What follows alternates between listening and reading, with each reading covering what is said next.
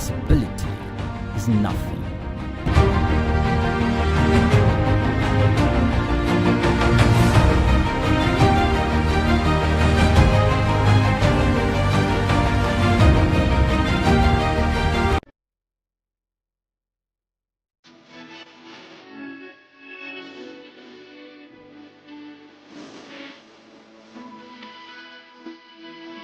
Welcome to the Achievers Book Club. I'm Sarah Undu and I'm thrilled to be your guide as we delve into the pages that inspire, challenge and propel us towards greater achievements. Broadcasting live from our School of Eloquence studio here in Ikoyi, Lagos, we believe that within every book lies a world of possibility waiting to be discovered. Today, we are not just reading a book, we are engaging with a timeless classic, a blueprint for success that has transformed millions of lives across generations.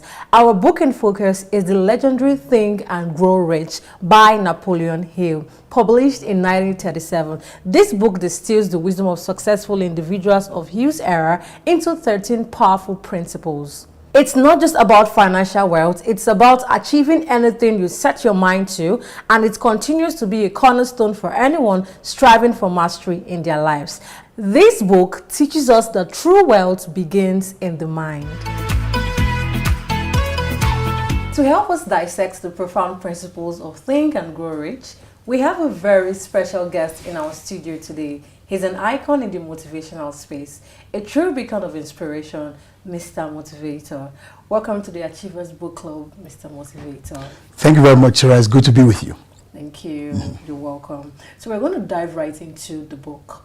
So Napoleon Hill begins with desire and emphasizes on a definite purpose. He says whatever the mind can conceive and believe, That's right. it can achieve. How crucial is this concept, especially for Nigerians navigating our unique landscape of opportunities and challenges? Absolutely. You picked those two words very intentionally. The Nigerian space, opportunities, lots of opportunities, but again, we have a tremendous ton of challenges. Nigeria could not have provided us with a better testing ground for the principles from Napoleon Hill's books, because it first highlights the importance, the central idea of thoughts being things. We must have a vision, we must have dreams, we must mentally prefigure what we want, and then says, once you've thought about it, you now need to fuel that engine with the power of your desires. So how can Nigerians navigate all of this? First and foremost, no matter how challenging the Nigerian space is, it must never stop you from dreaming. No matter how challenging the Nigerian space can be, it must never discourage you from thinking out of the box. Because in as much as we have so many challenges, inherent in those challenges are the opportunities. So for instance, there's electricity challenge in Nigeria. There are also challenges in the area of education. There are challenges all across. Take business, for instance. Solutions to business is transportation. All of these are problems. How do you create solutions to those problems? By thinking. Someone thought about the idea of delivering meals. Rather than people going through the stress of visiting the fast food restaurants, someone came up with an app and said, okay, Glovo, for instance, is an idea. Chowdeck, for instance, is an idea. Why? Because those ideas were designed to surmount the challenge of accessibility. And today I read somewhere that in Ibadan alone, through Chowdeck, a particular amala joint, there used to be an amala joint, has done a turnover in excess of ₦1 billion. Wow. That's Ibadan. We're not talking Lagos. It shows you that as challenging, who would have imagined that in Nigeria, as difficult as it has been, especially in the most recent of times, people will still order amala in Ibadan using Chowdeck. Somebody thought about it, saw the problem, that challenge as an opportunity, and felt, well, I could create an app and I could bridge that gap. That is an example of how we can navigate the challenging space in Nigeria while still exploring the opportunity based on the principle of Napoleon Hill's book, which is first, thoughts are things. Imagine, allow your thinking capacity to look critically at your challenge and ask questions. What can we do? Imagine yourself dreaming about what is possible, maybe through the use of your talent, through the actualization of your own potential. Just think through it. And then secondly, don't stop there. Develop that desire, that hunger to materialize, to actualize, to implement, to execute. That is how Hill's first two principles in his book, thoughts are things, the central idea, and then begin with the power of your desire. And across every strata in the Nigerian socio-economic space, there are tons of opportunities that one can apply this towards. Oh, wow. So it's about translating a vague wish. First of all, having a desire, then translating it into something that... No, the desire comes after. Okay.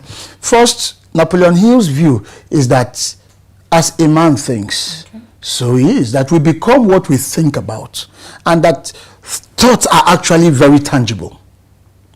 But sometimes those thoughts can be triggered by the challenges in your environment.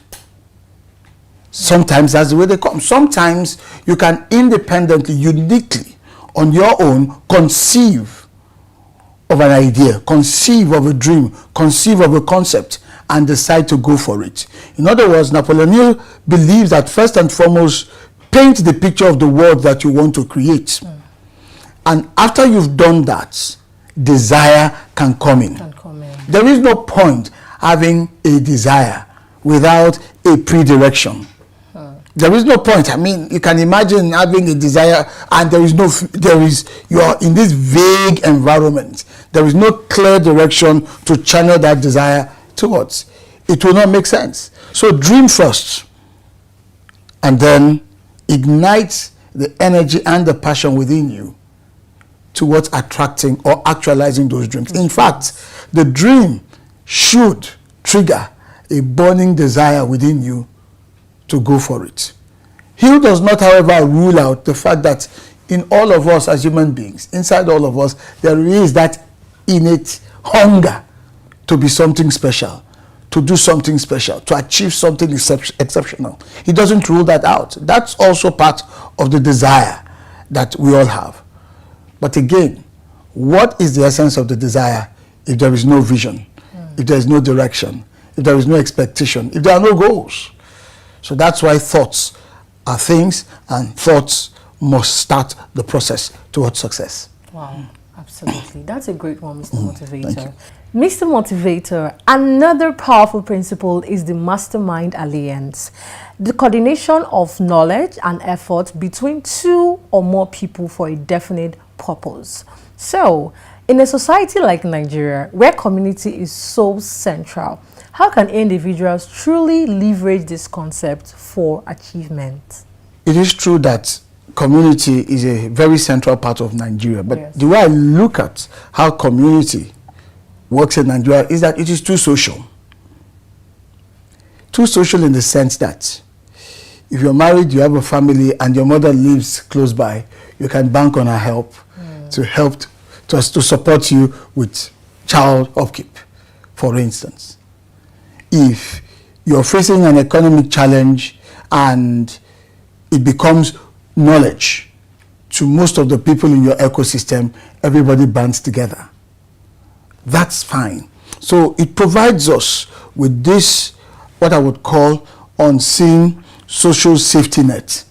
That has always been the traditional African approach to community. But Napoleon Hill is saying to us in his book, Think and Grow It, with reference to the Mastermind Alliance, that now is the time to elevate beyond the social capital of community to mental capital of collaboration. So you see that it ties us back into the first principle, the central idea about thoughts, thinking, visioning, developing that mental capacity. To say, look, imagine the fact that you enjoy the support of your siblings because they live close by or they live within the range of support for you. They can be there to help you socially. There's a wedding, everybody bands together, we all go there. There is a crisis in the family, someone is willing to stay off work and be there to sit in and all of that. Just imagine that we enjoy all of that and we become so closely knit at that communal social level. Think about the exponential value that we could all derive, especially in adding value, creating economic possibilities and great wealth, if that synergy was a mental one. Absolutely. Was a mental one. Your knowledge, your inspiration, coming, collaborating with mine. So what would have taken me 2 years to do, we cut the time and make it even shorter and faster to accomplish within 2 months. That is the essence of Hill's view about how we can truly be communally successful. In other words, nobody actually succeeds alone. True. Success requires partnerships. It requires collaboration. In fact, if I may borrow from John C. Maxwell's book on leadership, it talks about the dream and the team to realize the dream. No dream can succeed or materialize without the support of having a team. So the concept of a mastermind alliance is saying build your own team. Find people of like minds. That's the point. People of like minds. Even the book of Proverbs says it. He that walks with the wise shall be wise. Iron sharpens iron. Find people of like minds and then ally. Ally with them, associate with them, build partnerships, share what you know and learn what you don't.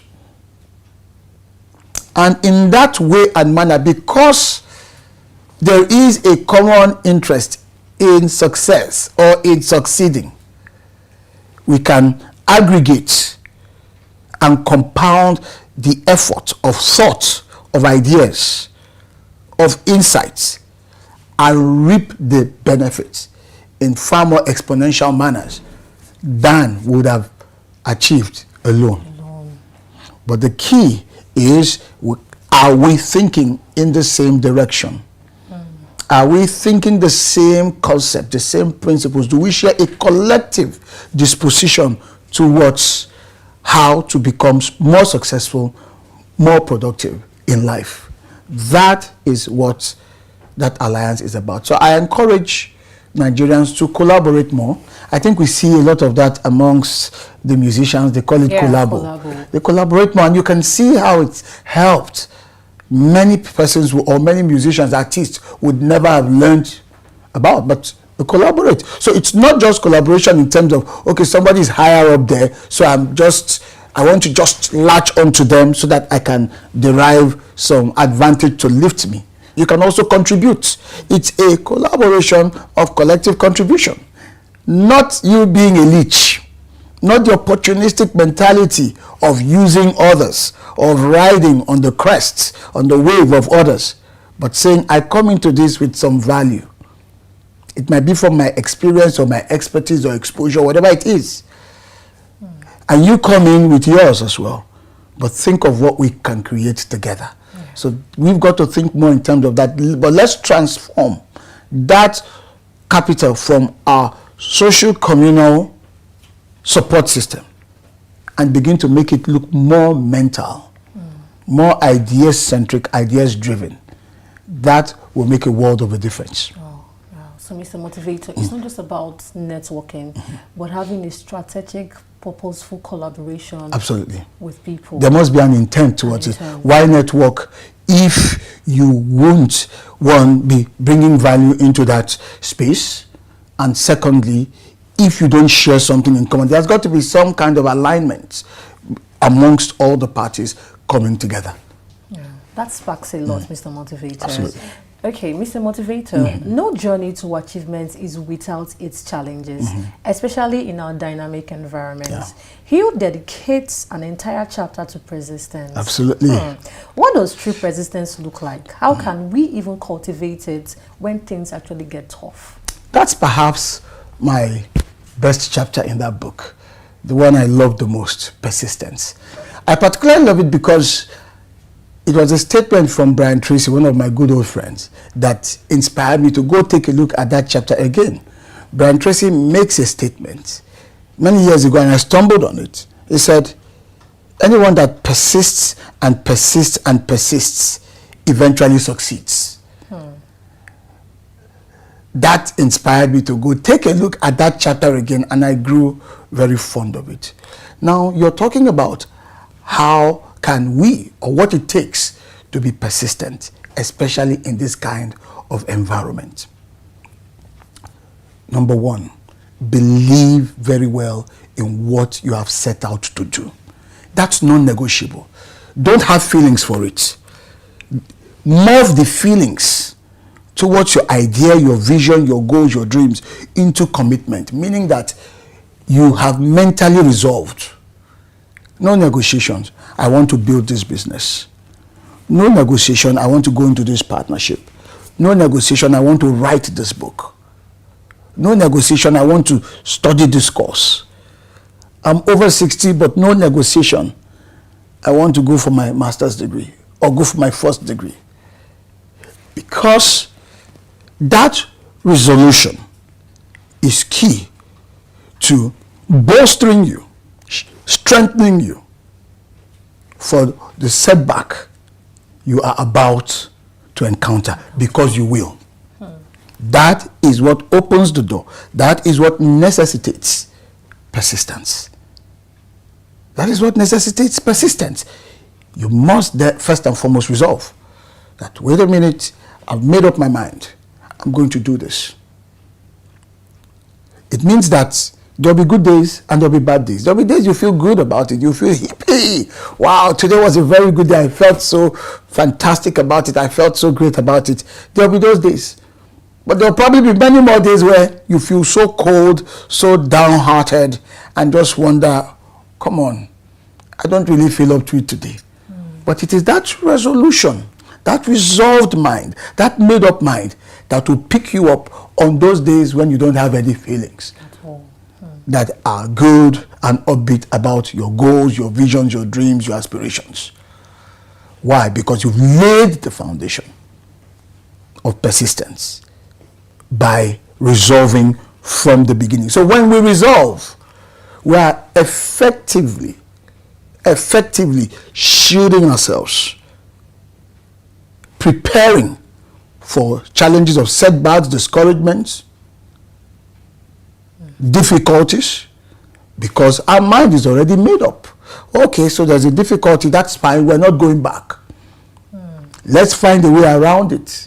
Being flexible. Absolutely. Or let's find a way through it, underneath it, above it, or let's ask for additional hands. You watch Who Wants to Be a Millionaire. When you get stuck, they give you lifelines. They tell you, you know what, phone a friend, or try your 50-50, or ask the audience. There's got to be something for you to at least summon to engage that setback in order to keep the journey alive till you get to the destination. And that is also the case. Recently, we've had very difficult economic challenges, significant downturns across the entire space. But I've seen so many people who have continued to pursue their visions, continued in spite of the difficulties, in spite of the inclement weather, in spite of the challenges of people. You're running a business, you employ people, they are proving to be a challenge, proving to be difficult, and then some people leave. You've got to go back and rehire. That's persistence for the business owner. You hire and rehire and fix the issues. You keep it going until the business gets to where it is stable, it is profitable and productive. That's persistence. You failed one of the diets in your professional exams. You go back and retake it. You failed, you go back and evaluate what happened. What did I get wrong? What did I miss in the last one that I can fix in the subsequent one. You see, it is not your emotions that will carry you through those moments. It is that disposition that you resolved from the beginning. The resolution. Yeah. Absolutely, from the beginning. That is why Napoleon Hill's work, the first chapter is so central, because it deals with the mind. Thoughts are things. If you don't get that right from the beginning, it will make it very difficult to apply most of the other principles in the book, because the mind then sets its course and says, this is my commitment to success, to achievement, to making it in life, to being the best that I can be. And so, come what may, I'm able to get back in the game after I've taken a beating, and I continue, make the necessary course corrections, and keep on going until I get to my destination. So in the Nigerian context, for me, the most important value that can help anyone deal with the challenges in terms of how long they can hold out till they reach their desired goals is to first conclude that, hey, this is for real, I'm going to do it. And then as you face challenges, anticipate the challenges. You're into sales. Always anticipate there will be no's. You anticipate many more no's than yeses. And so when you get a no, let it motivate you, let it fuel you to go back and figure out, why did they say no to my proposition? Okay, if this was the reason, can I address it? Can I give a better offer? And then get back in the game. Again and again and again and again and again and again. You're learning and you're returning to the scene of that challenge. That's how it works for a salesperson. For a teacher, you might have a student who's struggling. You've tried one technique, it hasn't worked, the student seems to be falling behind. Don't be discouraged. Don't fold your arms and say, well, I've done my best. That's one key deceit that most people fall for. Well, I tried. There's the movie Star Wars, and I got this statement from that movie. I can't remember which of the characters that said it, but he said, there is no try, there is only do. So when we keep on in the Nigerian context, oh, I've tried, that is not enough. You must keep doing. So for that student that you're the teacher, you must be persistent. Okay, this methodology hasn't worked. Let's try something else. Maybe I need to study my student more to understand their capabilities and their interests. Or maybe I need to adapt my techniques. You continue until gradually you arrive at a model that could eventually not only solve that problem, but become a model that could go on to do bigger things. Why? Because you persisted. You never gave up. That is the mentality. And we can apply this. Everyone can apply this across all fronts of human endeavors. But resolve, make up your mind from the beginning, and then keep going at it, keep course correcting, and find motivation from the setback. It should fuel you. It should energize you to say, okay, rather than feeling embarrassed, I'll try again. That's the way to go. That's how persistence works. Wow. Wow, Mr. Motivator. And we've got Napoleon Hill to thank for that amazing work. Absolutely. Absolutely. Mr. Motivator, this has been an enlightening and powerful discussion. Thank you so much for sharing such an incredible insight with our Achievers Book Club viewers. Thank you. Thank you very much. What a profound dive into Think and Grow Rich. Now, let's turn these powerful principles into tangible action with our Achievers Challenge for this week. 1. Clarify your definite purpose. Take 15 minutes to write down your number one most important goal with absolute clarity. Be specific. What is it? When will you achieve it? And what will you give in return? Read it aloud morning and night. 2. Identify your mastermind. Think of at least 2 people, either your friends, colleagues, mentors, whose unique skills and perspective could help you achieve your definite purpose. Reach out to one of them this week to discuss a collaborative idea. 3. Practice 1% persistence. Choose one small task related to your goal that you often procrastinate on. Commit to doing it for just 15 minutes every day without fail this week. It's about consistency, not intensity. Share your progress using hashtag Achievers Book Club to social media. We want to celebrate your wins. Don't just read about achievements, live it. Small, consistent actions followed by clear purpose are the bedrocks of monumental success. We see possibilities.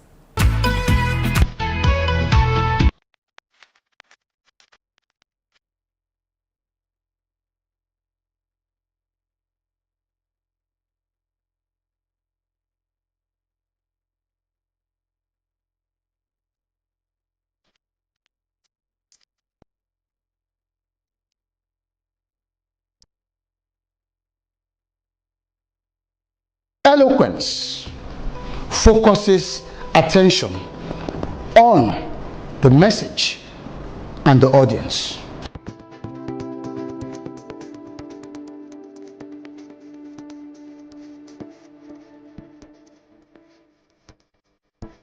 I found it very interesting, exciting, stimulating. It was very beneficial. Definitely would learn a lot, a whole lot.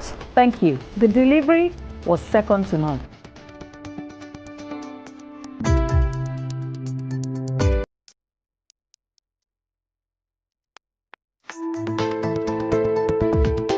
Speak with power. Speak with power. Speak with power.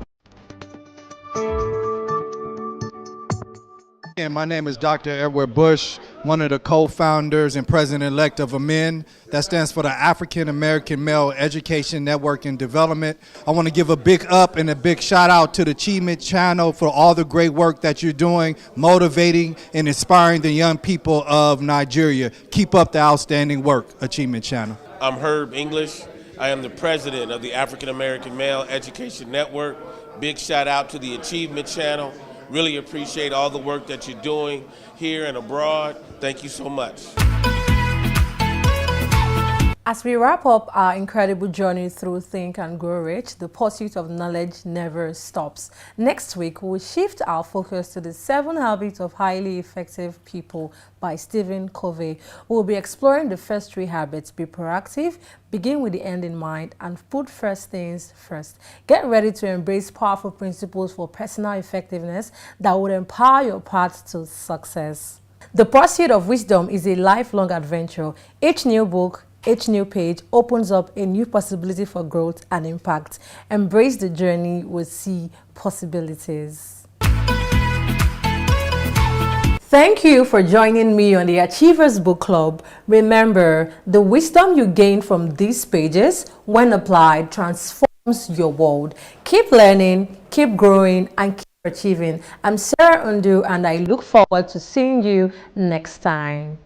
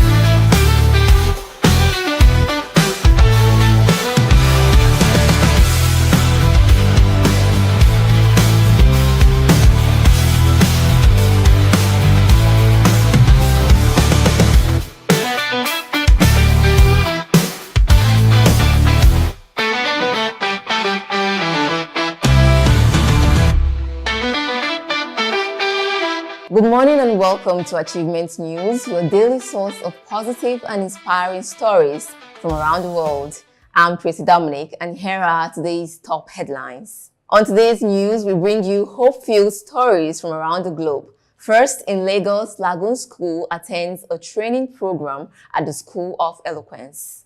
And on the international scene, a community initiative has successfully planted over 10,000 trees, transforming urban spaces into green oases. Next, in New York, a group of high school students has developed an innovative app to help the elderly stay connected with their families.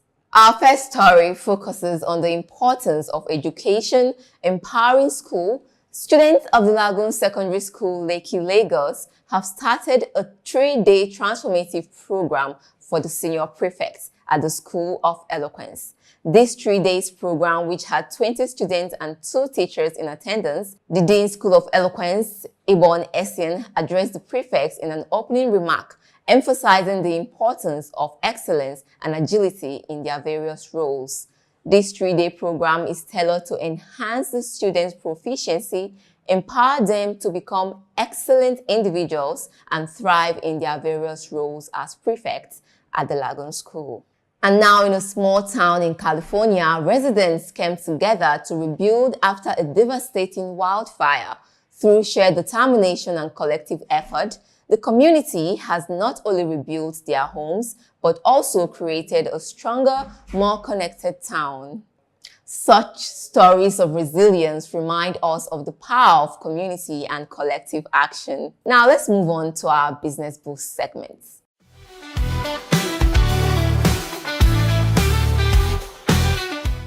In our Business Boost segment, we highlight Ecotech Innovations, a company dedicated to creating sustainable technology, founded by environmental engineer Laura Green.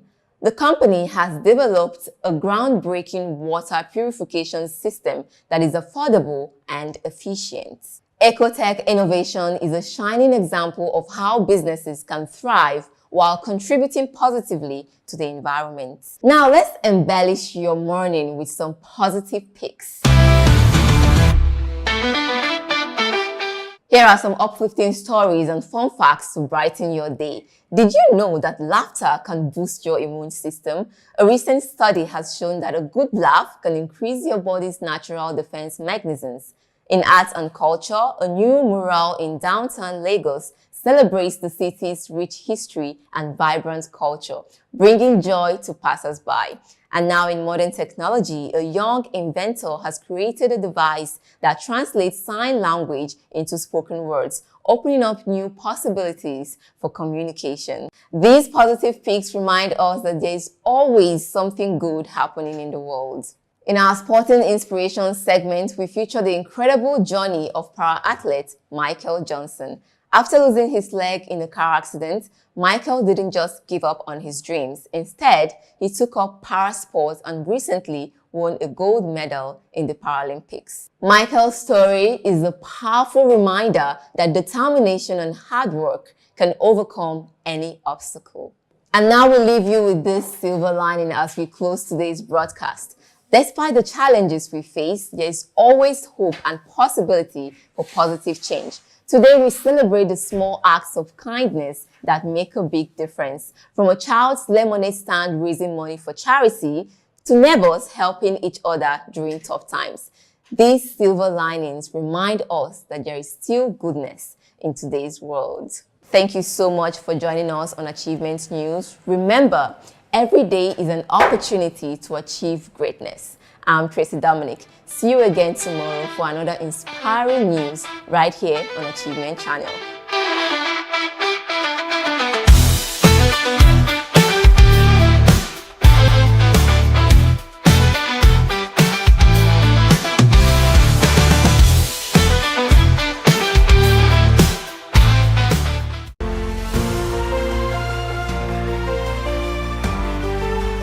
Hello there, and welcome to Inspire Her on the Achievement Channel. I'm your host, Helen Ongma Odeleye.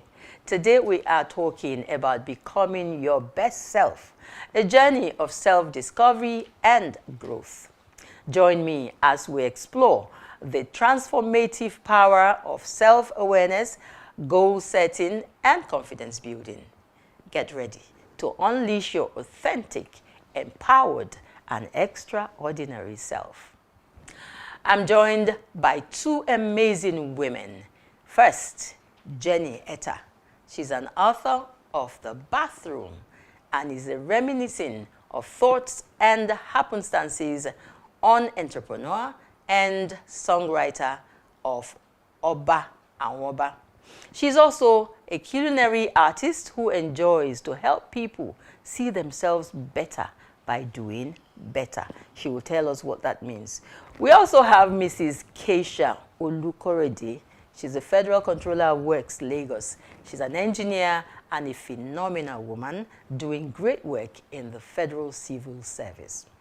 Now, let's get the conversation started.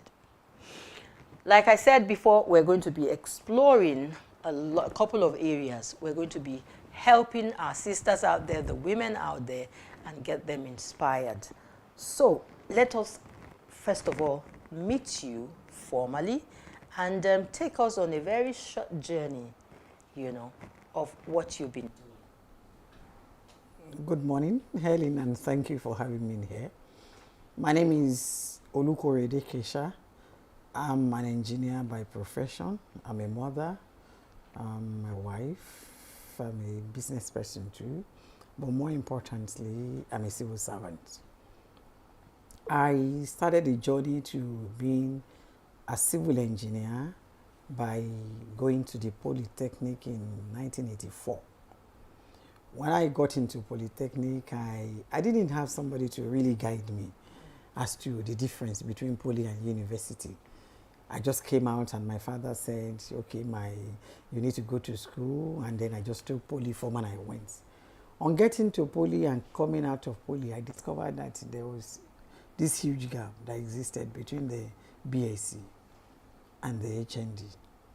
I got into civil service almost immediately after NYSC.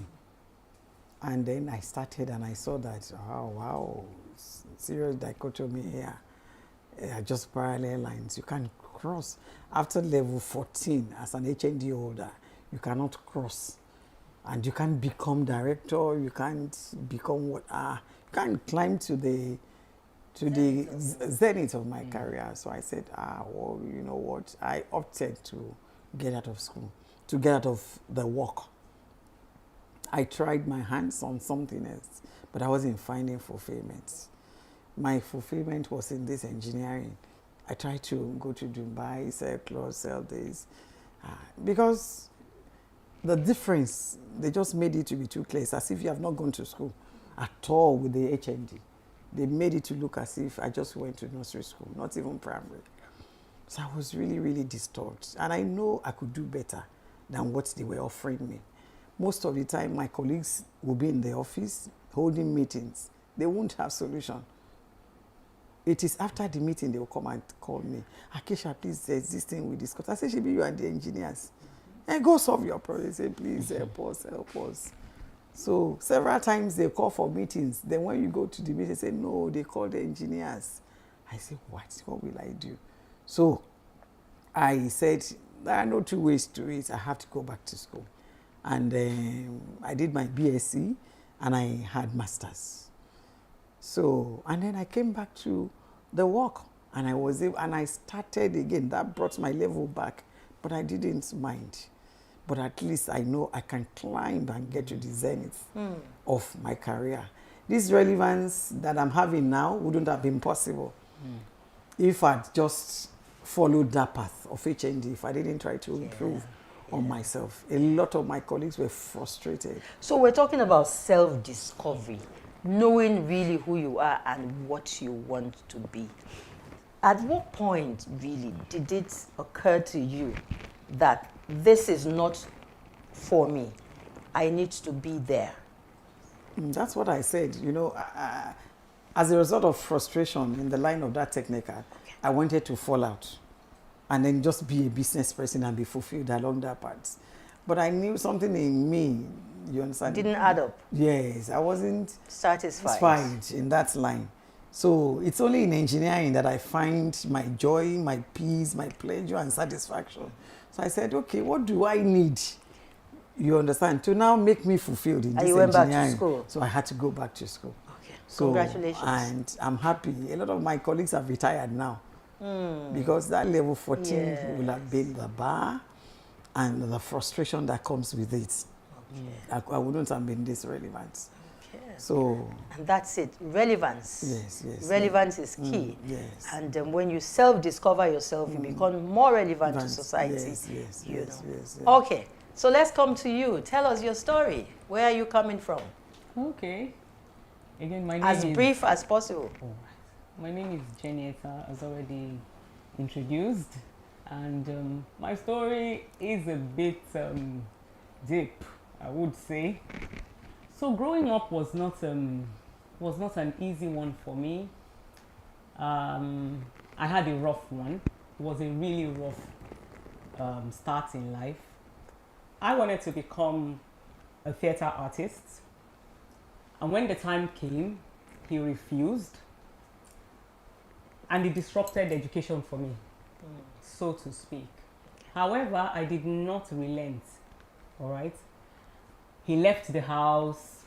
At some point, we had to, it just became, a struggle in life, so to speak.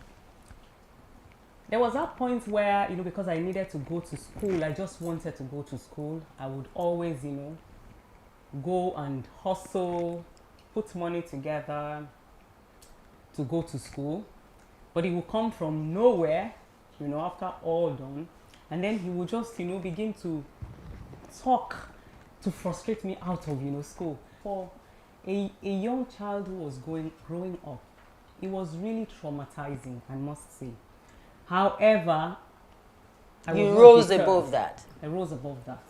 I was able to, give myself education, so to speak, from, it was not the usual education you're used to, but for every opportunity I got, I made sure I got education. I educated myself. So I wanted to become, now this is the clincher here. I wanted to become a theater artist. I didn't have the opportunity. Today I can say that I appeared, I've done something with a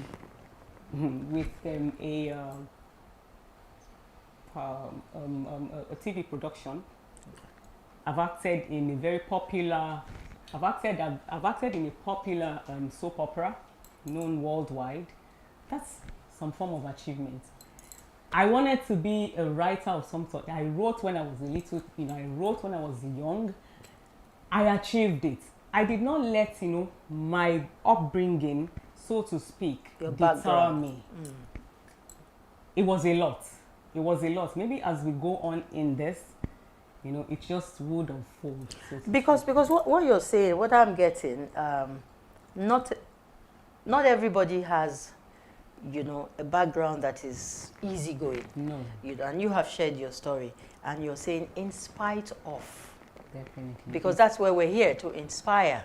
We know that at this point, there are millions of ladies out there, young people, married, mothers, and all of having difficulties in life. But the essence of this show is to say, hey, that woman out there, you should be inspired. Nothing should be able to put you down. You should have your eyes focused on the goal. If there is a goal for you, and there should be a goal for you. When we come back, there's a lot more coming from this conversation. Please join us again.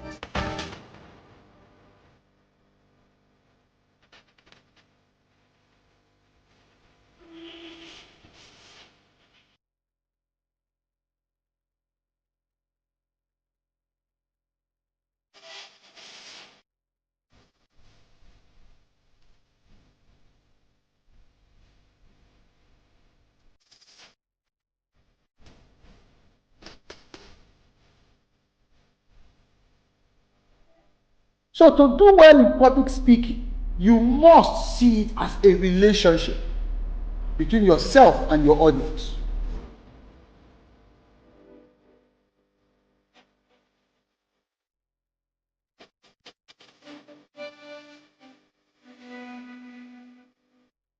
Speak with power. Speak with power. Speak with power. Speak with power.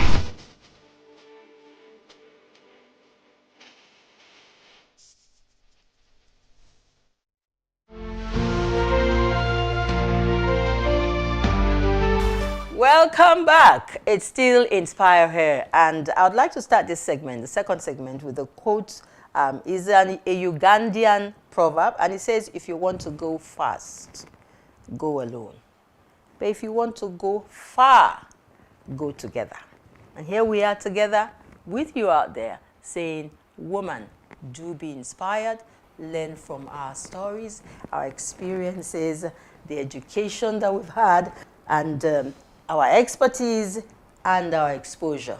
And that's what this show is all about. Thank you, my sister. And thank you, ma'am. You said your story wasn't told. You did not add the sugar, the pepper, and the salt.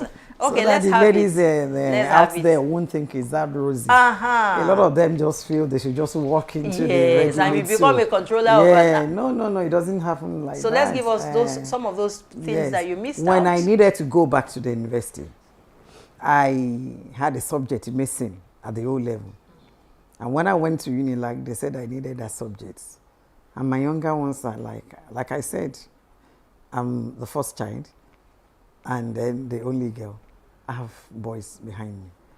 And the boys are like, sister, why are you going to do it? I said, I'll go and do GCE. They say, My husband said, GCE. I say, yes now. Because the way they are treating me in this office, and since I know that I'm wired for more, so why will I accept less that they are offering me? So I need to do that. And he encouraged me. I sat for GCE once because I was still doing a little bit of business. I didn't make it. My husband said, that means it's not meant for you. Why don't you just face this line of business? I said, no, I'll do it again. And I did it again, and I made it. At the first attempt, I was offered, let's assist you. I said, if I'm going to go there, I'm going to use my brain. I'm going to use my brain. I will leave everything and give it all it takes. And even the boy sitting next to me, man, you can look at my book. I said, no. And I failed it. And I got something you said, because you realized that you were wired for more. And I tell people in life, there are 4 Ds to hold on to if you must make it in life. Apart from God. Yeah. Apart from God. Very true. Who is the author and finisher of our being, whatever we are in life. There must be 4 Ds that we'll hold on to. Number 1 of the Ds, you must desire a thing. You must desire a thing. And then you don't stop at that desire. Then you must decide to go for that thing. That's the 2nd D. A lot of people stop at desire level. They look at you, this woman is great, and I like her. You want to be like her. Then decide. Take that 2nd leap and decide. Then there's a 3rd D, is be determined. Be determined. I was really determined. Everybody call me she for he or he for she. That's what they call me in the engineering profession. You understand? When I lead a pack of 100 engineers, I'm in the forefront. My honorable minister will say, Kesha, I don't have this, your energy, slow down.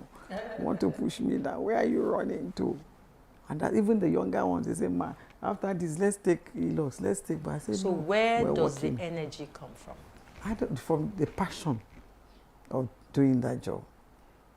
And I love doing it well. If you contract me now to get a job for you, I may be a bit expensive more than others, but you will get value for your money. And the last D you need, I said 4 Ds. You must desire a thing, you must decide to go for it, you must be determined, and then you must be disciplined. That's right. Perfect. You must be disciplined. When I went to Unilag, there was a course that one of the professors said I didn't do. The results came out, and I didn't see my name on the list. Even all the younger ones, they followed. I was the eldest in class. They all followed me. They said, Professor Alao, we don't allow you. I said to me, when I got in, I said, I'm always number 1, first on the row. And on that day of exam, I was number 1 on the attendance list. How come I didn't sit for the exam? He was shouting at me, Madam, you didn't sit for that exam. I said, go look for it. By the time he looked and found, he found the attendance sheet first. He saw, I said, I'm number 1. And he saw it, I was number 1. I don't go late for lectures. I will always be there and I'll sit in front because I want to hear. It's the second time. Okay, so we're not just sharing these stories for the sake of just talking. Of course. We're believing that someone out there is picking, you know, in between the lines. It's either you're at a point where you're about to make that very critical decision for your life right now, and we're saying this is the way to go. Someone else has tried it and it worked for her. You probably need to take a second look, right? Okay, so let's pick up from you and talk about strengths and weaknesses, you know, in who you have become in spite of where you started from and where you are now. How were you able to deploy, identify your weaknesses, your strength, and how were you able to plunge, you know, to deploy them to achieve your goal? Let me just say, at some points, I got saved. I'm not afraid to say that. I got saved, and that helped a whole lot to me. I began to know myself, identify with who I really am on the inside, you know, because of who lives in me. And so I knew that, okay, I could actually go out, you know, if I wanted to achieve something, I can actually achieve it. I can do what it is, and I can do all things, of course, you know. So I went all out for it, all right? I would go, I would fail on it, but I would not relent. I would still go back and still get, you know, and still get it done until I have results. Yes, my weaknesses, I mean, of course, we all have, where there are strengths, there are also weaknesses, no doubt about that. Sometimes, you know, when emotions, you know, I'm also somebody who is easily discouraged, or rather, who can be easily discouraged. However, the strength on the other part helped, you know, to push. When I stay on it, even though I have emotions running, I stay on it to get it all done, and that's basically what it is. So let me relate a particular instance. Oh, by the way, I dropped out of a lot of, I would say I dropped out of schools. I don't know if yes, I dropped out of schools, not because I wanted to drop out. It was because there were no funds. So that's not to say I didn't really go to school. You know, when there were no funds, there was no support. At some point, I would drop out of school. I had a lot of admissions as well. There were also I had admissions. I remember I got an admission to Polytechnic of Calabar, but my dad did not allow me go. That was to read because it was theater arts. So of course, his friends told him that's not a place for, you know, that was back then. That's not a place for young women. The end result will be prostitution. You know, that was that. However, I packed my things, came back, and then I was able to do a journalism course. Okay. So because of it. You see, in spite of these difficulties, you didn't stop. I didn't stop. You never stopped. You probably took a break, not a break that you desired. No. And then when the time was right, you jumped back on track. Exactly. So you had a journey. You had a destination that you wanted to get to. Exactly. So I wanted to get to. There was a place I was facing. I wanted to get to, and then of course, you know, resilience helped. Okay. Drive on the inside helped as well. Okay. And I believed in myself. Awesome. That is very, very key, believing in yourself. So as we get ready to wind up, we have a few minutes more to, you know, close this show. Let us look at some of the obstacles that you have faced. Believing in yourself sometimes is not enough. When you have so many obstacles, especially in the workplace. The civil service is known to be a place with a lot of hurdles. Tell us how you managed to scale through some of them. The only hurdle I faced in the civil service was the dichotomy between the technical and the engineering cadre. That was the only one I faced. And I was able to go over it. You didn't face the men and the women thing? No. Maybe because most of my colleagues, they don't even see me as a woman. Why is that so? Because when you study engineering back in those days, most of the time it's only 1 female, 2 females, 3 females in a class. And a lot of men. And a lot of men. So we always see ourselves as boys, as men. Even till today, my colleagues, majority of them. So you're a tomboy or a girl? Yes, I'm like that, yes. So we don't even see that.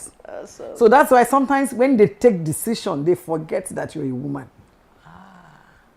Okay. You understand? They forget. Like now they can say, everybody go to site and then reside there. Then from site you give, you understand, your site reports. It doesn't matter whether the site is inside the village, whether they are doing kidnapping there, whether they expect you. There's no exception. There's no exception. So the profession actually prepared you? Yes. As an engineer, you're wired for that. Your resilience must be very high. So I didn't face that. I didn't face in decision makings, in this, I didn't face that. We treated ourselves as men. When I talk to a lot of women, there are some things they don't like about what I say. I don't like you gunning for a post, gunning for a position because you're a woman. I don't like you clamoring for a post or asking for favors because you are a woman. I want you to actually earn it. That's my own. If men are going for skills, go for skills. If men are going for training, go for training. If men are reading for exams, read for exams. It's not that as a lady you're not reading. Then when promotion comes, you don't say they promoted only all the males. You understand? 6 men start for exam and 2 females. They gave it to 4 people. Who deserved? Me, I'm not sentimental about that. So you must deserve. You must earn it. You must earn it. You must earn it. If there are bridges to cross that bridge with the men. I don't stay on a side and say because they are men. If you want anywhere you want to cross, I don't normally wear trousers. But if like we're going to tower 35 floors, I will get there before any man. My goodness. I won't say because I'm a lady, so let me stand here. Then when the men go there, they come and give me the report. No. Wired for more. No. Wired for more. Thank you. Women should earn. Always strive to earn their positions. Whatever you're asking for, strive to earn it. Not just asking for it because you're a female. Thank you. Inspire a sister out there in a minute. You know, life is not a bed of roses, they say. However, there are things you can actually do to help yourself get to where you desire. It may not be rosy indeed, but you can always garner courage. Believe in yourself. There's a lot embedded in you as a woman. Get out there. For whatever reason, find something to do. Find something to do and go ahead and do it because you can. Thank you very much. Find that thing that you were wired and created for. You, the fulfillment of that dream that is entirely you and no one else can do it. So she says, find it and pursue it and ensure that you get it done. Thank you so much. Last word from her. There is a story I like to share. That story may encourage somebody. Okay. I was driving on Lagos Badagry Expressway and I saw a lady conductress. A very young girl, very naive, very innocent looking girl. The girl should be about 15. And she was a bus conductress. She hung on the bus at Mile 2 and she was calling Oshodi. I told my driver, park by this girl. And I packed. I said, young lady, come here. Why are you doing this? She said, nobody to send me to school. Wow. I came from the village and there's no help. He said she was selling granules and it wasn't adding up. So she decided to do this. I said, how much are they paying? She said, 4,000 naira. They're going to destroy you. Don't do this anymore. I said, take my number, give me your number, and I'll call. She's in school at the moment. But it's because she came out. That's why I'm able to see her. If she has said she's a female, and then she's gotten somebody to impregnate her, that means I've ruined her entire life. She came out because she knows she can do much more than she was doing.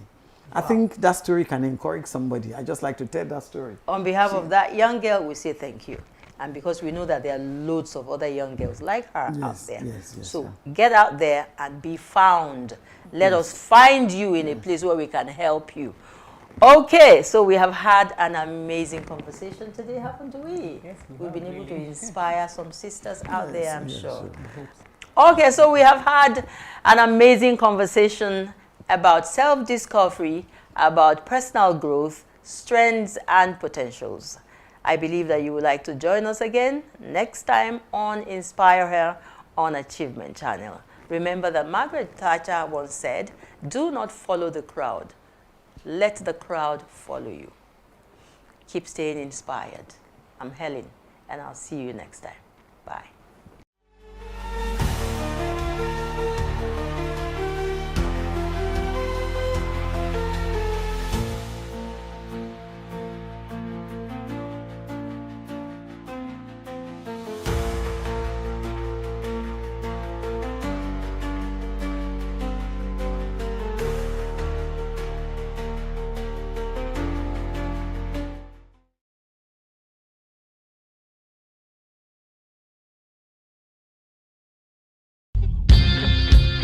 Mr. Motivator, Mr. Motivator, Mr. Motivator,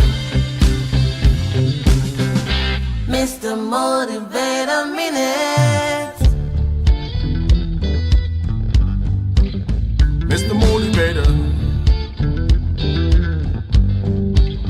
Mr. Motivator, Mr. Motivator Minute, Mr. Motivator, the challenge to perform.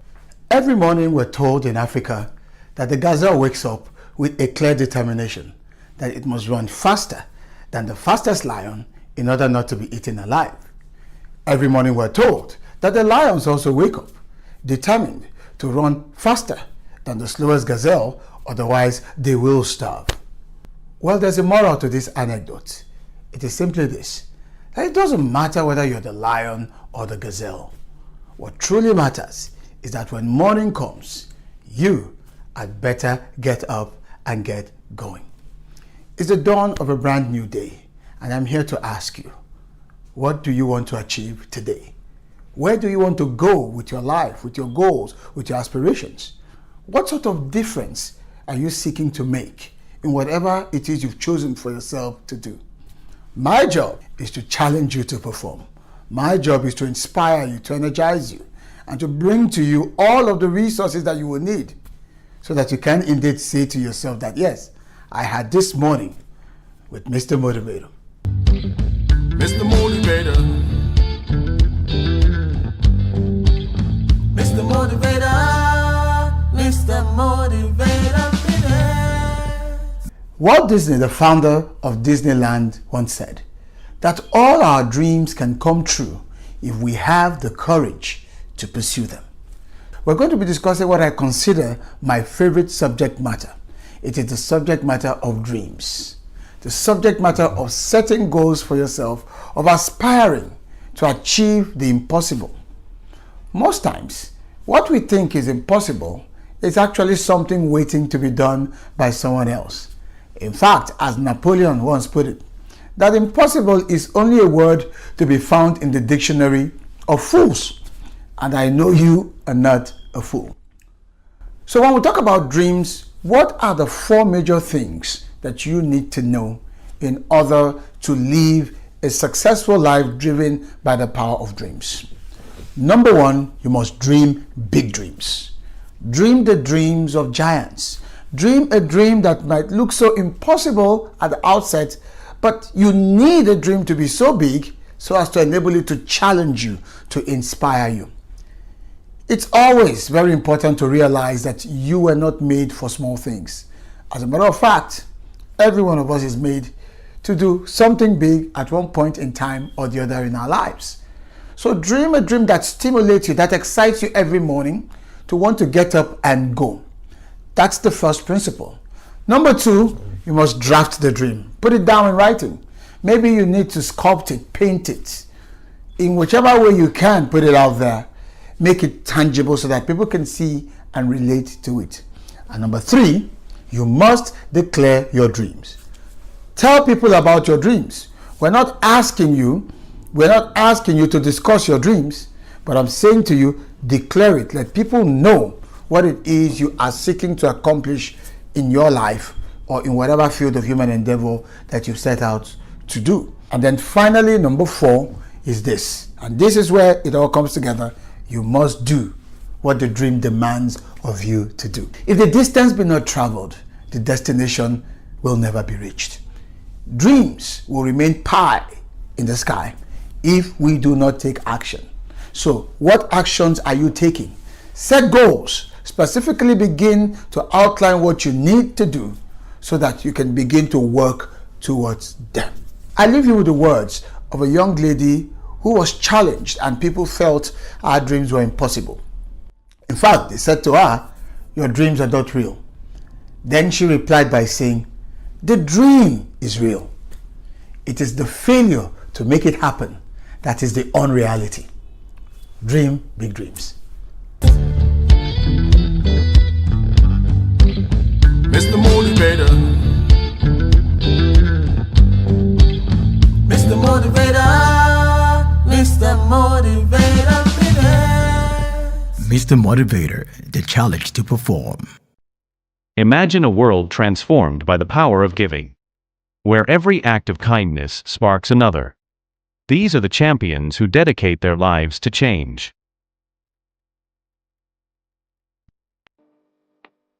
Together, they are paying it forward.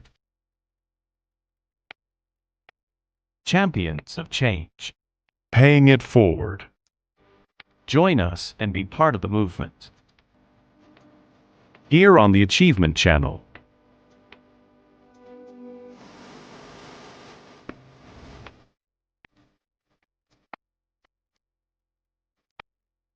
Hello and welcome to Champions of Change. I am Pamela Igbo, your host for this journey of inspiration, transformation and action. This is the Achievement Channel and we are reaching you live from our studios at the School of Eloquence, Lagos. This program is dedicated to showcasing individuals and organizations that are creating a positive impact in our communities. We aim to motivate you to get involved and support meaningful causes. Today, our champion of change is Olatoun Gabby Williams. She is a trustee of the Gabby Williams Alzheimer's Foundation, which was established in 2018. The foundation recently received the Humanitarian Justice Award for its contributions to elder care. She's a passionate advocate for social change with a history of leading impactful projects. She also founded Sponsor a Child Nigeria, which advocates for children's rights and welfare in institutions across Nigeria.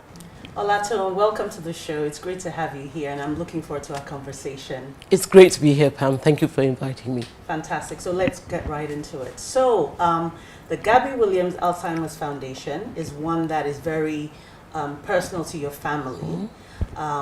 Could you tell us a little bit more about that experience for you?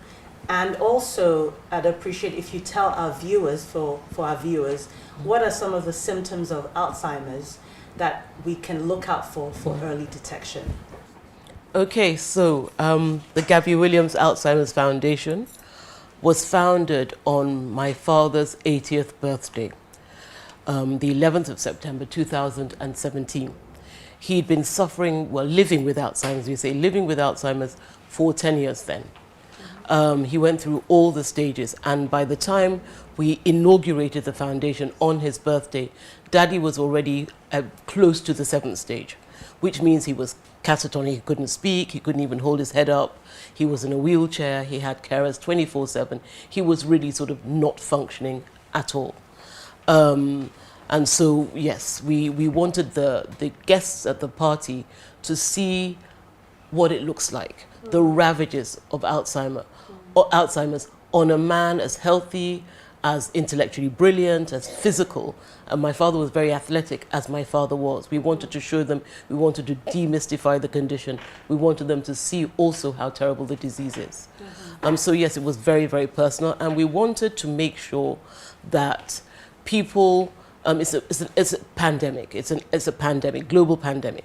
And there's so little information, although things are changing now.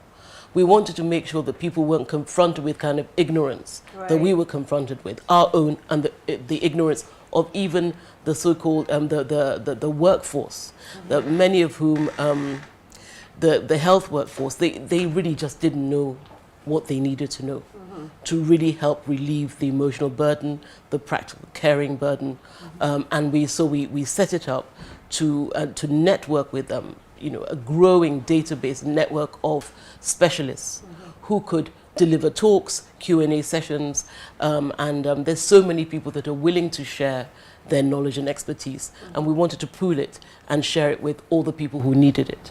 Right, okay. So what are some of the symptoms we can look out for Alzheimer's? Because obviously it's the most common form of dementia. So what are some of the early stage symptoms that we can look out for? Flow. We have this mnemonic called flow, and it's stands for, the F stands for forgetting, and it's forgetting all the time and forgetting important things all the time. That L stands for losing your way, losing things all the time. The O stands for overlooking your personal appearance, overlooking your hygiene, personal hygiene, overlooking things you would not normally overlook. Overlooking, you forget to turn off the stove, for instance. Wow. That's overlooking. That also comes under F, forgetting. You're forgetting that you have something on the cooker.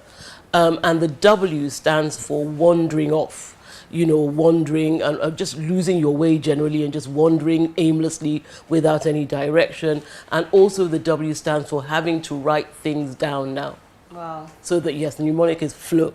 Right. Yes. And so by the time, the end of your father's life, he had all those symptoms? Oh, yes. I mean, he had those symptoms even earlier than the 7th stage. The 7th stage, you are just not functioning at all. You're not even walking. Because, it's a disease of the brain. It's a degenerative disease. So it's the brain that sends the commands to the body to do this and to do that.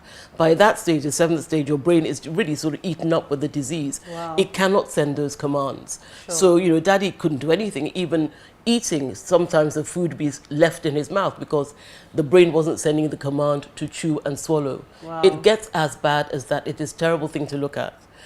So he was exhibiting those symptoms, I would say, by sort of stage 3.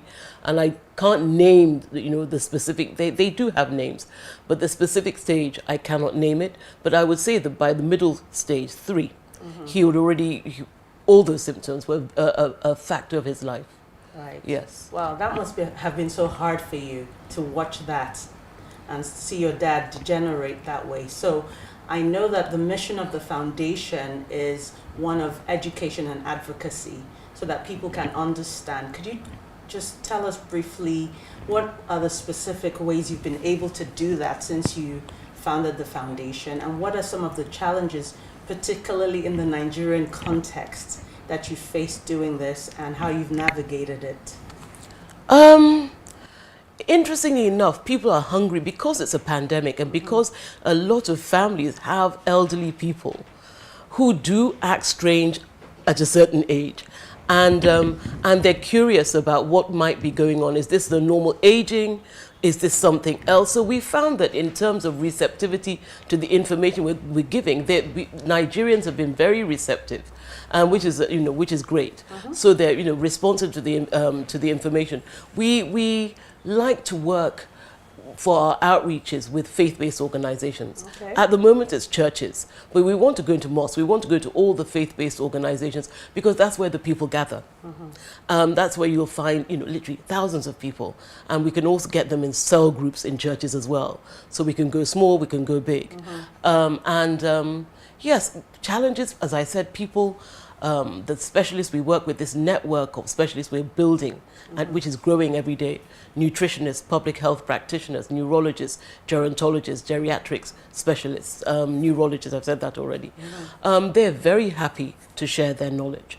They want to be part of the fight against dementia. We may not be able to stop it happening. We can help to prevent it, but we can help people understand it better so it's destigmatized, and we can also help people manage it better. So we find that in terms of responsiveness, there are no challenges. You know, Gabby Williams Alzheimer's Foundation is endowed, but we will be going into fundraising very soon, and also we will be the brain health of the executive retreat we've put together. It's a funded program. So we will get money coming in, and that will be interesting as a stage in our journey to see how easy it is to transact. Sure. In social enterprise transactions.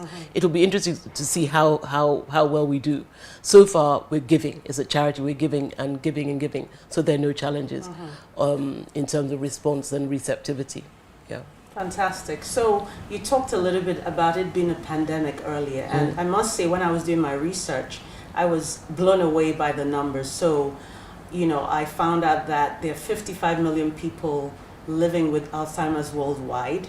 60% of that number are in low and middle income countries like Nigeria, and it's due to increase to 139 million worldwide by 2050, which is an outstanding number.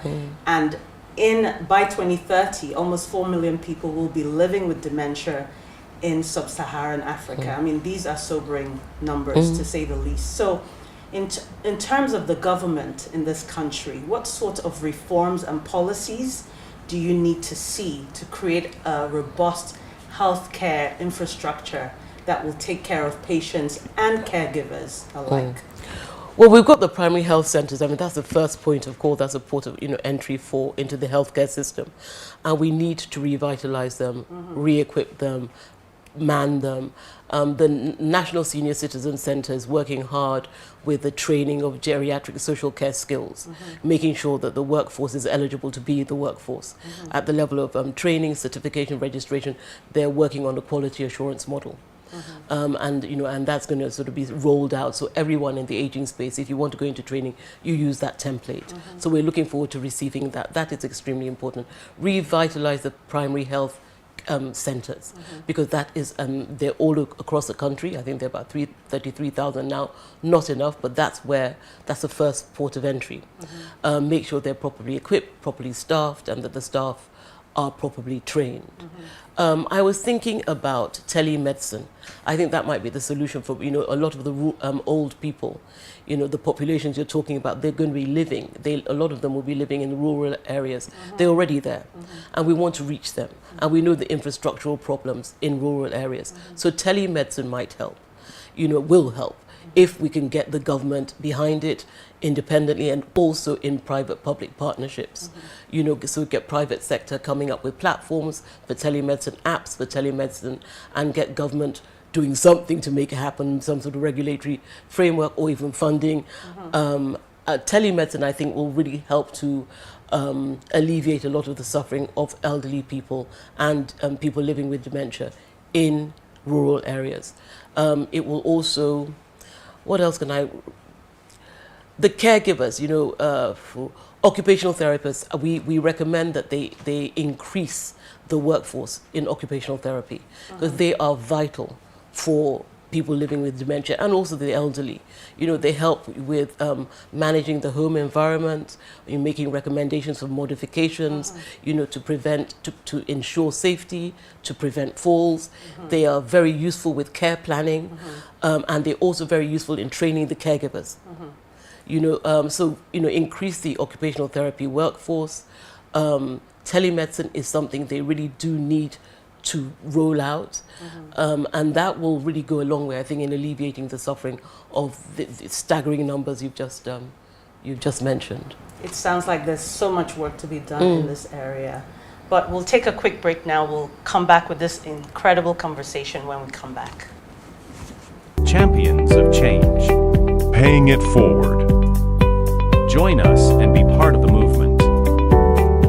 Are you in governance? You need public speaking. Are you in business? You need public speaking. Are you a professional? You need public speaking. Learn how to overcome nervousness and speak with confidence before any audience at the School of Eloquence, the home of public speaking. Attend our practical and training one-on-one coaching with West Africa's only certified speaking professional in Lagos and Abuja. Call 0802 3032 066. Log on to schoolofeloquence.org. School of Eloquence. Teaching the world to speak. Champions of change. Paying it forward. Join us and be part of the movement. Welcome back to the show, and we're having an incredible conversation so far with Tone. So Tone, tell me, in terms of the community, how can the community get engaged to create more awareness, education, destigmatization of this disease, and so that it can be far-reaching? Okay, that's a great question. Let's start with the individual. Individuals, you can get involved in the World Days. There's World Elder Abuse Awareness Day on June the 15th. There's the World Alzheimer's Day on the 21st of September. There's the National Day of Older Persons, and we celebrate that here. We mark it on the 10th of October. Now, we have all these. We have the infomercials we've put together, Waiting to Do Mama Dupe, which is in Pidgin English. We have Remembering Tomorrow, Lesson at Obalende Buka. And we can give that to you for you to screen on your personal channels. And also Flow, the mnemonic. It's good to learn it. And on your Facebook Live, go out there and tell people Flow and go through the motions, forgetting, losing, overlooking, wandering off, writing things down. And you can do that. These are ways of recognizing, Alzheimer's type of dementia. So you can also help to distribute IEC materials, follow us on social media, visit our website, keep up to date with our activities, and let us know the kind of things you would like to get involved in. And as for corporates, I really advise that I recommend that they reach out to the National Senior Citizen Center, the NSCC, which was established in 2017 by the National Senior Citizens Act. And they have this wonderful public-private partnership where they have a prototype of a senior citizen center, which is a fantastic forum for activities, for events, programs, conferences, talks, libraries, recreation, all sorts of things. It's all encompassing. And they want to roll it out as a public-private partnership. So the corporates provide the funding, they provide the prototype and all the expertise required to make it happen. And the vision is one community, one senior center for every community in the country. So I think that's a wonderful thing way to get behind the fight against Alzheimer's dementia, because we're going to have, these are fora where we can listen to talks about it, to destigmatize it, to give information, which is equipping you to really manage living with a person living with dementia. So yes, I think that, does that answer your question? Absolutely. So that's excellent information. We'll drop the information about your foundation on our channel for people to get in touch. Tell me, in terms of dementia, is it something that can be prevented? What steps can people take to prevent dementia? And presumably, is it just in old people, or do young people suffer from dementia? Well, elderly people are disproportionately affected, but it's not just older people. You get young people get dementia as well, but disproportionately older people. I'm loath to use the word prevention, keeping it at bay. Take care of your brain health. It's one of the reasons, it's the major reason why we've launched the Brain Health in the Corporate Structure program with our Brain Health of the Executive Retreat. Brain health, the health of your brain is put at risk. Periodontal disease, which is a gum disease, and it's inflammation of the mouth, and it gets into the bloodstream and it affects the brain. Hyperlipidemia is about lipids in the blood, too much fats in the blood, high cholesterol. All these put your brain health at risk. Smoking, reduce alcohol. You don't have to stop it completely, but reduce it. A glass of red wine, with a meal is not going to harm you, but take it easy with the alcohol intake. Smoking, no. Protect your brain health, because Alzheimer's is a disease of the brain. Drink lots of water. And keep yourself hydrated, particularly when my father, I remember, when you're already suffering from the disease, you need lots of water to hydrate the brain. That's excellent. Yes, have I answered your question? I've learned a lot as we speak. So thank you so much for that. But before we end the show, I wanted to ask you about one of the things which is your passion. Got nothing to do with Alzheimer's, but I thought I must ask because you are a passionate advocate for children's rights. Tell us a little bit about that work, and you've been doing it for 14 years, and what impact you've had and what you want to see for the future with that. I started Sponsor a Child in 2003, and the last major project ended in 2015 with an award ceremony for all the network of institutions across the country who, orphanages mostly and early learning centers, who had participated in the program. Rights-based childcare is our flagship project, so we ran training programs across the country for caregivers and educators in institutions. We were funded by the Democracy and Human Rights Fund of the American Consulate, the embassy, and we were funded also by Procter & Gamble, who was our main sponsor for 2 years. We got a global grant to do our work. So rights-based childcare, what are the human rights of children, and how do we integrate the care we provide our children with the rights. The rights cut across the right to survive, that's life, right to develop, that includes education and physical development, psychosocial development, the right to protection, that's protection from abuse, neglect, and the right to participate, recognizing that children learn how to become good, healthy, effective adults if they are encouraged from a very young age. Democratic principles, learning how to take turns, learning how to make decisions according to their age group. The Child Rights Act of 2003 has an idea, a theme that runs through it called the evolving capacities of children. So now we look at our children as individuals, and we tailor the way we raise them to suit the individual's evolving capacities. So it's no longer this this one size fits all kind of upbringing. You're much more cognizant of the child as an individual. We are more cognizant of the child as having agency. We want to encourage them to think independently, to think critically. So the rights really do help to enshrine those ideas of the agency of children, of their evolving capacities. And we also, through my work now with the UN, I'm a founding partner of the UN Book Club for Africa. And thank you. And what we do is we invite them to become partners in development.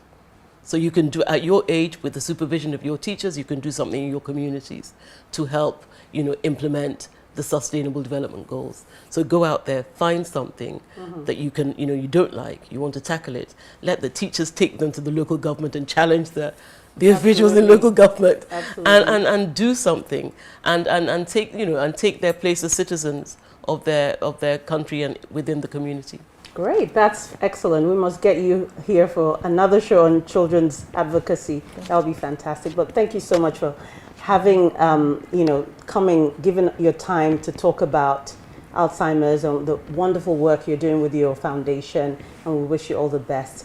It's been great to have Tone here today. All the information about what they do and how you can get in touch will be on our channel. So thank you so much again. It's been great to have you here. Thank you so much for inviting me.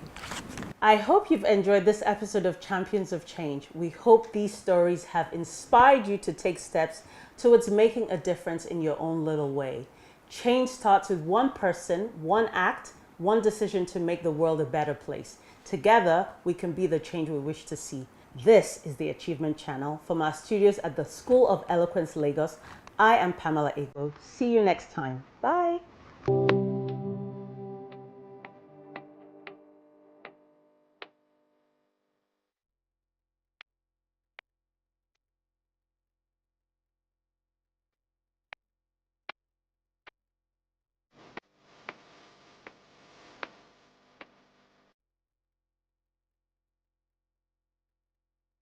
A new day dawns, full of possibilities.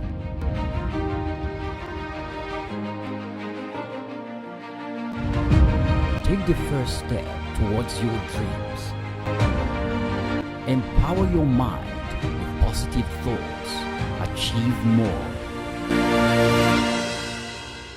Make a difference in someone's life today. Impossibility is nothing.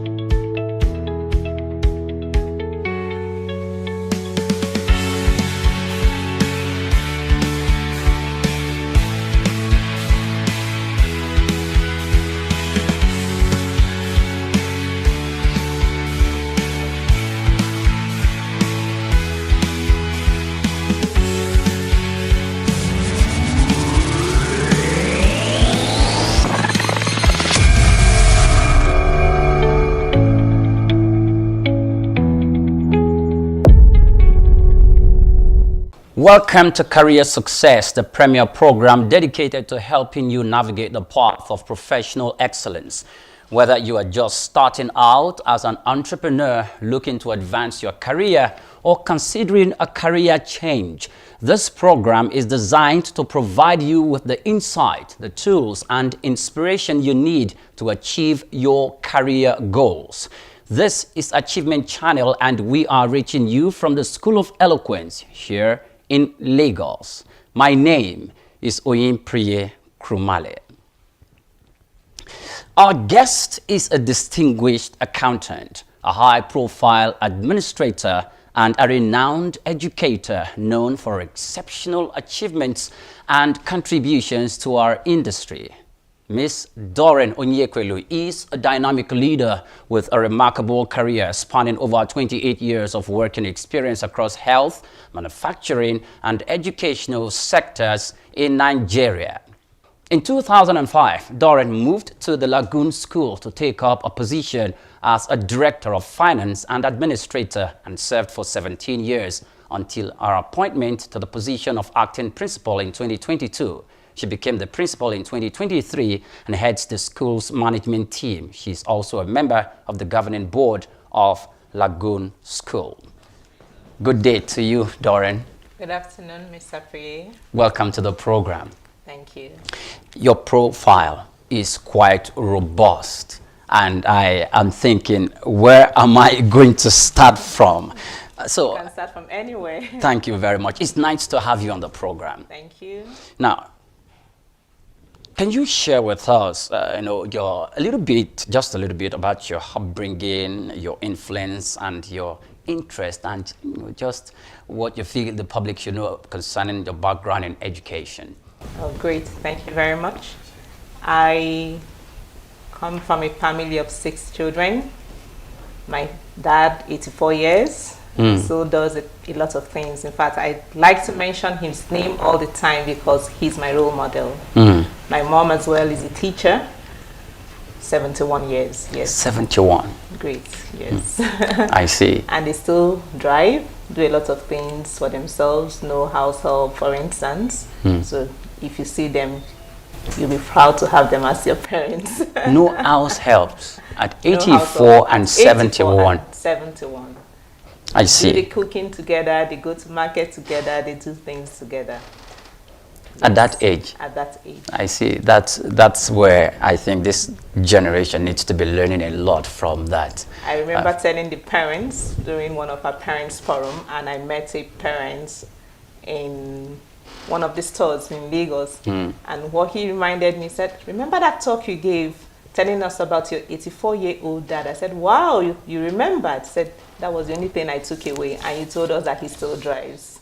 Wow, that's great to hear. Let's move away from that now. Let's start talking about you. Your career beginnings and motivation. Can you share with us what inspired you to pursue a career in accounting and finance? Great. At far back as when I was in primary 3, the first newspaper I read looking at career path, I saw accountancy, and one of the subjects required is mathematics. I loved mathematics. My mom is a mathematician, my dad is a mathematician. As long as the AC is on, I'm ready to solve mathematics till daybreak. Wow. So yes, I really wanted to study accountancy. But I must tell you that while in SS1, my mom now wanted me to study pharmacy. I was doing very well in physics, I was doing very well in chemistry, but I didn't really like biology. Why did she want me to study pharmacy? Because she felt, oh, my first sister is studying banking and finance, my second sister is studying accountancy. We are 6 children, why do I want to study accountancy? She wants to be a mother of a doctor or a pharmacist and all of that. So I had to drop accounts in my SS1 to do physics, chemistry, biology. But my first jam, I didn't make the cutoff.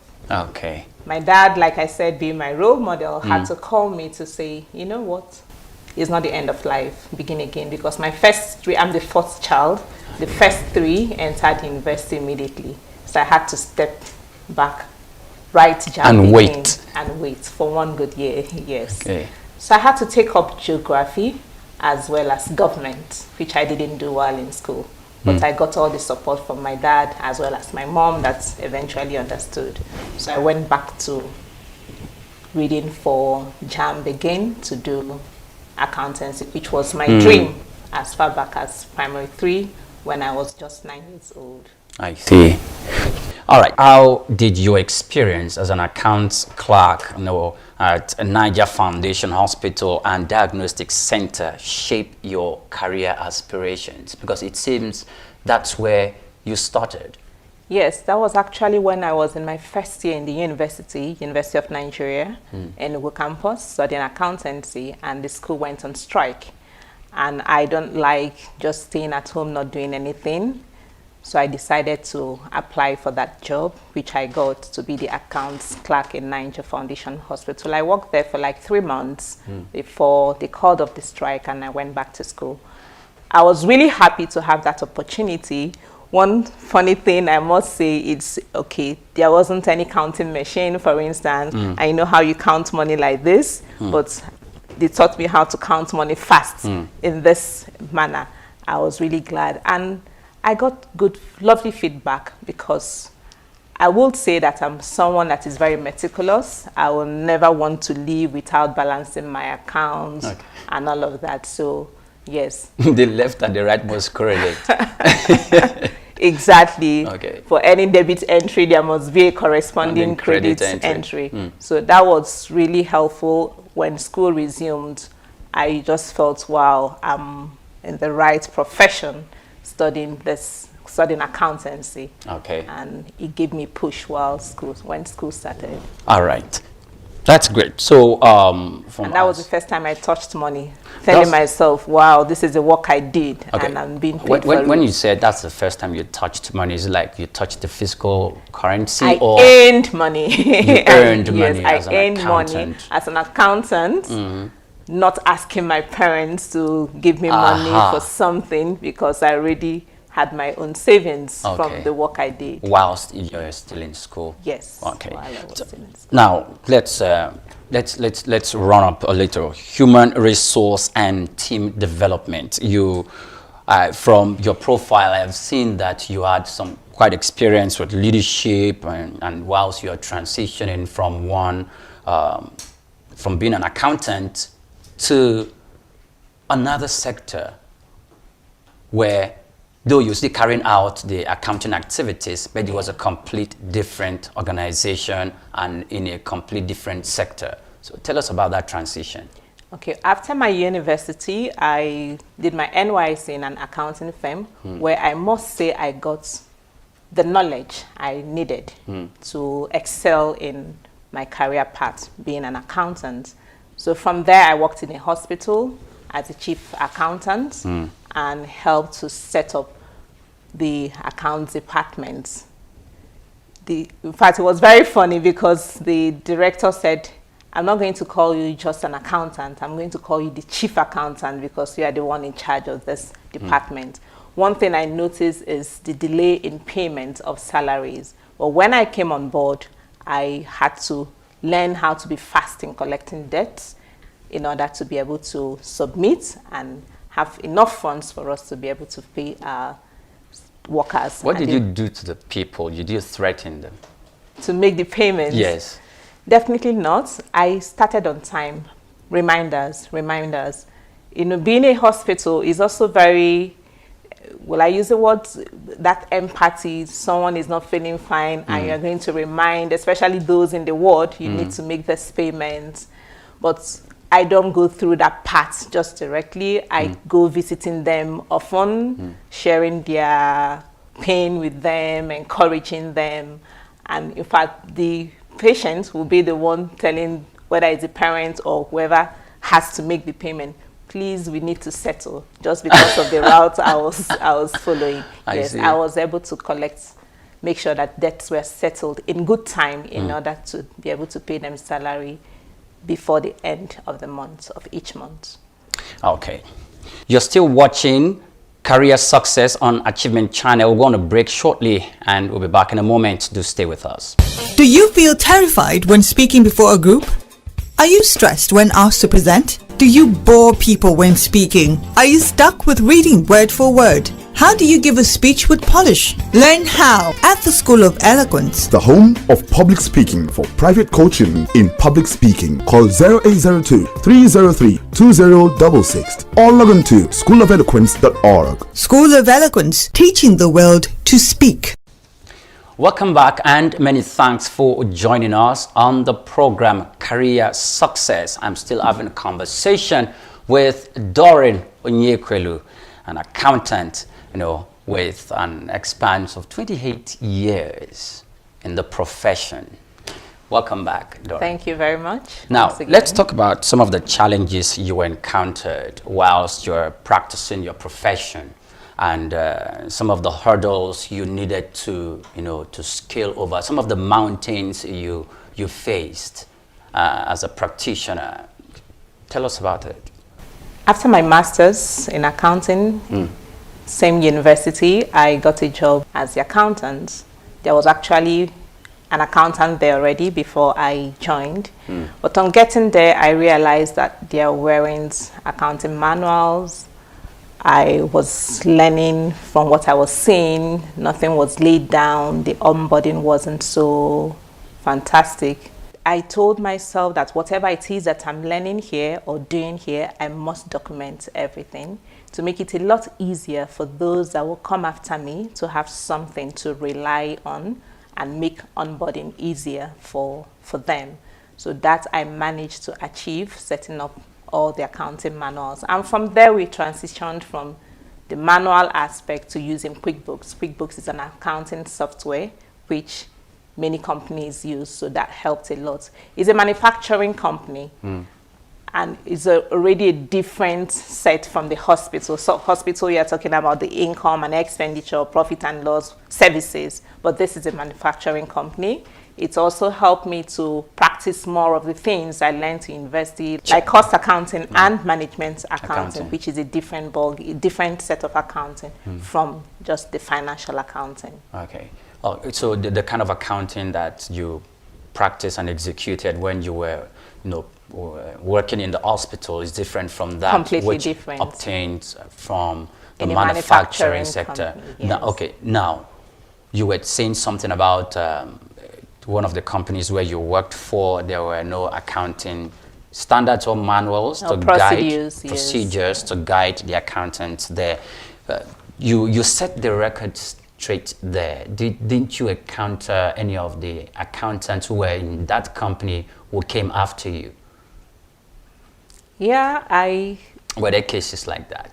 Yes, there was a big challenge, but I really overcame, and I thank God, because there was an accountant, so I was I was the second accountant. Okay. And 6 months after my confirmation, I was made the financial manager, and this accountant was still there. So you can imagine how it will look like, and a male at that matter. I see. Anyway, but what helped me a lot was the soft skills, human relations, making him understand that we are here, we share a common goal, and we must make it work. So it's not about the position, it's not about the title, but about our working together, collaborating. And that also settled his mind, because I learned a lot from him, and he also learned a lot from me, and worked hand in hand with me to ensure that we had that accounting principles documented. Let's talk about your key successes and milestones. Okay. Which of these areas in your previous company, were there any key successes and milestones that you achieved?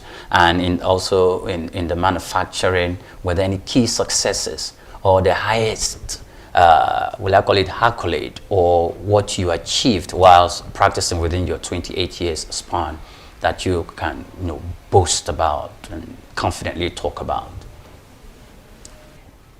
One of the greatest things, I'll say, if I look back, I'm very happy to remember are the people I worked with, because I also helped them to see the importance of owning one's job. Okay. So we're not just working for a company, but we are working for ourselves. So to grow in integrity, just as things as little as being punctual to work, I helped them to see that it's really important to work with that mindset so that we'll be able to give our best. And people were grateful. Okay, those achievements, were there promotions? Were there not just promotions in instances where you were celebrated and you were more like in the limelight, in the middle, in the organization? Because if that doesn't, I was expecting to hear something like that since you were. Oh, definitely. Yes, tell us about those. Remember that when I started, I said that 6 months after, once immediately I was confirmed from just being an accountant, I was made the financial manager. And truly I was asking myself, wow, just 6 months into what I was doing, I looked back. One thing I said to myself, I guess they saw the attitude to work which I had. Just a little story on coming to Lagos for auditing. I went with my managing director, my direct boss. She was the one that told me this story afterwards, when we were doing stock counts and what was in the book wasn't aligning with what we were counting physically. And I said, no, we need to recount again. And the salesperson kept on saying, but it's just a difference of one. An insignificant amount. It's very insignificant according to him. But I just said 1 + 1 is equal to 2, and it has to balance. Either we change what is in the book, because that's not what we are counting. And he was taken aback, but we had to do the right thing. So by the time I got back, my managing director actually told me that she overheard a conversation, that she was impressed. It's just something very little, but you can imagine how little things like this impress the owners, because they feel you've taken it as your own, which was what I was trying to help every member of staff to see, that this your environment is yours. So if you are the head of sales, take up that role and work as a head of sales, that you are the owner of this organization. That mindset helps people a lot. Okay, I see that. Now, you've worked in the medical sector, in the industry, you moved to manufacturing, and finally, you transitioned to education, which is, now you are the principal of one of the biggest schools in Lagos, Nigeria, the Lagoon School. You're not just the principal, you're also a member of the governing board. Right. How did you achieve that? Moving to Lagos to work in Lagoon School, I actually went to work as a director of finance and administration. There wasn't a department set up for that. The vice principal, administration, and an accountant, they were just doing what they could do best. So the intention was to go and assist in setting up that department. But I fell in love with the school, and I said, well, this is an institution I want to work in, because it's like leaving home and going home. So it was, for me, it was home away from home. yes, I was able to do that, setting up that department, introduced all I had learned from where I worked before in the East, coming to Lagos, using the same accounting software, QuickBooks. What made me to transition from being an accountant to moving as the principal of Lagon School? I want to believe that the pioneer principal already saw that in me. She already had that vision. It's true someone succeeded her, but she needed to move to Lagos Business School. That's where she's working now, and I also learned a lot from her. Okay. So I'm like the third principal of the Lagon School. I would want to say that there's a level you will reach in your career. What matters is now the soft skills, your relationship with people, which I call human skills, because you're dealing with parents, you're dealing with members of staff, you're dealing with students. So it's beyond just the managerial work of trying to do accounts, but we're now talking of leading people and ensuring that the people are doing what they ought to do. So I want to believe that the principal saw that a lot in me, because I will never want to leave until something is achieved. And I entered into mentoring the members of staff as well as students, even their parents. So there was something they must have seen in me, which for me, they are those soft skills, not the hard skills. Okay. First of all, before you moved in there, you worked in the acting capacity as a principal before you were finally appointed as the substantive principal. Now, why were you first in acting capacity? They were still assessing your capacities? Or? Yes. Okay.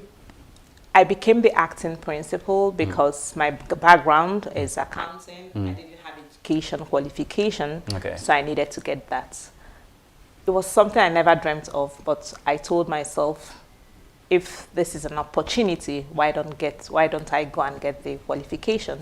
So I had to get my professional diploma in education, as well as the mini MBA I did in education. So that took 1 year and a few months. So I have those qualifications. So now I'm the principal. That's great. That's great news. Now, for many young professionals, for young people, because I see you talked about mentoring, and you equally referenced how you mentored staff members and students who have dreams. Some of them, whilst you're giving mentoring classes to them, will want to be like you, an accountant, or want to be someone in the corporate setting that will impact, our career and the jurisdiction of our career positively. What advice would you give to these persons who have such aspiration, but they being deterred by some of the hurdles they face or some of the challenges they encounter on the way? The first thing I'm going to say is integrity. I like that when people are doing something, let them be known for what they are doing and let them do it very well. So whatever it is that they are doing or saying is what they are doing. And if I look back, I'll tell myself that that's what made me reach where I am now, not just because of my qualifications, but that's working with that mindset that I'm here to help people. I'm happy when people are happy. So my advice to these people will be to continue doing what they're doing and to tell themselves that I want to do it uprightly. I want to do it well. I want to do it, well, I will say above all, for love of God. Yes. Okay, but in this generation, if one is going to engage in any career or in any profession, money is one of the primary motivating factor. Would you not consider that? Money will come, but the first thing is service, hard work. People are not interested in the what, it's a how. You may want to get all the money and you get it today and tomorrow you don't get it. But when you are there to serve and people see that your interest is to give them the best, that money will come because you won't lose them. Okay. They will remain with you. Money will come. People are not interested in the what, but in the how. Yes. Those are not my words. Those are the words of Doreen Onyekwelu. She's been our guest today. Thank you so much for your time with us, Doreen. It's nice to have you on our program. Thank you, Mr. Pri. Yes. Thank you very much. And this is where we draw the curtain on the program Career Success. Until I come your way again, I am Oyin Priye Krumale. Many thanks for watching.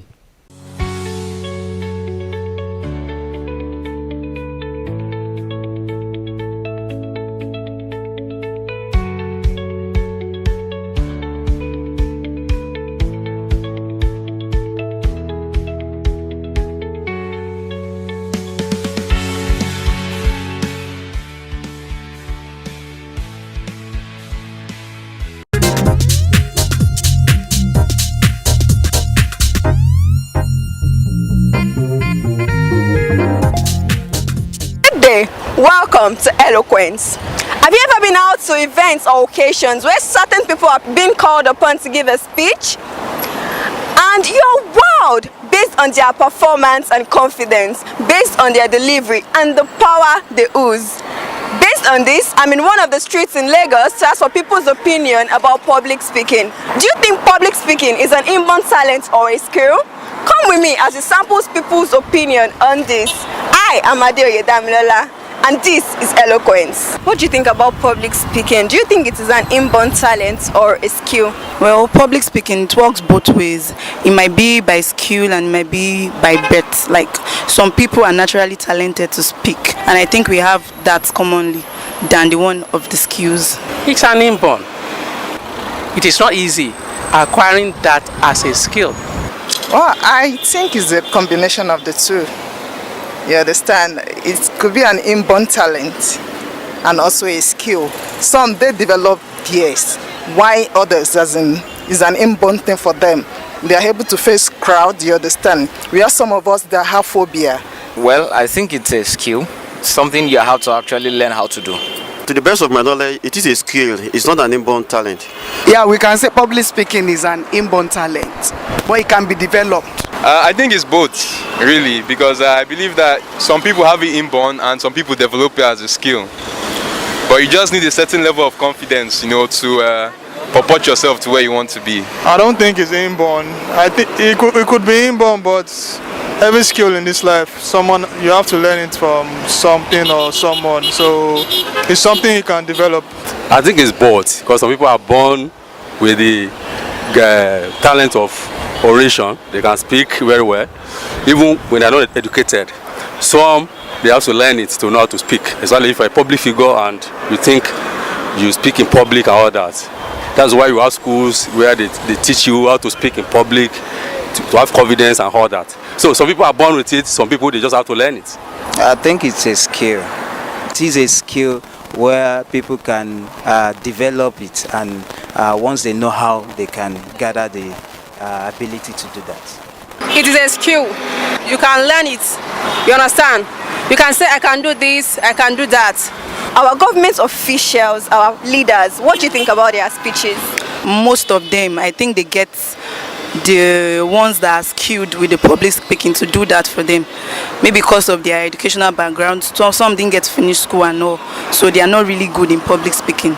They do more of speech, written speech. Most of them do read, and those that want to deliver 100%. And I'll say they read it. You know, it's quite obvious, you know, it's read. A lot of times they don't really pass the message across, and you can't blame them. You know, somebody has to work over what they are delivering onto us, and they don't do what they ought to do. At the end of the day, they mess it up. They are reading it, they are not delivering it. It's not, what I'm saying is that it's not purposely that probably they have it in their hand. It's possible they memorize it, or they have the point with them, they just develop it one after the other. So they are reading it, they just don't deliver it. That's my belief. They actually write speeches for most of them. Meaning some people who took their time to go to school or go to learn all of those things, I mean how to read and write or something, you understand, I write for these people and they come to read to us. You understand? Our leaders just say their mind to the guys who write, you understand now, and those guys write it for them, so they come to write another person's mind, in quotes, meaning their own thoughts must have been altered by some kind of writers or some kind of people who think they can write for the public or something. So they just read this. They just read the speeches out. So sometimes most of them read the speech. I would say they deliver, because at times when you peruse what the speeches they made, at times it's not all that right with the action. Some deliver, some read from the script they are given, some deliver it, they just speak it, spontaneously from the way they feel about the topic. They read, Neil. The majority of them read. So, there it is. What is your opinion? Do you think public speaking is an inborn talent or a skill? Till we meet again next week, this is Eloquence. Eloquence is brought to you by the School of Eloquence, the home of public speaking. Bye-bye!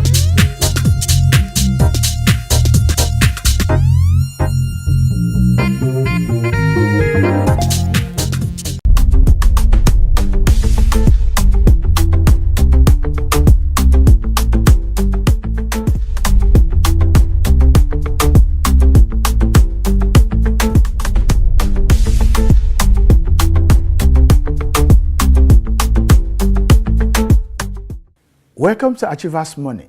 Achievers Money is a show dedicated to exploring the essential skills, strategies, and the mindsets that empower individuals to achieve success in their personal and professional lives. It's a platform where viewers gain valuable insights from experts and thought leaders across various fields, learning how to overcome challenges, maximize their potential, and ultimately achieve their financial and life goals. The show delves into topics like leadership, communication, entrepreneurship, personal finance, and more, offering practical advice and inspiring stories to motivate and equip viewers for success. It's about more than just money. It's about achieving a well-rounded and fulfilling life. I am your host, Dr. Ray Echebiri, and we are reaching you live from our studio at the School of Eloquence in Lagos. Today, our guest is a man with a diverse background, from entertainment and real estate to logistics and manufacturing. He is also a member of a prominent royal family in Nigeria. Welcome, Kenny. It's good to be here. Right. Now, let's start with your experience over the years. You build businesses across various sectors and various countries. In trucking, even in manufacturing, what is your personal blueprint for turning ideas into money? Okay, so what I always like to think of is, do I need that service or product that I plan on selling? Do I need it? And if I don't need it, do lots of other people need it? And if I don't need it and do a lot of other people don't need it, does the government say we must have it? There's a lot of things you don't need that the government requires you to have. So I pay attention to all those things. The things that people are gonna buy, whether by choice or by force. And usually I start with a personal problem and I expand from there. And one of my big rules is I never do anything alone. So I always have a partner. I don't think I've ever done any successful business without a partner. I always make sure I have a partner with me that is strong in that business. Oh, but many so that's my strategy. Oh, great. But many people in Nigeria believe that partnership doesn't work here. It really works for you? I think they're wrong, yes. I don't think anything else would work for me.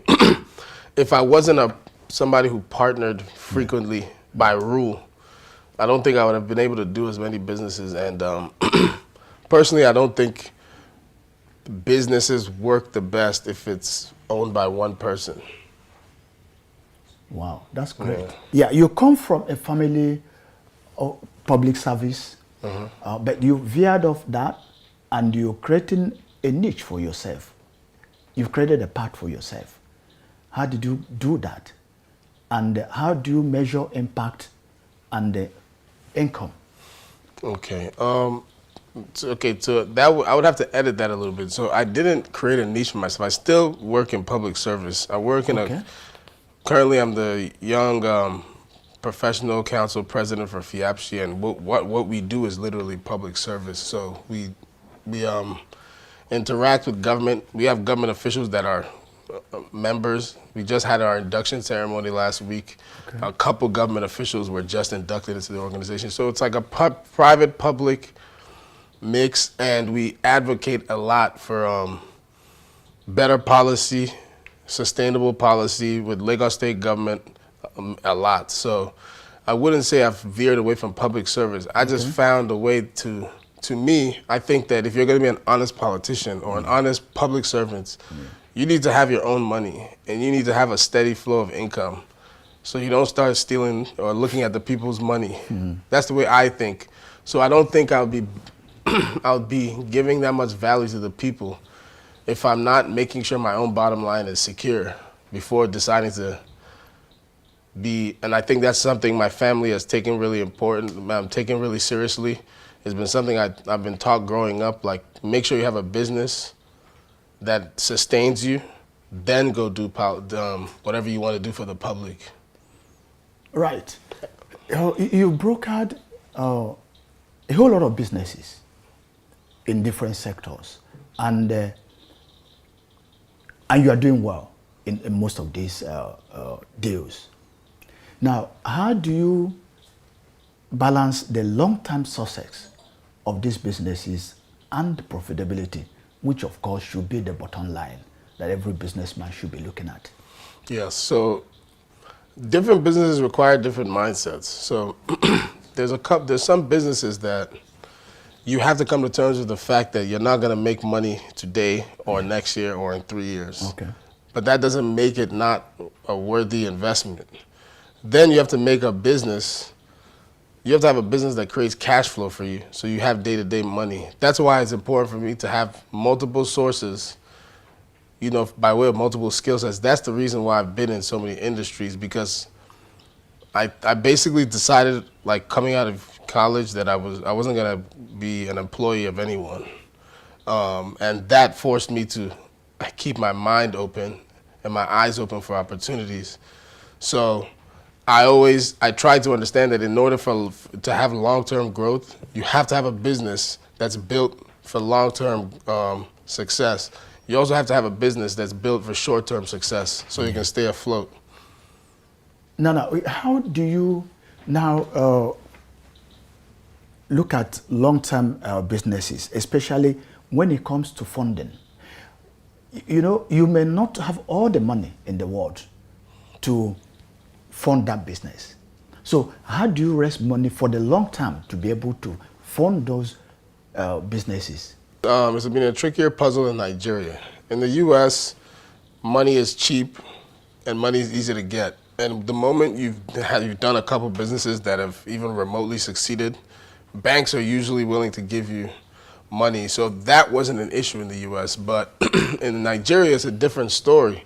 But luckily, my strategy is to live significantly below my means. Again, once I made the commitment that I was always going to be an entrepreneur and never be an employee, I knew that I can't live fat when things are high. So I'm someone who always felt like if I can make $100,000 a year, and I know that there are people who are living and eating every day, but they only make $35,000 a year, then it's possible for me to make $100,000 a year and live on $38,000 a year and leave the rest for investment and long-term growth. So I set myself up to always have something I can just squeeze cash out of. It's like a plant that something that I planted 3 years ago, 4 years ago, where I know, okay, this is growing here. So basically frugality. That's my funding mechanism. That's great. But are you saying that all the businesses you do, you get the funds through this means? No. Or you don't borrow? No, so that means you don't borrow at all. In Nigeria, yeah, borrowing is just out of the question for me because the mathematics don't make sense. except for a real estate project. That's a different story. And even then, it doesn't make sense, but we can squeeze some sense out of it if we can. What I was able to do is, I mean, this is what I always, I'm a big believer in the return home to Nigeria, but I always tell people, secure yourself there. The U.S. is a place where they have a economic system and an economic pool that can allow you to earn some good money. Yeah.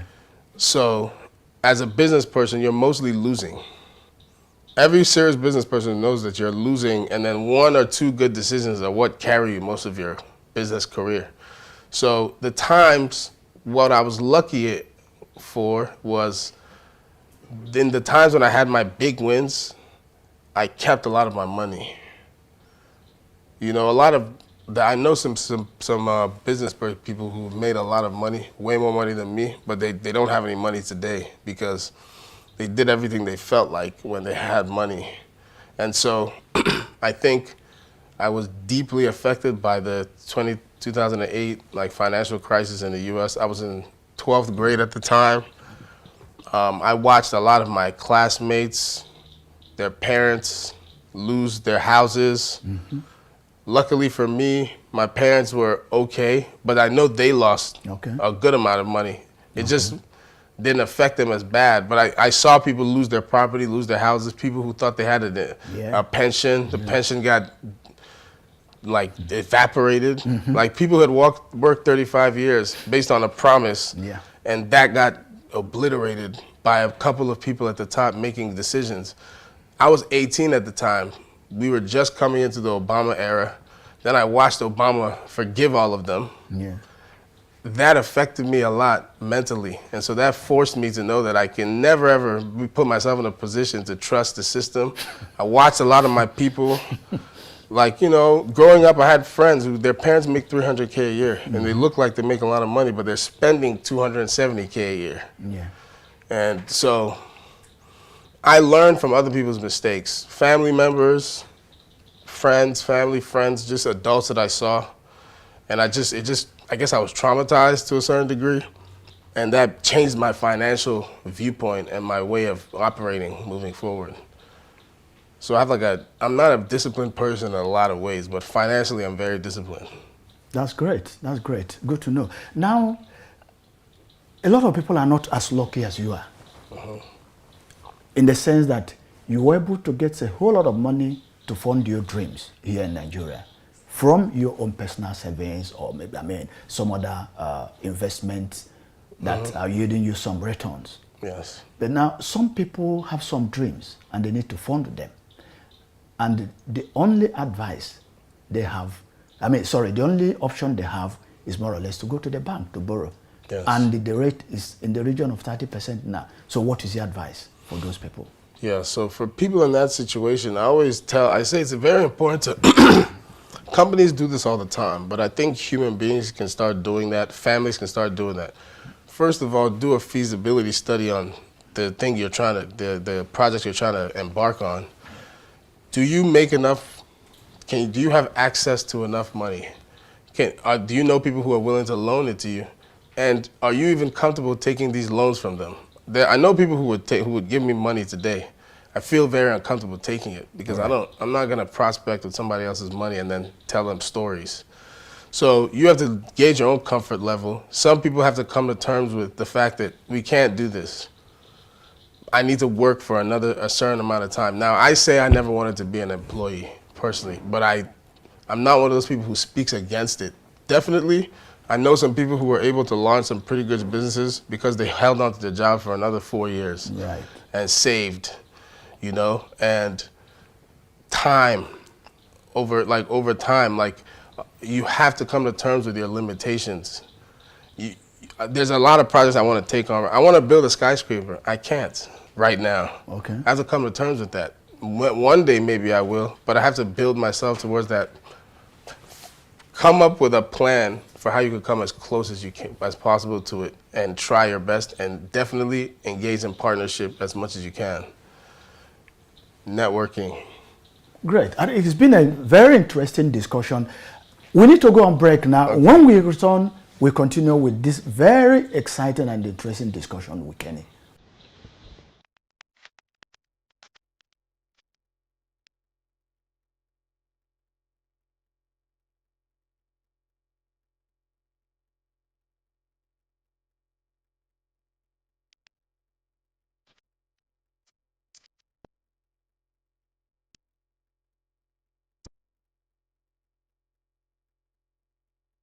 Eloquence focuses attention on the message and the audience.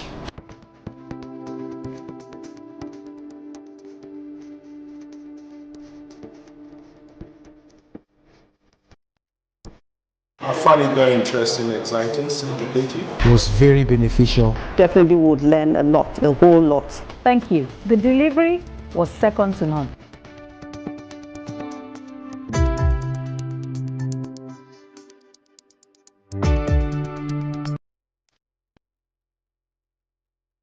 Speak with power. Speak with power. Speak with power.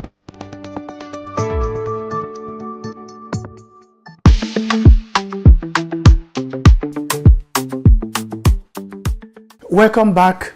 It's still the Achievers Money, and we still have in the studio Kenny. Kenny, it's been an interesting discussion. Definitely. And let's continue. Yes. Now, it does appear you have a way of spotting where the money is.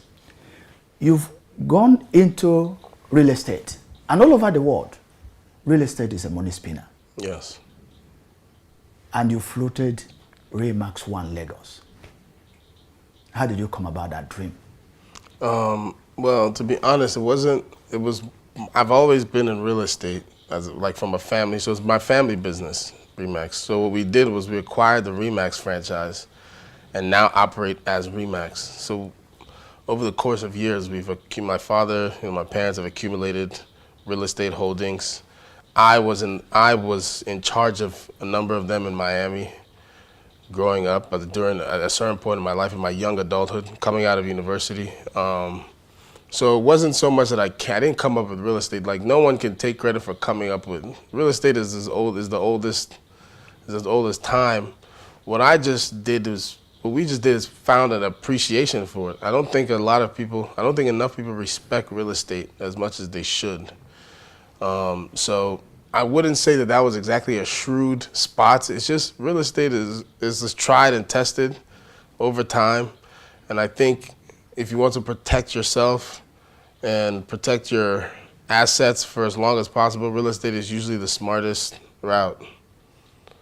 So I don't think I could take credit for finding something special in the market from the real estate standpoint, at least. Yeah.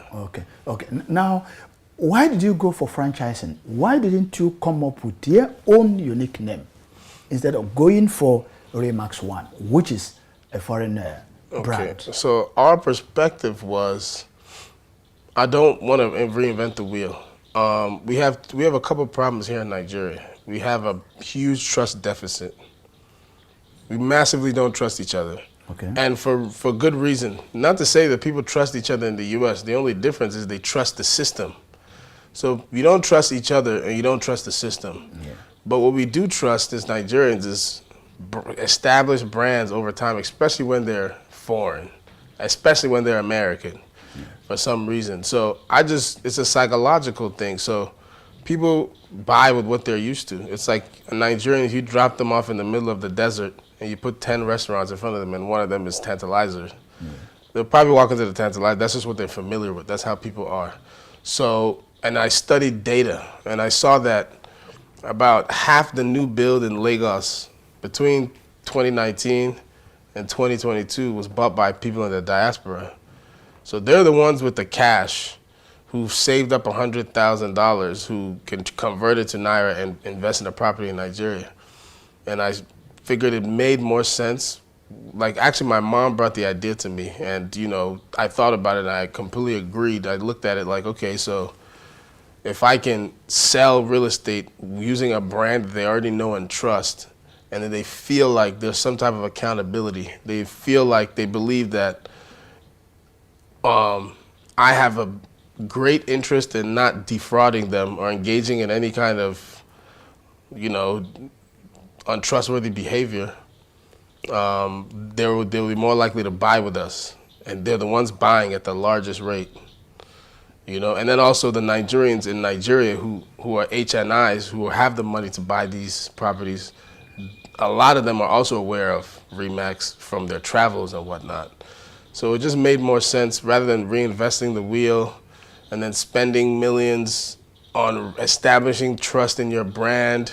Okay. You know, I just figured just pay someone who's already done the hard work of establishing a brand and making it trustworthy, and then use their brand. Okay.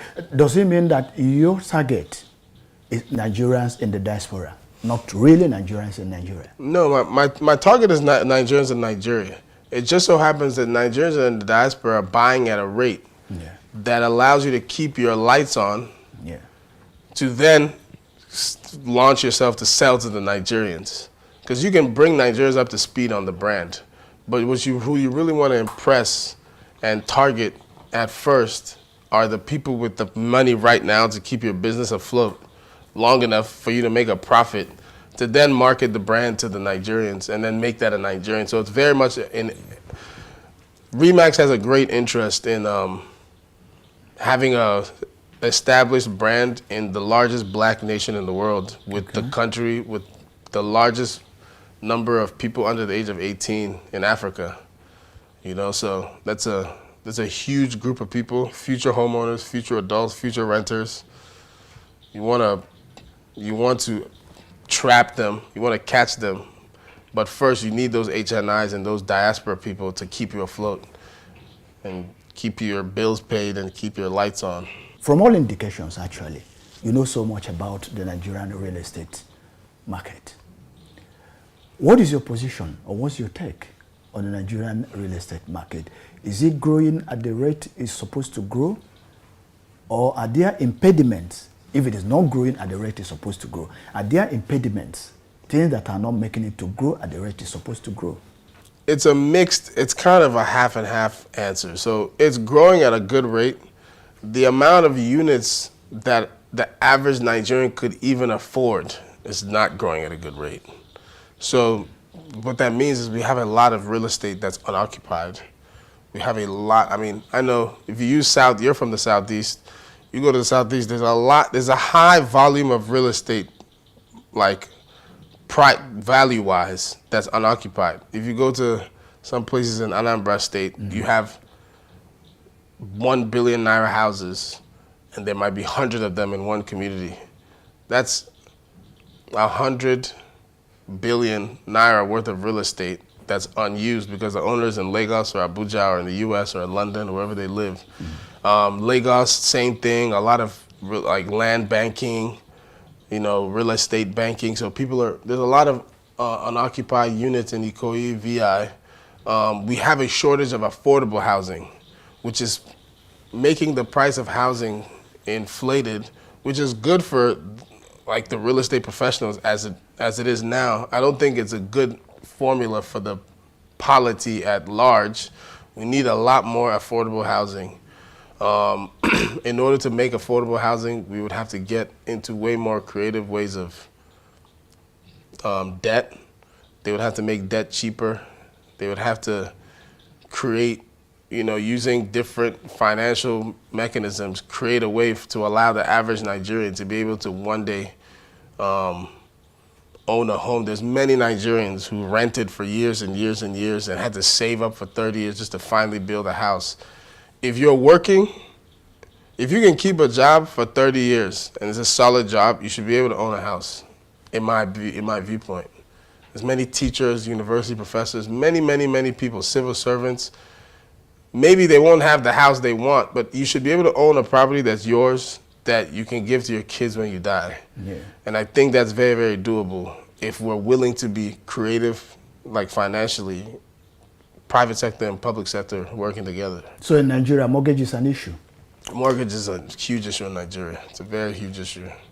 And what do you suggest, what are the ways we can get around that?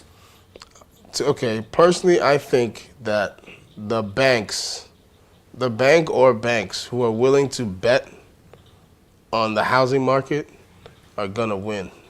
There's a thing called REOs. So banks have the ability to engage in the business of REOs. So basically, look, many banks in Nigeria don't want to get into the real estate business. I think that's a huge mistake. They use AMCON, you know, but to me, I think it makes sense that if a man wants to buy a property that's 100 million, that's inevitably going to like appreciate over time. why not give him a fair mortgage? And then we also have to have very strict regulation on that space, so that yes, this man is going to engage in this deal with you. You give him a loan, he buys the house, you own the title, and he pays over time. If he misses it, if he starts missing payments up to a certain point, you repossess the property, you keep the money he has already paid you over time, and you get the actual house and whatever value it is. But a lot of banks don't want to get into that business. I will never understand why a bank doesn't want to get into the REO business. But the first bank to decide that I'm going to give people mortgages, I know there's a bunch of microfinance. You go to a bank now, they have like 18 G-Wagons parked in the parking lot because they've collected people's stuff. But the issue is that you have a G-Wagon. That is going to depreciate forever and ever. If it's parked in your parking lot for 1 year, it's lost 1 year of value. In that 1 year, they've made another G-Wagon. So that's the issue. So the moment they're ready to face the real estate industry and actually stop being afraid to run a real estate division in their banks, they'll always be scared of the mortgage space. Okay, now the next issue I would like you to discuss is entrepreneurship. When should entrepreneurs exit if they are struggling with a particular business? Okay, that's also an ethical question to me as well, because I'm like an entrepreneur, and I personally think you have an ethical duty to, like, for example, if I start a business, I have a bunch of people, I told them to come work for me, we're gonna grow this thing, blah, blah, blah. I've told them all. If the thing starts going bad, I have an ethical duty to make sure I make it work for the sake of a lot of these people. Some people have given up one job to take the job with me, a job that they could have built their future with. So I think ethically, you should definitely try your best to see it through. So I think it very much matters what the reason for exiting is. If you're exiting because you're at your own limit and there's a company or a business that has way more tools and leverage that can make that company bigger, for example, I think you have a duty to, you have a fiduciary duty to your investors, to yourself. You can make some good money, and a lot of your employees can become part of a larger organization that could take them places they couldn't be, or some of them can take a payout as, original founders. So I think that if you can come out without damaging too many people's lives, get out of it as fast as you can. If you're getting out because it's not working at all, right. If you're getting out because it's not working but it can work, you're just not the person who can take it to where it's supposed to go. Then there's also taking on partners. You don't have to exit. There's also taking on partners. Maybe you don't own majority stake anymore, but you can certainly, there's many ways to cut that cake when it comes to fixing a bad business. Now, this is very different from if the business is not working and realistically can't work. That's a different story. But if it's a business that can work and it's just not working under you, maybe take on some partners. Right, Kenny, one last question, and it's about the youths. Yes. Many of them have this entrepreneurial fire burning in them. They want to start their own businesses. Some are also there trying to make money very quickly. Yes. What is your advice for the Nigerian youths? Those who want to start their own businesses, how do they go about it? What are the right steps that they must take? Okay, so one of the things I always tell young people is be very self-aware. Self-awareness is one of the most important traits because it allows you to know who you are, audit yourself accurately, audit your surroundings. There's some businesses you just simply can't get into because you're not in a space to get into it. But you can get yourself into that space. So I always tell young people it's very important to network as much as you can, provide value. One of my lucky traits is that I don't have this sense that I'm not afraid to be used. So I think a lot of people, in order to not be used, they never want to do anything for free. someone who has value and that you need isn't going to hang around you if you're not giving them value. And if you're making them pay you for the value, it's like, fine, I could just go hire someone else. For someone to give you the chance, for someone to give you an opportunity that on paper you might not deserve. Maybe you deserve it spiritually, maybe maybe you deserve it, but on paper, no one can prove that you deserve it. For someone to believe in you and give you those kinds of chances, you have to, one, be willing to provide value without asking for anything in return. That's something that I've always done. And network, take advantage of the people around you and find ways to give them value and grow. That's how you get into rooms. That's how you get opportunities. The reason why you're even allowed to be here is because someone is benefiting from you being there. If you work really hard to not allow people to benefit from you, you'll get the kind of outcomes that comes with that. I see a lot of young people. I know in Nigeria they use this one. They won't use my head, and I'm like, you probably should let them. That's what's going to allow them to bring you around, call you when this is happening. It will come around because you're valuable. Then that's how you network and leverage your network and all those things and take advantage of it for the short and long term. And be honest. If it's fast money, question it. Some fast money is real and pure. Sometimes, if you're lucky, once in 100 times, there's fast money that's real and pure. But more than likely, it's not real and it's not pure. Try to avoid it if you can. Be honest. And I know it sounds cliche, but that matters a lot to people. Even thieves want you to be honest, So I think it matters, just work on yourself a lot. Make money, try to make money as much as you can in different ways. Don't have too much pride. Don't think there's anything that's above you, that's below you. And at the same time, don't think anything is above you. Have audacity, but with guardrails. These are things I would tell young people. I see this every day. I see a lot of young people who could squeeze more juice out of the orange of life, but they don't due to certain maybe character flaws, not believing themselves, believing too much in themselves, all these different things. So definitely audit yourself, be very self-aware, and work on yourself constantly. That's what I would say, tell to the youth. That's straight from the expert. These are things you may not be able to learn in a business school, but we got all of them here from Achievers Money. Thank you very much, Kenny. You're welcome, sir. Bye-bye, viewers. See you next time.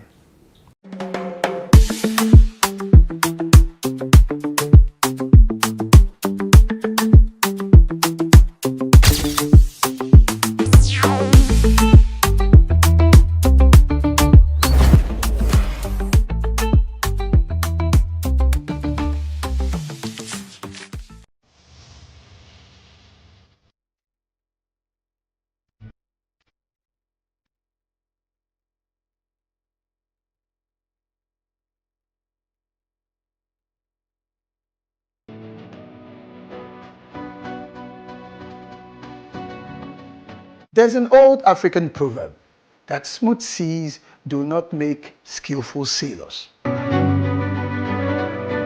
Just imagine life as a voyage and a quest, and you are the sailor.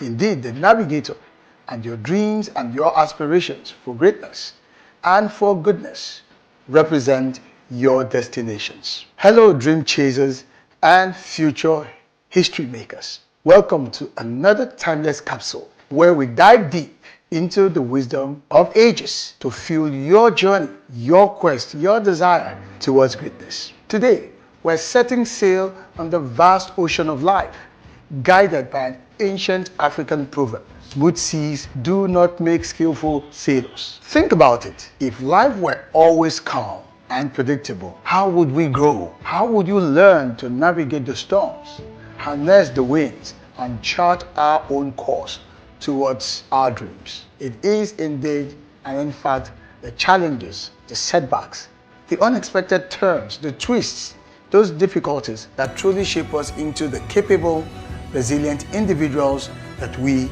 are meant to be. Just like a skilled sailor relies on their experience and knowledge to conquer the roughest seas, we too must draw upon our inner strength and determination in order to overcome some of life's obstacles that stand between us and our aspirations. Remember, every challenge is an opportunity in disguise. It is a chance to test our limits, to learn new skills, and to emerge stronger than ever before.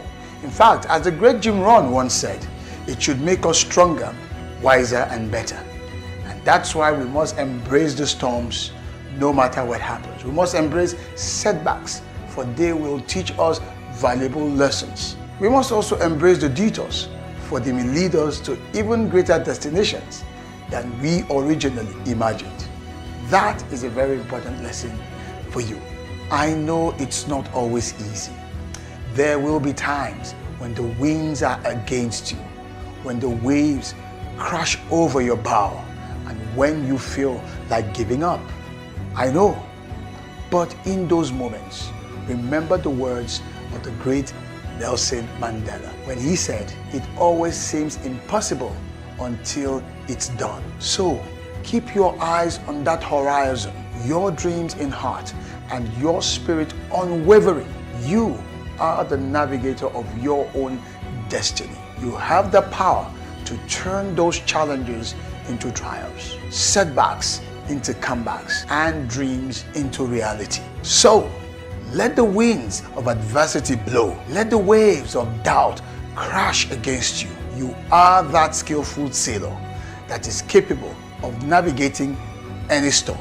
And remember, the greatest rewards await those who dare to venture into the uncharted waters of their own potential. Set sail, my friends. Embrace the journey, and may your voyage be filled with courage, resilience, and, of course, the unwavering belief that you are destined for greatness.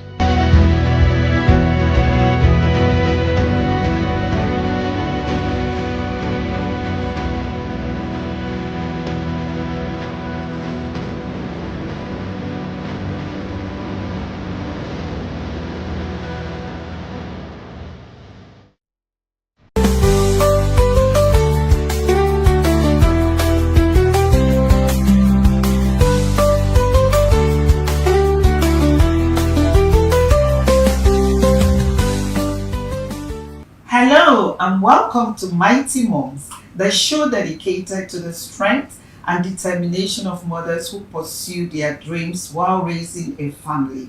I'm your host, Sarah Roberts, and you're watching the Achievement Channel, broadcasting live from the School of Eloquence Studios in Ikoyi here in Lagos. Today, we are discussing how to balance high-level operations with the demands of motherhood. Our guest is a legal expert with a master's from the University of Buckingham and a professional track record in HR and organizational coordination. She has managed firms in real estate and law and is currently the company secretary for GCW Nigeria Limited, all while being a devoted wife and a mother of 3. Please welcome the accomplished Otonjo Bobadilla. Today we will learn how to lead with efficiency and heart. Stay tuned.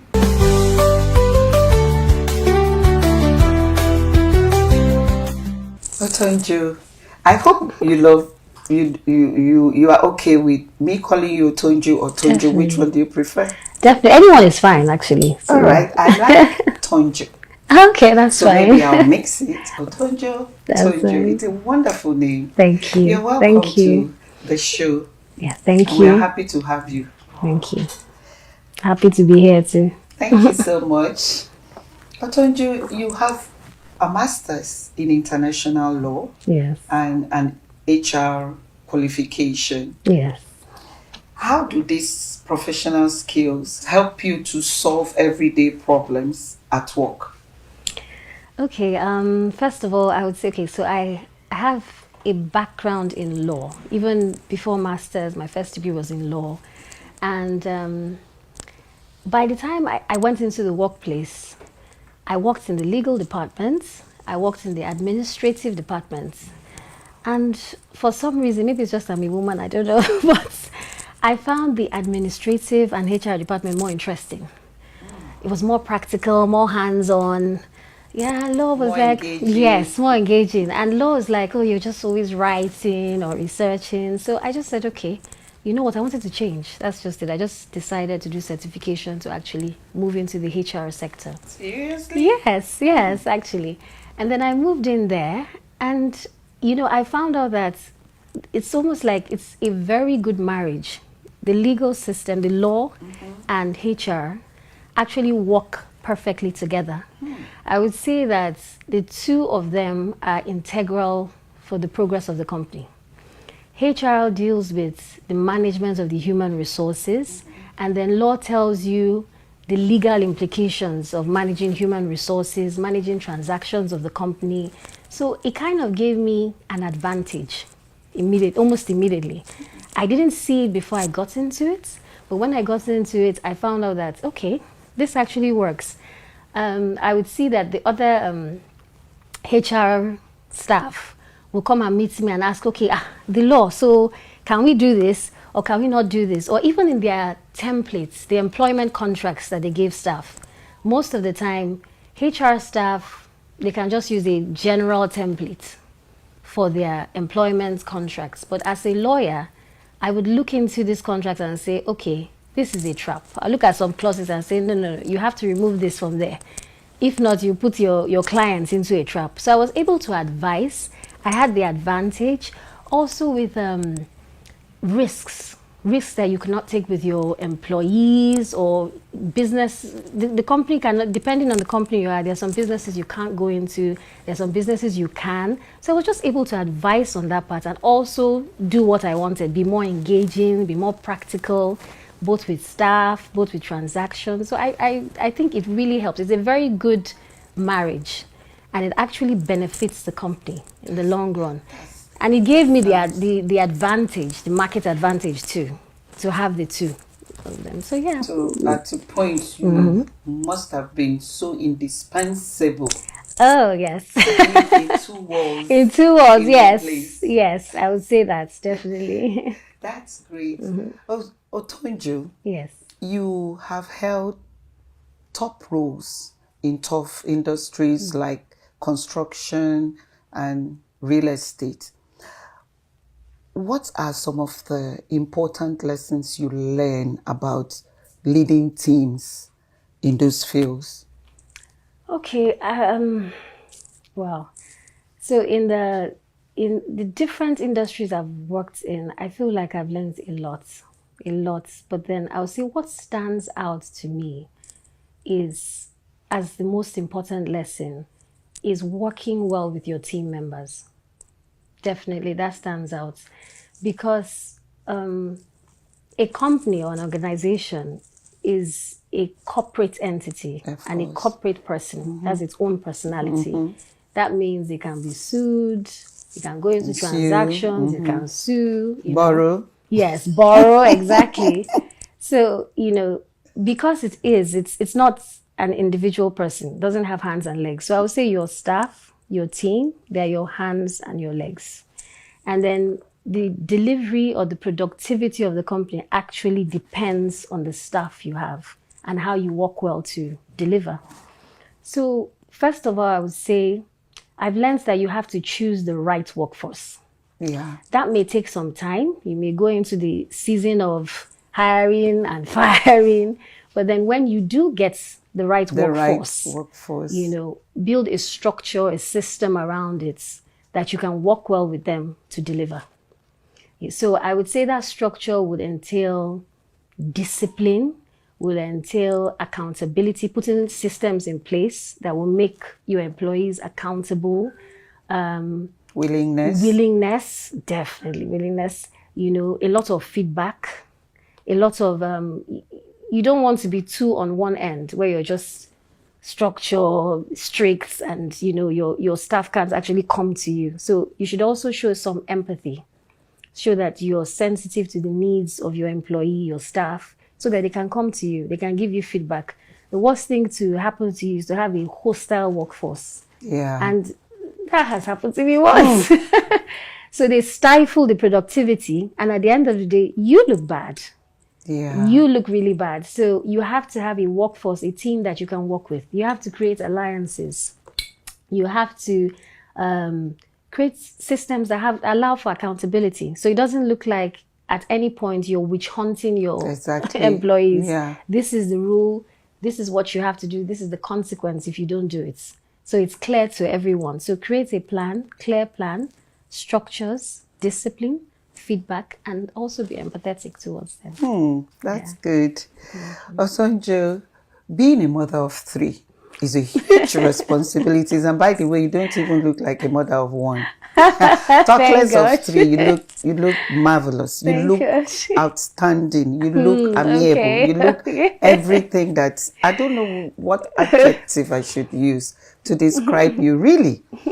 So being a mother of 3 is a huge responsibility. How do you deal with the busy mornings and some of the stressful days without actually feeling overwhelmed? I would not even lie to you that it's not tough. It's not tough. That is not tough. Okay. I didn't say no, it's easy. I won't say that. Yeah, I won't just say no, you can do it. And yes, you can.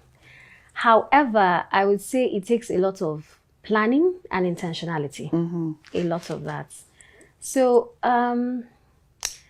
first of all, I would start with the planning. Let me go to the planning aspect. And I feel the planning should start with you and your partner. Yeah. It's very important. Family. Yes.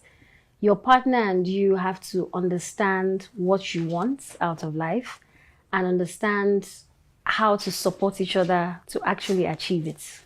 It's very important. Once you understand what you want and, understand, okay, this is what I want, this is how I'm going to achieve it, this is where you come in, this is where I come in, it makes it easier.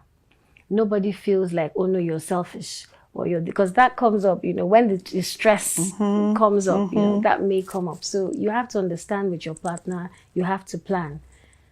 In the planning, there should be structure put in place. I'm a very structured person. I'll show you. know. HR, so everything is structure. And then there should be your support system. It's very important to have a healthy support system around it. You can't do everything Family yourself. members. Yes. You can't do everything yourself. Family members, staff. But I would say that if you have staff, then it's necessary to put structure around accountability. Yes. So you can, for example, have cameras in your home. Of course. Or you can create timelines around your children pending your work period, the work day. So for example, I'm here, I know my kids are in school, And your mind is... Exactly, okay, they're in school, they have this. And when they come back from school, you can either create extracurricular activities, or they're doing lesson, or there's a prep period, but you can kind of account for what they're doing during the day. So that if they are not there, depending on who is your support system, you can get them to account for it. You can talk to them about it. So I would say it's very important. Yeah. I would also say, despite this whole structure, it's very important to also talk to your kids, create time in the day. I know it's hard because some people work late, so you may come back late, it's hard, but you have to create time in the day. Either you call them from work if you can't, but you have to create time in the day to touch base with them, find out what is going on. Don't keep it till the weekend. Give them room to communicate with you. Exactly. You can't keep it till the weekend where you don't hear and, because you find out that you work for certain years and you don't know your children eventually. And your children it's a very integral part of your life too. So you can't just drop it. I would say that structure is important, support system at home, and also in the workplace. The structure is very important. So you create policies on everything. Policies of time of resumption, time to check out, retention of client retention policies, conflict resolution policies. Make it clear. Choose your team. They know your policies and they can work with it. is almost like on autopilot.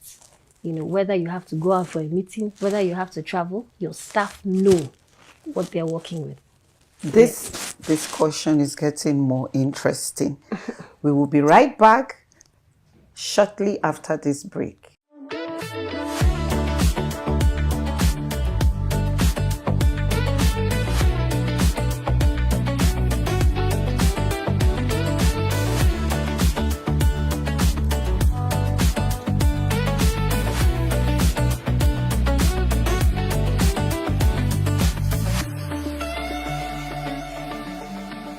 Eloquence focuses attention on the message and the audience.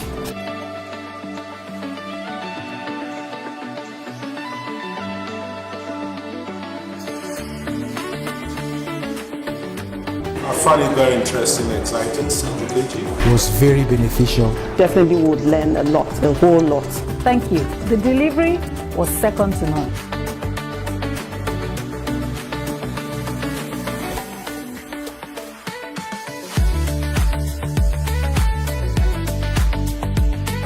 Speak with power. Speak with power. Speak with power.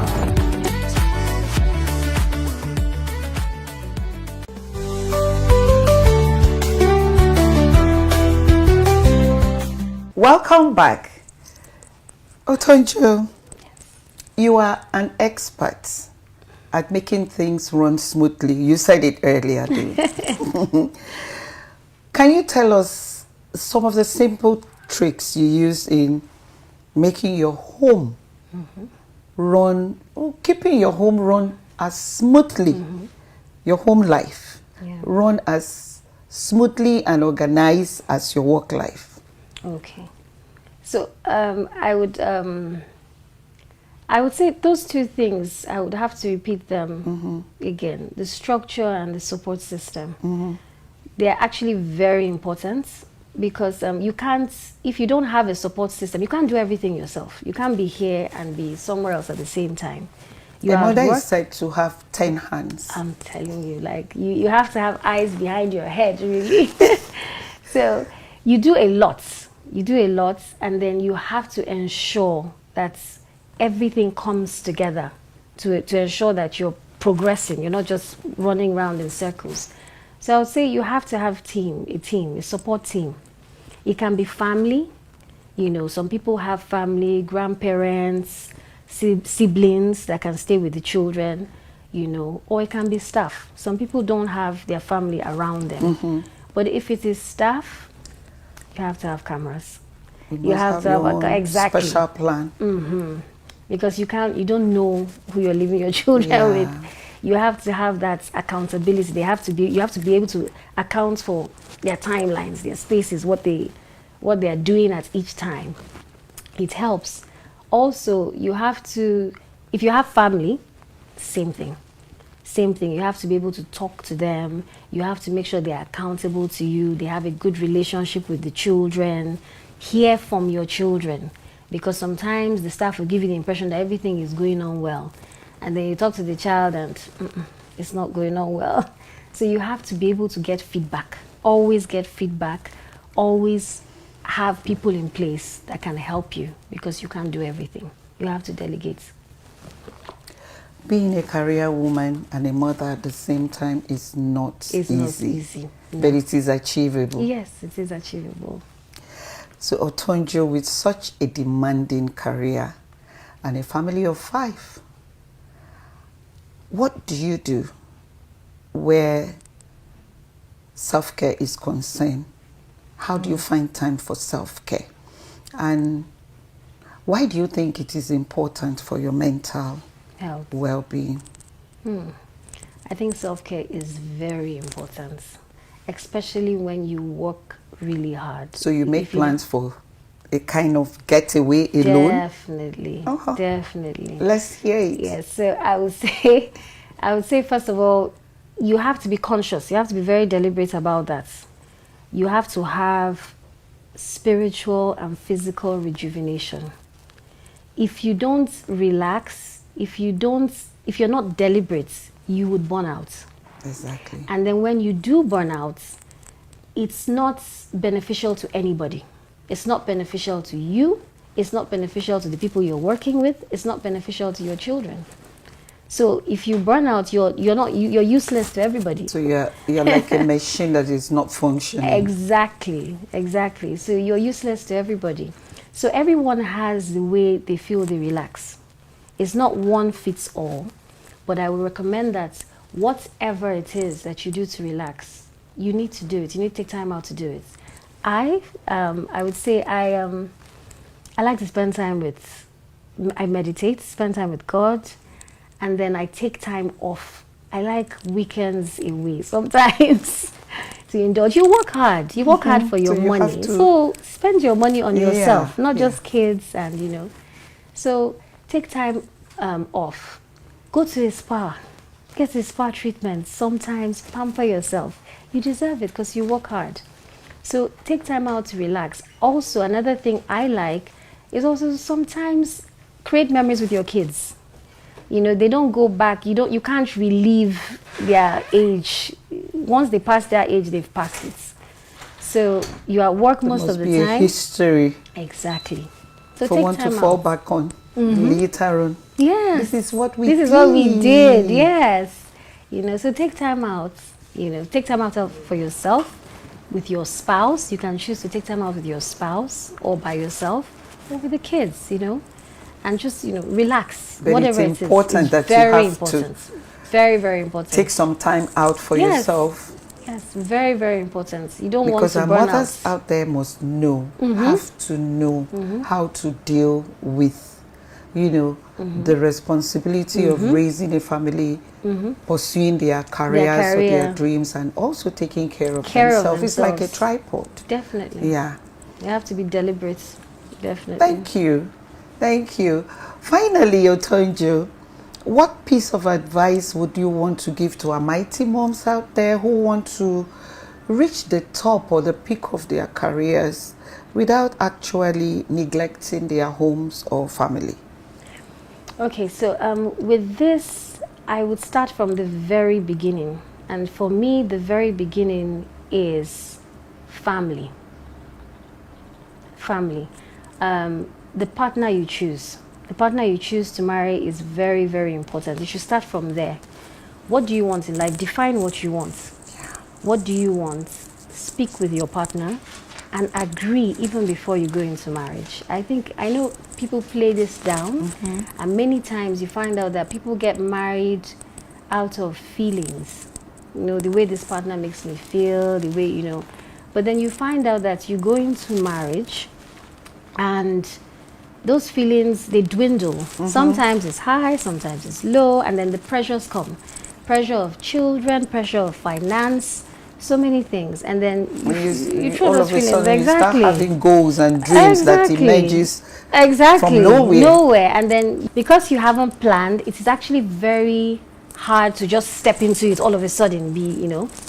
So you should plan very well with your partner. See who your partner is. You know exactly what you want, know exactly what he wants. If you feel that you are not compatible for marriage, then that's the time that you should rethink, should I marry this person or not? For example, somebody wants, is just very family oriented, doesn't want you to work, you know, at that time you have to ensure, this is what I want. Are we willing to go or not? You have to know. Then there are some people that just want, okay, be in the workforce. In that case, you talk around it. When you have decided that, okay, this is the person I want, you now create systems around it that can actually work, you know. So you want a woman that maybe works, is in the workforce. As a man, a partner, you have to be prepared to assist her with the home front too. So you guys are not, you're not in competition. Your partners. Your partners. You need to work together, you know. So have that discussion and know that, okay, these are the challenges you're going to face since you have decided on this. What do we do? As I said before, it's not one fits all. Yeah. They are different. Exactly. So you decide, this is what I want. Yeah. This is what we can do. This is the support system we can create around it. For some people, it may be work before we have children. Maybe let's spend some few years before we have children. When you do have the children, take a bit of time off. At that time, we'll save or we'll invest for later on. Some people, it may be all the way. All the way. So it just depends on you and your partner and your planning. It's very, very important to plan. I would say that. And then when you do plan, create the system. Create the system around it. Create, you know, get the support system you need. Get the structure in place you need. You guys know you're working together. So it's not a surprise. Your partner is, no, I don't want this. Or, you know, we've already talked about planned it. Yeah. You know, so you can always come back and say, but we talked about this. Let's go back to our drawing board and let's see what are the things we need to put in place that will enable this to work. Because I feel the two pillars are so important. If you do not do your career well or achieve what you want to achieve, you may feel unfulfilled. But then your children are so important that when you do retire, because one day you will. Yeah, they will show. Exactly. You will, and you will come back to children that maybe you don't know, or children that don't really have a bond at all with their parents. With their family, yeah. And then somehow, in some ways, I wouldn't say, I'm not saying financially, but even if you're wealthy, your children would administer your finances at the end of the day. Now, if you haven't trained these children well, or you don't have a relationship with them, you may be put in a home. You know, true. you may be neglected because no matter how rich or wealthy you are, as you get older, the things you can do by yourself reduce. And then these children are supposed to take over from you. If they don't know what to do, you're also in trouble. So everything is hinged on planning. The mighty mother must plan Very to important. enjoy her future. Yes, Isn't it? Definitely. Thank you so much. I wish we could continue, Otonjo, but this is where we have to draw the curtain. But believe me, I have enjoyed this session. I've gotten some tips, and I'm sure our mighty moms out there have also gotten some tips that will help them to pursue their career and also learn to not neglect their home. Thank you so much for coming. Thank you. Thank you.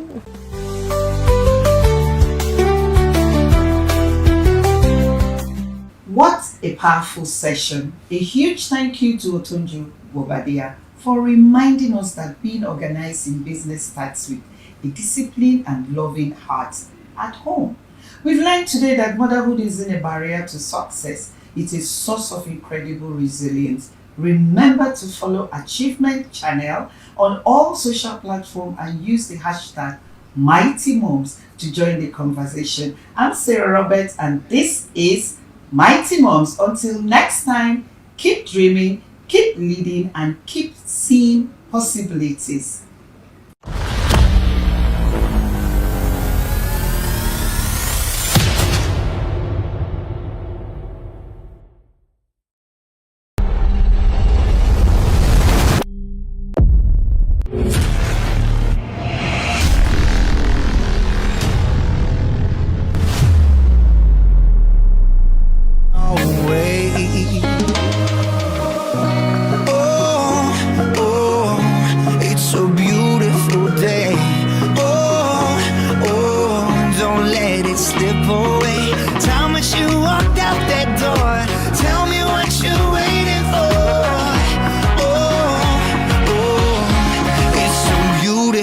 Day. It's a beautiful day. Oh yeah, I know it's gonna be days.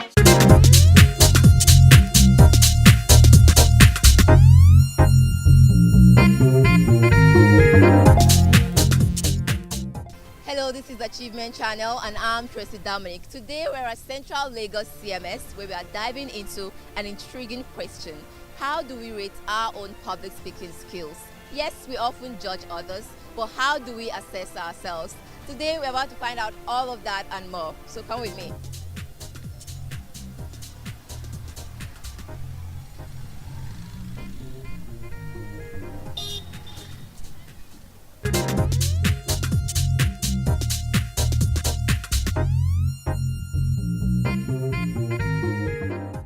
on the good speaker. I rate myself number 1. So, on a scale of 1 to 10, I would say I will rate myself 5. Public speaking is not my thing. If there's a way I can pass the responsibility to someone else, I will do that. But if there's no way, yeah, I'll stand up and do the speaking. If I rate myself, I'll rate myself average, maybe 5. I won't rate myself 5. I will rate my skill of speaking, right? I'll rate 3%. 3. That's good. I'll rate my public speaking 2. So about 10. Good. I can rate my public speaking to 3. I'm not really a public speaker because I only speak outside. I think it takes time for us to develop such skills. But if I need to rate myself, maybe I'll give myself 5. Because at least I speak to my clients regarding my job. And my skill, I'll give myself 8. 8, yes. Hey, that's a good one. All right, thank you. I'll rate myself 7/10. I'm a good public speaker. I'll rate myself 7/10. I hope today's insights have inspired you to take a step back and evaluate your own speaking skills. Remember, there's always room to grow. Chris Dominic, Achievement Channel.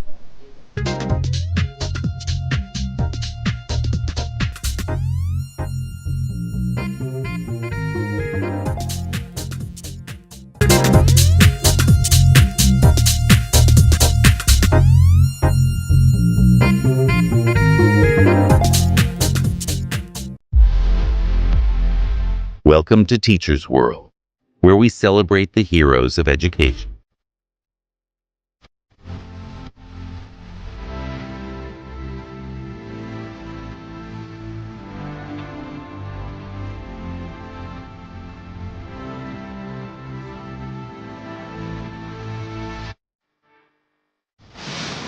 Join us on Teachers World, only on the Achievement Channel. Hello and welcome to Teachers World, the show dedicated to equipping educators with the tools to thrive and motivation to lead. I'm your host, David Obianyo, and you're watching the Achievement Channel, Nigeria's first and only 100% motivational TV station broadcasting from the School of Eloquence Studios in Ikoyi, Lagos. Today, we are exploring a powerful shift in the profession, from the classroom to catalyst, scaling your impact as an educator. Joining us is a man who truly needs no introduction in the world of education. He is a Guinness World Record holder, a global policy expert, and the author of the inspiring book, Let There Be Teachers. The Director of Strategic Partnerships at 1 Million Teachers, Oluwaseyi Anifowose. He is a dynamic education policy expert, thought leader, and advocate for teacher development and systemic education reform. Oluwaseyi leads high-impact collaborations that promote teacher excellence, professional growth, and equitable learning outcomes across Africa. Today, we will discuss how you can move beyond the 4 walls of your classroom to become a national leader and a catalyst for change. Whether you are in a city school or a rural classroom, stay tuned. This conversation is about to change the way you see your career. Join us on Teachers World, only on the Achievement Channel. Welcome again to the show, Mr. Oluwaseyi. It's good to have you here. Thank you, Mr. Smooth Teacher. Nice to see you again. Okay, so what a lot of people may not know is that we've known each other for close to a decade as acquaintances, went for an activity, and from then we knew that we're going to be doing so many projects together. Absolutely. So that brings me to the first question. It's a thing about mindsets. You and I, we already had this mindset from the beginning that we were going to do great things. Yeah. So if I ask you, what do you think it is that makes a teacher's mindset such a pivotal part of making them see themselves as leaders and not just employees? So thank you once again, and I'd like to start by appreciating you for this kind of initiative. Over the years, one of the things that I've always believed, particularly in our sector, this education sector, is that we do not know how to tell our stories very well. All right. I feel that we've not been sharing the things, the impact in the education space. And so this kind of initiative helps us to be able to communicate our value, and I probably will get, probably we'll talk more about that as we go in this interview. So basically, I'd like to appreciate you for this first stuff. And then, so talking about the question, mindset, I believe that teaching is not just a profession, all right? Unlike every other profession, teaching is way different. I like to say that you're not a teacher because of the subject you teach. So for many years I taught English, but that's not what makes me a teacher. What makes me a teacher is my capacity to illuminate the mind, inspire change, and transform generations, one child per time. And so, as teachers, we must come to understand that because you teach in a school doesn't confine you to that school, right? Towards the end of last year, I started to make some videos on my social media platforms. And I did a series, and I titled it Teachers Who Built a Nation. And in the videos, what I did was to objectively did a collection of Nigerian leaders who were once teachers. And interestingly, there were a lot of them, starting from Shehu Shagari, Obafemi Awolowo, Ahmadu Bello. I mean, many of these presidents, up till our last vice president, Yemi Osinbajo, many of them had classroom experiences. So what that tells me is that being a teacher gives you the capacity to live not just within the four walls of the classroom. It gives you the capacity to be able to lead, to transform not just your environment, but to transform your nation. And so we must get to a point where teachers understand that you can inspire change. You can build a nation, and building a nation is in two ways. First, in yourself, and then in the students that you teach. All right. I normally would say that we teachers are custodians of the future. So in your classroom are students who will eventually lead the future, and so that first of all empowers you as an influence in future. So that means your relevance in the future is secure. I don't know if you understand what I mean. And then talking about you as a teacher, you also have the capacity to lead a change. So we must encourage teachers to understand that because you are teaching in a school, should not confine you to that school, right? So you are not just an employee who is collecting salary. You are a change maker. Transformational leader. Absolutely. Totally get that. I mean, as transformational leaders ourselves, we have walked this path, and I think I totally get what you're saying. And maybe someday soon, some people may start researching teachers who built a nation, and we might have Oluseyi and David right there. Absolutely, and that's what it. So what we're doing right now is actually we're curating the future, such that 10 years after now, 20 years after now, people can reference David Obiayon, who was once a classroom teacher, but then transitioned from not just being a classroom teacher to begin to engage, all right, to begin to develop. That's how they started. They were not just comfortable with just being teachers. They wanted to do more. They wanted to give more to the community. They wanted to give more to the society. And then when they became leaders, it showed. Many of them went to the National Assembly and they curated, for instance, someone like Alvan Ikoku was once a teacher All right, so you have College of College of Education, you have Avanikoko Federal College of Education. So you have things that are traceable to him. Someone like the then Solomon La, he was once a governor in Plateau State, who initiated a lot of things.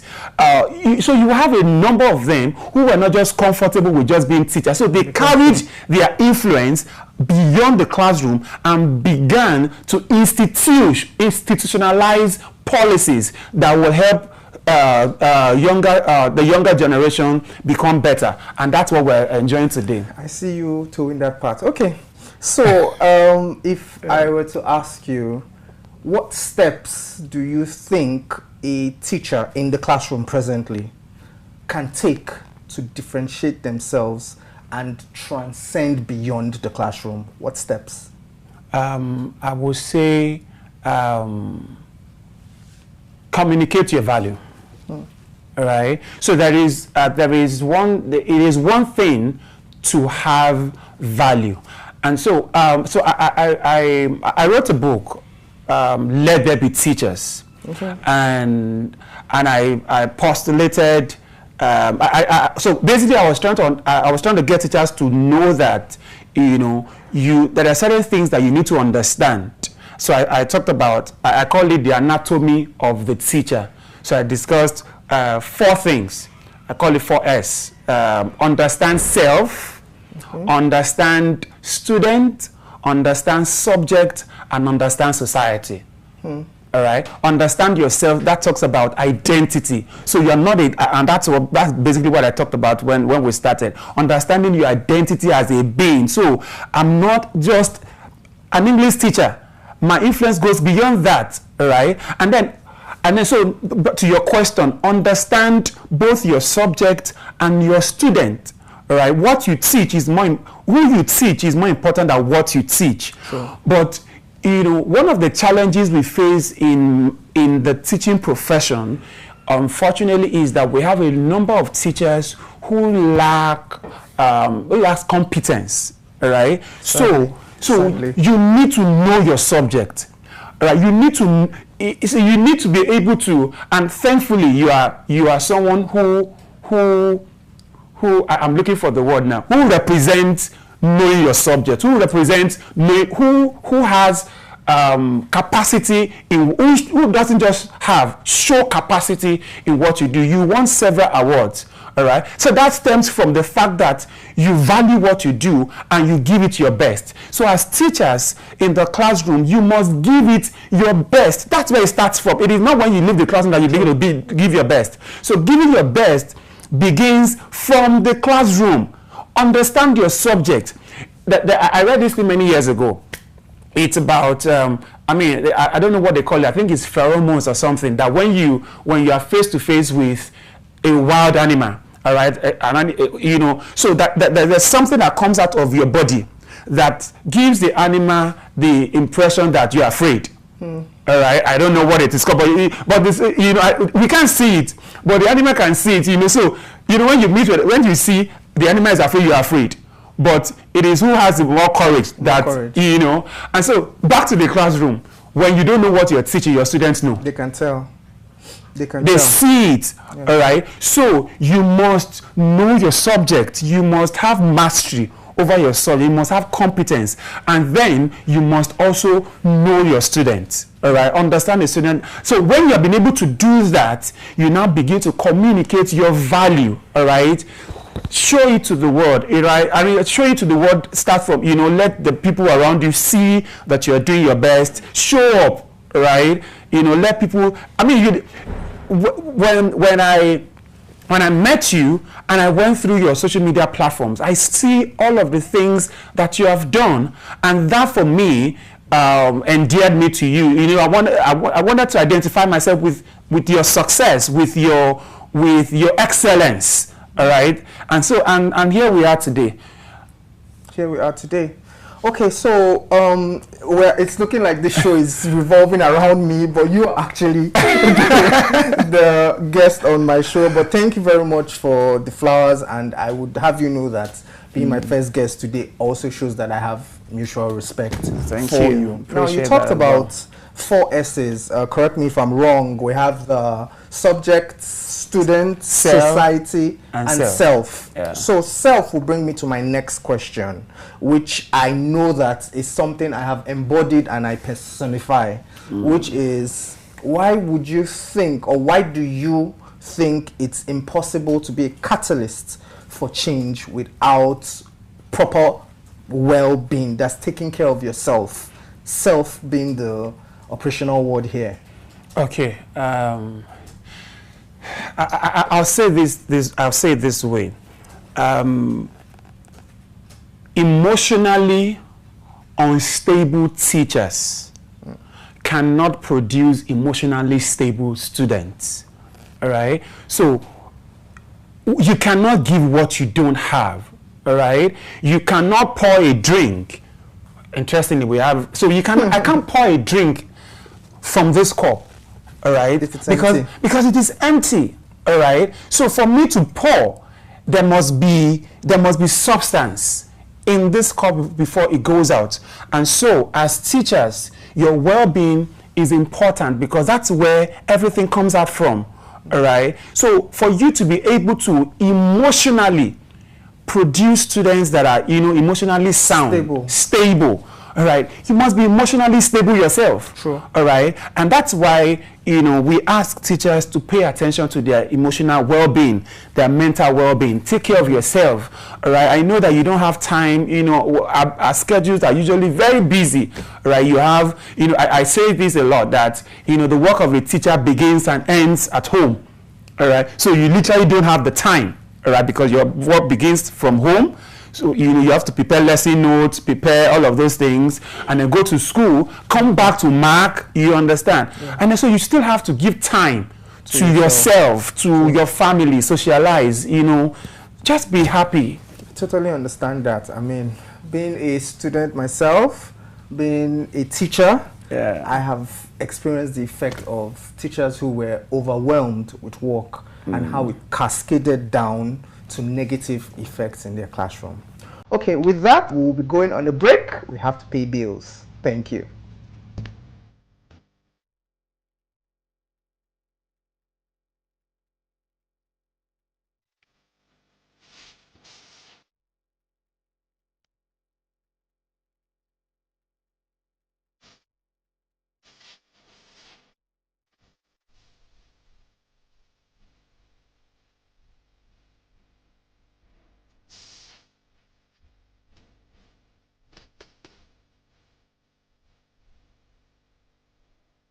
So to do well in public speaking, you must see it as a relationship between yourself and your audience.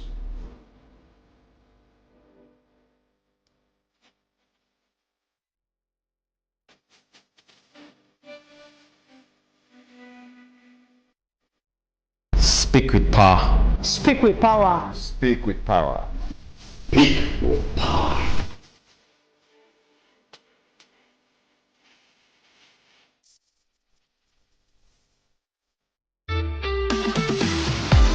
Join us on Teachers World, only on the Achievement Channel. Welcome back to Teachers World, and I still have Mr. Anifowoshe with me in the studio. Thank you. Now, for those of us who are just joining, Mr. Anifowoshe is also a Guinness World Record holder, and that's another project we worked together on. Now, this brings me to this question. As a Guinness World Record holder, what would you say is the importance of teachers working together, collaboration? Okay, so what that event has taught me is the power of collaboration. Right? There's nothing you can do alone, right? We can't do anything alone, Success in life is dependent on not just your ability, but it also depends on the strength of other people, and we must learn how to leverage our different strengths, right? So what that event has taught me is that collectively as teachers, we have the strength, in our togetherness to transform education to transform the teaching profession, not just in Nigeria, globally, right? See, I don't know if many of the interviews I've attended, there's something that I normally would say, and that's because it's my personal philosophy. It says values and institutions are not given to us by God or handed to us by nature. We invented them. And if they don't suit our purposes, we have the right to change them, right? So the things that we see in the teaching profession, they are the things that were engineered by some people. And so as teachers who believe, who have different ideologies about how things should be, we must begin to re-engineer the teaching profession. And we cannot do it alone. I cannot do it alone. Apologies, I always reference you. You were part of the Guinness World Record. So the record, the conference was a global platform, all right, for us to begin to advocate better teaching standards, advocate better welfare for teachers, advocate policy reform for teachers. That's not what one person can do. That's not what only Oluwaseyi can do. That's what all of us can do together. So lessons from that event is that together we can begin to make things happen. True. You couldn't have said it better. Yeah. Okay, so your organization works on raising a new generation of teachers and educators. I would have to ask you this. What do you think the ideal classroom looks like in the next 5 years or in the next decade? Okay, I read the book by Robert Starrett, Refocusing School Leadership, and he defined education in a particular way. And from that day, I began to adopt that definition. And it says, education as an end is to develop intelligent human beings who know how the world works and are prepared to participate as healers of its ills and stakeholders of its development. All right. And teachers are critical to that. All right. So my ideal classroom is a classroom where we have teachers who know how the world works, teachers who are not bound by curriculum, students who are not bound by curriculum, students who are not bound to conform, but who are allowed to express their creativity, right? So because the curriculum is just a document. All right. What makes change happen is not just the curriculum, it is life that happens in the classroom. So my ideal classroom is where education helps us to solve the need of our community, because education is need-based. All right. So we look at the issues in our environment and design a curriculum that can solve the problem. All right. So that way we're not following a rigid curriculum. We're looking at things that can help us become better. Fantastic. I could actually relate to what you were talking about, because I remember that kind of question was once posed at me at one of my interviews for one of the awards I won, and I said something along the lines of, I want a classroom where children don't only learn about the world, but where they learn with the world. And one of the interviewers told me that was something I was already doing in my classroom while I was connecting them to other continents from the classroom. So I can see, they say great minds think alike. All right, so lots of people are watching this now and are feeling like they are inspired and they can aspire to what it is you have accomplished in your very distinguished career. What would you say to those who feel like their contribution isn't being appreciated at work as educators? All right, I would say keep showing up. All right, I would say continue to communicate your value, continue to do what you do. All right, it's a matter of time. All right, you will be appreciated, you will be seen, you will be visible. All right, so you see, I have this analogy. If a drop of water keeps dropping on a rock, after a while it makes a hole on that rock. even as hard as this thing is, if I have drops, you know, so the consistency of the drops makes impact on this solid surface, and it makes a hole. And so that's the same thing I would say, right? Keep dropping, be consistent, all right? Just keep doing what you're doing, all right? Keep evolving, all right? Keep learning, and with time, all right, it says time and chance happens. Happening to everyone. Yeah, so all your right. time will come. So that's a very profound way to close that, and I actually agree with you. There is nothing as important as consistency. It always leaves its mark. Absolutely. All right, so thank you so much for being here, Mr. Oluwaseyi. It's been a great pleasure. It's fantastic to have you in the studio with me, and I would want us to do more things together. Absolutely. However, there's one thing that's going to be happening on this show for everyone who is going to come here. Mr. Anifooshe has the privilege of being the first person to launch this tradition, and he's going to nominate one other educator who he would like to see on this show sometime. So amazing. The floor is yours. That is very, so I have a lot of people, all right, so I think I'll just choose one. Okay. So this is not about, I mean, okay, I think I'll nominate Shola Adiola. Shola Adiola. Sojibra. Okay, do you want to say her handle? Yeah, I think she's Sojibra on social media platforms, all right. Okay. Shola, you've heard it here. I assume that you're going to be sitting on this seat very soon on Teachers World. So there we have it. It's been a fantastic show, and it's been a pleasure. Thank you so much. It's been a great pleasure to be here as well. My name is Mrs. Ifoma Okolo. I've been a teacher for over 25 years. This is Achievement Channel, and I'm watching Teachers World. Hi, my name is Mrs. Osage Cynthia. I've been teaching for the past 14 years. This is Achievement Channel, and you're watching Teachers World. Join us on Teachers World, only on the Achievement Channel. What an empowering conversation. A massive thank you to Oluwaseyi and Anifooshe for reminding us that a teacher's impact should never be limited by a classroom door. We have learned today that being a catalyst starts with a simple choice. The choice to see yourself as a leader who shapes generations. Remember, when you pour into your own growth and dignity, you aren't just teaching a lesson, you are transforming the future of Africa, one child at a time. Remember to follow at Achievement Channel on Instagram, Facebook, X and YouTube for empowering conversations and updates. Use the hashtag #WeSeePossibilities and share your thoughts. I'm David Obianyo, and this is Teachers World on Achievement Channel. Thank you for watching. Join us next time on Teachers World as we continue to provide the solutions and motivation you need to shape a brighter future. Remember, keep seeing possibilities, and don't forget that regular is boring.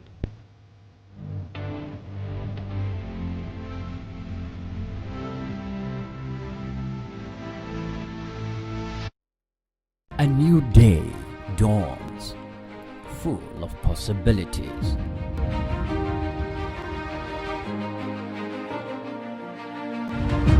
Take the first step towards your dreams. Empower your mind with positive thoughts. Achieve more. Make a difference in someone's life today. Impossibility is nothing.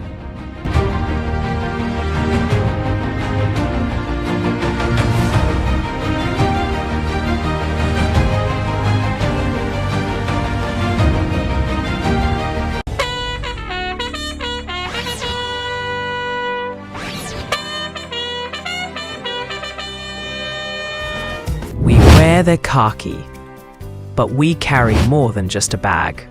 We carry dreams, grit,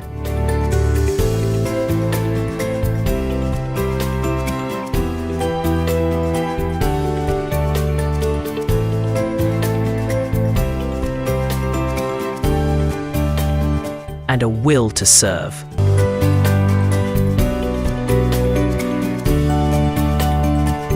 This is Corpus Ken rising to serve, rising to lead.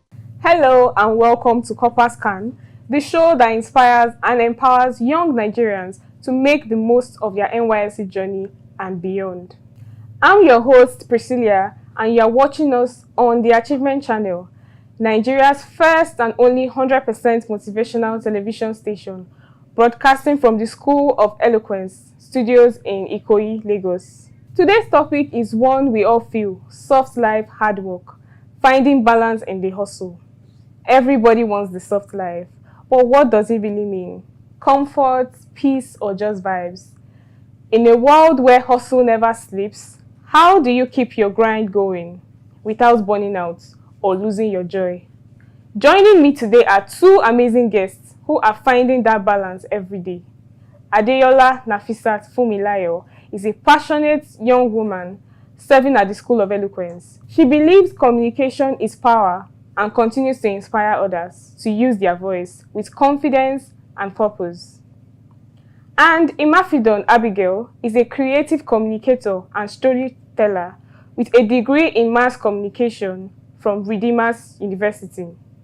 She's passionate about using media and fame to inspire and educate, proof that creativity and hard work can truly coexist. Together, we'll explore what it means to chase success and still live softly without losing yourself in the process. Stay tuned. This is going to be a fun and inspiring conversation. This is Corporate rising to serve, rising to lead. Welcome, Abigail and Nafisa. Thank you for having us. Thank you for having me too. Everybody wants the soft life, but what does soft life really mean to you? Is it money, peace, or just vibes? Well, thank you for that question. For me, I think soft life goes beyond money. Of course, everybody wants money. I want money. Yeah. That's why you have to work hard. To me, soft life is finding balance and peace of mind. So even when we are working hard, you are meant to rest. Mm-hmm. So if you are working so hard and you cannot rest, there's nothing soft life thing about that. True. So if you have that money and you are rich and you cannot even have the leverage of taking few hours break, to me that's not even soft life. It's as if you are just punishing yourself, because how can you be working for probably a very long time and you cannot even take few days off? So soft life goes beyond just money. It's about finding balance between making money and taking a break. That's what soft life means to me. When you are working hard, you have to take it, like take a deep breath and pause. So soft life is that for me. Money is actually very important. Yeah. There's no soft life without money. But at least you should be able to find balance between making money and taking a break. So without doing all the hard work and everything, should be able to take a break, should be able to pause. So to me, that's soft life. My definition of soft life is finding balance and having peace of mind. So when you are doing that hard labor, you should be able to take a break when necessary. Okay, thank you so much. Abigail, what do you think? So to me, soft life, as she said, is just like finding balance between your comfort and then your productivity. That's like, as you are working, also like find time to like take breaks in between. Yeah. Just go outside, touch grass, ensure that you're having peace of mind. Yeah. And to me, soft life to me is also being able to afford the little things that I want. It's not like it's not about having the whole money in the whole world, but like being able to afford some little things. I think that's what soft life means to me. Yeah, okay. That's great. Moving on, I have another question. These days, it feels like if you are not hustling, you are slacking. How do you keep your grind going without burning out or losing your joy? That's a very deep one. Yeah. Because to be very honest, the society we find ourselves, when you see other people hustling, and you at least, even when you are hustling, and you are not like meeting up to what like other people are doing in terms of hustling, you see yourself as, at times you ask yourself, are you sure I'm doing the right thing? Hope I'm not a failure. There are questions that you keep asking yourself.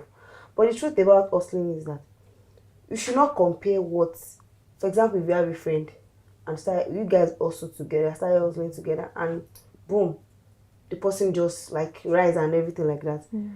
I think everybody's journey is different from each other. So comparing journeys will only just drain you and make you feel very bad, and to start giving you a lot of thinking to do. At times you overthink. When you're hustling, you have to take a step back, as in relax, look at where you start from and where you are presently. There's some things that I'm very sure that when you go down the memory lane, you're able to see that you actually tried your very best. You're not slacking. But in society we find ourselves today, there's no way you will know, like, find yourself comparing yourself to other people that is hustling. So hustling does not necessarily means you are slacking off. But the society we have today make people believe that if they are not really hustling, that's like, in the sense that to be able to afford the little things of life, you have to hustle. Yes. You have to come out of that your comfort zone. You have to do that. So you have, even if it's little, you just have to have something like up. You just have to be up and running. You have to have something that you're actually doing. Okay, for example, I said something about 9 to 5. So there are some people that their only source of income is 9 to 5. We have some people that they have other source of income apart from 9 to 5. So at times, as a 9 to 5 person, if you see someone that has an entrepreneurship business apart from 9 to 5, you cannot compare the income the income of that person to you, that the only source of income is 9 to 5. And at times when you, for example, let's say, okay, the person just randomly said something about starting entrepreneurship or having a business. You were there when the person just said the idea, and you were there when the person just started the business. And probably a year down the line or 6 months down the line, when you notice the growth of that person, for someone like you that you're just like the only source of income is just 9 to 5, you question yourself like, I should have just also, I should have just go into this entrepreneurship also. Because and one thing is that the reason because that person did business and the person, he or she, is able to succeed in it, does not mean that if you do the same, you'll be able to succeed in it. That's just the point. So doing that does not mean you are slacking off. And I think also hustling, and put it that way, means different things to different people. So that's it. Okay, thank you so much. Abigail, what do you think? I think I will go with the word finding balance again. In as much as the country we find ourselves, you have to hustle hard to buy the basic things. I feel like as much as you are working, I think you also find time to rest and all. I also find time to do little things for myself. Be it things that I enjoy.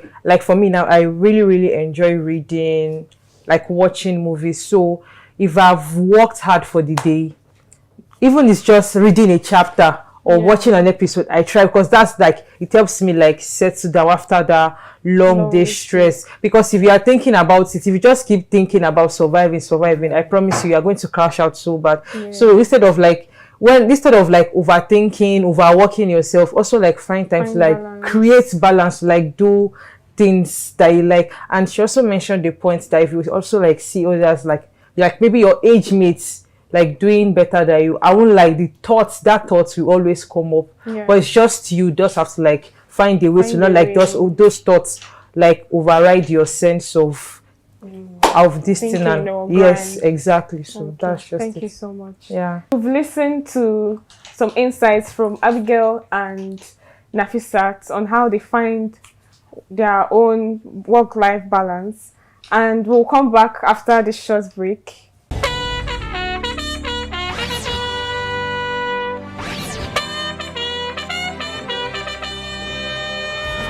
We wear the khaki, but we carry more than just a bag.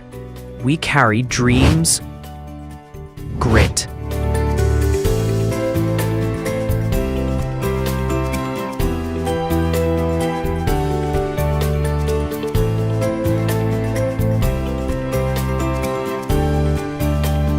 and a will to serve.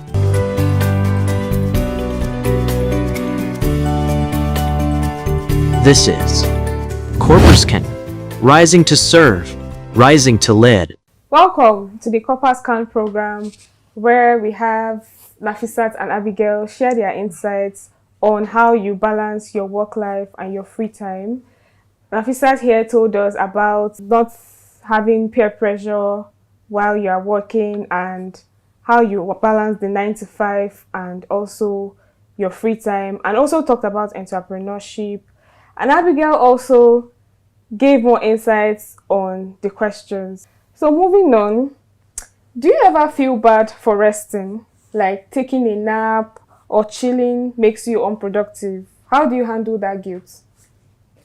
Honestly, I won't lie. Like, yes, most time when I'm supposed to like be working, I know like maybe I have a task to do, and let's say I'm tired, but if I don't rest, I might not give that task my all. So it's just better for me to like just like take a break, maybe for some minutes, and then continue with the task. Because if I don't, I promise you, once I complete that task, even the outcome, you yourself, you are not going to like it. So it's very, very essential, no matter how busy, like definitely we'll be busy. No matter how busy we are, it's very essential we take breaks, because if you don't take breaks, you're going to crash out so bad.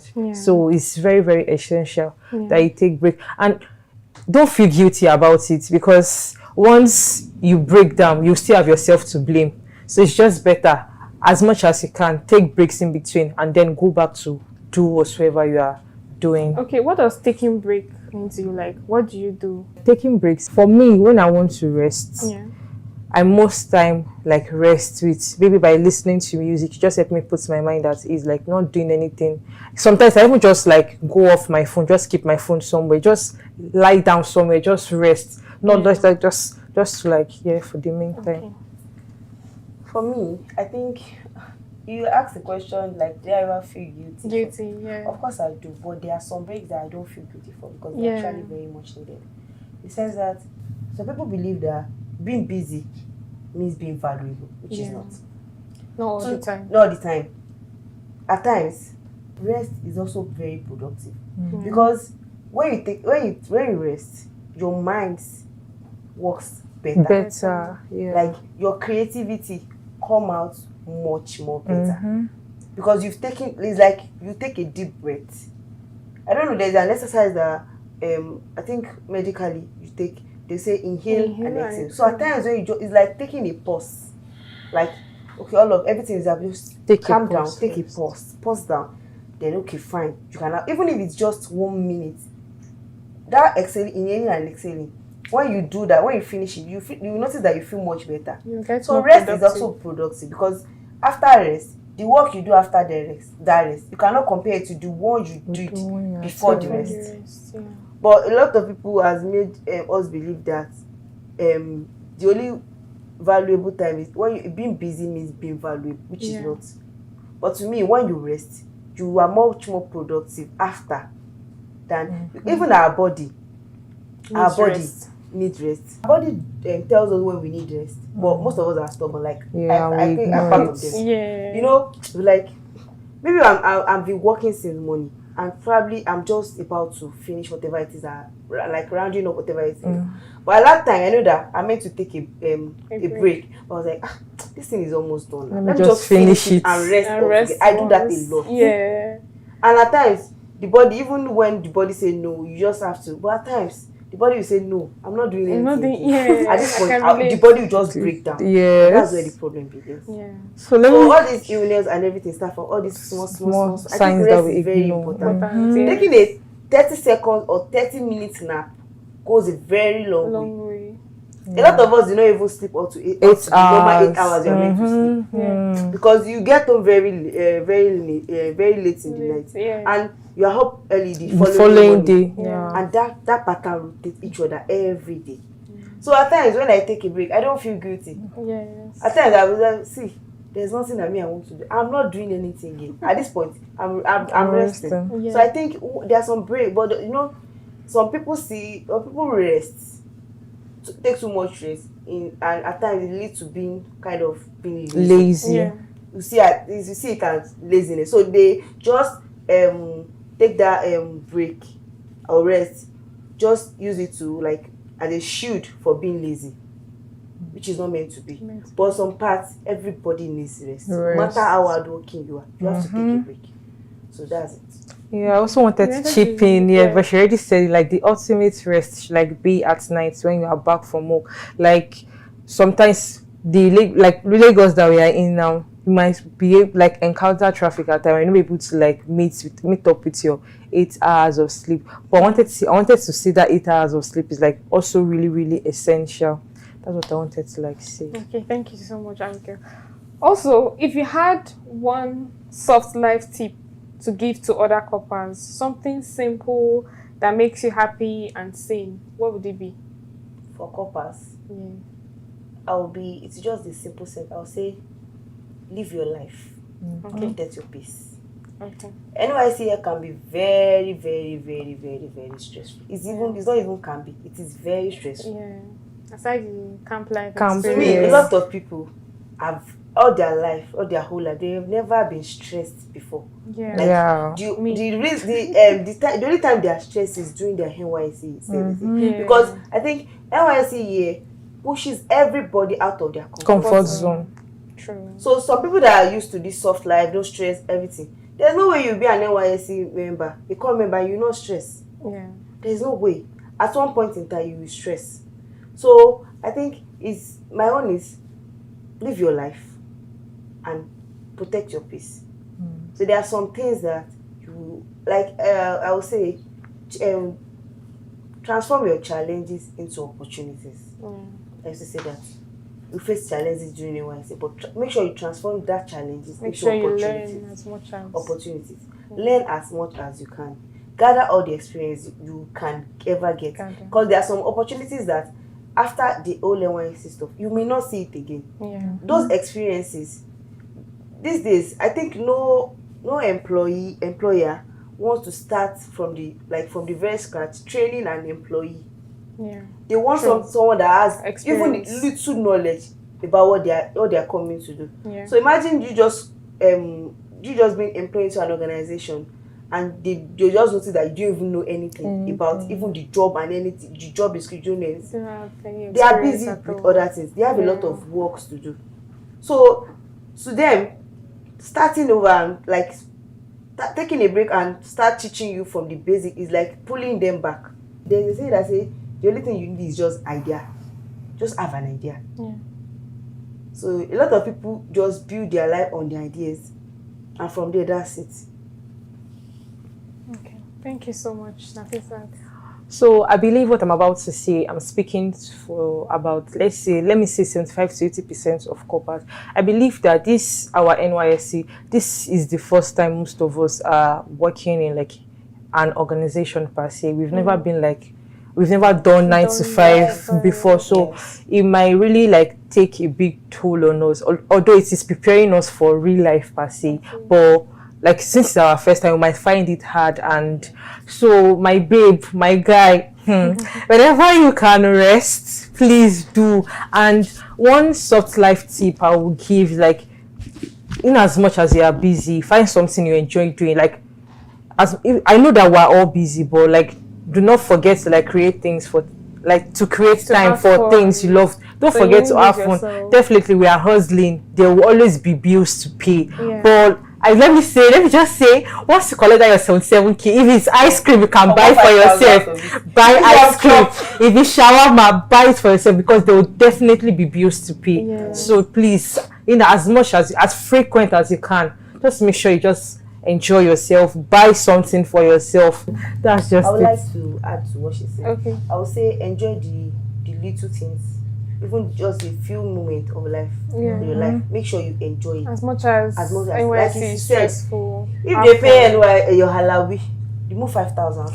Guys, don't forget exactly and invest. So it's your because it's very, very difficult. A lot of people use all their allowance on transport. Like there's practically nothing left, and that pattern will start from the first month of their service until they finish. Imagine finishing the whole 1 year, and you cannot even say, okay, fine, when you are now, you cannot create memories. You cannot gather anything. You cannot even say this is something I did for myself during my NYSC. Is that bad? So as much as you are catering, because you are working for someone. Yeah. You are not a full-time employee of that organization. So it's like you are substituting in an organization. In as much as you are doing that, you are helping someone, you are working for, so you are catering for someone's job. Also cater for yourself. Cater for yourself. Take care of yourself. Even if it is just little things, it's very, very important. Essential. It matters. Yes. Today's program is all about not just the camp experience, but also living outside camp, like having fun, getting more experiences. Also, it's not just having fun. You can also like register for online courses during your CDS, meet people, socialize. You know, you never know what happens after NYSC year. Also, as much as you have fun, please don't forget to save and invest. I mean, life after NYSC is not easy. You have to start hustling for jobs and all of that. This is Corpus Can, rising to serve, rising to lead. What a refreshing conversation. Today we've learned that soft life isn't about escaping work. It's about working smart, protecting your peace and enjoying the journey.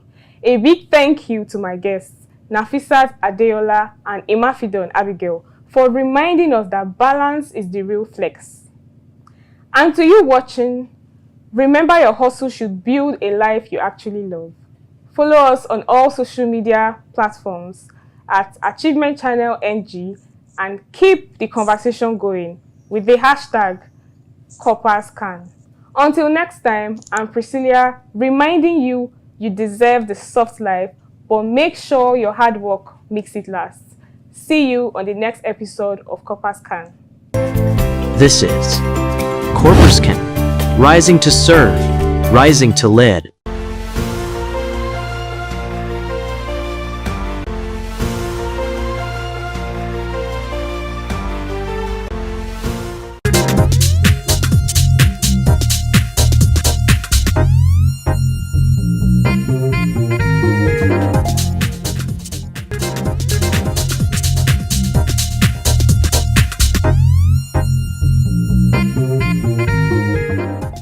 My name is Mrs. Osage Cynthia. I've been teaching for 14 years now. I see teaching as a vocation and a way of, giving back to the society, helping children who are struggling with their education to grow and find their path in life. As a mother, I want the best for my children, and giving back to children in the society, helping them to find their potentials, helping them to find their path, gives me joy. I see that, in fact, it's a passion for me. I love teaching as a profession, and in fact, I see that even as a hobby, basically. Yes. When I see children who struggled during the course of their years, because I teach in the secondary school, they struggled, but by the time they get into the higher institution, you see them doing very well, and at the end of the day, they come back and say, Mrs. Sage, you were part of my success story. So it gives me joy,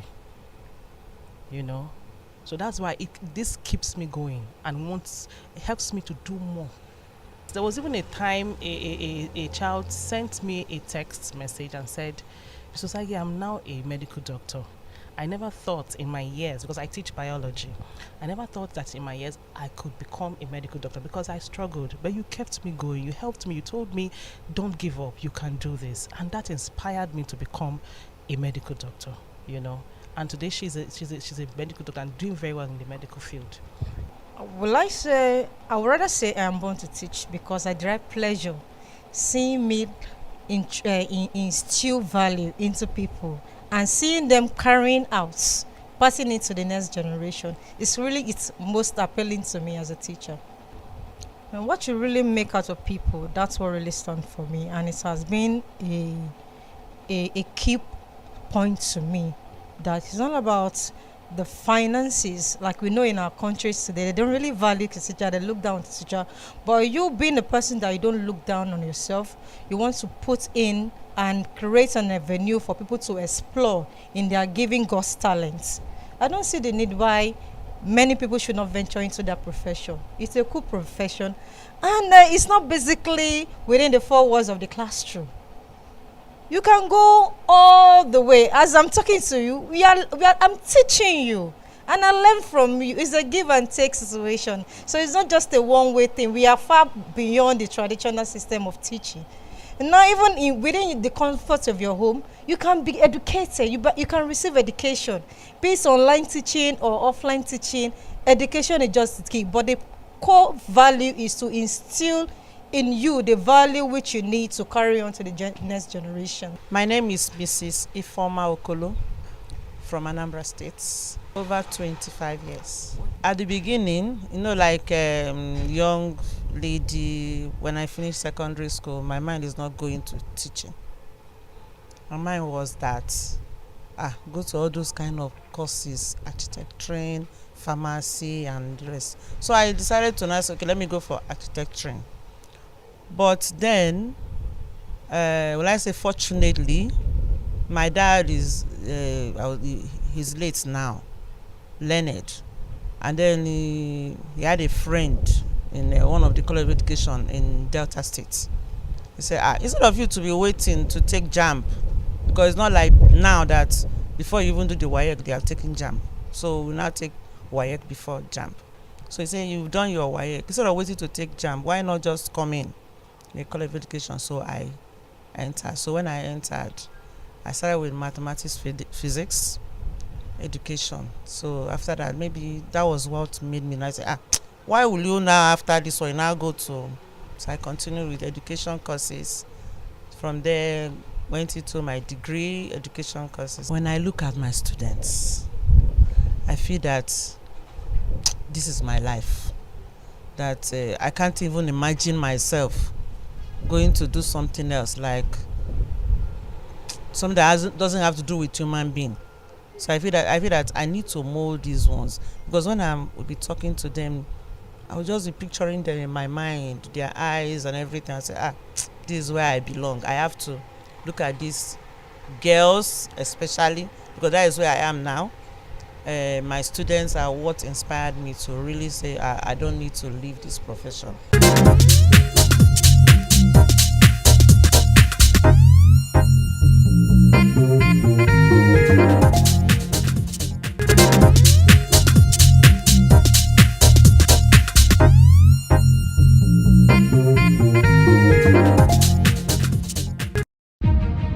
A new day dawns, full of possibilities.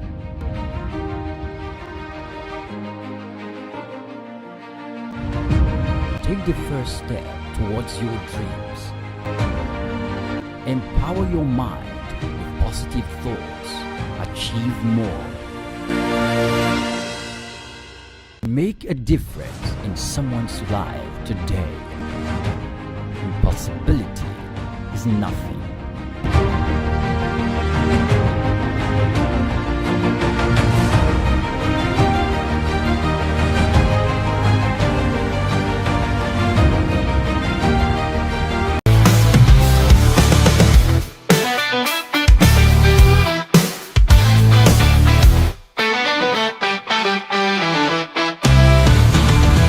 Good day, Nigeria. Welcome to Achievement News, your daily dose of inspiration, right here on Achievement Channel Nigeria, your first 100% motivational channel.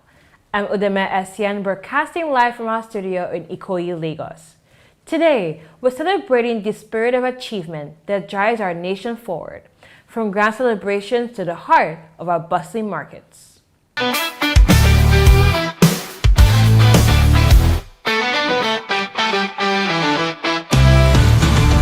On today's headlines, we're revisiting the glamour of the Silver Bird Man of the Year Awards, showcasing international achievements in innovation and highlighting a powerful story of resilience from the streets of Ilupeju. Let's get started. On March 16, 2025, the nation gathered to celebrate extraordinary achievements at the Silver Bird Man of the Year Awards. This event, a beacon of excellence, highlighted the incredible contributions of Nigerians across various fields.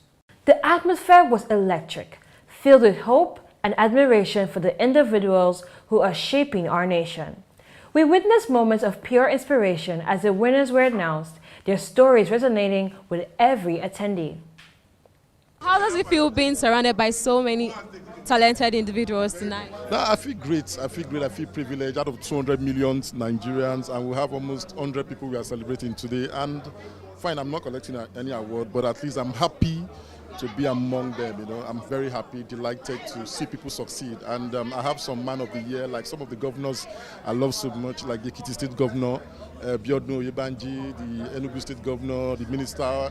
David Omanyi. I'm seeing a whole lot of them here, and amazing. They are doing a wonderful job. It's not easy. It's not easy. Even sometimes to even manage your home too, it's not easy.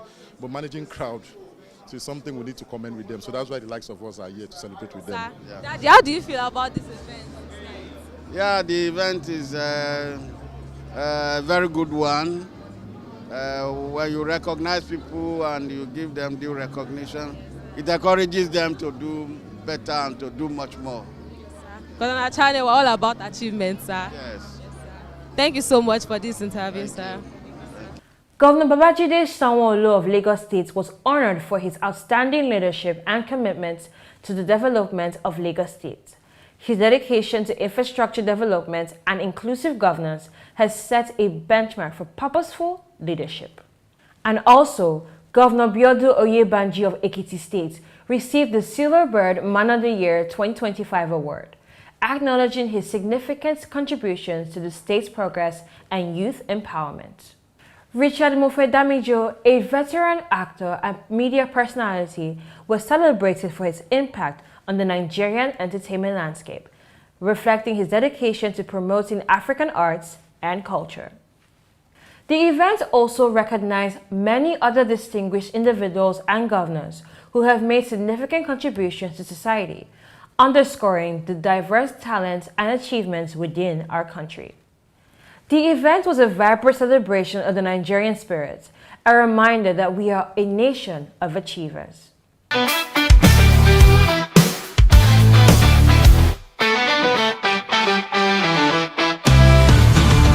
Are you in governance? You need public speaking. Are you in business? You need public speaking. Are you a professional? You need public speaking. Now you too can learn how to overcome nervousness and speak with confidence before any audience at the School of Eloquence, the home of public speaking. Attend our practical and training one-on-one coaching with West Africa's only certified speaking professional at any of our centers in Lagos and Abuja. To register, call 0802 3032 066 or 0706 1606 078, or log on to our website schoolofeloquence.org. School of Eloquence, teaching the world to speak. The Nigeria Food Summit 2025 was a landmark gathering of food professionals from across the country, bringing together restaurant owners, chefs, farmers, and industry leaders to discuss the future of Nigerian cuisine and agriculture.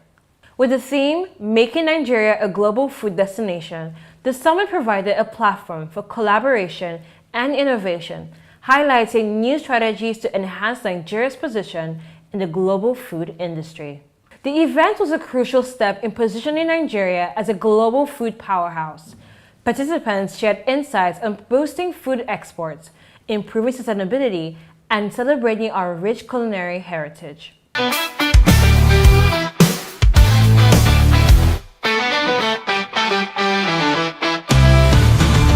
Now, we take you to the heart of Lagos entrepreneurial spirits at the streets of Ilupeju, where we met a remarkable woman who has become a local legend. Iyabumi, as she's popularly known, has been selling bananas for over 25 years. Her story is one of determination and unwavering optimism in the face of daily challenges.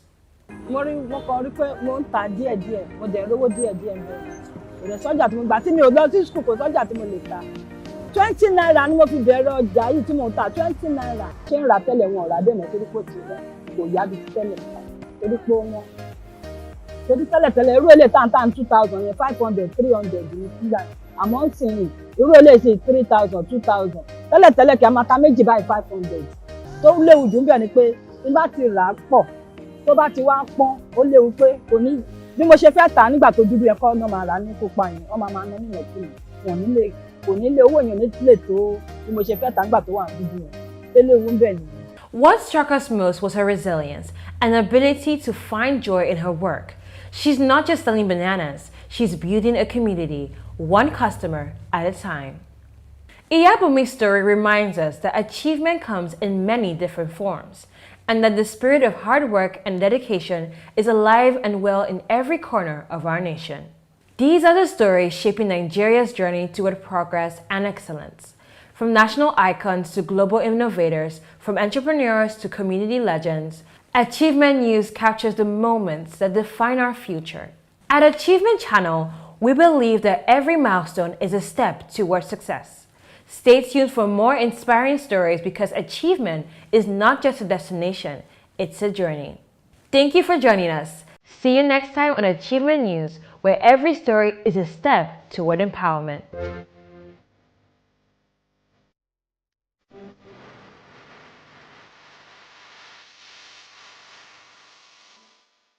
Hey, this is Habiba Balogun, Chair of the 11th Champions of Talent Development Conference by Learning and Development Network. Shout out to who? The Achievement Channel. Yeah, my name is Victor Diali. My friends call me Victorious Victor. You're on to Achievement Channel. Shout out to you, Achievement Channel. Thank you so much for being here and for relating with us in the way that you have done. I'm really excited to have met you all here today. And please, guys, keep watching Achievement Channel so you can achieve. Hi, my name is Dr. Tayo Oluwole, and I want to say a special shout out to the Achievement Talent. You guys are doing great thing, and you are really, really inspiring us with most of the content we are churning out. And I am proud to even say that you are our partner in progress with some of the things we are turning out. Thank you very much. I'm Dr. Samuel Jackson, Director Marketing Communication for the Learning and Development Network International. Keep watching Achievement Channel. Just like the name says, you got so much to achieve, so much to learn, capacity built on this channel. So keep it locked in. Don't turn it off. The future of any nation is hidden in the potential of its children. At Catching Them Young, we don't wait for greatness to grow. We ignite it early. This is where champions are noticed. Where leaders are born. Where purpose begins. Catching Them Young, because tomorrow begins today. Hello and welcome to Catching Them Young, the show where we inspire the future, one young mind at a time. You are watching Achievement Channel, Nigeria's first 100% motivational TV station, dedicated to showcasing stories that spark purpose, passion, and the pursuit of greatness. We are broadcasting live from the School of Eloquence Studio in Ikoyi, Lagos, and I'm your host, Sarah Andu. On this program, we bring you real-life achievers who are making waves across the world, people who started young and stayed focused, and are now helping others rise with them. Today's guest is a shining example of what it means to live with purpose and lead with vision. She is an education consultant, creative visionary, and passionate advocate for equity in education. Her name is Danielle Joshua Babantunde, and she is the founder and CEO of Transcend Movement and Transcend Education. With over 8 years of experience in the classroom and in the leadership roles across the UK and Nigeria, Danielle has trained more than 600 teachers, shaped thousands of students' journeys, and continues to redefine what education looks like. Danielle is driven by her faith and her mission to help every young person, regardless of background, unlock their full potential. Stay with us because this is going to be an inspiring conversation you don't want to miss. Catching Them Young, because tomorrow begins today. So, Danielle, Hi. You've done so much. You've done a lot of things. Well, let's start from here. Your beginning, how was it like for you, your childhood, growing up? How was it like growing up? Yes. Firstly, thank you for having me. It's an honor. Okay. Thank you so much. So I grew up in the UK. I was born in the UK. Okay. So lived with my sister, my parents, kind of an normal background, I would say. My parents were working. But I experienced both private and state school. So my parents really believed in education, like every Nigerian parent, most Nigerian parents. And so it was always about being the best that you can be, you know, really aspiring high. So I was really nurtured. I had a really good community, church environment, was serving in the church from a very young age, singing and dancing from a very young age, and experienced going to a private school and also a state school. So kind of seeing that both ends basically. So yeah. Wow, that's great. So we see that you had a very good background growing up, a childhood background growing. That's interesting. So you hold a degree in politics and sociology, a master's in policy studies in education, and currently you are now pursuing a doctorate. That's quite impressive, you know.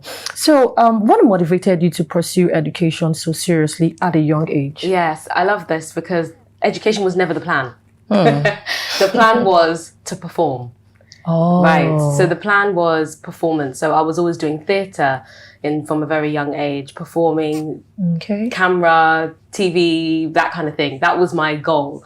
But then it actually started because I was 16 and I was in school and I was studying sociology. And the teacher said, if you are black, right, being in the UK, you are less likely to do as well as your white counterparts. And if you are from a working class background, so a lower income background, you are less likely to achieve an A star to C grade. And if you're a black boy, you're 4 times more likely to be excluded from school. And I remember looking around as a 16-year-old and thinking, this is actually true. Like, this is what I'm seeing around me. Like, these statistics are real. And so it was disturbing. It was disturbing enough that I was like, I need to do something about this. And even though I love my passions of performance and things like that, I wanted to go to uni to study sociology more, do something about it within the education space. Because I don't think it should be right that where you're from should determine how well you do in life. So yeah. Wow. So you're saying that there was a discrimination with, you know, your color because you were black. Yeah, I mean, it wasn't like outrightly. It's not like, oh, because you are black, you're going to fail. But it's just that it's harder. You know, it's harder to achieve. It's harder to, you have to put a bit more work. There's lots of different things. And I just never thought about it. But I noticed that it wasn't reality for me. But it was reality. I went to a private school, but I also went to a state school. So I saw that difference that, when I was in a private school, that's true. My friends who weren't doing well, it didn't really matter because they were just going to work for their dad. Whereas when I went to the state school, I saw a lot of my friends, that was the reality, that a lot of them did drop out of school. A lot of them did try, you know, I saw that. I saw the statistic. And so I wanted to do something about it. Wow. Yeah. Wow. So that motivated you to go into education. Again, when I did my degree, I thought I was finished. I did not. I'm not, by the way, I know that most people, when they do a doctorate, you would think they're really intelligent. I'm not saying I'm not intelligent, but you would expect that, oh, you must love books. You must love to read. No, I don't. I think I'm just passionate, and that's what drives me to try and do something more. So, wow, that's an inspiring story. That's inspiring. So, Danielle, many young people currently are watching and they think that studying is boring or hard. So, what helped you stay focused? Do you have any tips for students who find it quite difficult? Yeah. Okay, so there's actually research, right? That if a young person has an idea of what they want to do in the future and they know how school can help them achieve it, they're more than likely going to have higher motivation and they're more likely going to have higher achievement. And what that shows us is that if there's a goal, if there's an end goal that each child has, that, okay, I want to do this. Okay, school can help me with this. I need to put effort because this is where I'm going. Whereas if they don't have a goal and we're just saying, pass your exams, pass your exams, pass your exams, there's no real motivation. Okay, I'll pass my exams because I'm scared to fail. I'm scared to bring shame. But when you have something driving you more, it will push you in the right direction. So I would encourage that young people should find out their strengths, should find out an idea of what they want to do, their passion, and try to see education as that stepping stone to whatever you want to do. I would also say start revising and working from the beginning, not waiting till the end, not waiting till your exam 2 weeks before you start reading. I think that really helped me personally, especially in A levels and, that's 16 to 18 age, where just before university. So yeah, that's what I would say. Good. All right. That's good. But I want to ask you something. You made mention of having a goal. What about children who do not have, a good parental background and don't even have an idea of what having a goal is, or, something they want to pursue? So how would you say that they can, have a goal actually, even if they don't have someone, to help them, picture the future for them? Yes. I love what you said, because I think this is where school comes in. Oh, good. And this is where the institution of schooling comes in. And that's why I'm so passionate with the work that I do with Transcend Education, because this is what we're trying to do. I think that if the curriculum in schools, if you embed in the curriculum about careers, future pathways, right from the beginning, primary school through to secondary, the teaching, basically. If every teacher, if you teach maths, English, science, whatever you're teaching, if you get the students to realize that this is not just for you to become a scientist or a mathematician, but these skills are going to help you in whatever you're going to do. If we can inspire the children from young and have this embedded in our curriculum, we'll be able to bridge that gap for children who have homes that unfortunately parents are not able to give them that support, or parents aren't exposed enough to be able to support them in that way. Then hopefully the school can be that bridge. Wow, Yeah. that's good. Yeah. That's good. So the schools have a major role to play Definitely. in every. That's good. Yeah, that's definitely. good. That's good. So you made mention of Transcend. Let's Yes. talk about Transcend. Yeah. So Transcend Education. You've trained over 600 teachers in Abuja. What inspired that work? Yes. So that was interesting. So when I was a couple of years ago, I went to do missionary work in Ghana. So I stayed in an orphanage basically for about 6 months. So I lived with children in their bunk beds, sleeping on their bunk beds in like a rural area, Asikuma kind of thing. So when I went there, I wanted to volunteer and teach. So I went to the school and said, yeah, I'm here to teach. And they were like, instead of you teaching, come and train our teachers. And I was like, why? I've only been qualified for a couple of years. I don't think I should be the one training your teachers. And they were like, no, trust me, you should train our teachers, because majority of them are not qualified. And, whatever you're going to bring from outside, I'm sure it will be of value. So I basically, put my postgraduate kind of courses together that I got trained in, and basically trained those teachers. And that was great. The teachers loved it. And then I went to another school and said, hi, I'm here to volunteer for a week. And they were like, instead of you coming to teach, just train our teachers. And I began to see that there was a real issue with unqualified teachers teaching, teachers that are not passionate, teachers that are probably just doing this to figure out their own path, and they're teaching some of the most deprived children. And so that's basically how Transcend Education started. It started because there was a need. And I realized that it's not just Ghana. Now that I've relocated with my husband to Nigeria, it's the same thing in Nigeria, it's everywhere. So yeah. Wow. Yeah. Wow. Wow. So that's what inspired Transcend. Yes. That's quite impressive, Danielle. Let us go on a quick break and we would be right back. Catching them young, because tomorrow begins today. Do you feel terrified when speaking before a group? Are you stressed when asked to present? Do you bore people when speaking? Are you stuck with reading word for word? How do you give a speech with polish? Learn how at the School of Eloquence, the home of public speaking. Attend our practical coaching in public speaking. Call 0802 303 2066 or log on to schoolofeloquence.org. School of Eloquence, teaching the world to speak.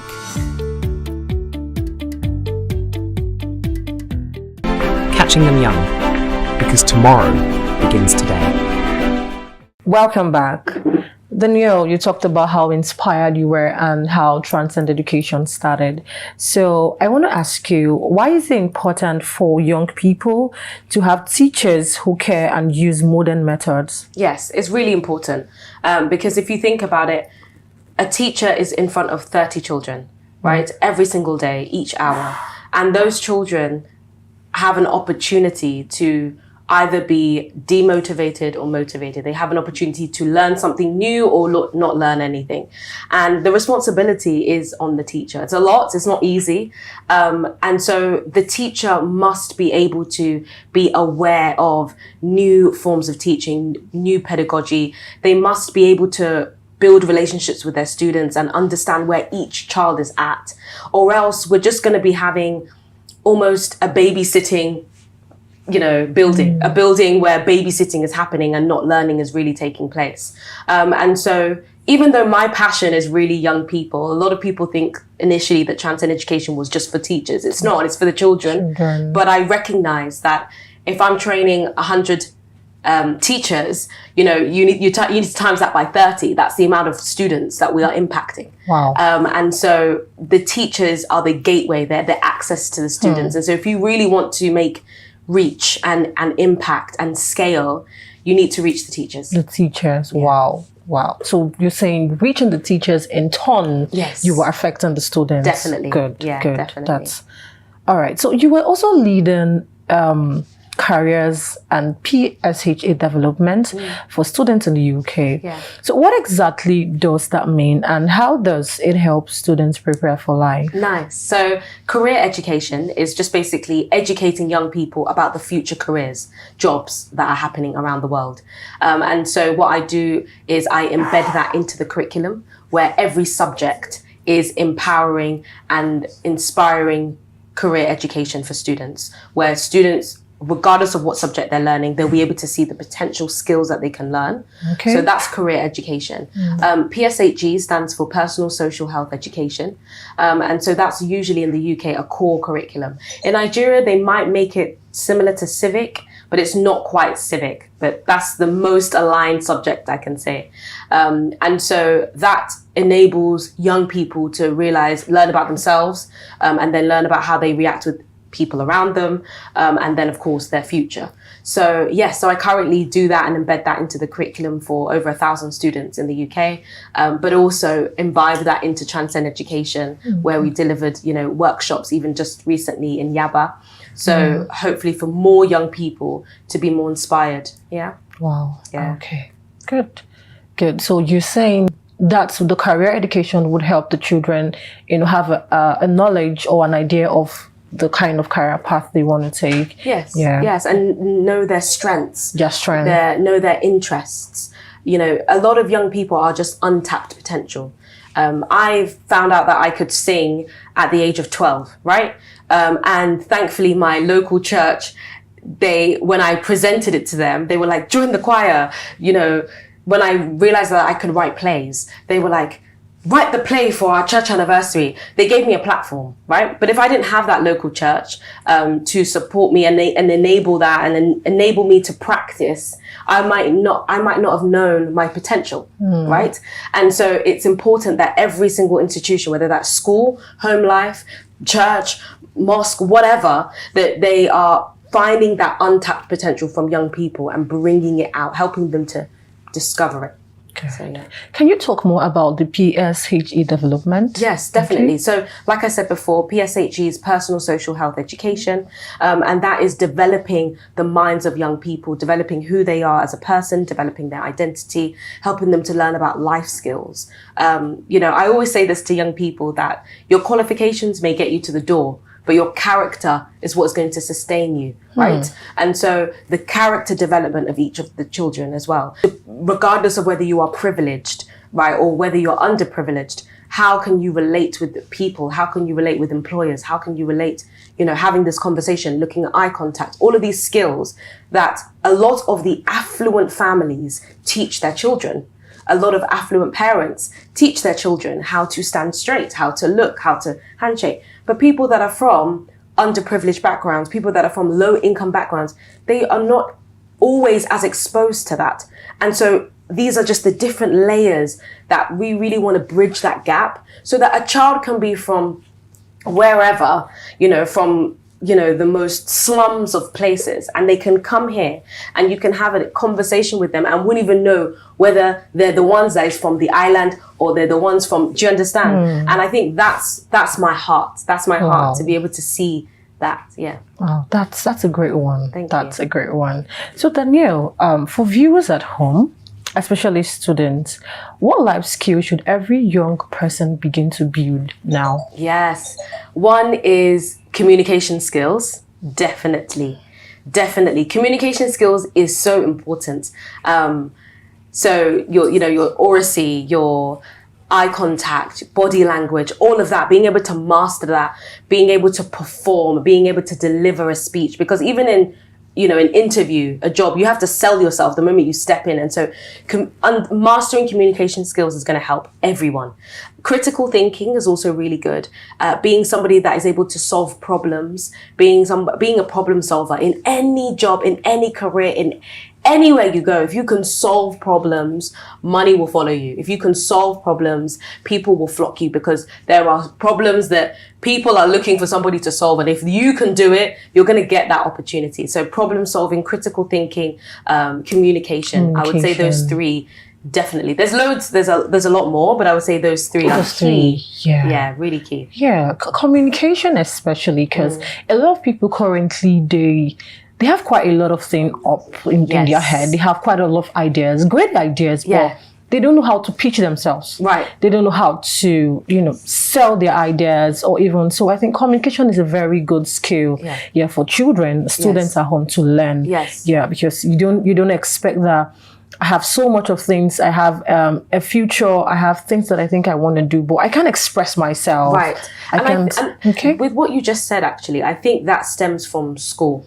I don't know what your schooling experience was like, but in school, were you encouraged to ask questions? Were you encouraged to critique? Were you encouraged to contribute? Not really. Right. And that is most schools in Nigeria, right? Most schools, children are not empowered to ask questions. They believe that the class is going well because all the children are quiet and are copying what is being written on the board. This is the difference between overseas. So overseas in the schools, they develop critical thinking. They want students to critique. They want you to ask questions. They want you to contribute to your learning. So what you find when you go to university, I met a lot of Nigerians, Ghanaians, loads of students from around the world that would come. And in our seminars, they would say, so what do you think about this? The lecturers will ask, everybody contribute. What do you think? And you would find that the people from UK, USA, they would be able to contribute more. Other students, they'll just be like, are you really asking for my opinion?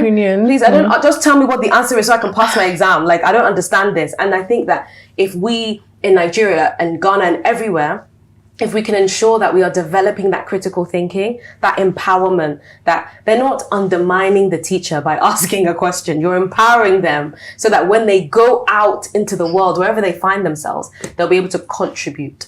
So, yeah. That's a great one. Yeah. That's a great one.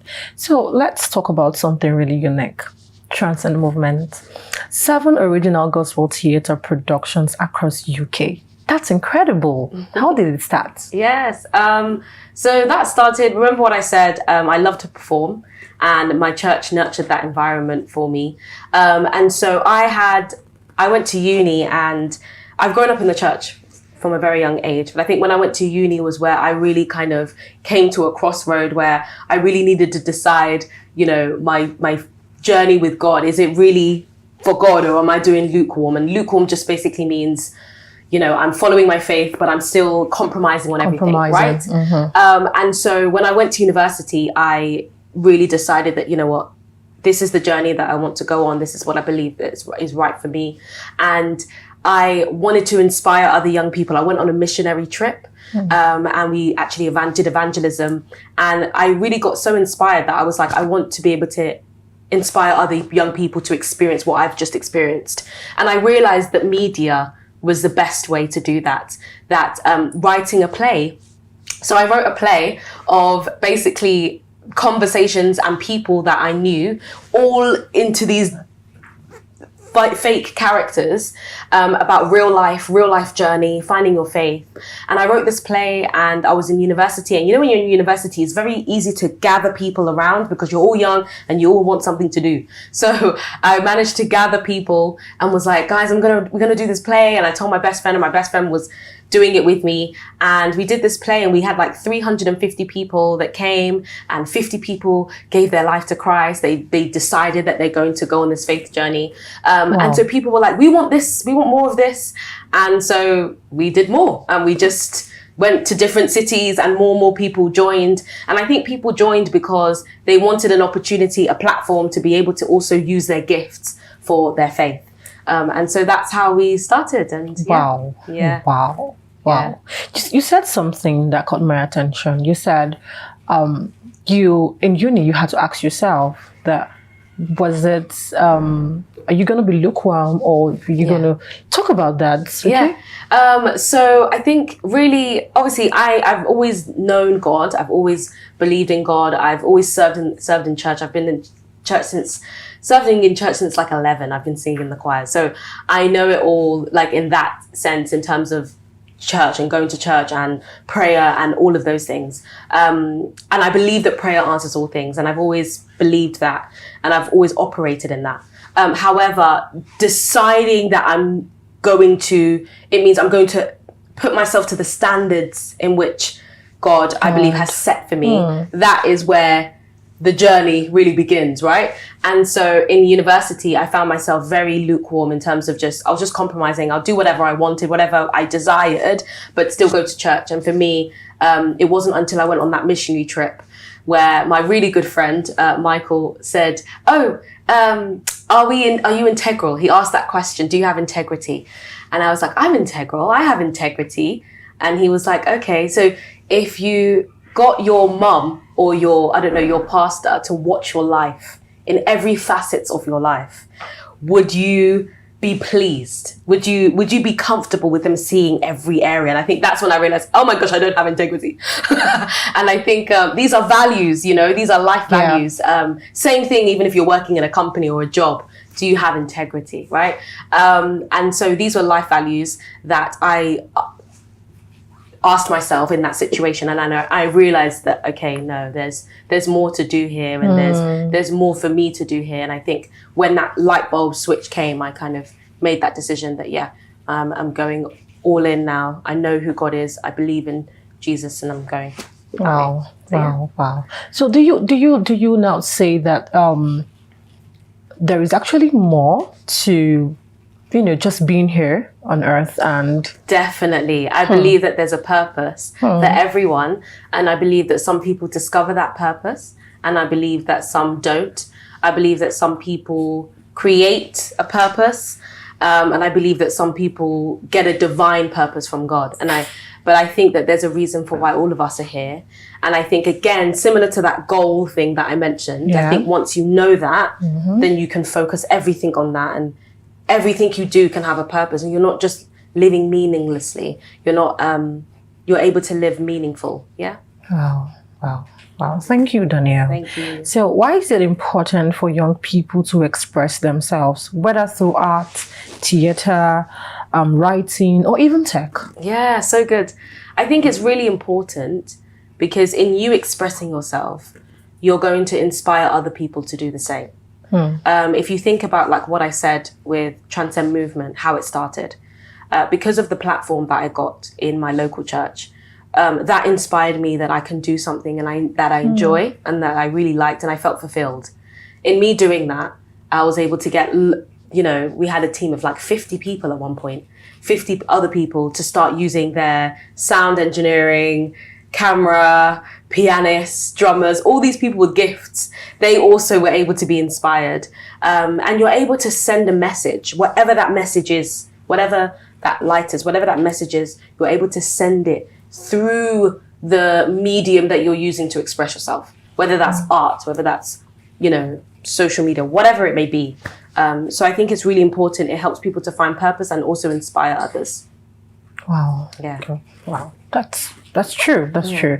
So how has your faith shaped your journey, both personally and professionally? Yeah, I think my faith has shaped my journey, like I said earlier, in terms of just finding my purpose, knowing why I'm here, and knowing that some of why I'm here is to empower and equip young people to reach their full potential and go above and beyond. And that has shaped my journey with Transcend Education, with Transcend Movement, and it has also shaped my journey because it keeps me focused on also doing that for myself. You know, you can't pour from an empty cup.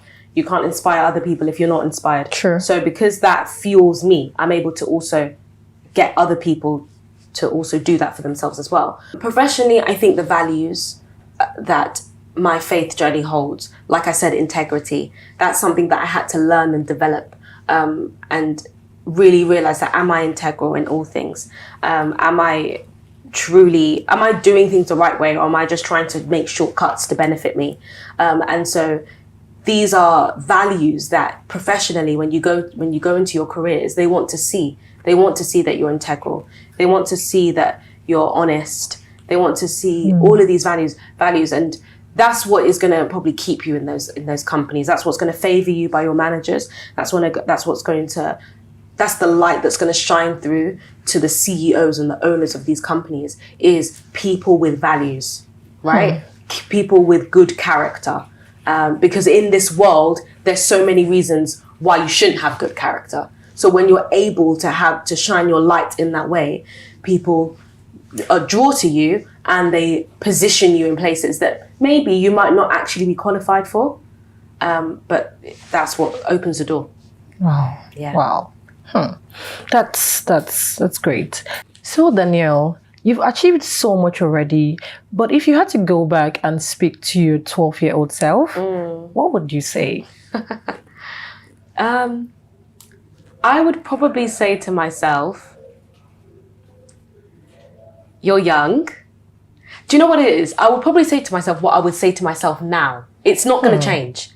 And that's because as a 12-year-old, I always wanted to be older. I always wanted to do things quickly. Like I always wanted to move forward and you move didn't want fast. to enjoy your... I was never like in the moment. I was just like, moving on to the next. And I'm still like that, right? Wow. And that's why I've done so much to people, Wow. even though I don't feel like I've done half of what I'm meant to do here. And I think that's because my mindset, I'm very futuristic.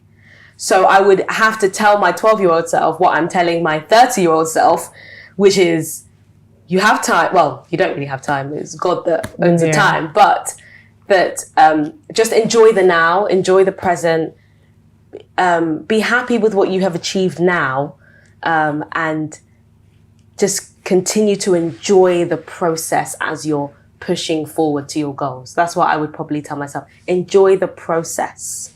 Enjoy the process as you're moving forward towards your goal. So yeah.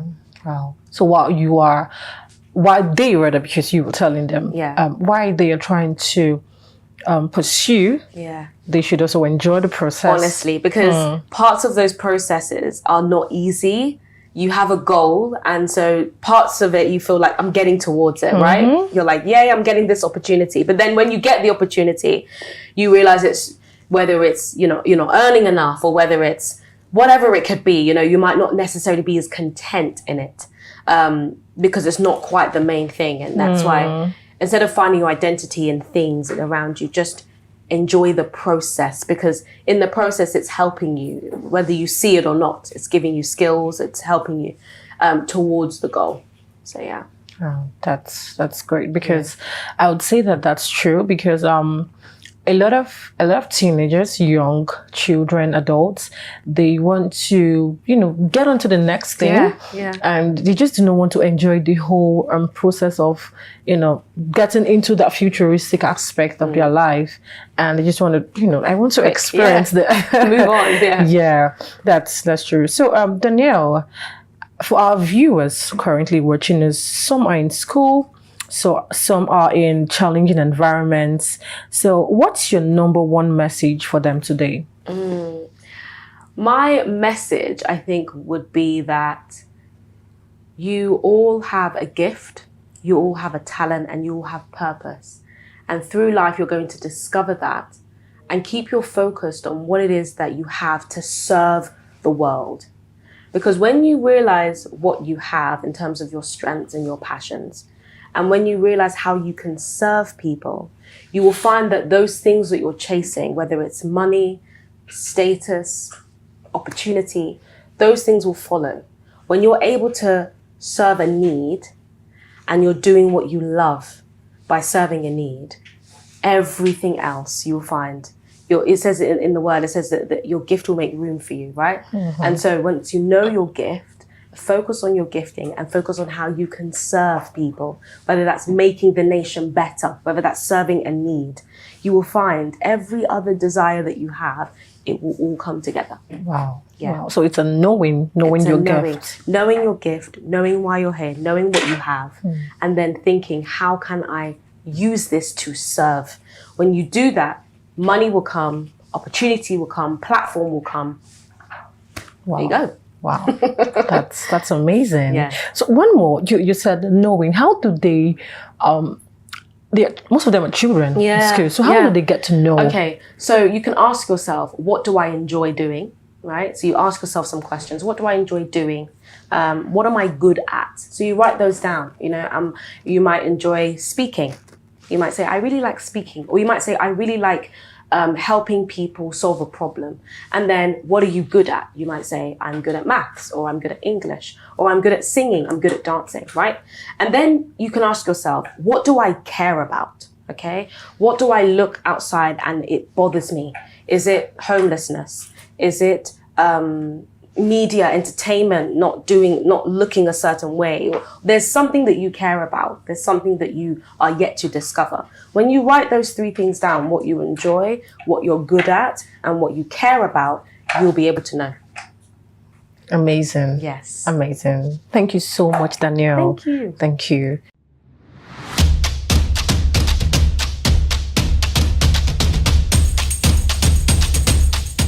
So Danielle, thank you so much. You've given us so much wisdom, motivation, and inspiration that every young child can transcend to their goals and to their visions. And to our amazing viewers at home, remember, greatness doesn't wait until you are older. It starts now. Whether you are in school, learning at home, or discovering your talent, take it seriously, dream big, and stay focused. Don't forget to tune in next time for more inspiring stories and valuable lessons. Keep the conversation going. Follow Arts Achievement Channel on Instagram, Facebook, and Twitter, and YouTube for more inspiring stories and updates. Use the hashtag #WeSeePossibilities and share your own experiences with us. Until next time, believe in yourself, work hard, and never stop rising.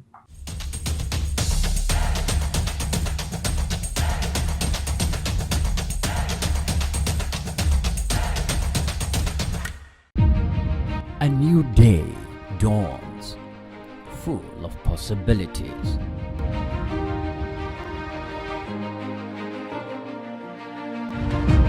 Take the first step towards your dreams. Empower your mind with positive thoughts. Achieve more. Make a difference in someone's life today. Impossibility is nothing.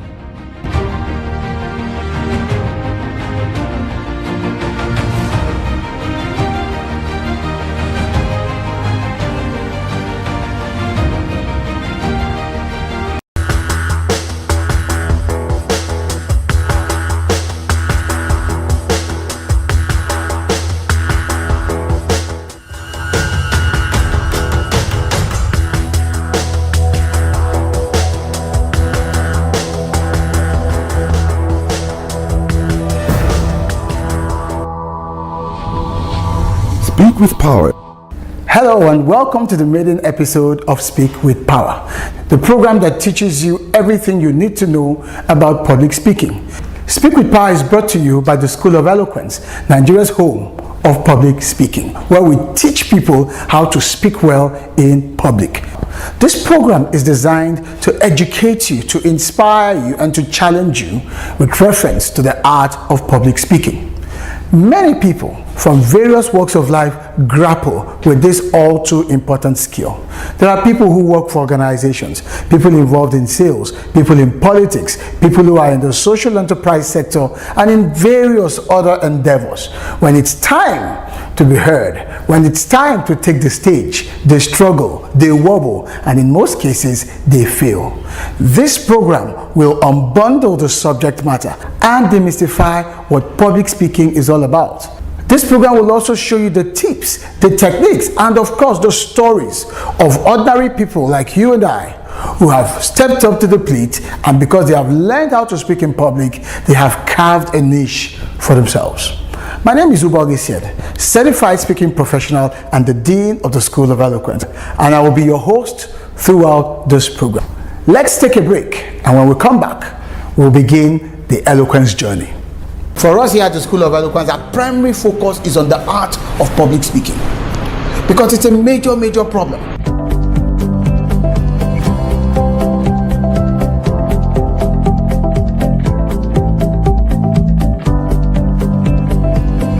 The essence of this course is to focus you on the subject of public speaking. I got a lot more than I actually expected. I have overcome the fears I used to have. The more you speak, the better you are at speaking. School of Eloquence is the place you can be, and there's a turnaround.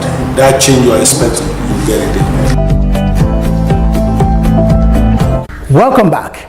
The program is still Speak with Power, where we teach you everything public speaking. You might be a politician, a classroom teacher, a businessman, an engineer, whatever field of human endeavor you find yourself in. You could even be a traditional ruler or part of the clergy. The truth is, sooner or later, you will be asked to get up in front of people and speak in public. On the program today, we've got a drama skit for you titled The Bland Ambassador. You'll be amazed when this skit comes up, what happens to celebrities when they fail to speak well in public.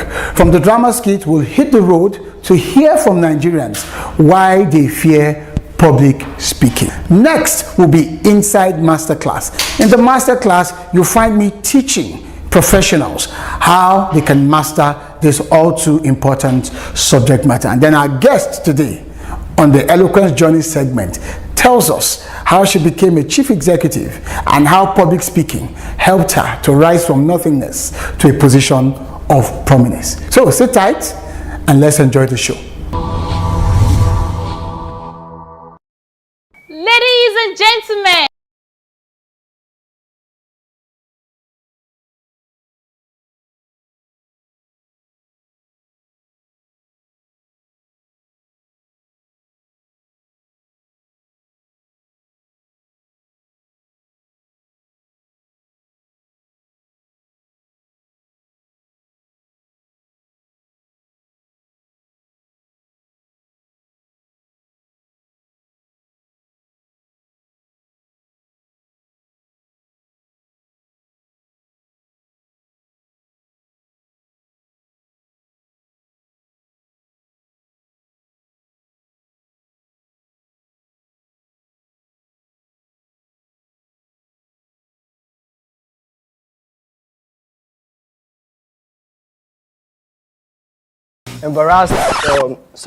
embraced different types of artists. Artists. Come on for there, you know even sabi English. Nah, your speech. Anyways, Oasis is the first of its kind to wanting to take entertainment to the next level. Big shout out to Oasis. Peace. Thank you. Is that the celeb you were talking about? The one you want to present our new brand, Zeus, a luxurious perfume? No. This is unacceptable. I suggest you pick another person. This will not fly. It's embarrassing. I'm surprised at this myself. So disappointing. I thought it would be of a good performance, but it cannot be our ambassador. We have to look for another ambassador for our product. I will personally inform the management about our decision. No, it's so disappointing. Better do that as fast as possible.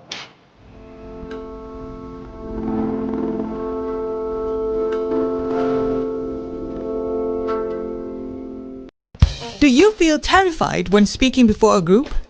Are you stressed when asked to present? Do you forget your points? Are you shy and need confidence? Do you bore people when speaking? Are you stuck with reading word for word? How do you give a speech with polish? Learn how with West Africa's only certified speaking professional at the School of Eloquence, the home of public speaking for private coaching, or attend our 2-day practical training in public speaking Thursdays and Fridays every week. To register or for one-on-one coaching, call 0802 303 2066, 0706 160 6078, or log on to www.schoolofeloquence.org. School of Eloquence, teaching the world to speak.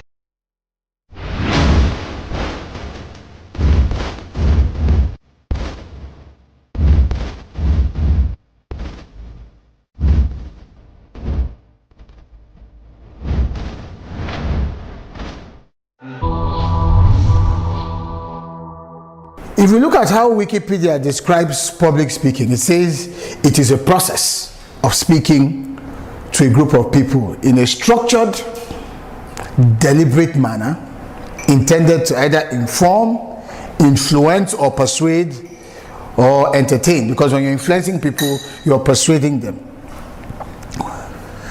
It goes further to say that the purpose of public speaking can range from simply transmitting information to motivating people to act, to simply telling a story. But here is the catch. He says good orators, good speakers, that is, should be able to change the emotions of their listeners and not just inform them. I started out by saying that all of the contexts, all of the various scenarios in public speaking can be surmised as just simply creating a human experience, because people can recollect what you said, how you said it, and then they can connect with it in some ways that gives you credit.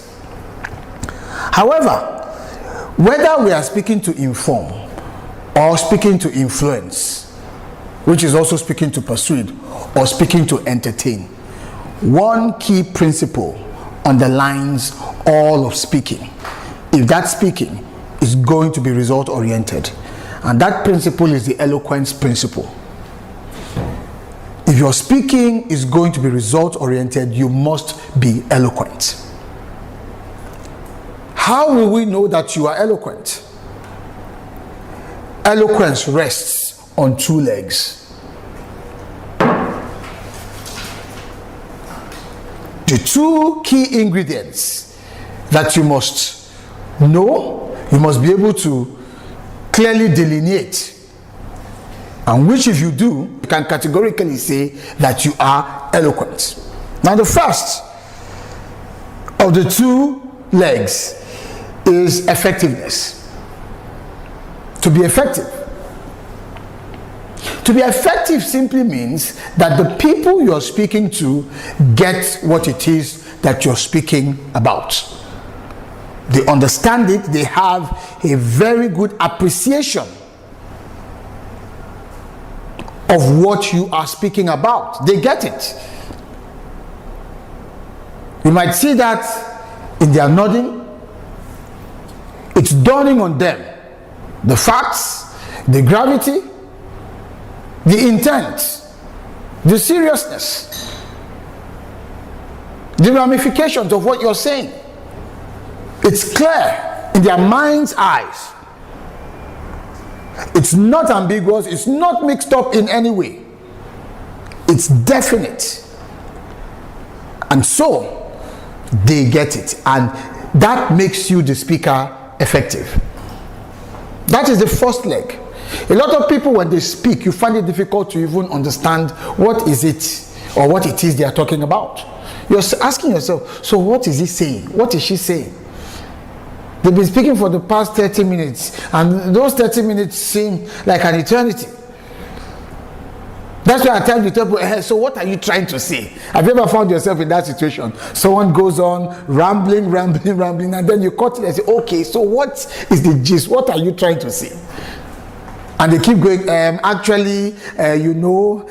all I'm simply trying to say. They ramble and ramble, they go around in circles, they keep going, and then eventually, because you've nudged them, you've pushed them, you want to extract what is the point of these 30 minutes. What is the essence of your being in front of us to give this narration?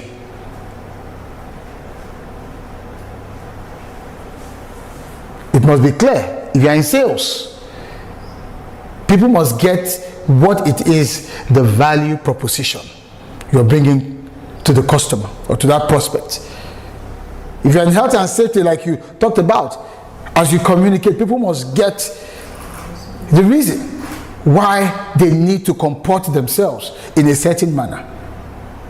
If there's a zebra crossing in the environment, there are some places that are marked with certain colors, and you have to walk down a particular path in order to get to where you're going.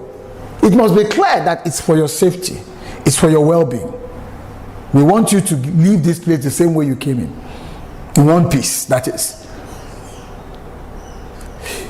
One reason why you get a lot of these agitations when you're communicating things that tend to carry an air of command to people, especially in a health, safety, environment situation, is because people don't get it. People don't get it. They don't get what it is that's being communicated. They feel they're being belittled. Most times it's because the first leg of eloquence fails. When such people come in and you're able to let them know, sir, as you know, this environment is littered with a lot of danger based on our operations and the logistical activity going on in here. Sometimes there could be equipment movement without notice. And because we want to prevent any unmitigated disaster, we have some safety procedures for your safety. They are precautionary, but it's because we want to be proactive. So based on that, everyone that comes in has to pass through this route for safety, for your safety. But when they show up and say, okay, we have a few safety tips. First, when you come in, go this way, go that way, go this way. What you're doing, you're just reeling out. You're reeling out data. And that data is lifeless as far as that audience is concerned.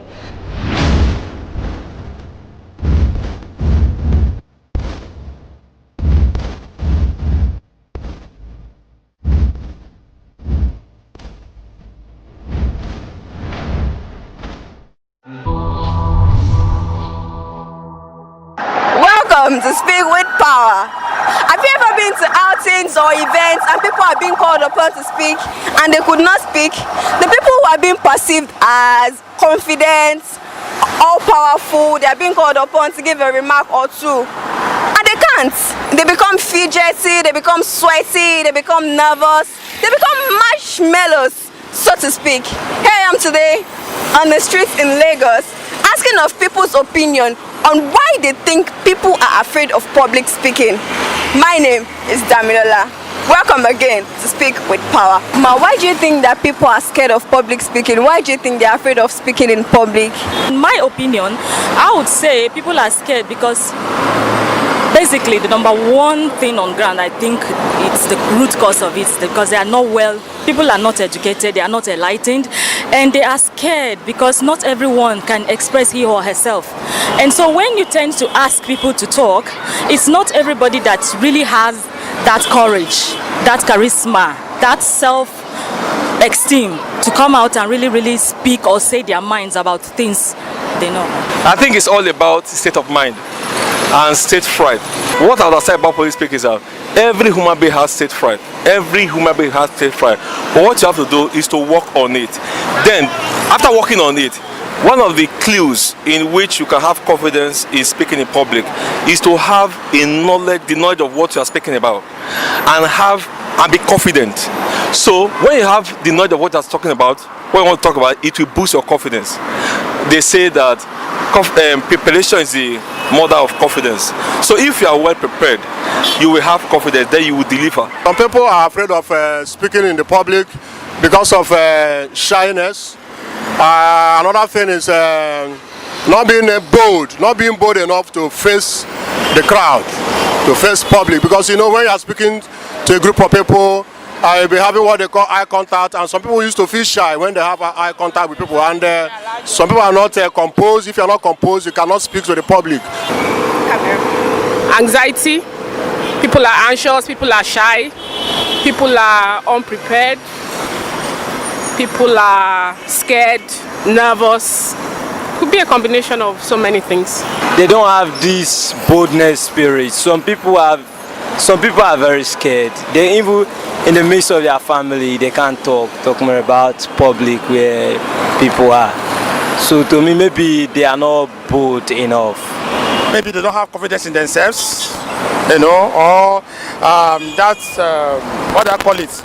They don't have confidence in themselves, and they feel shy, to speak in public. Maybe due to upbringing. Most students of nowadays, they don't like coming out to express themselves, and we as the parents, we don't encourage our kids to be outspoken, to express themselves either in the public at home. Everybody is trying to cover their kind of identity, because if they don't do that, if they go out or say anything that is against any other person in the public, they will definitely have to pay for it in one way or the other. This is Nigeria. People are afraid of public speaking because, in Nigeria, our own country is a place that if you speak the truth, either the law enforcement agents or whatever, they can come, against you. So that is why a lot of people, when you ask them questions in public, they avoid a lot of things. Most people are scared of camera, they are scared of facing the camera, and also inferiority complex, So there are so many of them that they are just scared of crowd. So there it is. You've heard it all. Join us again for another interesting episode of Speak with Power. Speak with Power was brought to you by the School of Eloquence, the home of public speaking. Bye-bye. Do you feel terrified when speaking before a group? Are you stressed when asked to present? Do you forget your points? Are you shy and need confidence? Do you bore people when speaking? Are you stuck with reading word for word? How do you give a speech with polish? Learn how with West Africa's only certified speaking professional at the School of Eloquence, the home of public speaking for private coaching, or attend our 2-day practical training in public speaking at 47B Oduduwa Crescent, GRA Ikeja, Lagos. Classes hold Thursdays and Fridays every week. To register or for one-on-one coaching, call 0802 303 2066, 0706 160 6078, or log on to www.schoolofeloquence.org. School of Eloquence, teaching the world to speak. My name is Kofi Idowu-Noel, also known as Kofi the Guru, beast of comedy, Nigeria's most versatile entertainer, comedian, actor, singer, producer, entrepreneur, and a responsible human being.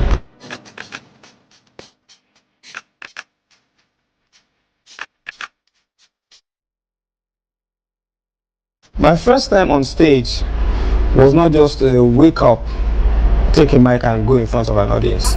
We started very small, which is what I tell young people, start very small. When you're in the midst of your friends that you play with, your confidence level is normal. And they are the first clients and the last clients. Take note of that statement. Your friends that you started with in a small gathering are your first clients, and then they are your last clients. By the fading days of your career, there are still the ones around there who say, oh yeah, you're an old man then, you'll be fooling yourself in front of the young generation. I'll be like, what's wrong with this old man? But those your friends, because they know the story of how you started in that small parlor with them. From there gradually to the point where you now face the confidence level grew. It was not just wake up one day, there's this crowd in front of you, then you go and meet them and crack a joke. And then because I trained as a stage actor, facing the audience with your lines in your head, you had no choice but to deliver.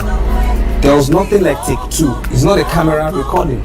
It's not Nollywood. It's stage. So the combination of training as a stage actor and then having had experience from little gatherings just made it easy for me to stand in front of anybody as a comedian, as a public speaker, whatever I wanted to do in front of people. 1,000 people, one person, it doesn't matter to me. But what is in my head to give to the person, I bring it on board and I deliver it. No fright. I've never had a stage fright, never. Before, during, or after the show, never.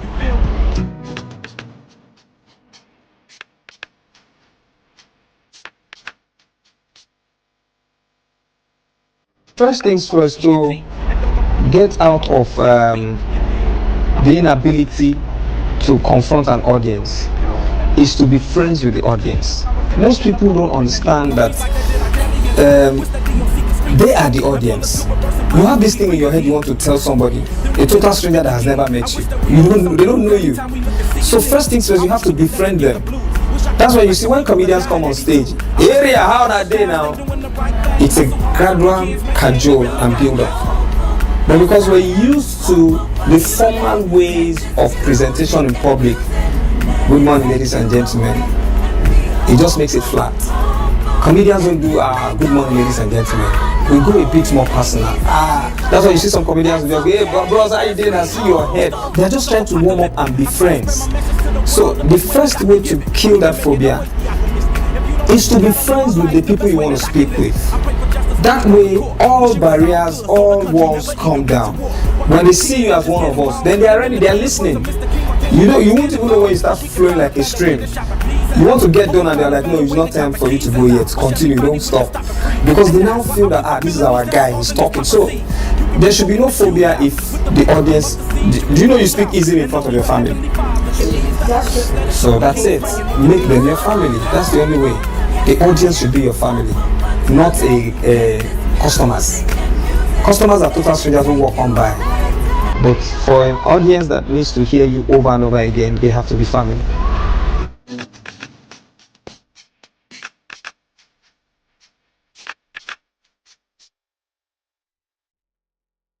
But when it comes to public speaking, though some is scripted, but it has to be applicable to certain subject matters.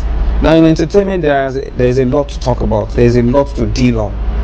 And then of course, most entertainers are not so eloquent enough to express themselves when it comes to public speaking. Some entertainers, when you watch their interviews, you will be shocked at their diction and their thought processes. You know, first things first, we think in our mother tongue. True.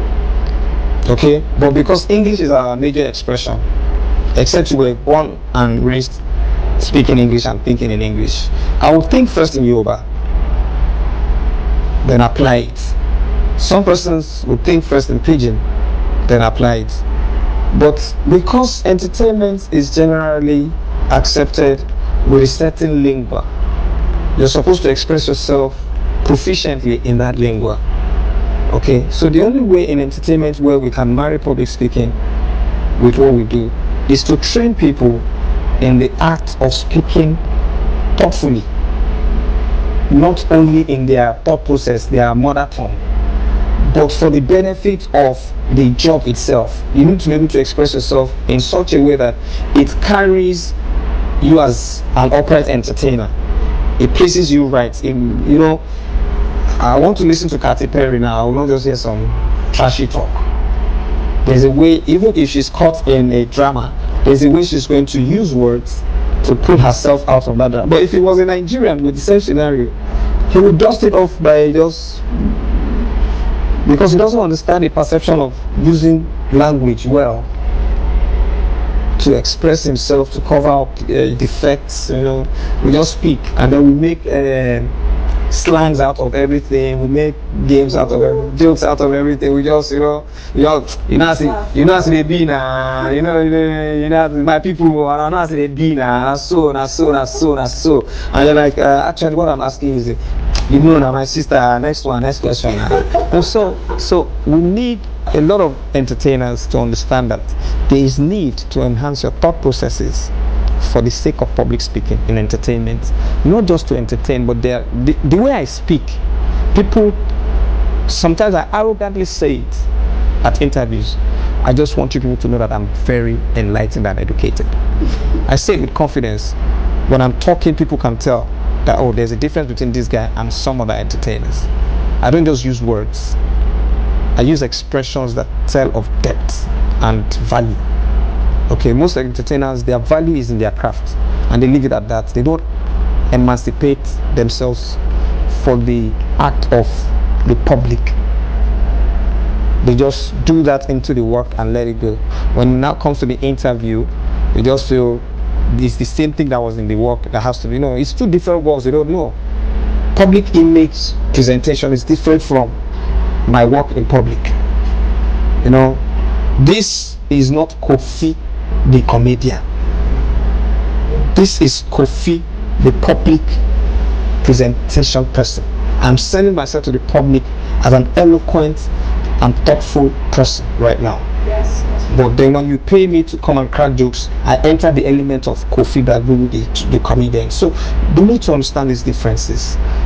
It might be hard for them to want to go back to school, but then you can get training from like this place.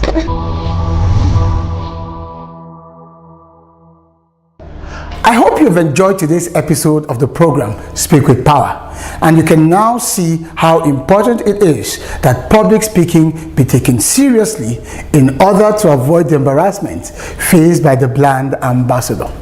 If you've enjoyed the program, remember that you can also learn the skill, and at the School of Eloquence, we offer you all of the opportunities you require to learn the skill, to practice the skill, and to advance in your use of the skill of public speaking. Till I see you next time, I leave you with the words of Ralph Waldo Emerson when he said, "Speech is power.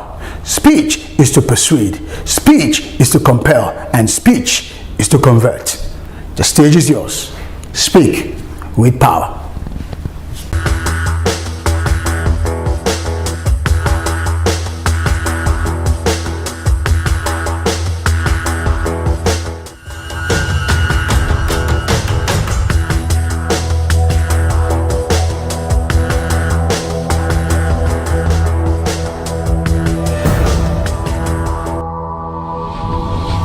Speak with power. What drives me to keep pushing forward, I think very importantly, is just we all have dreams. We have things that we want to achieve. And for me, really, it's achieving my dreams, ensuring that everything that I have set out to do, I want to do it, and I want to do it successfully.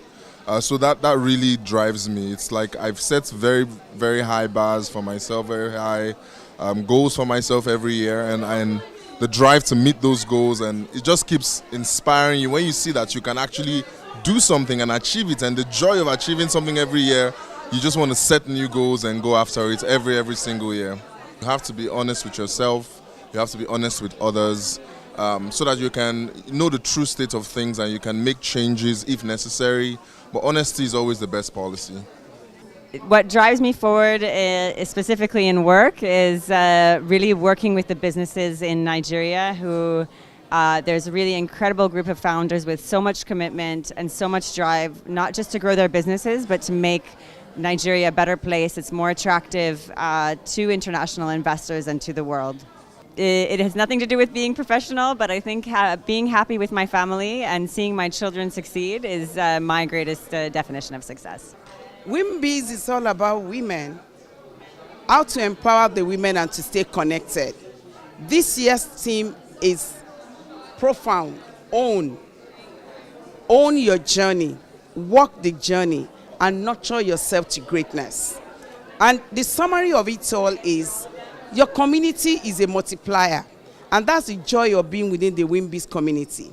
As I said earlier, for the past 24 years, as I navigate my career journey, I've always shown up, dressed up, shown up, and be active in WIMBIZ conferences. And I'm a product of the benefits of being consistent at WIMBI's conferences. I take the learnings, opportunity to relearn, unlearn, and to course correct.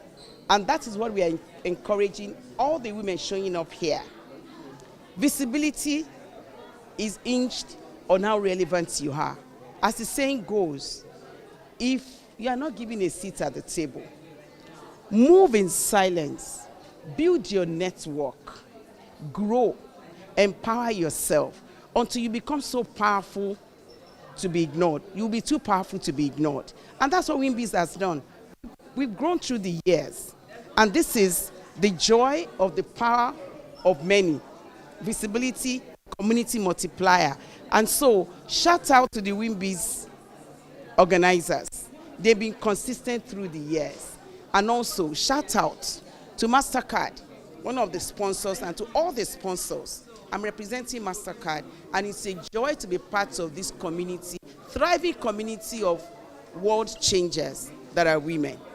My personal definition of success is the people in your corner. Who are you hand-holding as you're growing? Because you need to be mindful of those holding your ladder as you grow. Because on the journey back, you will meet them. It is the seed you sow that you will thrive on. Success for me is impactful life that is growing with purpose, profiting with purpose. And that's what we do at MasterCard. Connecting 1 billion people to digital economy, 50 million small and medium enterprises, constituting 25 million women entrepreneurs. As at end of 2024, we have hit 37 million women that we connected to digital economy. For me, that's a good picture of success. I don't want to be broke. I want to live a full life of impact. I look at patterns in my family. I have seen my parents work so hard and lose everything. I don't want that pattern replicated, and I don't want to see it in the lives of people around me. So I'm motivated to learn the right things, to teach the same, and build an ecosystem of really wealthy people. That's what drives me. Success is simply successfully owning your story, where you have been, converting it into walking in power with your skills, and then nurturing the future. Every other person is taken. Be you. Your story can never be the same as another person's story. So live authentic. When you live in the reality of who you are and your gift and talents, then you are successful. Not by what people define you as, but what you define yourself as, and just generally living a life of impact. Success is not success until your community, is impacted or elevates or, become who they ought to be also, because you have given of yourself to that community. So it's very lonely at the top, they say. So you want to make sure that as you rise, you raise others.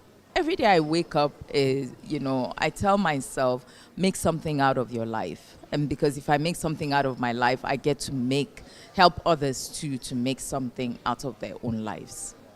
Because as a woman, I'm supposed to add value. I'm supposed to, create value, not just adding. I'm supposed to also create value, mentor others and guide others, because I've been guided by women and inspired by other powerful women. So that is what pushes me, so that my daughter will also have a good path to trade upon here. To do better, to become the best version of myself, better than I was yesterday. I'll say I'm very passionate about driving growth and culture change, and because that's what I do for a living, it has helped me also push my personal life in wanting to always drive growth and drive change in my career and in my personal life as well, because that's what I help organizations do. My personal definition of success is being happy and being at peace. I think that's what really that's when I feel most successful, when I'm happy and when I'm at peace. Success is me attaining my goals. Success is me creating values. Success is me meeting my targets, yes. Okay, so that's interesting. So when things get hard, what keeps me going? I'm very big on challenges. I don't see challenges as challenges. I see challenges as tools to prove myself. So when I face challenges, what drives me is hitting that success, like hitting that point to get to where you say, oh yes, I've achieved this. And when something seems like a problem, like a big issue before you, and you're able to surmount it, right? And you're able to crush it. So for me, what keeps me going is that thirst for accomplishments, that thirst for I would say success. Yes, it keeps me going because I'm very big on it. I think for me, I want to be remembered as a woman who gave her all. I want to go home to be with God when I've done everything I want to do. I want, to be able to have achieved all my dreams, all my talents, all my goals. So that's what pushes me. And of course, my children as well. I want them to remember their mom as someone who was goal-driven and who was focused in life. What keeps me going when things get hard? I think a mental resolve, a very good mental resolve that doesn't come from myself, to be honest. It comes from God. And so when things are hard for me, I go into myself and I just center myself. I breathe and I remind myself all the things that God has told me about me, and I move on from there. My personal definition, because I'm a very religious woman, I believe in God, I'll say being everything that God wants me to be is what I'll say is success. Not what I think I should be, not what others think I should be, but what He has decided for me to be, and me finding that out and walking in it powerfully is what I think success is. So for me, social impact has always been my thing, and what drives me is actually impact and change. So when I see the beneficiaries, the girls that I work with through my organization, I see that there's a change in behavior. I see that there's a change in their lives, there's improvement. Honestly, that's what drives me. What keeps me going when things get hard? God, first of all, number one, because He's been my anchor. I go to God for every little inconveniences, for everything I go to God. And another thing that keeps me going, I'll still draw it back again to impact, because whenever I see change, I just get happy. Like this conference makes me so happy because I'm seeing that a lot of lives have been transformed, people are being touched. So that's what keeps me going. People are getting better. So I just feel very, very encouraged with that. Okay, so for me, what drives me is helping people to have a better quality of life. As a pathologist, I work with, or should I say my work revolves around cancer diagnosis and the diagnosis of untimely deaths. So what pushes me is helping people or arming people with information so that they are healthy and they avoid, unnecessary or untimely deaths, just to have a better quality of life. Okay, so for me, my personal definition of success is number one, being at peace with myself. Number two, enjoying the work I do. And then number three, being in a peaceful, loving relationship with my family. And then fourthly, making impact and helping people have a good quality of life.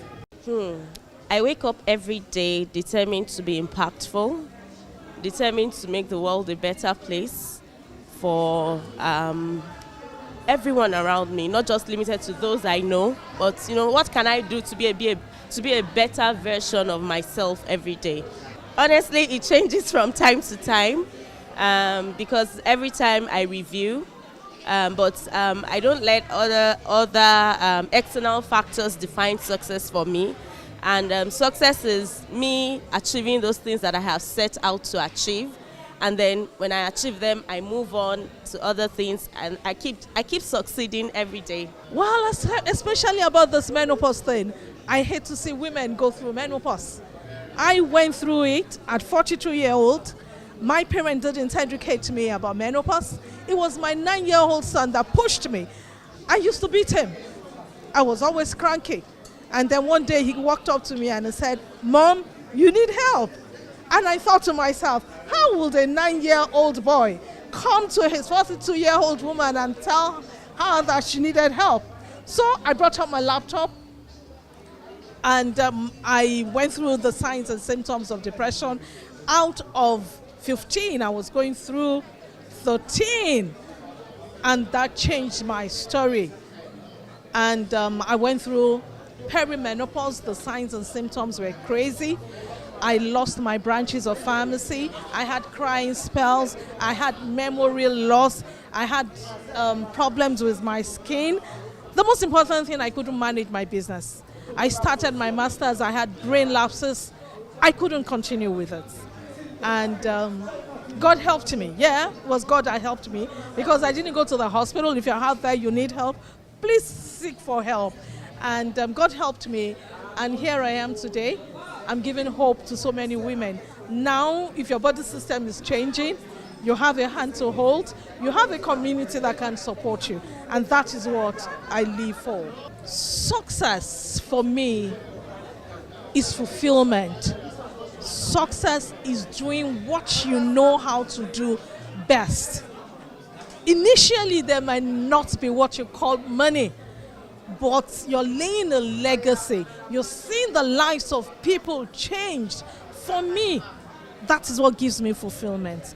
That is my success. Oftentimes, women find that the journey of being a woman can sometimes feel very lonely, especially as you're growing up. It can feel like you're lost. You don't know what to do. There's so much ahead of you, but you don't even know where to begin. I believe that forums like WIMBIZ are actually key to connecting to yourself, to connecting to fellow women that can help grow you. They say iron sharpens iron. And so it's absolutely important in that place of discovering who you are, especially as a young woman, to connect to circles like this that can empower you and strengthen, equip you, and connect you with the women that will help you become the woman that you need to be for your society, for your community, and in your life. I would say have a destination, because when you have a destination, you're able to plan what will take you to that destination, and then you can own your story because you know your plan. And so when you know your plan, you're more confident with yourself. You're able to move strategically because you have a plan. So that's why I would just say, and that's it really. Right. Also me just owning my stuff and owning myself, and being proud of my work and working endlessly. I work every time, and I think that's what the most important thing is, that if you want anything, you have to work towards it, and just know that, keep working and results will come. That's it. My personal definition of success would be, I don't say I have a personal definition, because I think everybody has their own definition of what success. For some people it's money, and that's okay. For some people it's family, but me it's everything. I want it all. I think with my generation we can do 10 things at a time, honestly. Because again, multitasking is, the more you practice it, the better you become at it. And so I'm able to do different things at a time. But again, like I said, everything that you do in life is based on practice. If you practice, you become more efficient at it. I could be singing and playing the keyboard at the same time. That's multitasking. Sometimes, but they're just particular things that you need to concentrate on. So if you are reading, for example, you need to concentrate on what you're reading on, so you'll get it in. But it's possible to multitask, of course. My advice to the younger generation 25 years from now is that be strong, be confident with yourself, be proud of yourself, learn from others, learn from the people who have come before you, because when you learn, you're working with experience, and that's one of the most important things you can do for yourself. And young ladies, please join WIMBIZ. I love WIMBIZ so much, even though I'm not a woman in business, but please join WIMBIZ. You learn a lot. You get to network with so many important people who have walked the talk, literally. There's so many important women I could see from the stage, and everybody who is here is important, and I know they are networking and taking the best of the event. So, you learn, you network, and of course you own it, period. One of the things I tell people is that it's not a journey that starts at the end of a journey. It's a journey you start from the beginning. I have all boys. Yes, the first one is a lawyer. He has a master's in law, and the last one is still in the University of Nigeria. We'll be friends. We'll play together when they were young. We'll play ball. We'll roll on the bed, and we still roll on the bed. We cook together. So that had been able to close the gap. And so it wasn't forcing them to learn. It's a thing of friendship. Okay, for example, when they were young, we'll watch literally all the videos. I know powerful girls. I know powerful boys. I know all the videos. So we could discuss. And so when we had issues of life that we literally needed to change, it was discussion. It was not force. And so, well, another thing that really helped me is because I had a mother who was a very strong woman, a very energetic, and then literally she studied too. And then, but I saw the gap because she was trying to force things, and we had a gap. The difference was much. So I made up my mind that raising my children, they were going to be my friend, and we're still friends. We kiss. When you see our text messages, if you're not sure, you think I'm actually talking to a boyfriend. You know, I'm your boyfriend. And so I encourage parents to be friends with their children. And well, some people say you cannot be a friend to your child, but sincerely speaking, when you understand their language, you speak, you talk the way they talk.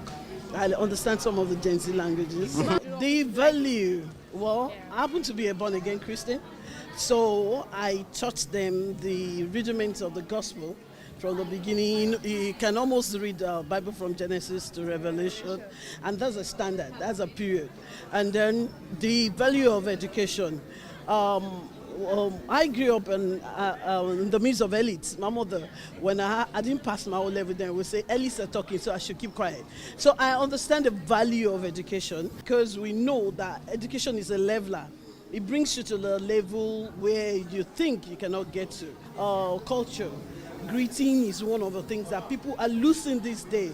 It's not wrong for you to meet somebody on the street and greet, and you don't know your destiny helper. If you fight your destiny helper, you've lost it. But if you're a friend, and it's cheaper to be friendly and more expensive not to be friendly. So I encourage people not to lose the value of friendship. As a younger woman, I read so much when I had not even joined Wimbiz. I read so much about what they were doing. Wimbiz is doing so much. I have a platform for women. I've been training and empowering women. So I see this opportunity in Wimbiz to connect with other women, especially women of value. I mean, you see the value, the people coming to talk to you. You know, these people had gone through it. They're talking with experience. They're talking from experience. And so I love Wimbiz, and I wish Wimbiz bigger, get bigger, stronger. Amen. Shout out to Achievement Channel and all the good people, all the media team that is supporting Wimbiz annual conference. My name is Rita George Oko. I'm a lawyer. I'm into real estate, also into oil and gas. And this is a big shout out to Achievement Channel. You guys are doing great. Well done. Oh, hi, my name is Richmond Bassi, and this is a big shout out to Achievement Channel. Shout out to the Achievement Channel for covering this event so professionally. My name is Sharon Ecott. I'm a management consultant at Seed Academy. And a shout out to Achievement TV. They're doing a great work here, and everyone should follow them and tune into their channel. Thank you.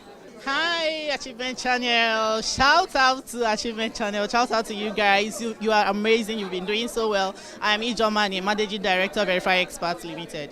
Hi, my name is Pai Gamde. I'm an enterprise architect. Shout out to Achievement Channels. Well done for the work you do. Thank you.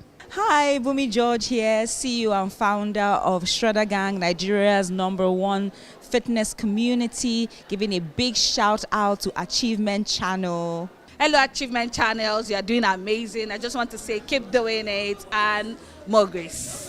Okay, so my name is Dr. Agility Obi Hesie, consultant pathologist and founder of Dr. Pure Joy Skincare and Wellness. I'd like to give a shout out to the Achievement Channel. You guys are doing a great job. Thank you. Hi, this is Anugba Degeshi, and I'm a lawyer, I'm a compliance and data protection professional, and I'm shouting out to the Achievement Channel. Well done, and I wish you all the best. Ooh! Achievement Channel, take 5. You've done well. My name is Musumola Dosumo, founder, Menopause Support Initiative. I hope that one day, Achievement Channel will partner with us and take menopause to the next stage so that every woman in Nigeria from the age of 45 will not have to go through the pain of menopause. My name is Annie. Keep watching Achievement Channel. Achievement Channel, we are borrowed sense. We are achieving big things. 2025, 2026, this decade, next decade, we're building big money things. Shout out.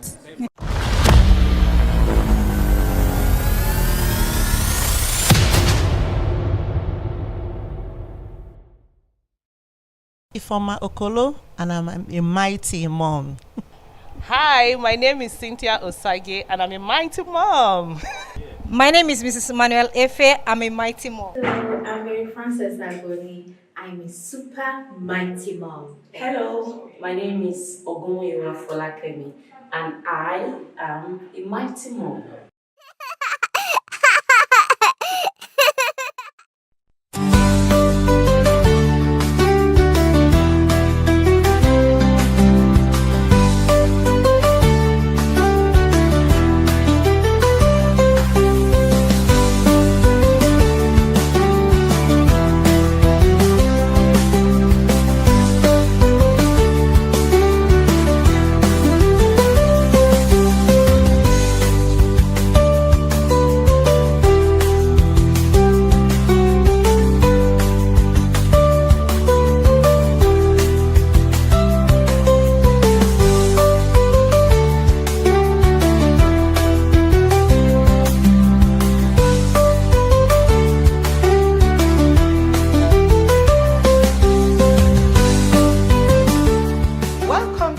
First episode of Mighty Moms on Achievement Channel. I'm your host, Sarah Robert, and I am thrilled to share this journey with you. Here on Mighty Moms, we celebrate the incredible journey of motherhood, sharing inspiring stories, valuable tips, and heartfelt moments. Whether you are a new mom, an experienced mom, or simply interested in the joys and challenges of motherhood, this is the show for you. So sit back, relax, and let's dive into the maiden episode of Mighty Moms right here on Achievement Channel. Sometimes it could be challenging to pay complete attention to your career and still be fully present as an active mom in the lives of our children. On the show today, we will be focusing on balancing career and motherhood. I'm thrilled to welcome our very first guest today, Mrs. Patience Okonta, an exceptional architect, a woman who has maintained world-class standard in the practice of architecture in Nigeria and beyond. She's the managing partner of Inter-Designs Partnership, and most importantly, the mighty mom on the very first episode of our show today. Mrs. Okonta, can you tell us a bit about your career journey as an architect and how you managed to balance it with motherhood? I'm so happy this is called Mighty Moms because my career journey as an architect actually started because of my mum. My mum worked with Aquarium & Associates, an architectural firm, and she was their receptionist. So my first vacation job, or my first job ever, was the photocopying girl at Aquarium & Associates. And from the inspiration that I got there, I made up my mind that I would be an architect. And right there and then? Right there and then, I only had to look at these beautiful things that I was photocopying and issuing to people and the whole ambience of the office, and I knew that I didn't want to do any other thing apart from architecture. And that, I suppose, led you to a journey of architecture? Yes. And so far, have you regretted it? No, I have never looked back. I've never really wanted to do any other thing apart from the fact that, times are really changing, and you probably need to do a little bit of diversification when you want to fill in gaps here and there. But I love architecture, and architecture has been really good to me. So being an architect, how were you able to balance it with motherhood? I was lucky. I was privileged. I had a fantastic family support. My husband was ever ready to, give me the go-ahead to do whatever I needed. And then I had my mum, I had my dad, and I had my brothers and sisters. I had a fantastic family support system, which I don't know what's happened to it in this day and age, but we were privileged, and that's how I managed most of the time. Sometimes I had to be out of town, and I had to be out of town on short notice, and the only people I could rely on were my family, and they were there for me, and that's how I did what I had to do. That's great. Now, Mrs. Okonta, have you ever experienced mom's guilt? And if yes, how were you able to handle it? Mom's guilt, yes. So I will say yes, and I don't think I'm ashamed of experiencing mom's guilt. I do things to make myself happy. Sometimes I just have to close the door and have my peace of mind. I have a set of twins, and my children were all maybe 1 year apart. And sometimes the reporting could go on forever and ever and ever and ever. So there comes a time where you just have to draw the line and do something that makes you really happy and shut out the rest of the world. So I don't know what I'll call my guilt. I think I'll call my mom's me time. That's fair enough. Let's talk about your challenges. Yes. While juggling between your career and motherhood, what were those challenges that you would want to share with us, and how did you overcome them? Seriously, the challenges were the amount of time that you had to put in to progress your career. Sometimes in my field, there are lots of deadlines, and those deadlines are taken seriously. So you find out that maybe you're supposed to be at home at a certain time, have lunch or have dinner, and make sure the children are doing what they're supposed to be doing, and you can't be there. Sometimes you just need to be able to say to yourself, I'm going to give this amount of time to the children and do whatever it is. It means working doubly hard and everything, but you do whatever it is to make sure that at a certain time, this 2 hours or this 3 hours, I'm going to be there before my children go to sleep. Those deadline times and those times where you have to deliver, and those times where things have to be done in a certain way. You just have to get them done and make the choice and try and sort of compartmentalize. This is the time for my work, and this is the time for my children. Sometimes the children get less in those type of trying times, but that's what happens. Okay. If you had one advice for a mother who juggles between parenting and her career, what would that advice be and why? Certainly, I would really say that it's not one solution for everybody's situation. We do not all parent the same way. For instance, motherhood is such a beautiful and exciting journey. It's not something that I plan. I don't plan when my children decide to get sick. I don't plan for my children to call me in the middle of a meeting and say, Mom, I want to eat a bag of chips. It's not something you can actually plan for. It's not something I can actually tell you this is the way to go. For instance, I said I had a very fantastic support system. My daughter is in Aberdeen right now. She doesn't have that. She has to make serious arrangements when she has to go out of town to do her work. So it's not a one-size-fits-all thing, and it's not a do-or-die matter. If you cannot achieve what you want to achieve in your career at that point in time, I would say the children always come first. The career doesn't run away. I know so many people that had to put their careers on hold. We're all more or less at the same level now. So family comes first all the time. That's my advice. Thank you so much, Mrs. Patience Okonta, for sharing this inspiring story with us. We have had a very wonderful conversation. We'll take a short break, and when we return, we'll dive deeply into how to prioritize time for yourself and your family in the midst of a demanding career. Don't go anywhere.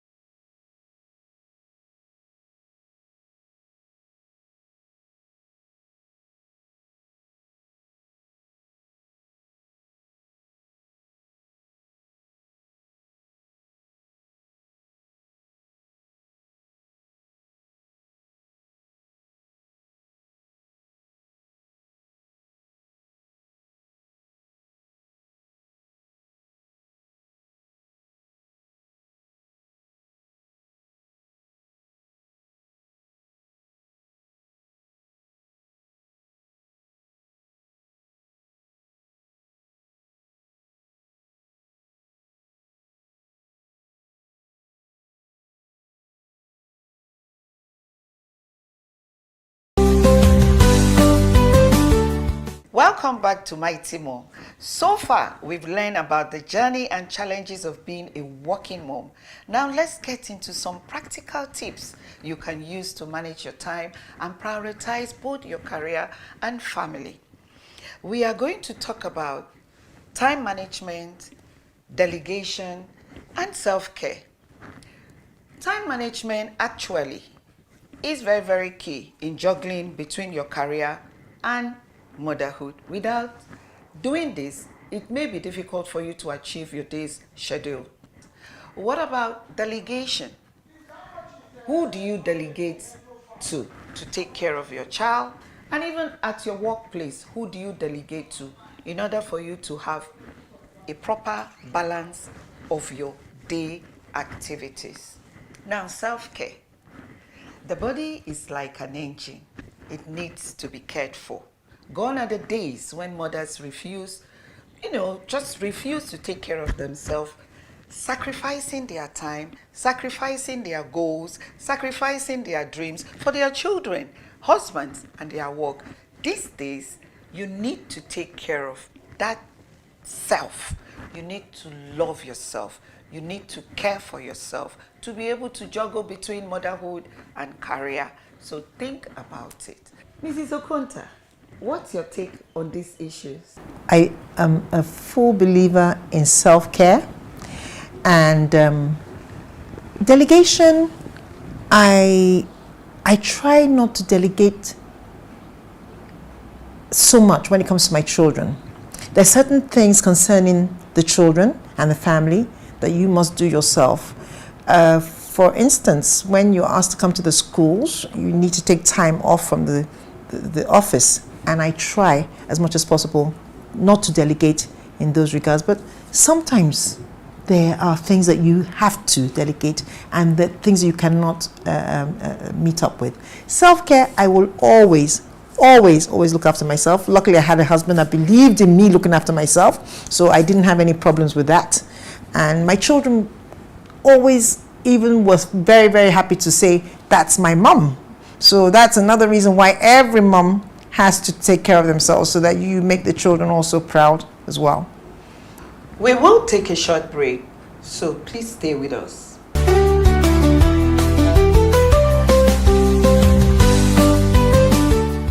We've talked about some great tips on managing career and motherhood. Coming up, we'll hear a special message from another mighty mom who has found her own unique way of balancing it all. Stay tuned. My name is Giselle Oladipo. I am a HR professional. I'm also a career coach. By the grace of God, I have 3 boys, and God has been helping me to manage both the career and the home front. It's not an easy journey, but with intentionality, I have been able to manage both. So one thing I know I do well is I delegate. I delegate a lot of things. I delegate house chores. I ensure that I have people that help me do things part time. I am intentional to be in my children's space. Like, I want to know everything that happens there. It's something that we must be conscious about. So working for 15 years now and managing 3 children, I'd say is being by intentionality. Remember that motherhood is the greatest accomplishment of life, no matter how chaotic it can be. Embrace it, and I'm sure that you'll scale through. Hi, my name is Lois Kess.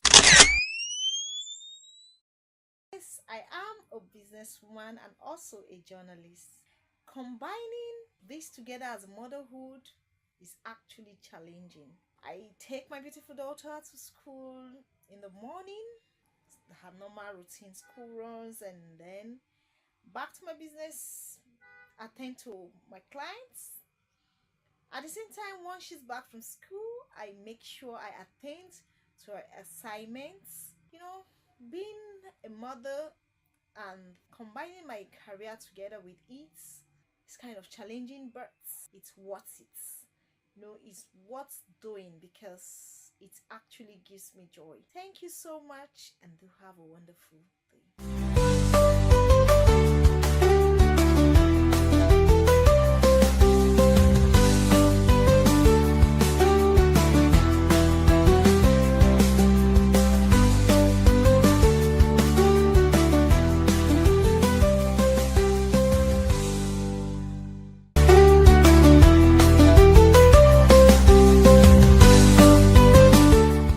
you can see, no two journeys are the same, but every mother finds her own way to thrive. These women prove that it's possible to be both a dedicated mother and a successful professional. We'll be back in just a moment to wrap up this inspiring episode of Mighty Mom. You won't want to miss the final word of advice from today's guests.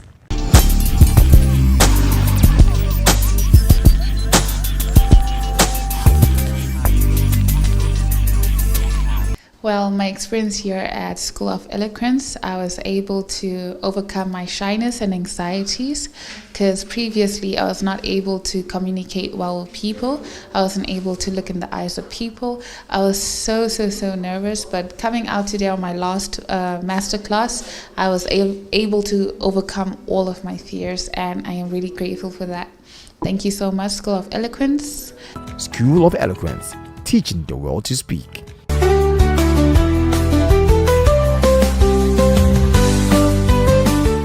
We've had a wonderful conversation so far with Mrs. Okonta. I'm sure you will agree with me that it's been a wonderful day. Mrs. Okonta, your final advice to mothers out there. I think that my final advice would be that every mother should be intentional and enjoy the experience of motherhood. Well, if you have to set your career aside for any reason, there's no better reason than for the children. So my advice is to love yourself, love your children, put the family first, always.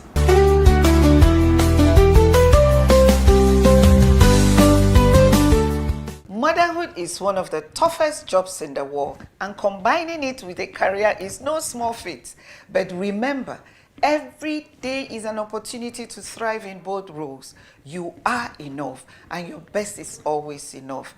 Thank you so much for joining us on this first episode of Mighty Mom. Next week, we'll be talking about the silent strength, unspoken sacrifices mothers make for their children. Don't forget to tune in, and always remember, you are a mighty mom. My name remains Sarah Roberts. Thank you.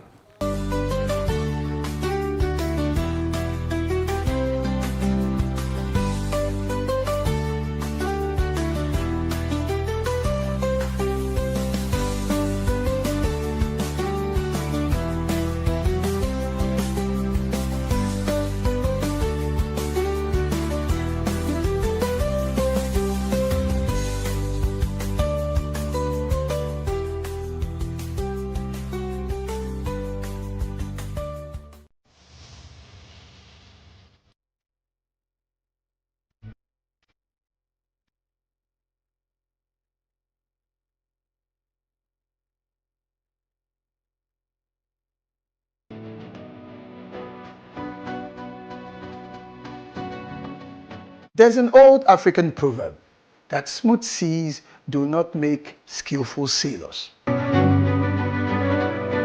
Just imagine life as a voyage and a quest, and you are the sailor. Indeed, the navigator, and your dreams and your aspirations for greatness and for goodness represent your destinations. Hello, dream chasers and future history makers. Welcome to another timeless capsule where we dive deep into the wisdom of ages to fuel your journey, your quest, your desire towards greatness. Today, we're setting sail on the vast ocean of life, guided by an ancient African proverb. Smooth seas do not make skillful sailors. Think about it. If life were always calm and predictable, how would we grow? How would you learn to navigate the storms, harness the winds, and chart our own course towards our dreams? It is indeed, and in fact, the challenges, the setbacks, the unexpected turns, the twists, those difficulties that truly shape us into the capable, resilient individuals that we are meant to be. Just like a skilled sailor relies on their experience and knowledge to conquer the roughest seas, we too must draw upon our inner strength and determination in order to overcome some of life's obstacles that that stand between us and our aspirations. Remember, every challenge is an opportunity in disguise. It is a chance to test our limits, to learn new skills, and to emerge stronger than ever before. In fact, as the great Jim Rohn once said, it should make us stronger, wiser, and better. And that's why we must embrace the storms no matter what happens. We must embrace setbacks, for they will teach us valuable lessons. We must also embrace the detours, for they may lead us to even greater destinations than we originally imagined. That is a very important lesson for you. I know it's not always easy.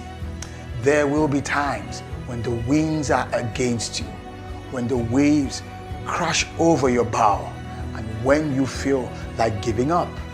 I know, but in those moments, remember the words of the great Nelson Mandela when he said, "It always seems impossible until it's done." So keep your eyes on that horizon, your dreams in heart, and your spirit unwavering.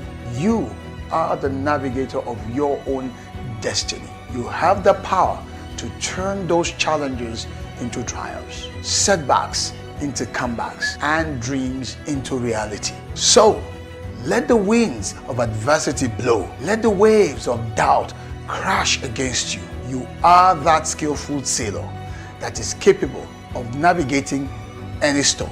And remember, the greatest rewards await those who dare to venture into the uncharted waters of their own potential. Set sail, my friends.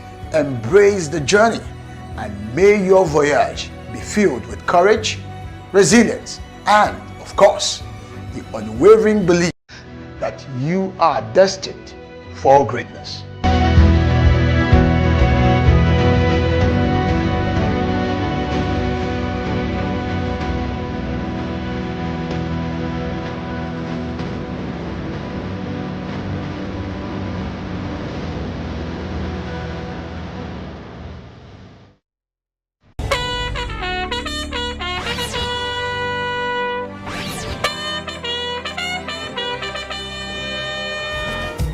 Wear the khaki, but we carry more than just a bag. We carry dreams, grit,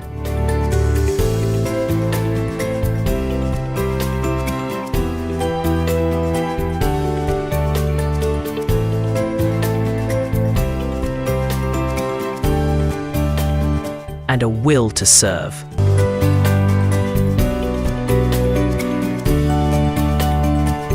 This is Corpuscan, rising to serve, rising to lead. Hello and welcome to Corpuscan, the show that inspires and empowers young Nigerians to make the most of their NYSC's journey and beyond. I am your host Amy, and you're watching us right here on the Achievement Channel, Nigeria's first and only 100% motivational television station, broadcasting from the School of Eloquence Studios in Ikoyi, Lagos. Today's episode hits close to home. Every young Nigerian, the hustle and the calling, chasing money without losing yourself. Let's be real.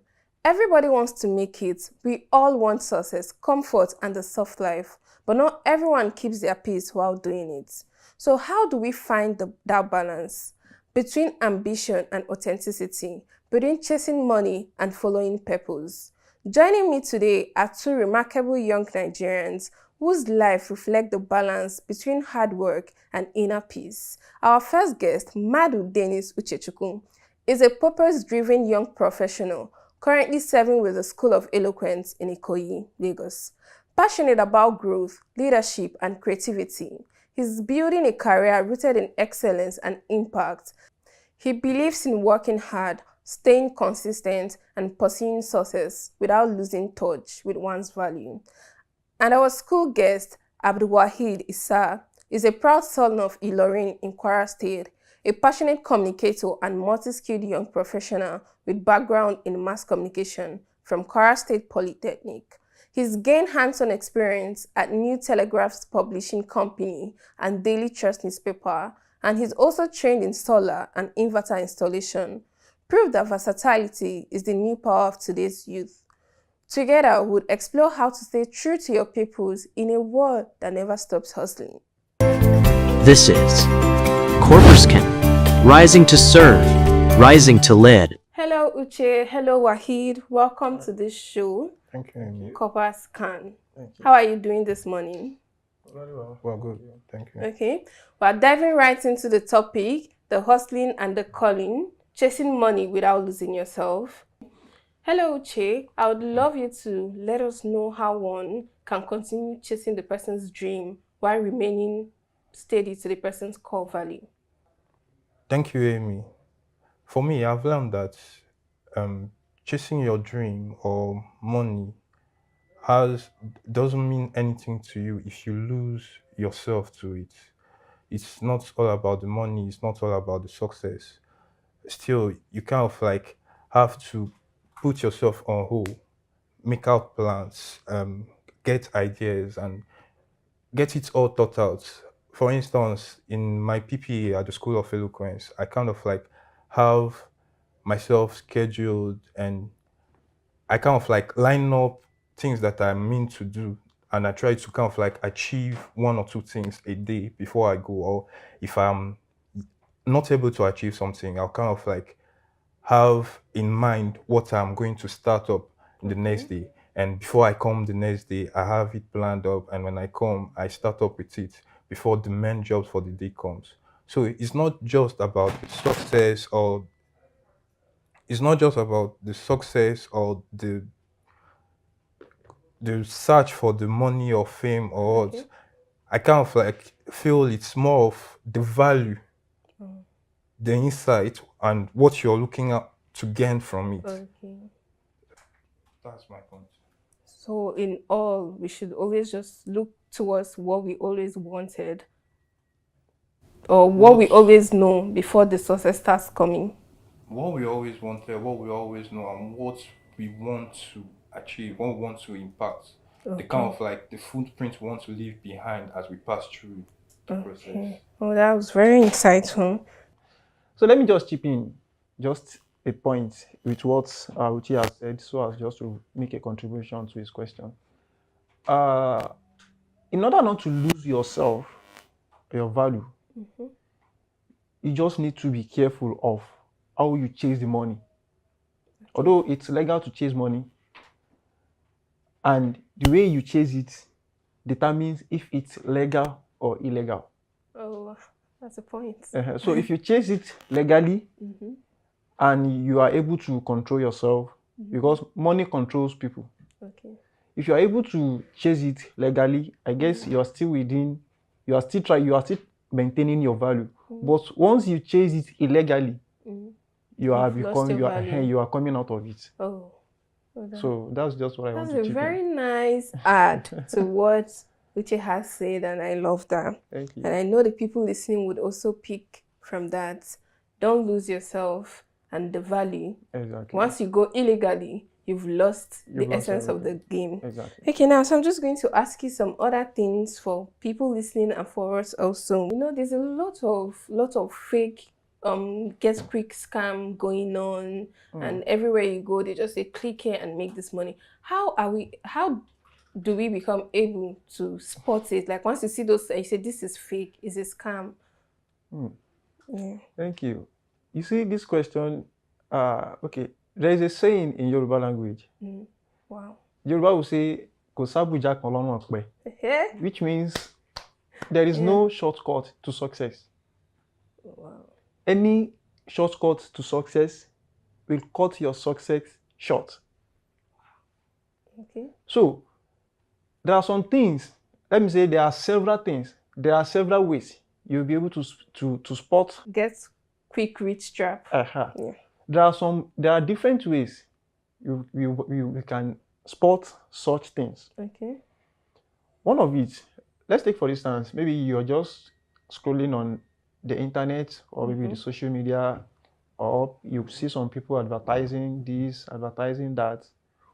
Once they are asking, or once their demand is much more than expected, you should be able to figure out that, no, is this real?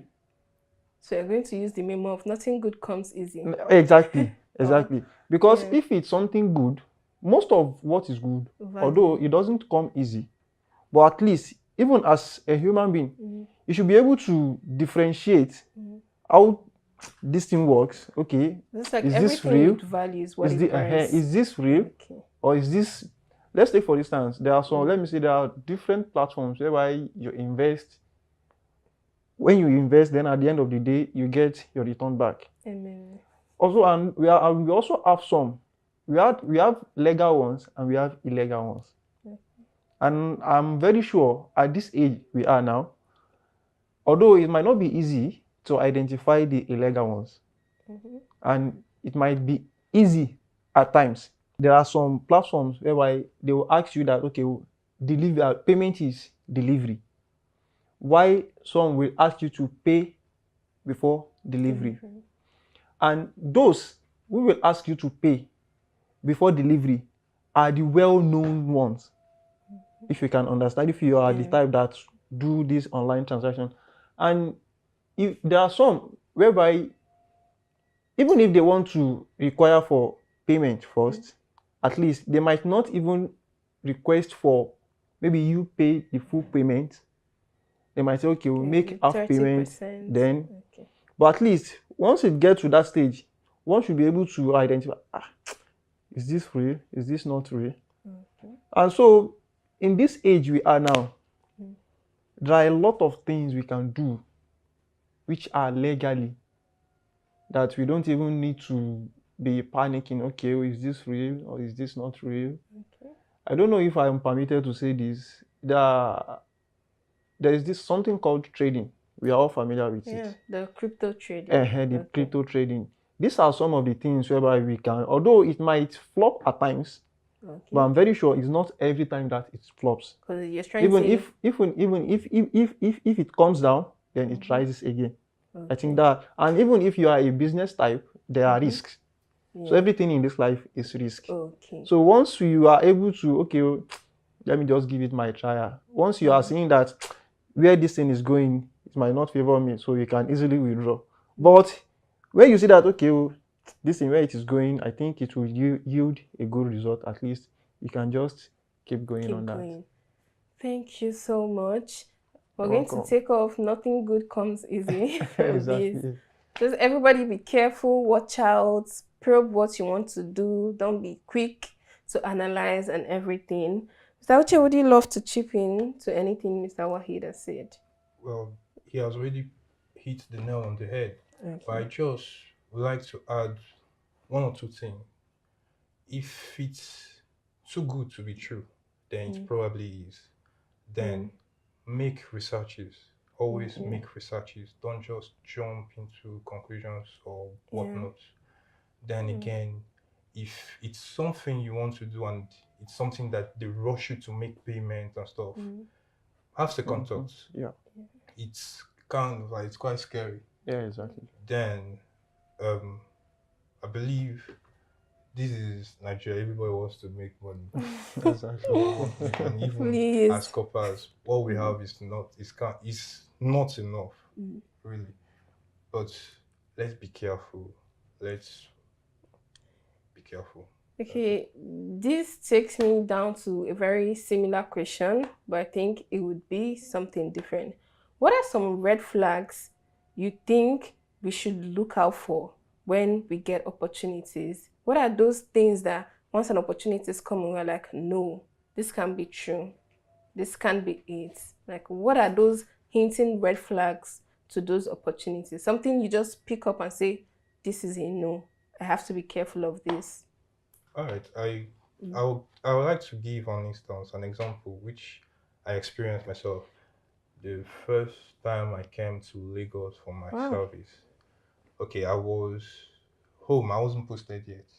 Okay. So I wasn't doing anything. It was boring, and I was thinking of what should I do? Boredom, how it can be. Okay. So it was an auntie of mine who kind of like wanted to introduce me to a platform where they kind of like making money to get more money. Even from the way she was sounding, like she was saying it, it was sounding so sweet. Come on, you put maybe as a student, let's say something like 70, and then in 1 month or before December, you'll be getting like a meal.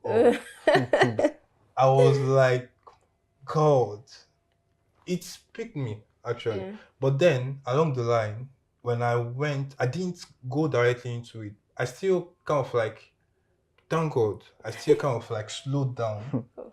I was hyped about it. I was very much interested. I was like, my service will be sweet. So, but I slowed down, I asked, and then I found out that it's not the first time this kind of thing is happening. It's not the first time this kind of thing is being heard or spoken about.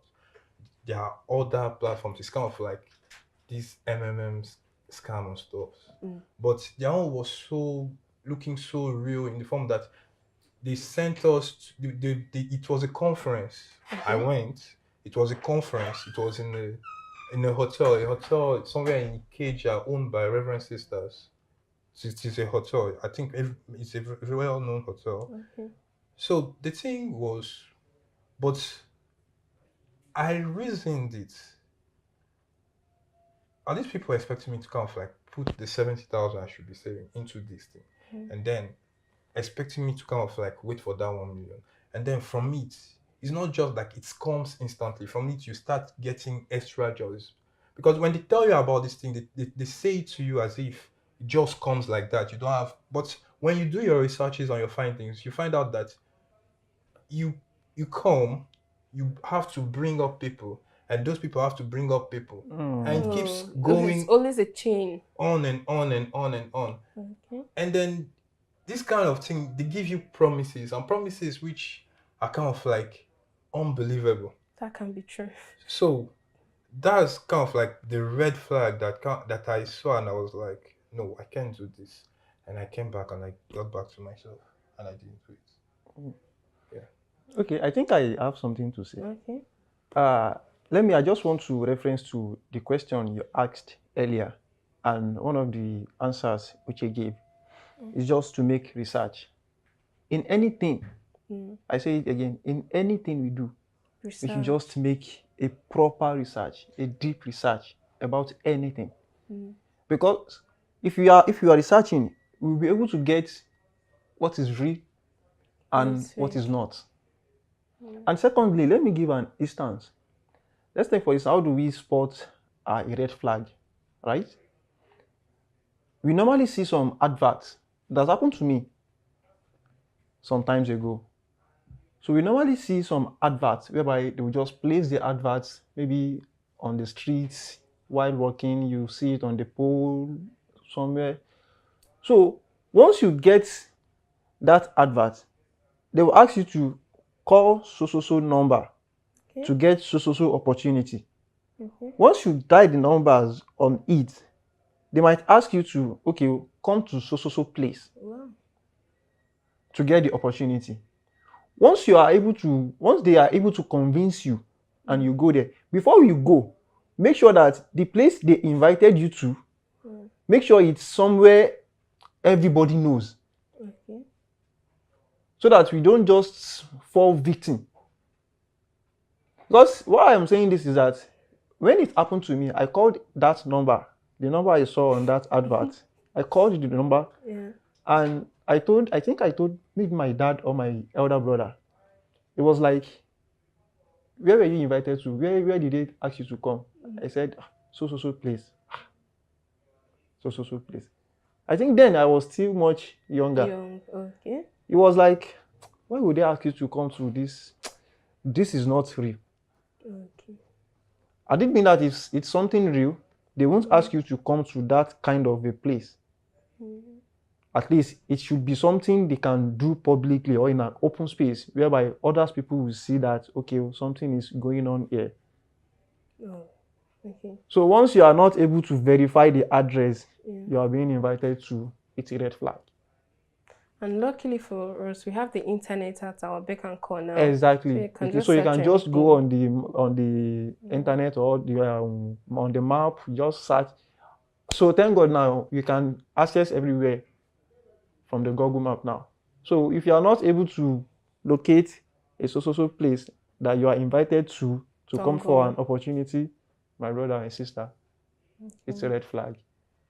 These are eye-opening experiences, and I'm so glad we have you people here to share with us, because this hearing your experience is my first time hearing it. I know I've heard lots of stories about the money chain thing, bring someone coming, but I've never heard of this, and it's scary. And I also picked something from here: involve people. When you get this kind of opportunities, there's no need to rush into it. Talk to people. Like they always say, 2 heads are better than 1. Thank you so much. We're going on a short break now, and when we're back, we'll continue this conversation. Stay tuned.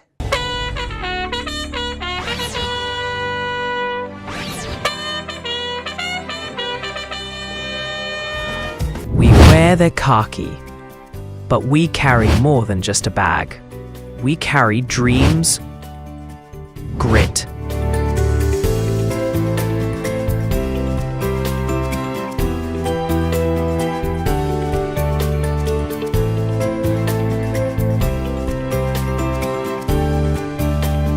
and a will to serve.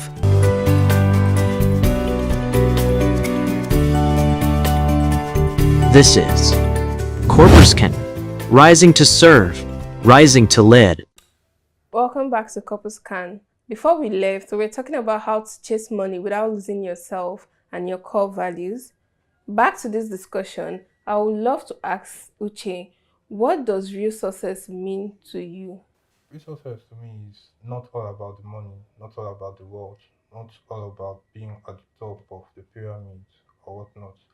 Real success to me is kind of like being at peace with whatever I am doing, being at peace with whatever I want to achieve. I know I want to be there, but I am not there yet. So I kind of like strive to be there by working hard. I pray, I work hard, I follow a schedule, a timeline, and in all, I kind of like try to be consistent and efficient in whatever I'm doing. All in all, to kind of like achieve the success that I want to achieve. Thank you. Well, that's very insightful. I think I have an insight. Okay. Real success is not just about the amount of wealth you have now. It's not the influence you have.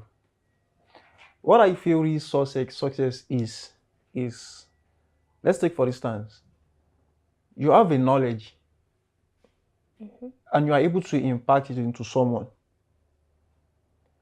And from that person also is able to transfer it to another person, and it keeps going on like that. Okay. So let me just say that's an impact that you've made in the community, right? As long as the knowledge, people are benefiting from it. It might not be knowledge alone. It might be from your resources that you have. As long as people keep benefiting and they pray for you in return, I think that's success.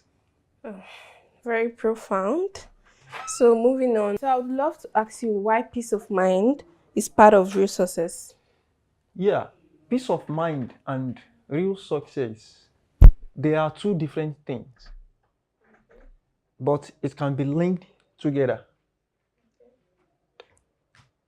As I've said earlier, real success is not just the amount of wealth you gathered or the properties you had. If you are successful, so how we can link it? If you are successful in life and you don't have peace of mind, what's the essence of your success? So being at peace is very, very, very key. Okay, let's take for instance, you are successful and you have some things going within yourself, like you are not pleased with yourself. Probably internally, let me say internally, like you're not happy. The wealth that you have gathered, that we are counted as being successful, if you are not happy, you won't be able to manage the wealth or the resources you've gathered. let me give a point. If you are successful, okay, people might know, okay, this person is successful, right? Okay. But if your mind is not at peace, my sister, even your health status, it will be obvious from the look of things. No, this person doesn't have peace of mind. So peace of mind, it improves your health status. It even increases your mental stability. So if you are successful and you are not at peace, I don't see the reason for. Let me say, I don't see how. I don't know how to put it. You are successful and you are not at peace. So what's the essence of being successful? So if you want to be successful in life, we should also take into consideration our peace of mind. How do we want to get our wealth, the properties we've been longing for? How do we want to get it? And at the same time, keeping our peace of mind. Some people today, I can boldly say that the way they gather their wealth, once they are able to gather it, they don't have peace of mind anymore. Why? Because the way they've gone, they went, the way that they've been, what they've been through, in order to gather those resources or the funds or the wealth. So the ways they've run through, the way they've gone through, whatever places they've gone through, is what will not giving them the peace of mind they need in order to be able to manage what they've been able to get.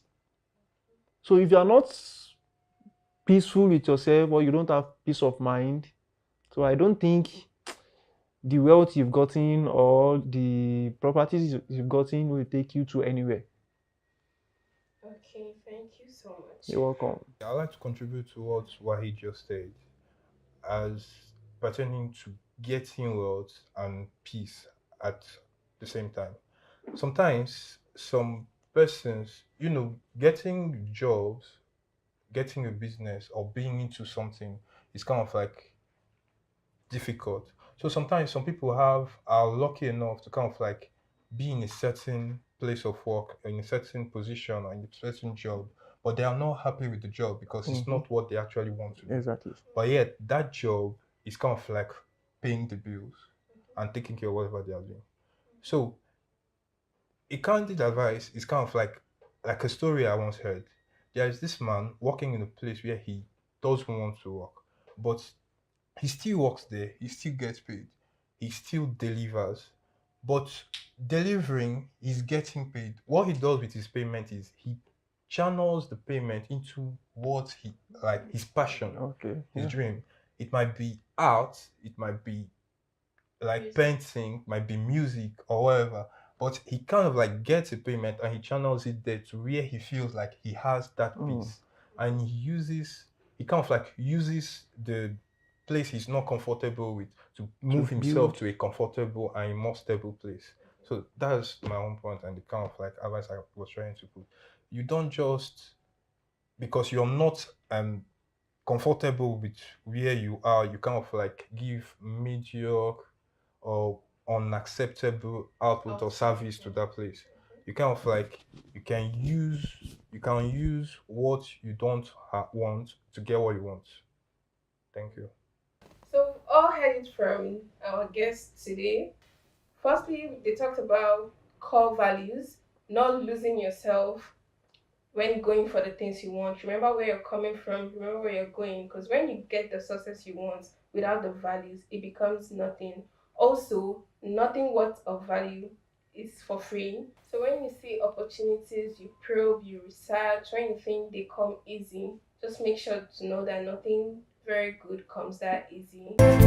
This is Corporscan, rising to serve, rising to lead. What a refreshing and powerful conversation. Today, we've learned that real success isn't just about the hustle, it's about finding peace, purpose, and balance along the way. A heartfelt thank you to my amazing guests, Uche and Wahid. for sharing their wisdom and reminding us that success without peace isn't true success at all. And to you watching, remember, the goal isn't just to make a living, but to make life that feels right to you. Don't forget to follow us on all social media platforms at Achievement Channel and keep the conversation going with the hashtag CorpusCan. Until next time, I am Amy, reminding you, hustle hard, but don't lose your heart. See you on the next episode of CorpusCan. Thank you. This is CorpusCan, rising to serve, rising to lead.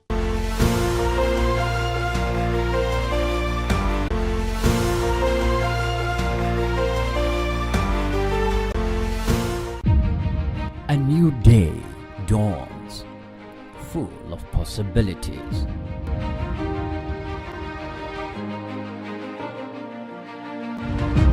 Take the first step towards your dreams.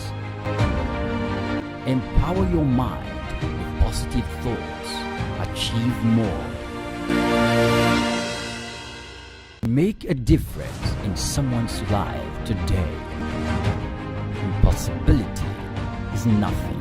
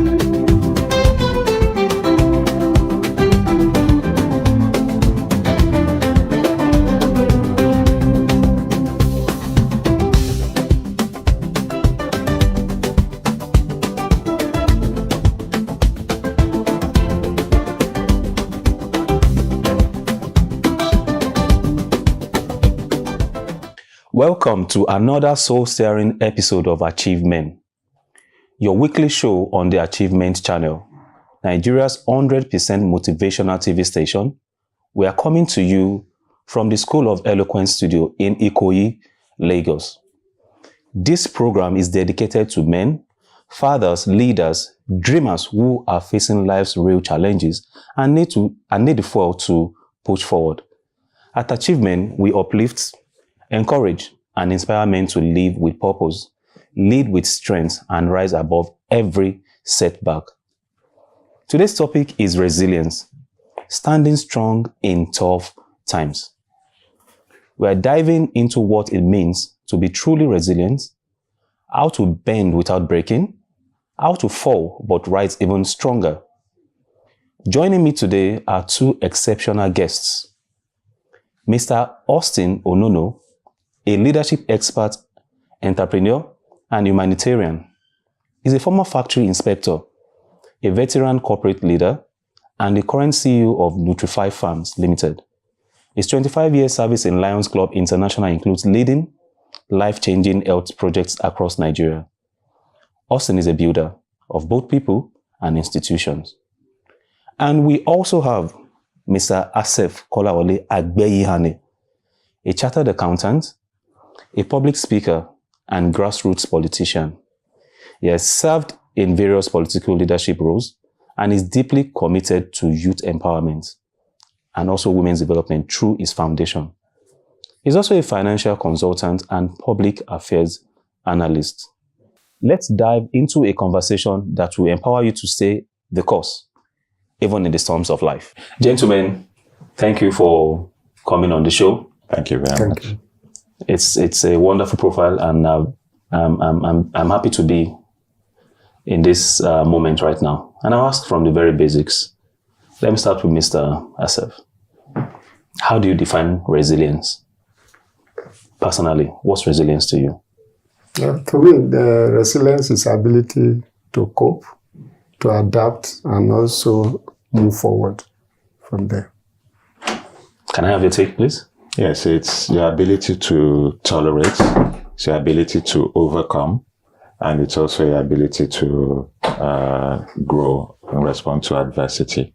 It's about survival and growth. You have to endeavor to survive in the moment and then find a way to get past it. I love that. So I'll ask you directly, Mr. Austin. From your profile, it's obvious that you've gone through different sectors. And from your definition of resilience, I can see that you're actually very, very resilient. So what was the most difficult moment and how did you transition? How did you overcome it? How can you align these moments to express it that, okay, I'm learning from you now. This was the toughest. How did you go? How did you overcome it? Okay, I think maybe one of my most difficult turnaround jobs was when I was Divisional Chief Executive of Technical Products and Leasing Services, John Holtz PLC. I think it was primarily the weight of expectation from the outcome of the job based on the impact it was likely to have on the business. So it was like a lot was resting on your shoulders and you had to do this. And then in the course of executing the turnaround, I discovered that I needed to spend a lot of time to get it done. So it wasn't just the time you were interfacing with people in the office. It was time before and time after that interface. So I found myself at some point, for a long period of time, working for about 19 hours every day. So I think that was the toughest period. And how I got over that was to motivate myself. I broke the overall objective down into smaller achievable goals. So as we were accomplishing one small goal after the other, I was getting more and more motivated, apart from, of course, ensuring that you were properly exercised and all. Wow, that's some standard that I hope people can actually emulate. But 19 hours is a lot. It's really a lot. It's ridiculous. I live on the peninsula, and then the Lekki Expressway was being built. So I had to leave home at 5 a.m. latest in the morning. The minute I got into the car, with the inner lights, I would start working. Get to the office, continue working, and then after people had left, I'll still try to finish up, walk all the way in the car going back home. And then unfortunately, when I get back, just again, because as you were seeing those numbers coming through and they were exciting you, let's do this one more. So I'll put in a little bit more time in the study before going upstairs. And that's why, it became 19 hours very, very quickly before I realized it. Wow. Mr. Asef, I want to dig deep into your own moments too. And I'm sure you have a lot of them because you've been in the political sector. You've done a lot of primaries. We're in Nigeria, so we understand what's happened. So I'll ask you this question personally. And I want you to, take a moment and, feel it in. How have you been able to cope? Or for better use of the word, how have you been able to endure and go through these setbacks? How are you overcoming it? Because I've seen your profile. It's deep. So how did you do it? And you are not looking like what you've been through, if I want to use that word. You carry yourself so well with so much grace and compassion and panache. You are calm. You're not even showing it. So how have you been able to get through these setbacks and upsets, if I will use that word? I think a lot of factors played out. One, like the popular say, when there's no purpose, there's bound to be an abuse. One, a purpose is driving you. Then you have no reason to let go because that becomes the inner driving force. Correct. Then number two is also that the positive mindset. You already have a mindset that something is achievable. Then number three, knowledge is power. Even in Bible say, he say, in all your getting, get knowledge. And then when you get that knowledge, then the next step is understanding of the knowledge you got, and then the wisdom, ability to apply it. Because, for example, in the political system, one of my focus is that I have that inner voice that I'm among the people that will make Nigeria better. Because you run to USA, you run to Canada, you run to UK, some people pay the sacrifice that made that place stand today. That is why I don't blame people that japa, but me, my focus that I have that inner conviction that I'm among the people that make Nigeria great. Then I have no reason to live, and I have no reason also to lose focus, because a lot of also destiny rests on my shoulder. Because whatever you are doing is not for yourself, you are doing it for others. Even the scripture also says, those that steal should steal no more, so that they should walk. Can you imagine? And get to give order. He's not even thinking of you, because your own case is settled. You are in the kitchen cooking. Are you not the one that will determine how the food is served? You already taste, you already feel, even the aroma already, you are satisfied. Then that positive mindset that, no, something will just work. After if it didn't work, you change your strategy. Correct. Nobody that succeeds, even most of the people that are successful today, their number of failures were more than their success. Because you learn from that and then you move on. That is deep. That is reassuring. And I wanted to, in that flow, talk about the next question. I wanted to just say this. Do you think, or why do you think resilience is a crucial trait that young men or people should have? Because what you've just explained shows that you just have to do it. I'll give you an analogy so you can tell us deeply also why resilience is key. Why do you think it's key? I do a lot of work. I love hiking a lot. And I've done some hiking in places in Europe where our guide would tell me that we're like 4 hours into the woods. This particular tree has been planted for 1,200 years. So it means that Greek proverb of planting trees that you won't be under for the next generation, for posterity, which is why I love what you've just said. So why do you think resilience, like you've exemplified now, is key trait that people should have, especially the young generation, for you to succeed? Well, there's a popular saying that not taking a risk is a risk in itself. Right. That's supposed to be a natural instinct for every human being.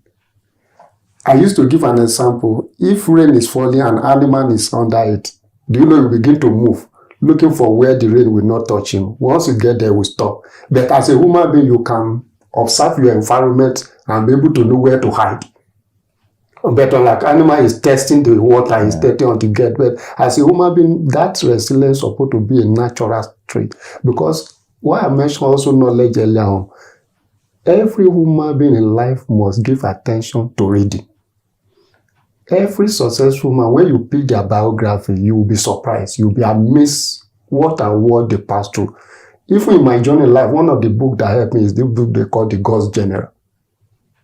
When I read that book, I didn't even know the importance of that book until when I have one of the challenges in life. And I remember that if these great people suffer something like this, then you are just a baby. That means we must establish that resilience for we to survive. Nobody that became successful in life that doesn't pass through one pains or the other, that means it's a natural thing. If we now narrow it down to Nigeria now, it's more tougher. Thank God when Mr. Austin was addressing my son, their generation is more difficult than when we were growing up. Right. Sometimes I feel pity for them, but they need to also develop more, because at this age now they have access to more information than us. How they utilize those informations is very key for their resilience and survival. Mr. Austin, I must have your take because of your...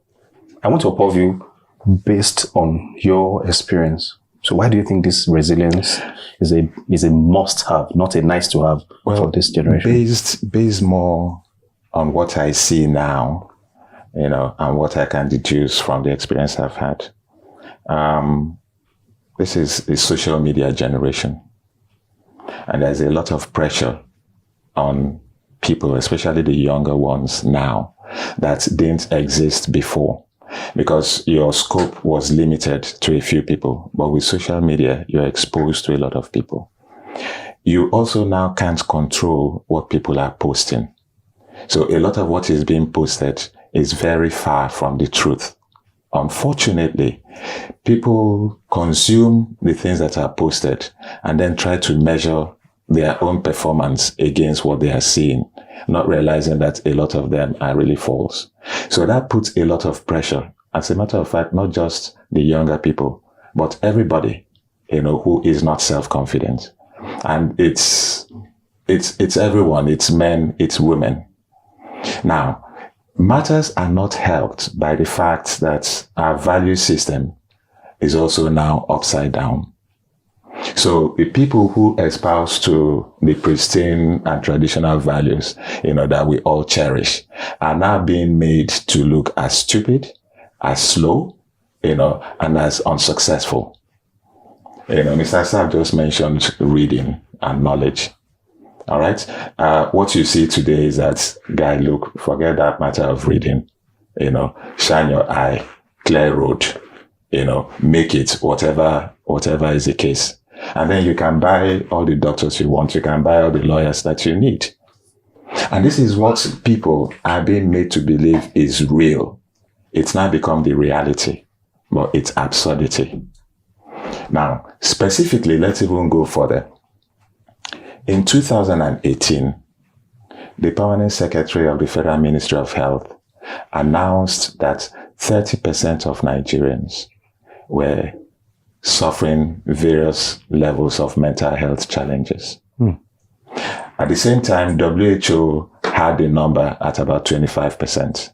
This is 2018. Do the math. Do you think things have improved since then? Interesting. And if the Permanent Secretary of Federal Ministry of Health officially was acknowledging 30%, do you not think that the number could have been more than that? I love that data. What would it be now? It's frightening. I love that data. And do you mind? Because it's obvious from what you've just iterated that we need a paradigm shift. We do. So can I ask you the question, and I want you to answer also, but let me take it first. Can resilience be taught? Resilience can be taught. Resilience can be learned. But while you're doing that, you also have to be mindful of the fact that at the end of the day, it comes down to you taking care of yourself. Now, going back to this Ministry of Health statistics, in Nigeria, we actually have less than 200 psychiatrists. Less than 200. For a population that is upwards of 180 million. So you find that you have to, by yourself, nurture your inner strength. So you can learn resilience through practicing of mindfulness, where people wake up in the morning, the first thing they do is to grab their phone. And you're going into that cycle. But you can actually distress and prepare for the day deliberately to engage with the day based on your own terms. So if you go into that day, just open to anything that comes, you're going to be blown away by all sorts of things. Can it be taught? Well, resilience can be answer from your political and also can be learned. Now, if you talk about how to taught resilience, as a father or as an experienced person, either political or in the secular world, you should be able to taught people, share experience and knowledge of what you pass through and how you survive it. That's how it can be taught. Even as a parent, you can sit down your children, begin to share life experience with you, some things you have passed through, how you were able to weather it. But there you must put a clause. They may not pass through a similar thing. They may not pass through the same thing, but there are some of those lessons that they can apply. That is how it can be taught. Then it can also be learned, like I said, about knowledge. When you've read the biography of people that were successful and you see how they suffer so many failures. Look at Thomas Edison. He tried 1,000 times before he was able to get electricity. He now make one comment that he now discovered that there are 10,000 ways of doing something. I'll take it from that you. That means it can be taught, it can also be learned. you fail forward. Let's go on the commercial break. That's a really insightful one. We'll see you on the other side of the show. Hi, my name is Olufemi Shey. I'm CEO of Casafina Development. I'd like to tell you this. Keep watching Achievement Channel. Hello, my name is Roma Daniels. This is Achievement Channel. Please keep watching Achievement Channel, the first and only motivational channel in the country. Thanks, man. Hello guys, my name is TK Classic. I'm a singer, songwriter and performer. I'm here live at the CEO Summit 2025 and this is Achievement Channel. Stay on the dial, don't leave. For us here at the School of Eloquence, our primary focus is on the art of public speaking because it's a major problem.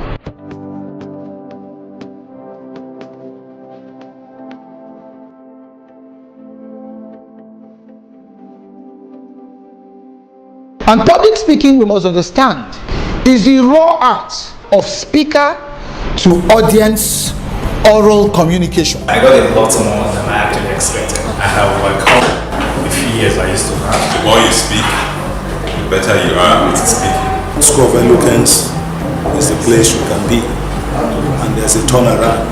That change you are expecting, you get it there. Welcome back to the other side of the show. I'm sure you were itchy to see how it goes out. That's how we're also feeling here. Miss Austin. Yes. Resilience means reinvention. So for everyone out there that needs help, that needs, they're feeling rejected, dejected, there's no work. We know how the situation is global. Because I have data of Spain, at least Italy and the US. So it's not like there's job everywhere. So, and resilience means reinvention. You have reinvented yourself. Simply put, I'm sure a lot of our viewers will go and look you up. So how do you explain, how do you advise? I think that's what, how do you advise the younger generation to pull through whatever circumstances they find themselves? Thank you very much. First of all, contentment works for me. Contentment has helped to ground me. And if people can build that contentment in themselves, it helps to prevent you from falling off the wagon, first of all. And then it's never too late to start all over. At some point, you have to make a conscious effort to stop digging. You know how you're digging a hole, you keep digging and you're going further and further. At some point, you need to stop, come out and look at it. It's almost like somebody drowning. When you're drowning in a river, you keep thrashing, you're dissipating energy, you're likely to take off faster.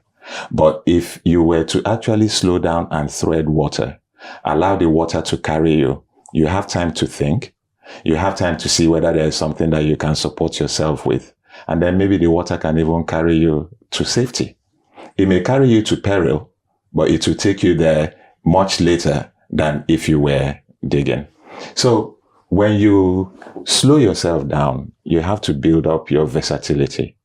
You have to be ready to try new things. You have to be able to think innovatively. Innovative thinking will help you determine those things that you can do with little capital. Because what a lot of people have challenges with now is, how do I start? Where do I find the money? But there are things that people can do, but you need to just lose yourself first of all. Get yourself off that pedestal. Forget who you used to be and look at what you need to become the person that you need to become. Excellent. Mr. Asef, you are the water person. I love the analogy, the example you gave on the water part. There's something called Blue Ocean Strategy. You are doing it when you are the first person to do it when nobody is doing it. And there's something that you are doing that I think you need to see as a trait, which I'm asking, that's why I'm asking for this, asking you this particular question.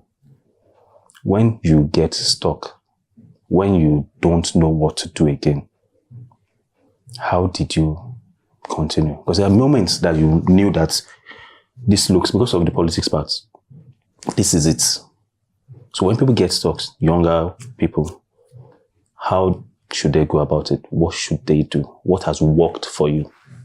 Now, if things didn't work, it's just like Mr. Austin said, first of all, you need to relax yourself.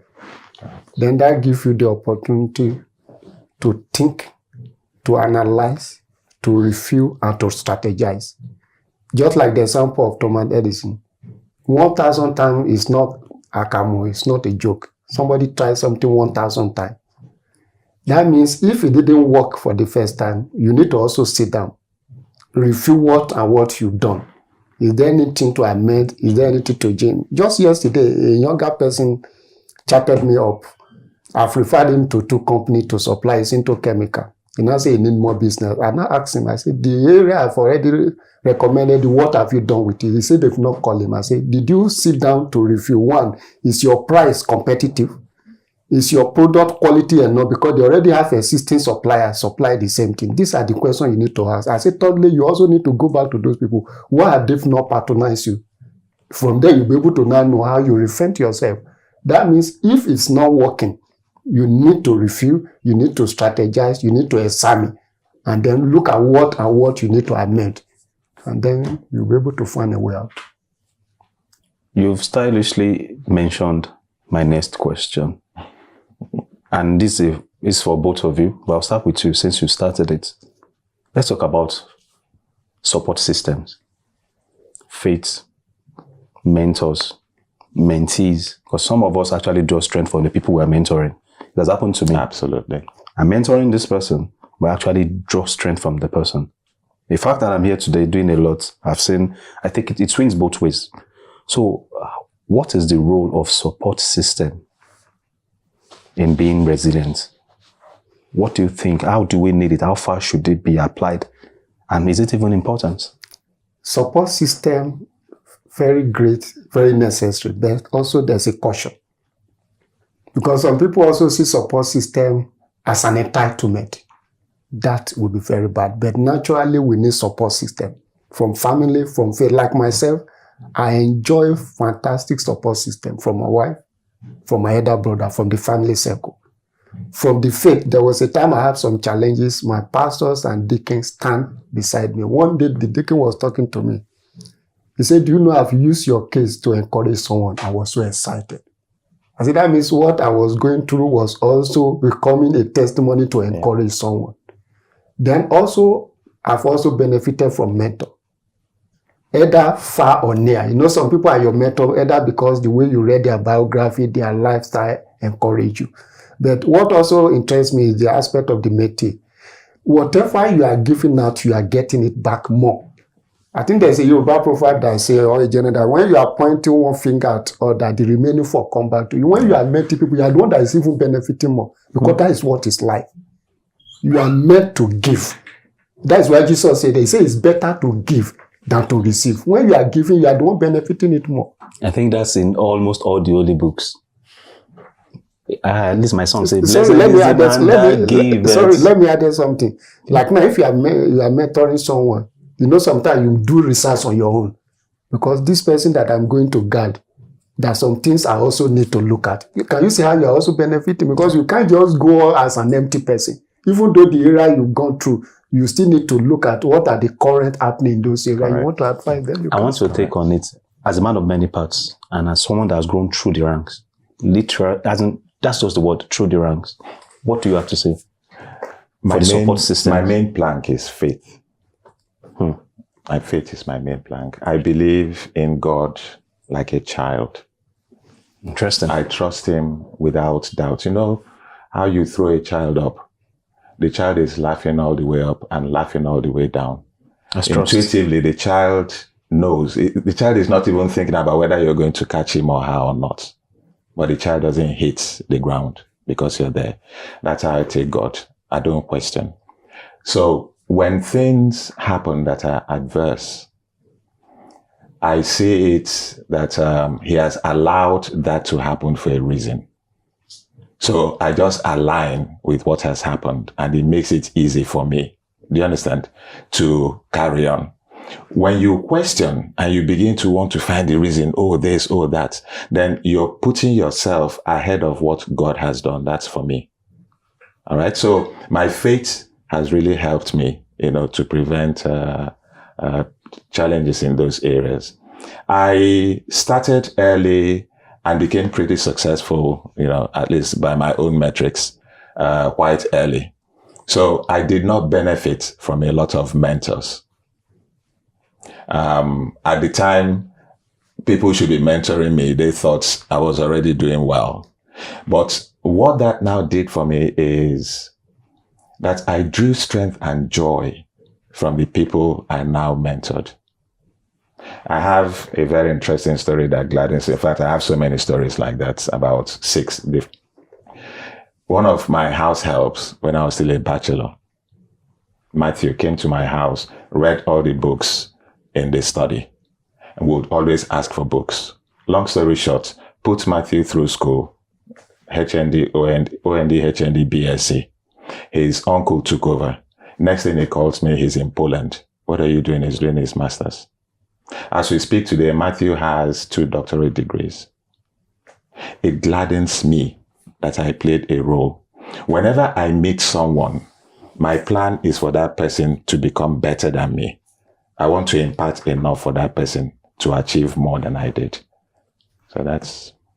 Stemming from what you've explained, it's wonderful when we have people that not just look out for others, but go all the way. We look forward to meeting Matthew. We'll ask a question also. I love when I have follow-ups like this because we make it very sweet and smooth for even our viewers. Criticisms, oppositions, betrayals, it will always happen. Well, it hurts deep when it's from people that are very close to you. Starting from you, let me address. So how do you handle such situations? You see, again, we try to build things, that shouldn't be built. The human nature by itself is given to betrayals and things. Once you understand that, do you understand? Then it makes it easy for you to understand that somebody has done this. Now, one of the mantras that I live by is that I don't expect to see me in another person. The stimuli that forged me, the things that made me who I am, the value systems that made me who I am, the environment and background that made me who I am, are different from the ones that made you, different from the ones that made Mr. Saf. So your interpretation of a particular situation is based on the body of knowledge that developed you into the man that you are today. So more than likely, you will see things differently from the way I see it. So once you understand that you cannot expect to see yourself in somebody else, you give them a long rope to express themselves. In doing that, you allow room and time for tempers and everything to calm down. You allow yourself room to adapt to whatever is coming your way. So with criticisms, I listen attentively. I listen actively. I listen to hear exactly what you are saying, not how you are saying it. And when I see things, that make sense from what you're saying, I actually adapt. I do that. It's easy for me. When you say betrayal, yes, it's only people who are close to you that can betray you. Do you understand? Because you have invested trust in them. But if you understand that this person is also human and no one is above mistakes, sometimes people do things not necessarily having thought it through. Some people don't sit down and plan that I'm going to betray you. Some people just respond, to stimuli, and it happens. So they are just opportunistic betrayal. Sometimes it happens. But even when some people wake up in the morning and they ask themselves, whose life am I going to make miserable today? And imagine if it turns out to be you. I find it amusing how there's a lot to learn from both of you. Criticism, opposition, betrayal. You are the political guru here. How do you handle it? Even if it's from, especially when it's from people that know you, they know your story. So his experience is really deep, like you mentioned. So how do you handle your own people that are very close to you? Now, for me, out of the 3, criticism, opposition, and betrayal is a little difficult. But criticism and opposition is good for every one of us. Even when you talk about positive and negative criticism, positive one is good for you. The negative one is also good for you. One thing that normally, if people criticize me, one thing I know that sometimes people criticize because they were not even privileged to know something you know, something you have. Then they criticize you based on their level. But if you are sincere enough, you will now look at it, okay, what this person is saying is correct, then I need to improve. If it's not correct, let me give you an instance. There's somebody we share the same office. I have 5 whites that wear under as it should, but the guy thought it's only 1 white I was wearing every day. You can imagine as close as that person to me. I just look at if this person knew, he won't have even said what was saying. Then you can imagine at that level. That's why I say criticism and opposition is good for you. If as an opposition, you need to prove the person. If somebody is opposing you, your own is to determine, to prove to the person that you can be better. But betrayal, like I say, become difficult a little to manage. David said that if it is an enemy that did it to me, I won't have bother. Then we go to the house of God, we put counsel together, we eat together. But like he said, you must realize that as long as that person is human, he's bound to make mistakes. How I manage betrayal, which I say is difficult that. 1, like John Mr. Austin said, you don't expect everybody to be like you. 2, again, I will feel it initially, but within a second, it's a human being. Because I expect any human being to behave funny, to do anything to you. But with that, you'll be able to manage it and move forward. Parting shots now. Someone is listening. That's how our show is. The person wants to give up. What do you have to say to the person? No, this is not the time to give up. Don't give up. No matter how difficult it is, no matter how dark it may seem, there is light at the end of that tunnel. This is the time to actually dig in. This is the time to reinvent yourself. This is the time to think of new things. This is the time to develop yourself further. And it's only over after you have decided that it's over. Once you switch yourself up, that's the time that it's over. But as long as you remain in the mix, a lot of better things can actually happen. Let me just close by saying there's a guy, I think his name is Gary Hamel, he's a businessman. He says that companies fail, and by companies now, let me also use individuals. Companies fail by investing a lot in the things that are happening now, as opposed to investing in the things that could happen. In the future. In the future. All right. So, if you decide to give up now, then you have shut yourself away from the wonderful things that are waiting for you in the future. Your take? Well, like question, final answer. In conclusion, what do you say to There's them? no need to give up. As long as you are still breathing, that means there's a hope. It's only a dead man. That's why they say a living dog is better than a dead lion. As long as you are alive, there's no. You can see somebody beside you that is making it. Then why can't you make it? You see somebody, if you listen to some people, you will even be surprised that your own case is a calm case. Some people are surviving a more difficult situation, and then you are shouting over a minority. But also remember, difficult time bring out the best in every human being. Nobody achieves something successful by being peaceful. When the tough time comes, it bring out the best. This is amazing. Thank you very much. I'll finish with the Akamu case. Even that Akamu is not easy to make. It means that as simple as life may look, it gets difficult. Well, you're not giving up. You are resilient and you will get to the other side. Thank you for having this show with us. Thank you so much, gentlemen. It's been a pleasure having you on the show. Thank you. What an honest and empowering conversation. Resilience isn't about being perfect. It's about not quitting. It's about standing tall, even with scars. And today, Austin Onono and Asef Kolawole have shown us what it truly means to be built to endure. To every man watching this right now, maybe you've lost something, a job, a relationship, a dream. Maybe the weight feels too much, but hear this, you are still standing, and that means your story isn't over. Thank you, gentlemen, for your wisdom and transparency. And thank you to our viewers for joining us on Achieve Men, where we remind you that your struggle is valid, your strength is real, and your future is still bright. Let's continue this important conversation. Follow at Achievement Channel on Instagram, Facebook, X, Twitter, and YouTube for more achievement content and updates. Use the hashtag #WeSeePossibilities and share your thoughts with us. I'm Antizoloe, and until next time, keep pushing, keep keep growing, and never stop believing.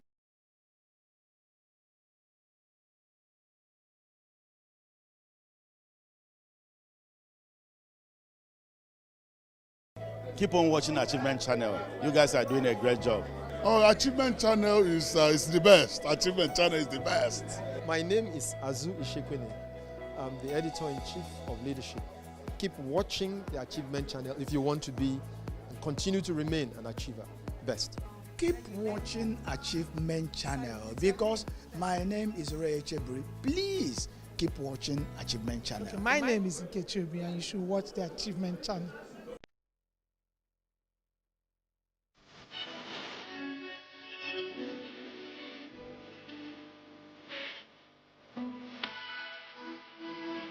Welcome once again to Achievers Book Club. I'm Sarah Undu, your reading companion and guide.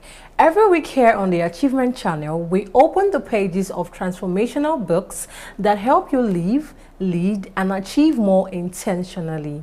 This week, we are focusing on a cornerstone text for anyone serious about impact, Developing the Leader Within You, by the incomparable John C. Maxwell. Get ready to discover that leadership isn't just a title, it's a journey of growth and influence. Because here at the Achievement Channel, we see possibilities.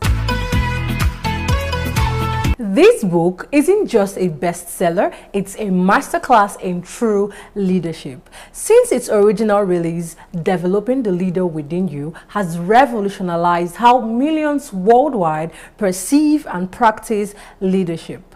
Maxwell dismantles the myth that leadership is solely about position or power, teaching us that it's fundamentally about influence. He invites us to understand that effective leadership is an inside job, beginning with personal growth before extending to others. Let's unpack the core principles that build an influential leader.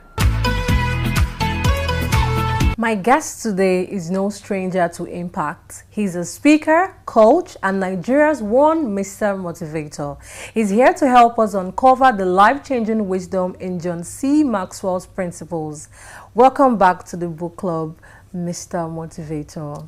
Thank you, Sarah. It's good to be back. Thank you. So, Mr. Motivator, John C. Maxwell fundamentally states that leadership is influence, nothing more, nothing less. Absolutely. So, but in a vibrant and a dynamic economy like this, Nigeria, where influence can manifest in so many ways, either from community leadership or to tech startup, whatever, how crucial is it for aspiring leaders now to truly grasp this concept, both locally and on a global space?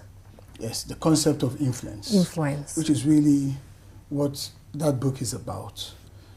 I like to refer to it as the most developmental book on leadership. The first book anyone aspiring to grasp the most basic of concepts about leadership should read. Because if you cannot discover yourself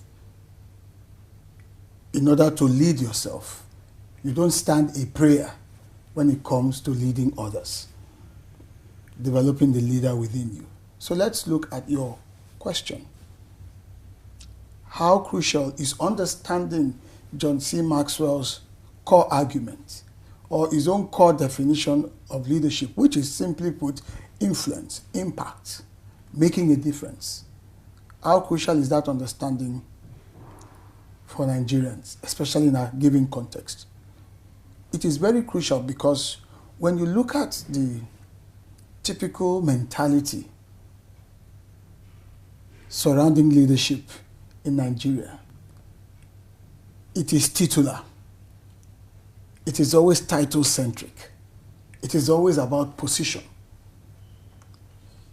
Your brother gets appointed the chief executive of a company today. You jump up in celebration. We have arrived. We have someone in a very key and powerful position. You used to look at him in the eye to greet him before that time. Now, all of a sudden, because of that position, you no longer can look at him eyeball to extend a common courtesy. The position has changed a lot of things, and we use the word change in levels. And so we begin to create so much more out of human beings because of positional changes. And by extension, we conclude that that is what leadership is all about. Such paradigm is what John C. Maxwell challenges in his book, in this book, Developing the Leader Within You. To say, wait a minute, that shift in position or that elevation to a higher post does not necessarily imply that leadership is in the mix, because if the person has not yet developed themselves to lead, the position does not change anything. In fact, in the same book, John Maxwell puts it this way, that the position only buys you time. It buys you time to either develop the leadership skills or buys you time to expose you. Absolutely. And for you to lose whatever respect you once had. It's all your choice as to how you use that time. So, to your question, how important, how crucial it is for us in this environment, regardless of what we are into. And we must interpret whether we are in tech or community leadership, business leadership, religious leadership, political leadership, whatever it is, positions or context. Let me not just use the word leadership. We must see all of these contexts as mere situations, calling for us to bring to bear the leadership skills we've developed within ourselves. So first, I say get away or push aside that titular mentality, that it's about a title or a position, and focus on the very essence of what leadership truly represents, which is influence. Meaning that I may have a small community. It doesn't make me any less a leader than a man who leads an army. Because it's not by sheer size or numbers. It's not by mere quantifiable metrics that one becomes more of a leader than another. Rather, it's by the impact, the influence that they bring to bear within that context. You're a leader if you have a team of 2 in your office and you can influence them to stay on target, to focus on the goals, and to achieve results. And you didn't need to bang the table, you didn't need to append anything, you simply guided them, became a source of inspiration, challenged them, and made sure there was collaboration, and in the end, they met the timeline and they delivered on the objective. That's leadership, based on John C. Maxwell's definition in this book. Influencing means that you were able to influence those 2 colleagues of yours to get the job done, to achieve the results. That is leadership. Whereas you could have a political figure, a governor who is in charge of a state, for instance, with all of the resources, financial resources, human resources, the clout, the goodwill, the laws, everything, and they are floundering and unable to provide leadership. Why? Because they've not developed the leadership mindset and the leadership skill set required in those respective situations. So let us separate situations and positions from the actual disposition to lead. That is how Nigerians must understand this, so that you don't think of yourself less a leader or not even a leader because you don't seem to have the trappings or the external markers of a title or of a position or of a situation around you. So you wish yourself away from actual leadership. That is not true. It is the skill set, the mindset that you apply in being selfless, in working towards goals and harnessing the involvement of others towards producing results. That is what influence is about, and by extension, in very clear terms, that is the definition of leadership. You can do it. The little child in primary school can do it. The secondary school kid can do it. In the university, you can do it. In your private business, you can do it. In your home as well, you can do it. Yes. Siblings can lead one another, even in their homes. In a family of what, 2, 3, or 4 children, even 2. Leadership can be cultivated there. It's not a title, it's not a position. So Maxwell deals a very serious blow against that mentality. And that is what we have to deal with, or put properly aside, or push aside completely in this kind of culture, in a cultural context where you begin to look up to people because they are in a position, yet that responsibility attached to the position they are unable to deliver. There are people today who are governors of states who have failed the leadership test, but everybody sees them because of the position they defer. There are chief executives of companies who are running the companies aground, but when they drive in, everybody kneels around. Everybody rushes. Everyone would rush and say, hey, we want to be a part of this. Oh, we look up to you, you're the one. That's not leadership. That's positional attempts to claim leadership. It is not sustainable. Invariably, we will see you for who and what you are, that you lack the leadership capabilities. But there could be someone in a nondescript position who gradually, through their influence, there is impact, there's results. And we look at it and say, wow, how did we get there? Someone was being responsible, being alive to what that position or what that context required.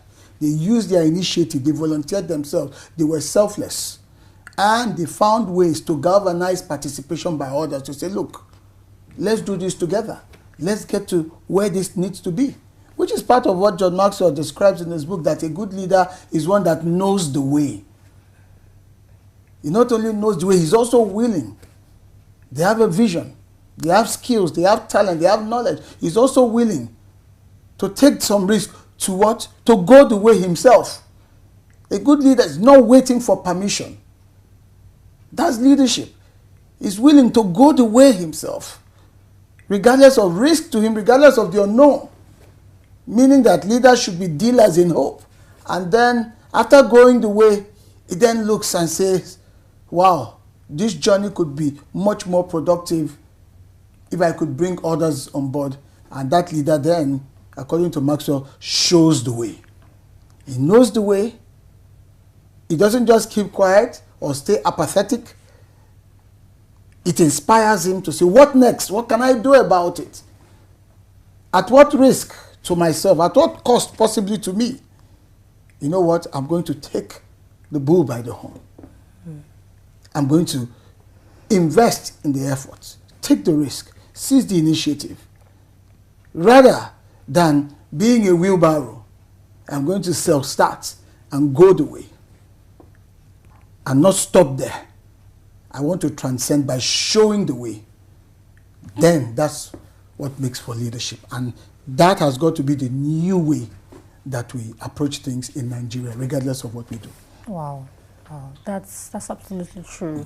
So in a nutshell, you say that leadership is not just a title. Yes, so it simply says that it's an inside-out journey. Absolutely. So it starts from your character and your consistent action. That's right. Okay, amazing. That then inspires others to say, wow, we can follow. Okay. That's the beauty of it, because as John Maxwell will also tell you, that he that thinks he's leading and has no one following is merely taking a walk. And there are many people today taking walks in their minds. They think they are leading. They don't know that they're just on their own, because no one is actually following.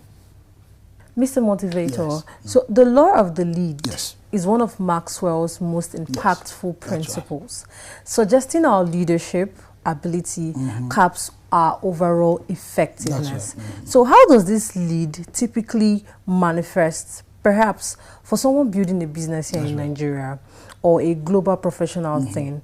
And what immediate action can our viewers take from this? So this lead, the concept of the lead is, a lead is a covering, a ceiling, which is essentially saying there's a ceiling there that you cannot go beyond. And that ceiling is usually self-imposed. You have a business leader or a business owner who stops taking courses, who stops learning, who stops attending conferences, who stops even reading, who stops going out there to learn more and understand the current trends about that business, the kind of skill sets required. A business owner who stops learning about human behavior, because you need to understand human behavior to run that business. It means, based on the law of the lead, that once that business leader plateaus there, automatically the fortunes of that business, of that enterprise, with regards to the people there and everything there, plateaus. Not because of the economic situation around, not because of the industry development around, the forces of demand and supply, no, but simply because the leader has stopped growing. The leader has stopped growing. That's what the law of the lead is essentially saying. In other words, your level of knowledge, your competency level, your motivational level, all these, if you don't continue to grow these parameters personally, you have executed a fait accompli on your business, on your venture, on your enterprise, that you can never go beyond, or this business, this enterprise can never grow beyond, say, this local level, because the leader's mentality, the leader's skill set, the leader's capabilities remain restricted. That's what it means. It's simply trying to tell us that no leader can give beyond what they have. So any leader that wants to give more must take off that lead and grow into becoming more. Intellectually, grow into becoming more. Experientially, in the area of expertise, in the area of exposure, in the area of inspiration and motivation, in the area of industry and business awareness. You must continue to expand as a human being. In the area of know-how, how do I lead people? How do I manage the organization? What are the current trends in human behavior? What are the current trends in technology? For instance, any leader today that is not averse, that is not up to date, that is not comfortable and growing, say, in the field of machine learning and artificial intelligence, has already placed a lead on the ability to lead in these times. I run an organization, and I can tell you that I know about AI more than all my staff, including the very young ones who we claim are the ones that are the digital natives. I have to sit with them, educate them, show them. And sometimes they wonder, this is supposed to be an old school fellow, what is happening? But for me as a leader, if I'm going to lead, I must know the way. I must have what? Also gone the way. And then now I show them the way. I mean, you sat in as I showed a copper currently working with us. This is how I want you to do it. Using artificial intelligence. That's leadership. And she will take that and grow with it. So leaders cannot give any excuse. So if you do not unleash yourself, take the lead off, that business will not grow. That idea will stagnate. And once it stagnates, people start peeling away. You no longer have people to lead because people are constantly looking for inspiration, people that they can look up to, look forward to their leadership.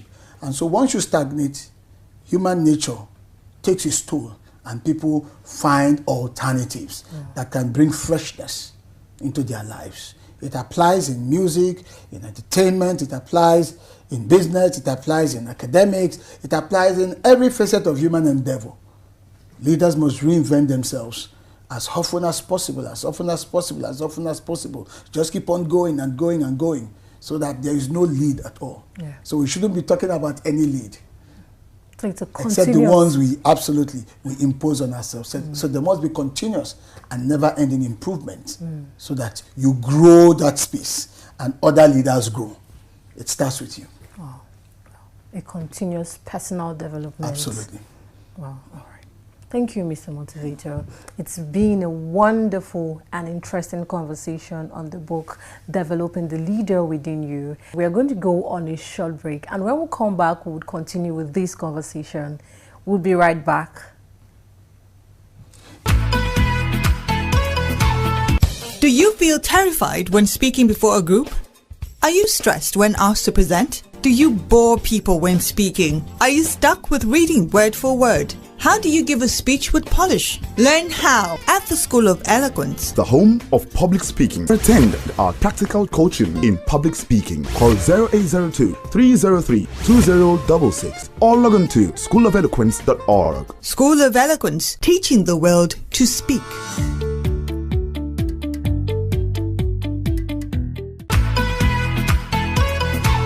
Welcome back. It is still the Achievers Book Club, and I have with me here Mr. Motivator. We are uncovering the book, Developing the Leaders Within You. Okay, Mr. Motivator, Maxwell emphasizes that leaders are perpetual learners. That's true. Given the rapid global shifts and the incredible dynamism we are seeing currently, particularly in places like Nigeria, why is this commitment to constant learning a non-negotiable to leaders today? And how do you personally stay in that growth mindset?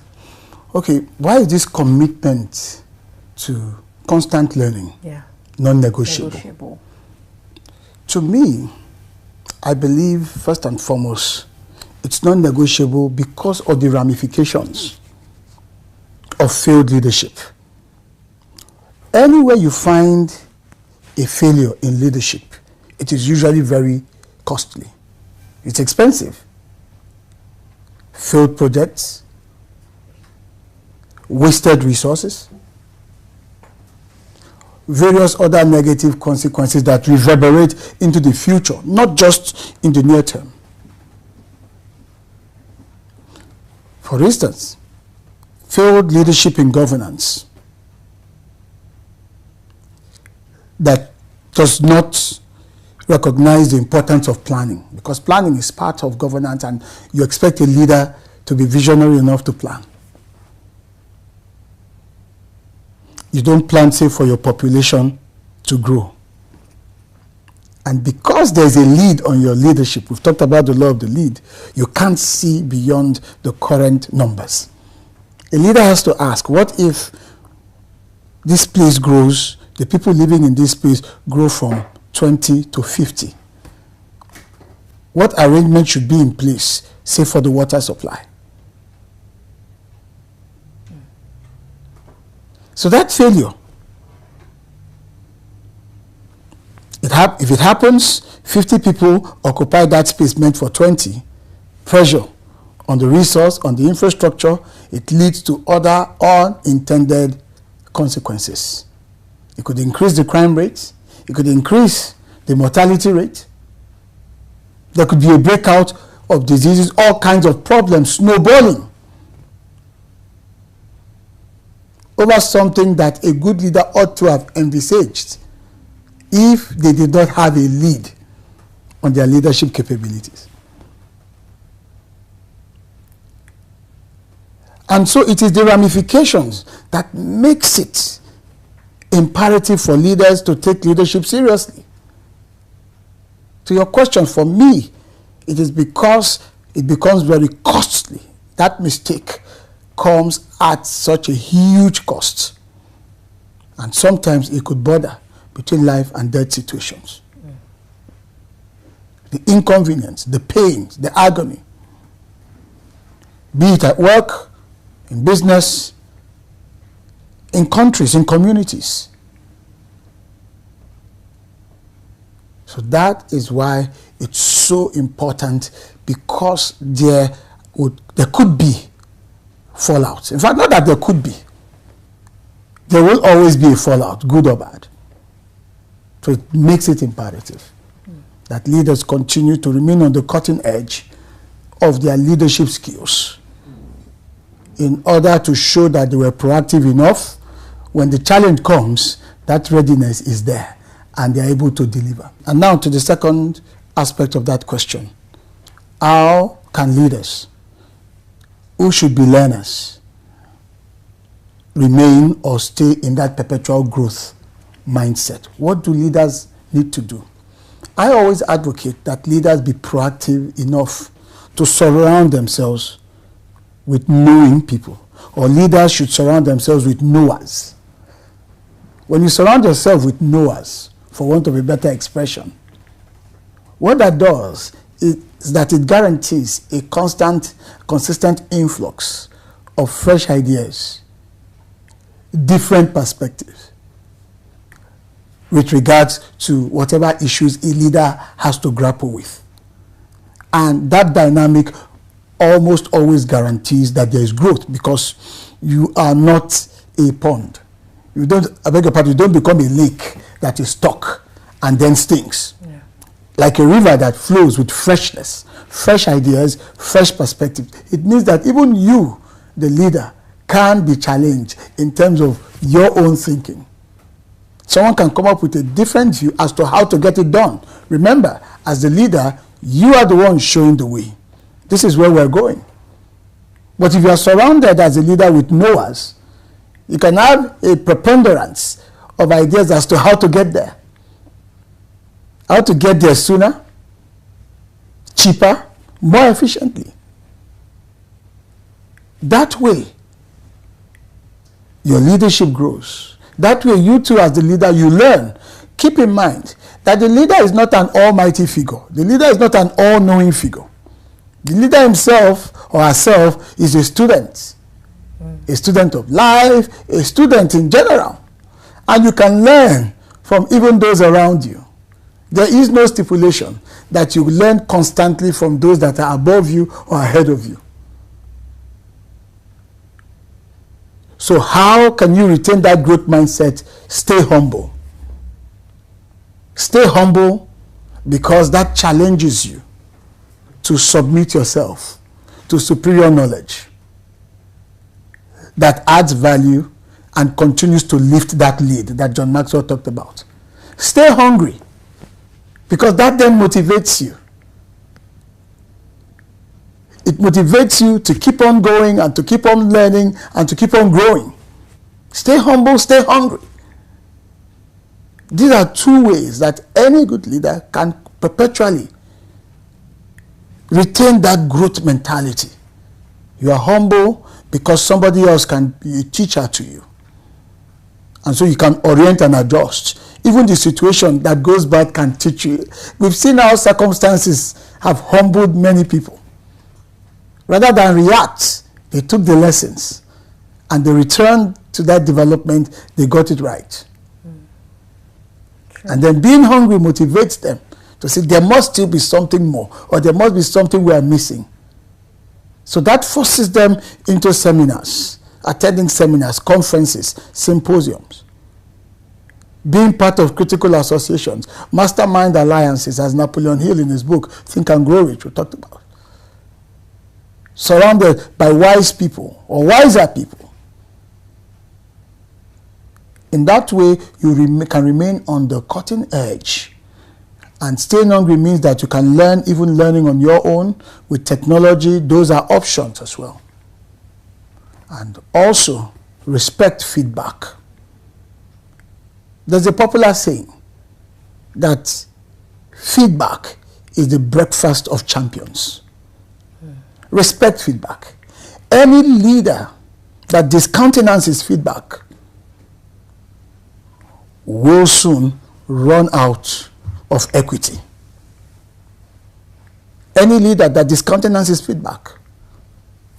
And we're not just saying, okay, you're giving people the opportunity to air their views. No, you're genuinely paying attention, constructively, intentionally, onboarding it and saying, oh, you know what, let's make some adjustment. This is so instrumental. This is critical.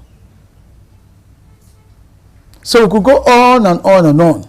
But I think these two critical principles of staying humble, staying hungry, and with the disposition of welcoming feedback, being a leader, having more knowers around you, shouldn't threaten you. It is only insecure leaders that find it difficult to stand rising stars. You should be secure in your own self as a person, not being secure by virtue of the position. Don't derive your security from the position you occupy. Derive your sense of security from your own sense of self-worth in terms of your uniqueness, your own capabilities and competencies. Let that give you a sane self-estimate of who and what you are, so that others around you who may be different, who may be distinct from you, don't come across as a threat, but rather to complement you. If you have that mindset, then the lead on your leadership is taken off and you continue to grow. That's the growth mindset we're talking about. Because that then challenges you to grow. Growth is not convenient. Growth is not convenient. So with these factors, I think, or rather I believe very strongly, that anyone who is leading, who aspires to lead, can perpetually attain greater heights in leadership. That's how I think you do it, in terms of a growth mindset. That's interesting. I believe that when you stop, as a leader, when you stop learning, you actually stop leading. That's right. Absolutely, leading. Because you stop growing. Stop growing. You can't lead if you're not growing. That's the truth. Thank you. Thank you, Mr. Motivator, for sharing such inspiring and knowledgeable insights. Thank you so much, Mr. Motivator. Thank you very much. Mr. Motivator has given us so much to reflect on. Now, let's make these principles real. Here is your Achievers Challenge for the week, inspired by John C. Maxwell. 1. Identify your influence. This week, observe where you have influence without a formal title. How can you intentionally use that influence for good? 2. Raise your lead. Pick one area where you feel capped. Find one resource, either a book, a course, or a mentor. Start learning and growing in that specific area this week. And 3, develop another leader. Identify one person you can intentionally invest in. Offer them advice, mentorship, or encouragement to help them grow their own leadership potential. Don't forget to share your journey with us using the hashtag Achievers Book Club. Let's grow together, leaders. Today, we're exploring Developing the Leader Within You by John C. Maxwell. A titan in the field of leadership, Maxwell has dedicated his life to teaching and empowering leaders worldwide. This isn't just a theoretical treatise. It's a practical, accessible guide born from decades of experience, debunking the myth that leadership is an innate talent. Maxwell asserts that leadership is a skill you can learn, practice, and master. At its heart, Developing the Leader Within You introduces a transformative framework, the 5 levels of leadership.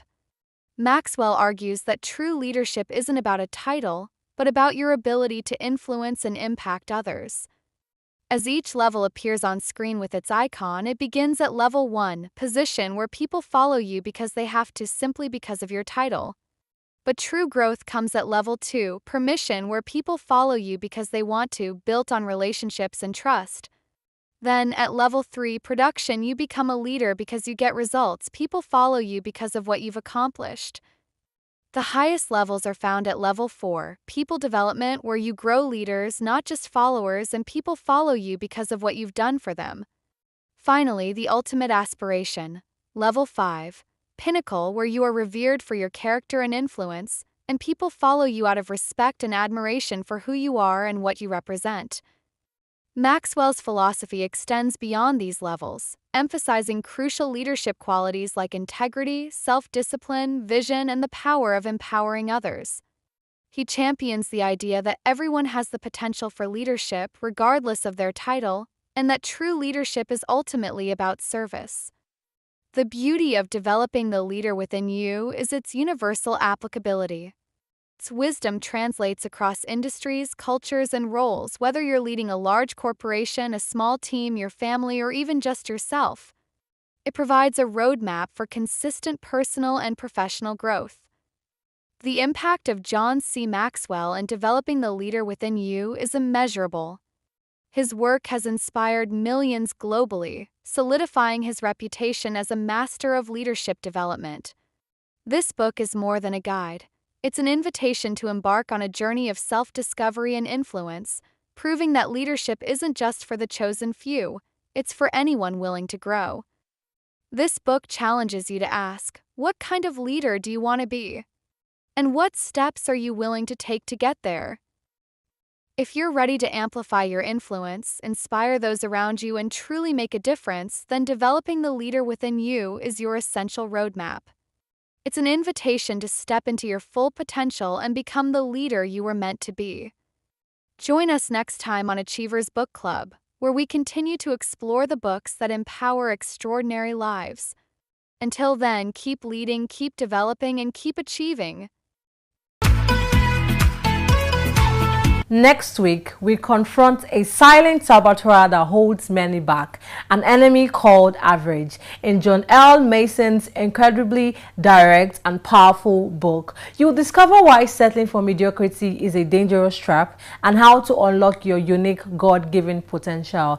It's a call to action for anyone who believes they are made for more than just getting by. So if you are ready to break free from the ordinary and step into the extraordinary, you absolutely cannot miss our next episode. Thank you for spending this enriching time with us here at Achievers Book Club. Remember, whether it's in your community, your business, or your home, leadership is your capacity to influence for good. Embrace the journey of self-development and lead where you stand. I'm Sarah Undu, and until next time, we see possibilities.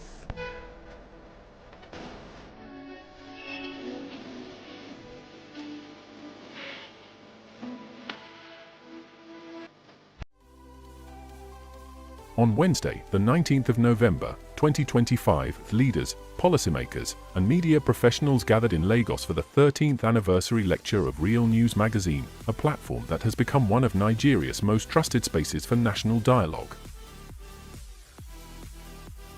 This year's theme tackled one of Africa's most threatening challenges: cybersecurity, illicit financial flows, and achieving Agenda 2063. A discussion set against the backdrop of Africa's digital revolution and the growing need to protect the continent's resources from cybercrime and economic leakages. So cybersecurity sector, it has a lot to do. The fintech also will doing, also the government, the regulator, the private sector. So it's a win-win thing. Regulation is the bedrock. It should be the framework. How the operators work should be there first, before the operation. In her opening remarks, Real News publisher Maureen Chigbo warned that Africa loses tens of billions of dollars every year through illicit financial flows, money that could transform education, infrastructure, and healthcare. Her message was clear: if Africa must achieve the African Union's Agenda 2063, it must first safeguard its wealth. Real News Magazine is all about investigative, robust, and excellent journalism. We are your partners in development, and together we will build a strong and balanced society where all will be free and happy to live in. Delivering the keynote address, Dr. Musa Adamu Aliyu, SAN, chairman of the ICPC, emphasized that cybersecurity is no longer just a technology issue, it is a national security priority. He noted that as Africa becomes more digital, cybercriminal networks are expanding just as fast, exploiting weak systems, unregulated platforms, and insider collaboration. He outlined a strategy that includes stronger laws, improved technology, international cooperation, and financial transparency. Let us understand what is illicit financial flows we are talking about, and in this digital age. Now, illicit financial flows are illegal movements of money or capital from one country to another. The funds could be illegally earned and transferred, or legally earned but illegally transferred. Illicit financial flows remain one of the most devastating drains on Africa's development capacity. Estimates by African Union High-Level Panel, led by former South African President Mr. Thabo Mbeki, suggest that Africa loses over $80 billion annually through illegal tax practices, transfer, pricing, corruption, trafficking, and the outright theft of public resources. This illicit financial flows, I want us to note that it also includes our artifacts, because our heritage are taken out of the continent, or have been taken out of the continents that are in other parts of the world, where those countries are using our heritage to get money. The panel session deepened the conversation. Experts challenged government agencies and financial institutions to strengthen transparency and internal controls. A notable moment came when a participant demanded that the ICPC publicly name banks allegedly enabling illicit financial flows, a reminder that accountability must go beyond policy and become practice. Tell us here and now so we can report it, so that we can start from there to fight this corruption, illicit flow of terror financing or whatever. So tell us the banks, name and shame. They do it in Asia, they do it in Europe, they do it elsewhere. Let us do it in Nigeria and Africa. Thank you very much. As part of the celebrations, distinguished contributors were inducted into the Real News Hall of Fame, honoring their support, integrity, and commitment to national development. There were lighter moments too, including a warm celebration for one of the discussants, adding joy to an otherwise serious conversation. Anybody, any human being, any country who is not planning is planning to fail. So, and you don't wait until you are in 2063 to start planning, to start developing, to start corralling all the resources you need to develop. And we know that the continent is bleeding dry because of illicit financial flows. And technology is aiding it greatly and also making it impossible for those involved in this illicit financial flow to be tracked. So we chose this theme to raise awareness and to call attention to governments that they have to step up their action to stem the tide of illicit financial flow. When you have about $50 billion being drained out of the economy of any country, that's a huge sum of money. Of any continent, is a huge sum of money. And then when you think, take Nigeria for instance, they have about 10 million children who are out of school, right? Now, can you imagine what such an amount of money could do to the life of these children if those monies or the illicit flows are stopped or the monies are tracked? So you have to plan. If you don't plan, you are planning to fail. That's what just it is. So the earlier we start to plan to curb illicit financial flows, the earlier for everybody involved and for us to achieve the sustainable development goals we have always talked about. So the most important thing is that information is power. When you don't have information that will help you to change your life, you will be wallowing in ignorance. So the cure of ignorance is to arm people with adequate information that can help them to uplift their well-being, achieve their aims, and contribute to nation building. Illicit flows is different from illicit financial flows because it's just not in the public space, it's both in the public and private sector. So we are helping to create awareness. We are helping to let people know that this ill exists in the society and it has to be fought and it has to be stemmed. And for us to achieve the aim we want, all hands has to be on deck. No matter what is happening in the country, integrity is still possible. There are people who could not succeed, but they are forging ahead because of their integrity, because people believe in them. And in the business we are in, the business of the media, integrity is everything. If you don't have integrity, nobody will trust you, nobody will come to your program, nobody will believe you. Once they see your medium, they will just wish it away. So integrity is everything. Achievement means what we have achieved here today now. That's it. We have achieved this. We wanted this hall to be filled up, and you can see that the hall is filled to the brim, not by colorful people, by a galaxy of intellectuals from different walks of life, from different countries, you know. And there are so many people online who are watching and following this event. So we have achieved success here today, and we are indeed grateful to God. I'm here today because of perseverance and hard work.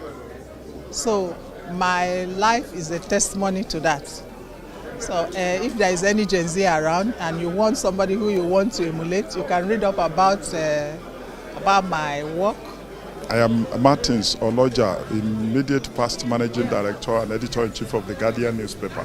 Integrity is possible, but is still unachievable now because integrity is something that looks abstract to people. And because of the way we do not have ethical revolution that we desired, we do not have ethical reorientation to as part of public policy. It's very difficult, and people who have integrity in this place usually don't have even resources to manage their life. They may not be wealthy with integrity because corruption has become like a fundamental objective and directive principle of state policy. And the people who are prominent, who may not even be significant, are people who do not have integrity. And people who do not have integrity, some sections of the media decorate them with awards from time to time. So integrity is not something that is hailed here. So integrity is something that is very difficult to define, but it is something that people do when no one is watching. It's a classic definition.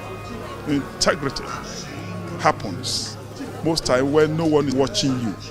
So it's very difficult. It's something that people should hang on their neck wherever they go. But it's very difficult to achieve in this country now because of the operating environment and the way we do not have role model, we do not have a reward for even integrity. We will have reward for people who can do some things that are unethical, and they don't identify them, they don't reward integrity in this country now. To make ethics and accountability fashionable, we have to celebrate cases of ethics and accountability that takes place across. So not just in public sector, in private sector. We have to showcase it, we have to tell those stories. So what is happening now is that the stories that are being showcased and being told are not stories that encourage that. We see people celebrating unethical behavior. And for as long as you keep celebrating unethical behavior, you're not going to encourage ethical behavior. So I think achievement to me would be life of impact shows that you've lived for others and not just yourself. It shows that you have come into spaces and you have changed positively those spaces. So it could be impacting in the youths. And so in my case, it would be working with entrepreneurs. And I can count the achievements by how many entrepreneurs have been affected, how they have changed their systems, how they have improved their processes, and how they're doing much better. Not only from a profit perspective, but even from a planet perspective and the people in which they serve. Achievement means accomplishment. A man that has achieved, a man that has accomplished. And accomplishment means different things for different people. To me, accomplishment is impact. My own understanding of accomplishment is not a man that built estates, but a man that built human beings. Because if you build human beings, a community of human beings, you have built a nation. The impact, the multiple effects will go around in a manner that you can't even imagine. So achievement for an individual is how much impact you have made. And you don't make impact if you don't grow yourself. So you must grow yourself, develop yourself, advance yourself in the area of knowledge, diverse kinds of knowledge. Because we live in the age where innovation is key. When I was in journalism many years back, we used to sleep in the office to produce a newspaper. Nobody sleeps there because technology has taken over. Stories coming ready, copy ready. So things move on the fly. So you have to also be innovative yourself to keep with that advancement of technology. So achievement is accomplishment. And for me, as a journalist, achievement is the impact I have had on people around me, people I've encountered in life, starting from my family. Because my family is key to me. So my achievement is my family first, advancing my family, the standard of life and living, advancing the education of my children. I don't joke with that. And in the long run, these things will come back to you positively. So if you don't make the sacrifice in the morning of your life, when the evening comes, it will be a lonely heart. And that's not achievement. You have not achieved. Integrity is possible. In fact, people are showing integrity. I was at a WAEC office yesterday. I went to check a result that is very old. They said it's no longer captured on, not yet captured on digital platform. So I went there to confirm it, and a young man, a gentleman, I won't call him a young man, he took me through the system, through the process, counseled me. I went and did all that I said I should do, including affidavit. Came back, he did everything thoroughly, professionally, ethically. I had to collect his number, and I sent him a message when I got home. And he told me that is just who he is. That in his own little space, he tries to do things the way they should be done. And he's not swayed by the bandwagon of bribery, corruption, and requesting and patronizing people so that he can get something. And I appreciated him. But just that, he said the words meant so much to him. My message to him meant so much. I told him, please, if you can replicate yourself in that your office, so everybody begin to behave like you, then the world will be a better place. Nigeria especially. Integrity is scarce in this country, no doubt about that. Integrity is very scarce. We had what happened today. I asked a man, why can't you name them and shame them? He cannot name them and shame them because even in that circle, in the anti-corruption agency, many people are corrupt. The current EFCC chairman said, when he resumed, he rebuked his staff. He had a meeting with them and said, some of you are too corrupt. You go out and make deals. That's why they fight against corruption. We can't win it. Because even the system that wants to fight corruption is self-corrupt. So, but integrity is possible. Very, very possible. Again, on this podium, to thank everybody who has made this day glorious. Starting from God Almighty who created all of us. Without Him, we wouldn't be here at all. We wouldn't even have survived all the vicissitudes we have been through to witness this day. And we are deeply grateful to God. The 13th anniversary lecture ended with a renewed call. For Africa to thrive in the digital age, it must protect its financial systems, secure its cyberspace, and build institutions that uphold transparency. For 13 years, Real News has remained steadfast, informing the public, fostering debate, and shaping national consciousness.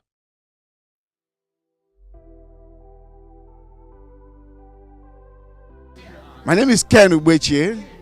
I'm a journalist, author, writer, public speaker, everything rolled into one. I'm giving a shout out to Achievement Channels, the motivational channel. Please stay hooked to Achievement Channel. Thank you. Achievement Channel. Martins Oloja of the Guardian fame. And I want to shout out to Achievement and Motivational Channel that you should continue to do what you are doing because achievement is really very, very important to motivate people, to celebrate achievement, to celebrate integrity, to celebrate what is good for us that will make us a great nation. Thank you. From Dr. Neko Kekaru, live Lagos, Pan Atlantic University. Shout out to Achievement Channel. If you're not watching Achievement Channel, I wonder what else you're doing with your time. This is the channel to watch.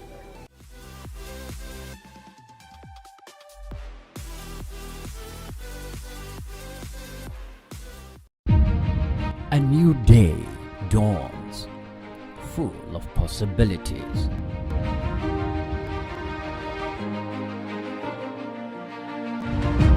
Take the first step towards your dreams. Empower your mind with positive thoughts. Achieve more. Make a difference in someone's life today.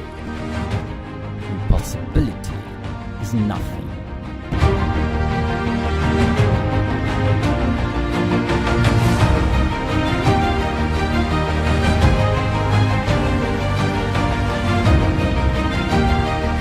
Success is not just about what you do, but how you show up.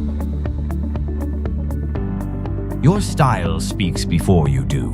Style is confidence, and confidence drives success.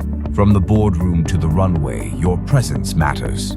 Welcome to Style to Success, where fashion meets ambition. Your journey to success starts with confidence. This is Style to Success, only on the Achievement Channel. Follow us at Achievement Channel for more style and success insights. Welcome to Style to Success on Achievement Channel, the show that brings you face to face with remarkable individuals whose journeys inspire and empowers all. We are reaching you from our studio at the School of Eloquence, Lagos, Nigeria. I am Ayodele Oluwole, and today we are diving deep into the world of maritime media, a field that often goes unnoticed but plays a crucial role in our global economy. Our guest today is a true trailblazer in this field. She is a seasoned fashion stylist and a champion for youth empowerment, the founder of Marigold Fashion House and a host of other impactful initiatives. With her unwavering dedication and innovative spirit, she has not only shaped the landscape of maritime reporting, but also contributed immensely to the growth and development of the maritime sector in Nigeria. Mrs. Susan Eshet, we are honored to have you with us today. You're welcome. Thank you very much. It's a pleasure to be here with you. Thank you. So much, man. Thanks for making that time to come. We actually love your outfits. I like to say that. And, I think it's one of the things that, this program entails. It's Style to Success. And we love, the fact that you're rocking our African prints. So I would want to start by asking you a question, ma. What does style mean to you? Well, thank you so much once again. I'm talking about my style, and you made mention of the wearing of Ankara. I took that decision some 7 years ago, thereabout, that no more Western suits, no more, ties and all those things. It's going to be African wear. And I got inspiration from Ngozi Okonjo-Iweala, when she became Minister of Economic, and she was always wearing Ankara. And one of those days I had a meeting with her in our office, and I just said, this is this woman's style. Style could be anything to anybody. It could be what you are as a professional. It could be what you are as a person. Your style determines who you are, determines what you come up with, what you become at the end of your journey on earth. People will remember you for what kind of style you had. If you're simple, if you're robust, if you're elaborate. So to me, my style is me. Because now people see me as, oh, she only wears Ankara. If you see me with something else, it means it's a tight situation. But once I walk into a room like this, I feel proud to be an African and an African woman.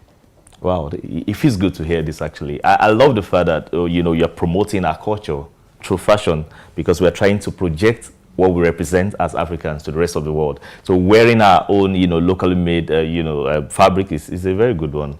So that's quite impressive. And I'd like to say, ma, how does, style, inspire success for you? Like I said, it's Ngozi Okonjo-Iweala that, inspired that in me. And I said, if she, at her level, could have confidence and wear just African clothing, then why not me? And the first time I walked into the office on a Monday and I was wearing this, it was like, everybody was like, what is she doing? But to answer your question, it shows how confident you can be as a person and as a professional.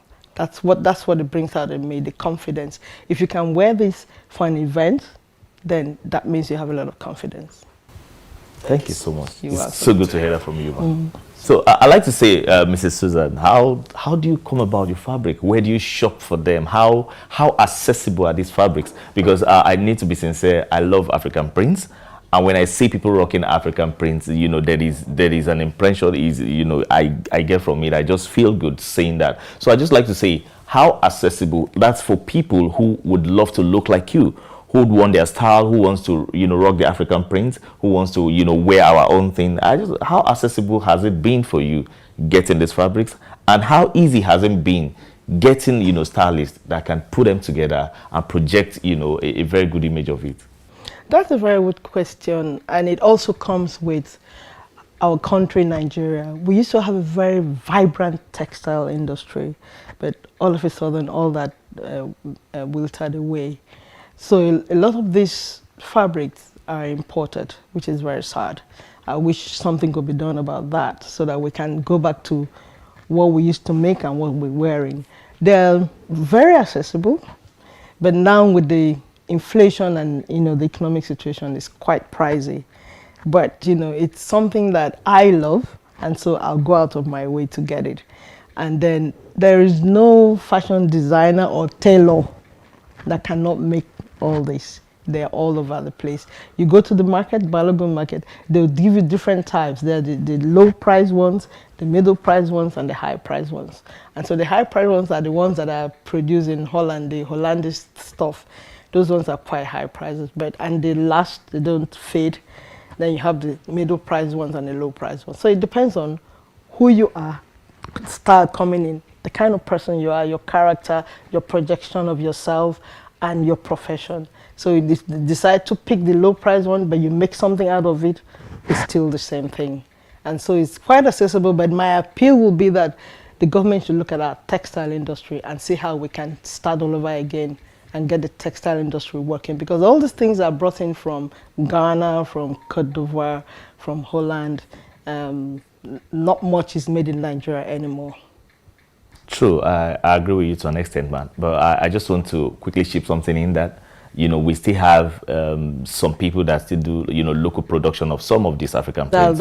Especially the Ashoke, the Adire, yes. Which, the prints are actually beautiful as well. They're as beautiful as Ankara. But it cannot be mass produced. True. You have to do some mass production to get things like this. Okay. So that's why I'm still making that appeal that the federal government or state government should do something about the textile industry. Yeah, I was going to say that, because I feel we actually need to try to rejuvenate those industries so that, it will help the economy as well. Apart from, helping the GDP of the nation, it's going to, create more employment, and people will gravitate towards, wearing our own thing. So our local content will be promoted that way. It's a good one. It's a good one. Well done, man. And it's nice to have you on the show. Thank you very much. We'll take a short break and we'll be right back. Your journey to success starts with confidence.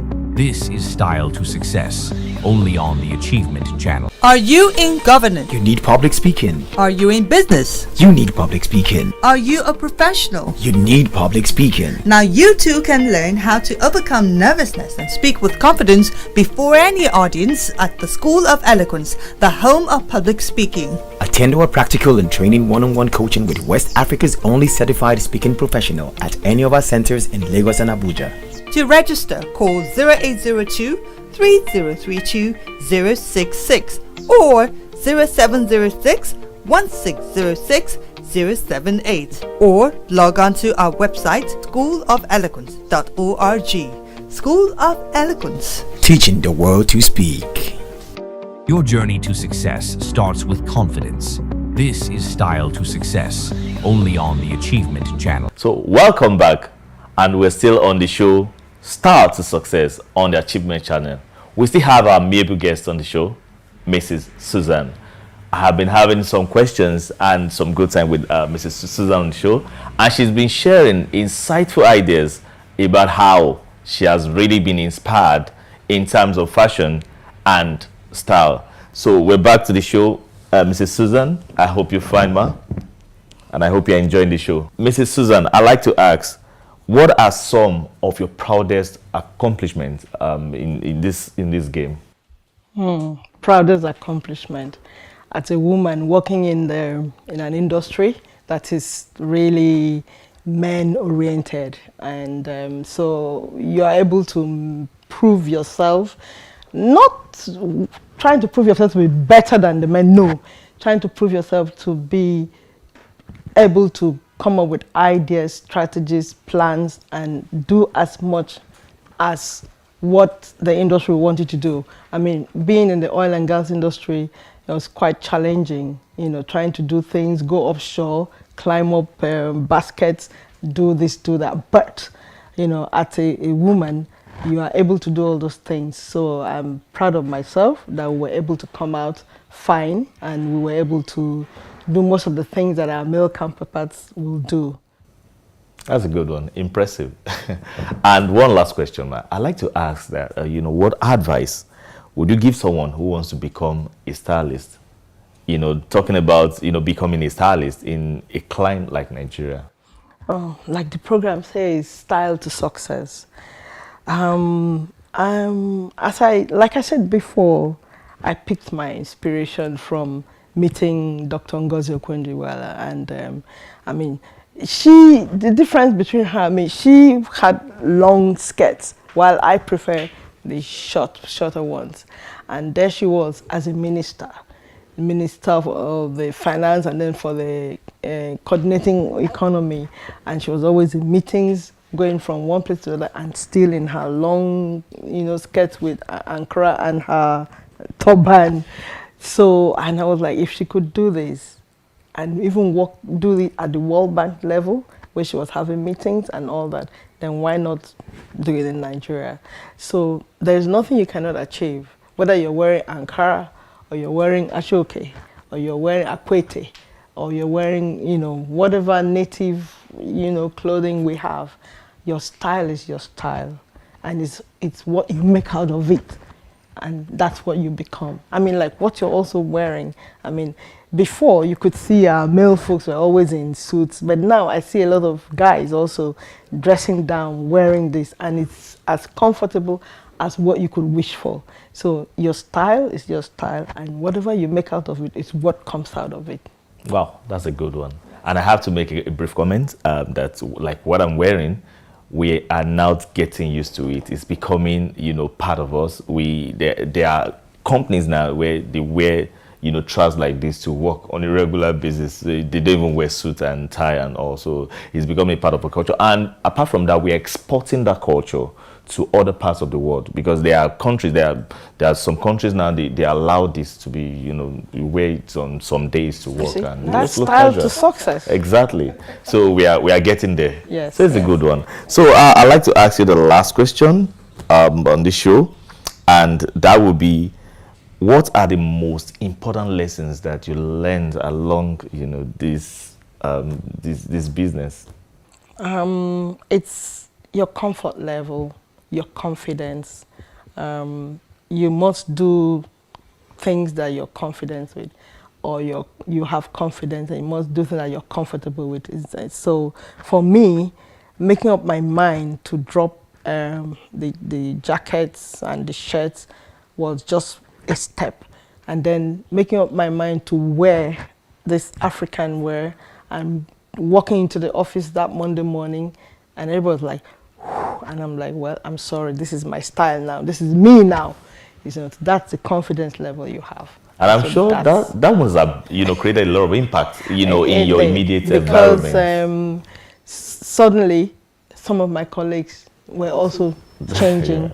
You know, you go for business meetings and you're like, everybody like, you're coming for a business plan. I said, well, that's why I have short skirts and top jackets, to make it more business-like, instead of looking like somebody going to church or going for a party or whatever. So it's more business-like. And really, for me, it was like, the most important thing is having that confidence to say, it is what I am. And what I am is that I'm a professional and I'm an achiever.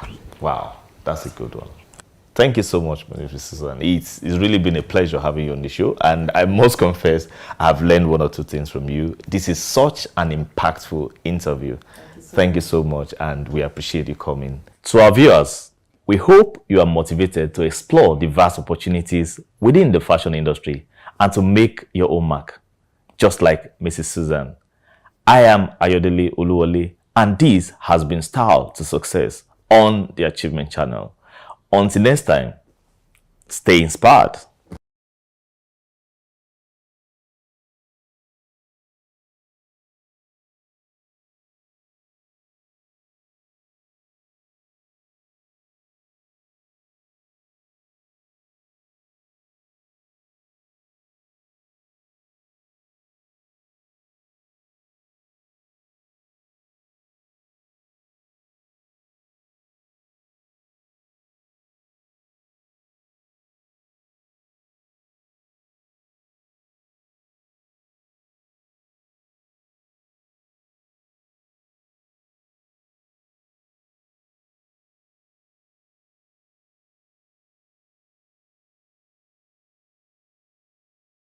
simple saying holds a powerful truth.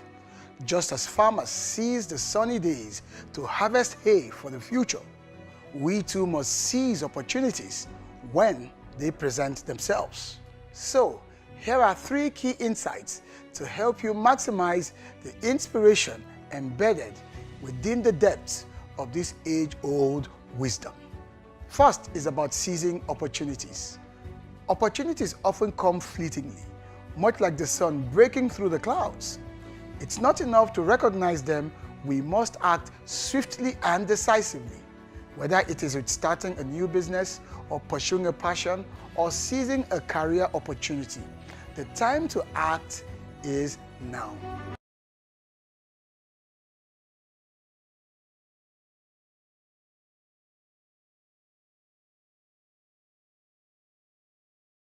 Entrepreneurs or leaders who saw a gap in the market and acted swiftly. They didn't just wait for perfect conditions.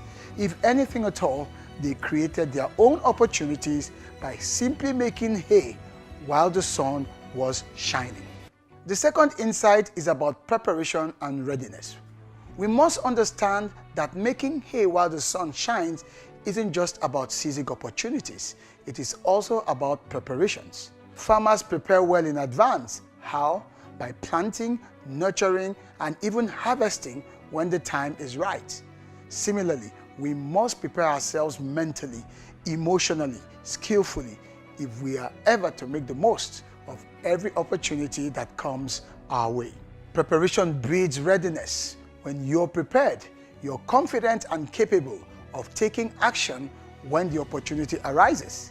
It's always about aligning your skills, your knowledge, your mindset, your attitude to maximize your chances of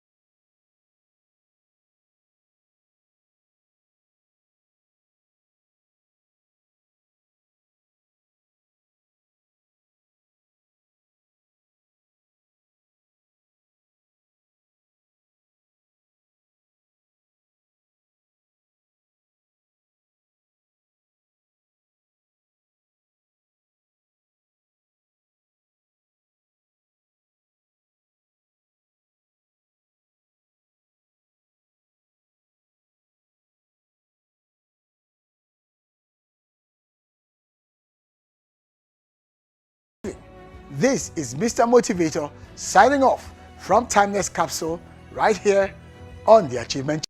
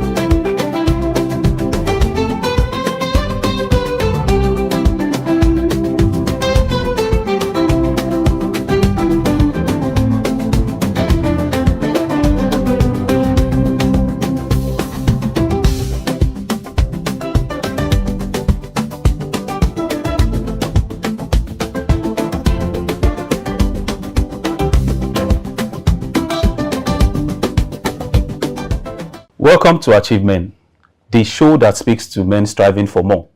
Broadcasting from the School of Eloquence in Ikoyi, Lagos, on Nigeria's first and only 100% motivational TV station, the Achievement Channel. I am your host, Martins Oloye. Today's episode is The Burden of Silence, Why Men Don't Share Their Struggles.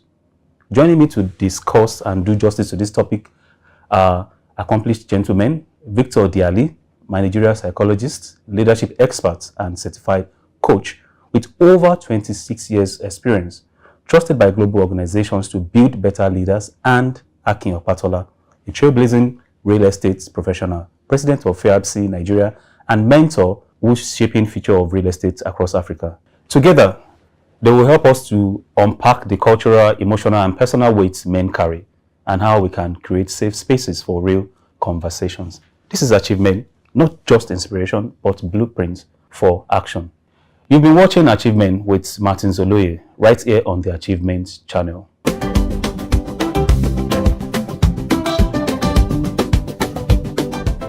Today, we are discussing something quite touching, something that we don't talk about because we all believe that the male child is strong, especially in this part of Africa.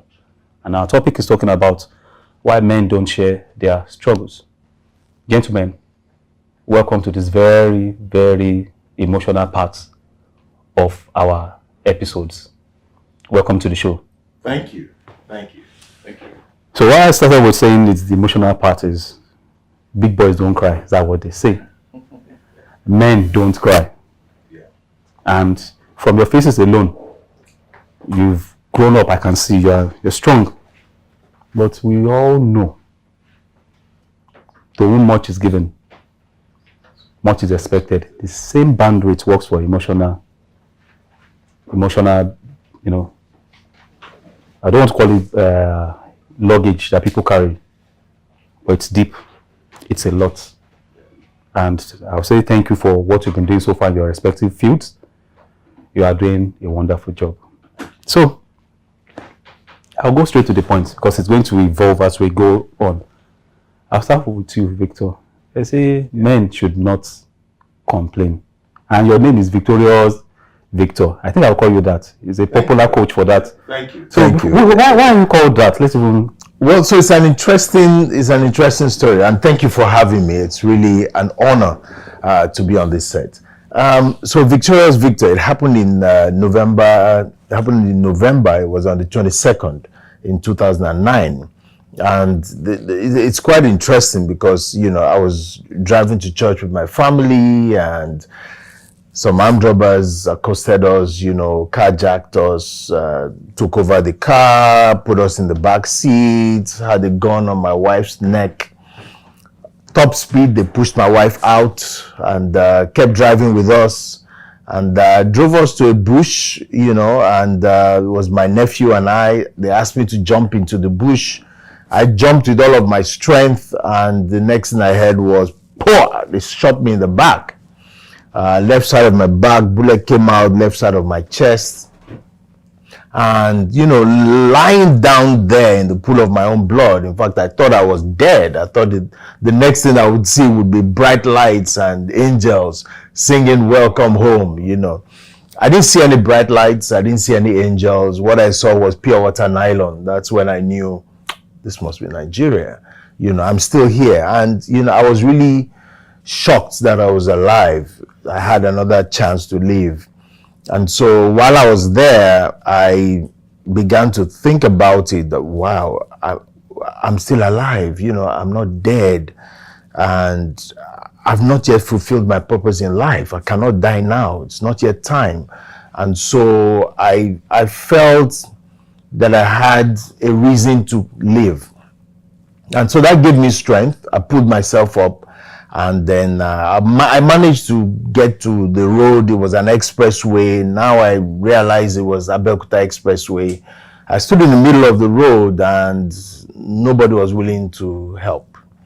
Some cars would drive close to me, slow down, take a good look at me from head to toe. They see the blood gushing from my chest, my nose, my mouth. They'll change their gear and zoom off. It was a Sunday morning, 6:30, 7 o'clock in the morning. They were rushing to church because I saw big Bibles on the dashboards. And I just felt life going out of me. But somehow I knew I had about 5 minutes to live. And I just kept saying to myself, someone will stop. Someone will stop. Someone will help me. It's not yet time. Someone will help me. And true to my word, someone stopped. It was a rickety bus. The guy helped me, took me to a hospital. And that's how I survived. And so since then, I started thinking, when I got to the hospital, they moved me to Reddington Specialist Hospital. While recuperating, I was just thinking, so maybe this is why my parents named me Victor, right? Because I was just victorious over death. Death was staring me in the face, and I got victorious over death. So I said, from today on, I'm Victorious Victor. That's a... I said it was going to be emotional, touching, but that's a really, really good start.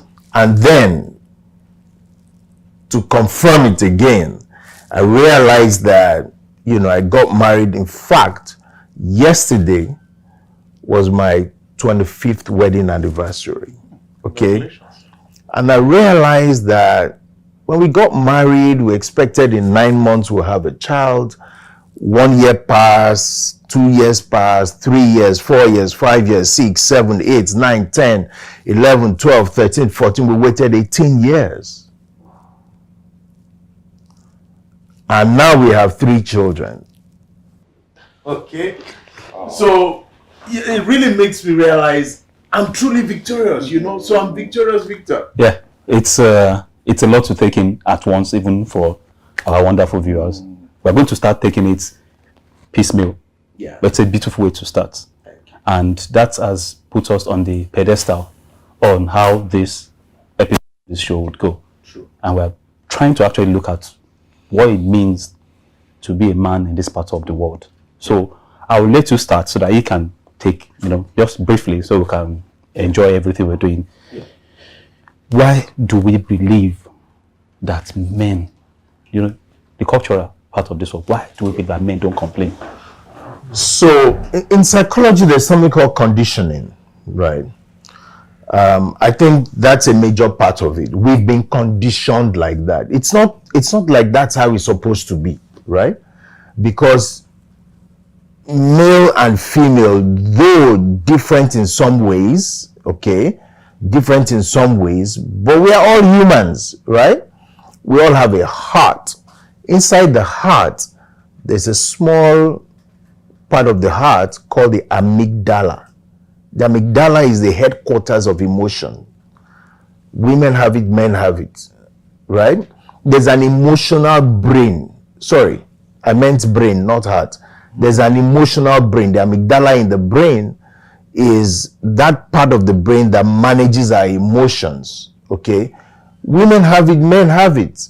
So what really makes us different in terms of emotions, right? But somehow, our world, our culture, our tradition has conditioned us that men should not complain. Men should not cry. Men should go out and struggle and come back. And when you face challenges, you should, not complain. Face it headlong and succeed with it, and then come home with the spoils. And so that conditioning is the problem. So when there's a challenge, a boy falls and starts to cry, we say, no, don't cry. Don't you know you're a boy? You're a boy now.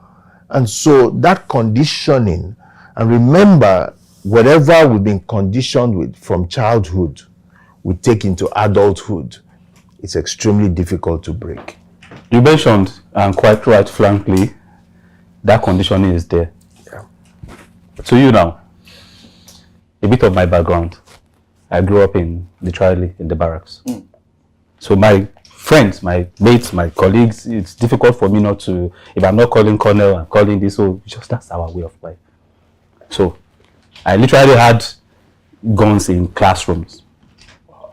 So I see it every day, we have the parade every day, and it is a man thing to be, you chin up, you be hard, So what do you think? Why is it so? Because it's there, we all know, even right at this age and time. I go beat you, am I picking? It's from Delta, so you understand that part. So why is this so? And is this something that you think should continue? Okay, So for me, I think it shouldn't continue. I think it's not proper. Every man should show emotions once in a while and let loose. That's on one hand. I think it is also condition of the mind. Over time, culturally, it has always played that narrative. For me, I've been fortunate. My background is not like yours, that is a bit hardened. Is it? So I was opportuned. My dad was a retired ambassador, so we've always lived we spent 3 years in one country, 3 years back in Nigeria. So I had the opportunity to do primary school, and it's opportunity and not an opportunity, because I spent primary school in 2 different countries. And in those countries, you know how it is. Men are allowed to, young boys, you can cry. So that was the way myself and my senior brother were brought up. Yes, we've had to condition ourselves again when we come back to Nigeria. We did part of our primary school here, and we noticed that, well, this is how I cry, you get a CBO and things like that. Then we had to man up again until we travel back again. Culturally, those countries again, they say, look, there's nothing wrong. Cry, clean your tears. Hit the road back again. So I see I have some friends now that even when I find that balance, because yes, I know that men should be strong, but of course, you should have your quiet time. Be able to break down, speak to people, share your thoughts, open up emotionally. People say that can be a bit feminine. I'm like that. I get laughed at, but hey, I guess that's the way I modeled. Before I give you the next question, I have, okay, we lost some, God rest their souls. Even soldiers, they cry, but we can't say it publicly. So I think that should set the stage. So it's okay to feel the weight. We're all emotional beings. So in some cases, they channel it to say, morale high, morale not high. We just need somewhere to channel our, I don't want to use the word grievances, but the emotional, bandwidths. And now these days, people are no longer looking at intelligence quotient again. They want emotional quotient, IQ, EQ, because you can be smart and destroy everything. You can be very intelligent and your IQ is high up there and you still don't know how to manage people, and you mess up a lot of things. And this is something that has shown in the larger society. I'm asking this, I'm putting this forward. I would like to take it because from your profile, you speak a lot to people, you encourage them, you speak to them, you've raised a lot of people, especially young boys. What are the dangers? I'll give you the sequel question, but I'll ask you first, Victor. What are the dangers of suppressing and bottling up emotions? Take it from the angle of young and old people. When I say old, people like us that now have children that very soon they'll start knocking on our doors to say, Oga, come and marry, pay dowry. So how do you balance it? Because life will bring you everything. You lose friends, you lose people, you lose businesses, you lose trust in people that you are relying on. And as a man, that's pretty difficult. And I'm happy he was swinging from cry, don't cry, cry, don't cry. So he knows he has a balance. So for you now, Nigerian perspective properly from your experience. So from the Nigerian perspective, why is it dangerous to suppress it? It's quite challenging, right? So like you said, that conditioning needs to be broken. Okay, we need to find a way to resolve that, because life is not really like that. That's not a true reflection of life, because in life we will face challenges, we will face problems, and we need to be able to express our emotions, because if we don't express our emotions, we become depressed. Okay, so as young people, we need to let them know it's okay. It's okay to show your emotions. It's okay to cry. It's okay to ask for help. Vulnerability is not a lack of strength. It's not a lack of strength. It's okay to show your vulnerability. But then we help people understand that even though it's okay to share your vulnerabilities, it's also important to manage your vulnerabilities. So for example, there are certain places you may not show those emotions openly. You may go somewhere else. You may go into a quiet corner. You may wait for a while, and you can manage those emotions. But what is important is that you express them. And it has a lot of implications. One of them being health implications. Because the more you bottle up emotions, the more you raise your stress levels. And we all know that there are hormones that get released into the body, into the blood, when you're highly stressed, cortisol, and that hardens the arteries. I'm not a medical doctor, but I think this is common knowledge. And as we grow older, there's certain things we experience in our middle age and in our old age. They start from when we were young. These things begin to build up, and we don't know. So it's important for us to help young people understand that these things have grave implications, not just health-wise, even for our relationships. When you hear about husband killing wife or wife killing husband, sometimes it's because there are bottled up emotions. There are issues that have not been discussed. And then in the middle of the night, someone takes a knife and stabs the other. You've moved on to the next question. We're quickly going to go on break. We're going to get to that part because it's something that is very, very critical, which I would love us to discuss. There's a song by Birdie on America Got Talent, I think. It's okay, it's okay, it's okay. The girl had cancer. Original song. You can look it up on YouTube. I think you should. Well, there will always be problems, and our grace to carry it to the end mattered. So, in other perspectives, especially the office space and friendship, not relationship, now friendship, how dangerous is it to suppress your emotional luggage? So I think it's extremely dangerous and it's very risky. There are a lot of conversations now, especially with a certain demographic, the Gen Zs in the workplace, with mental health and depression issues. You see staff members come in, work fantastically well this week. Then the following week, due to one or two traumas or bottled up emotions, whether male or female, then all of a sudden they let loose in the office, which can be tough. Before now, we couldn't put a finger on it. It's now that those conversations, and it's a topical conversation. Oh, it's mental stress. Oh, take a few days. Human resources can understand. But imagine back in the days, they would say, is this person mentally okay? Are you sure this person is fit for work? If you'd also notice that there's a prevalence of gyms and people even of our demographic and lower doing a lot of exercises, what I found out that it is also a way of releasing stress and depression. So there are a lot of fitness centers out there. A lot of people go there. In fact, that's a whole new industry. Yeah. They are gymming their way out of issues, anxiety, problems.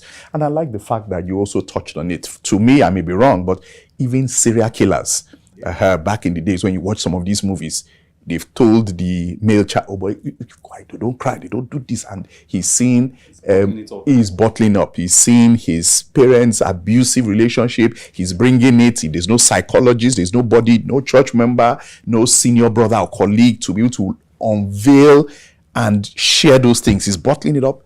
Pressure has to come out one way or the other. It's tough.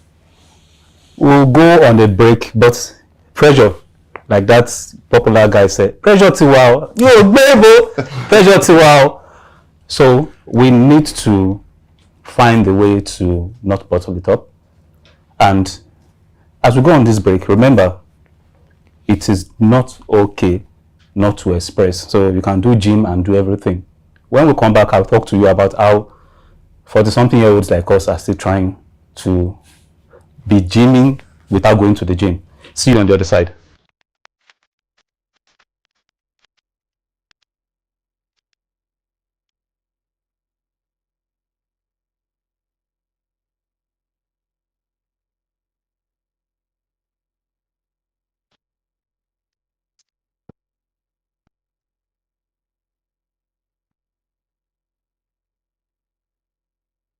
Eloquence focuses attention on the message and the audience.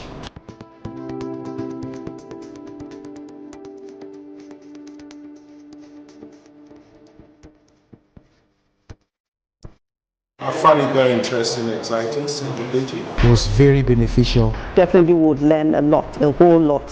Thank you. The delivery was second to none.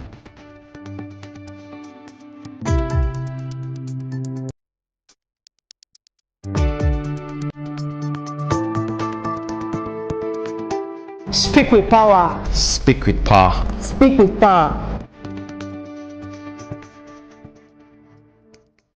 Welcome back, welcome back. So let me just chip in. Go to the gym without being in the gym. So what I do, or what some of my friends do, is you do your squats, use your body weight for squats. Don't do too much. Some of us, our cardio cannot take it. Your abs is, there's so much fat, you can't do it. At your pace, 40, 40, 40. 40 push-ups, 40 squats, 40 jumping jacks, whatever you want to do, take it at your pace. But one of the things you must do is carrying weight, which is your body weight. Then you can now gravitate towards the gym. I'll tell you the secrets when we finish this show. But let's just continue. So, how you started it, and I mentioned that we need to continue.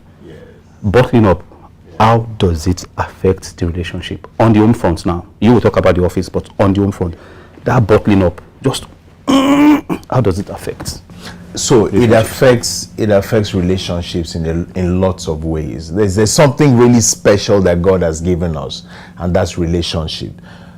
We were created as relational humans. You know, even in the Holy Book, God came down to fellowship with man, and that's when man was running around, you know, saying that he was naked.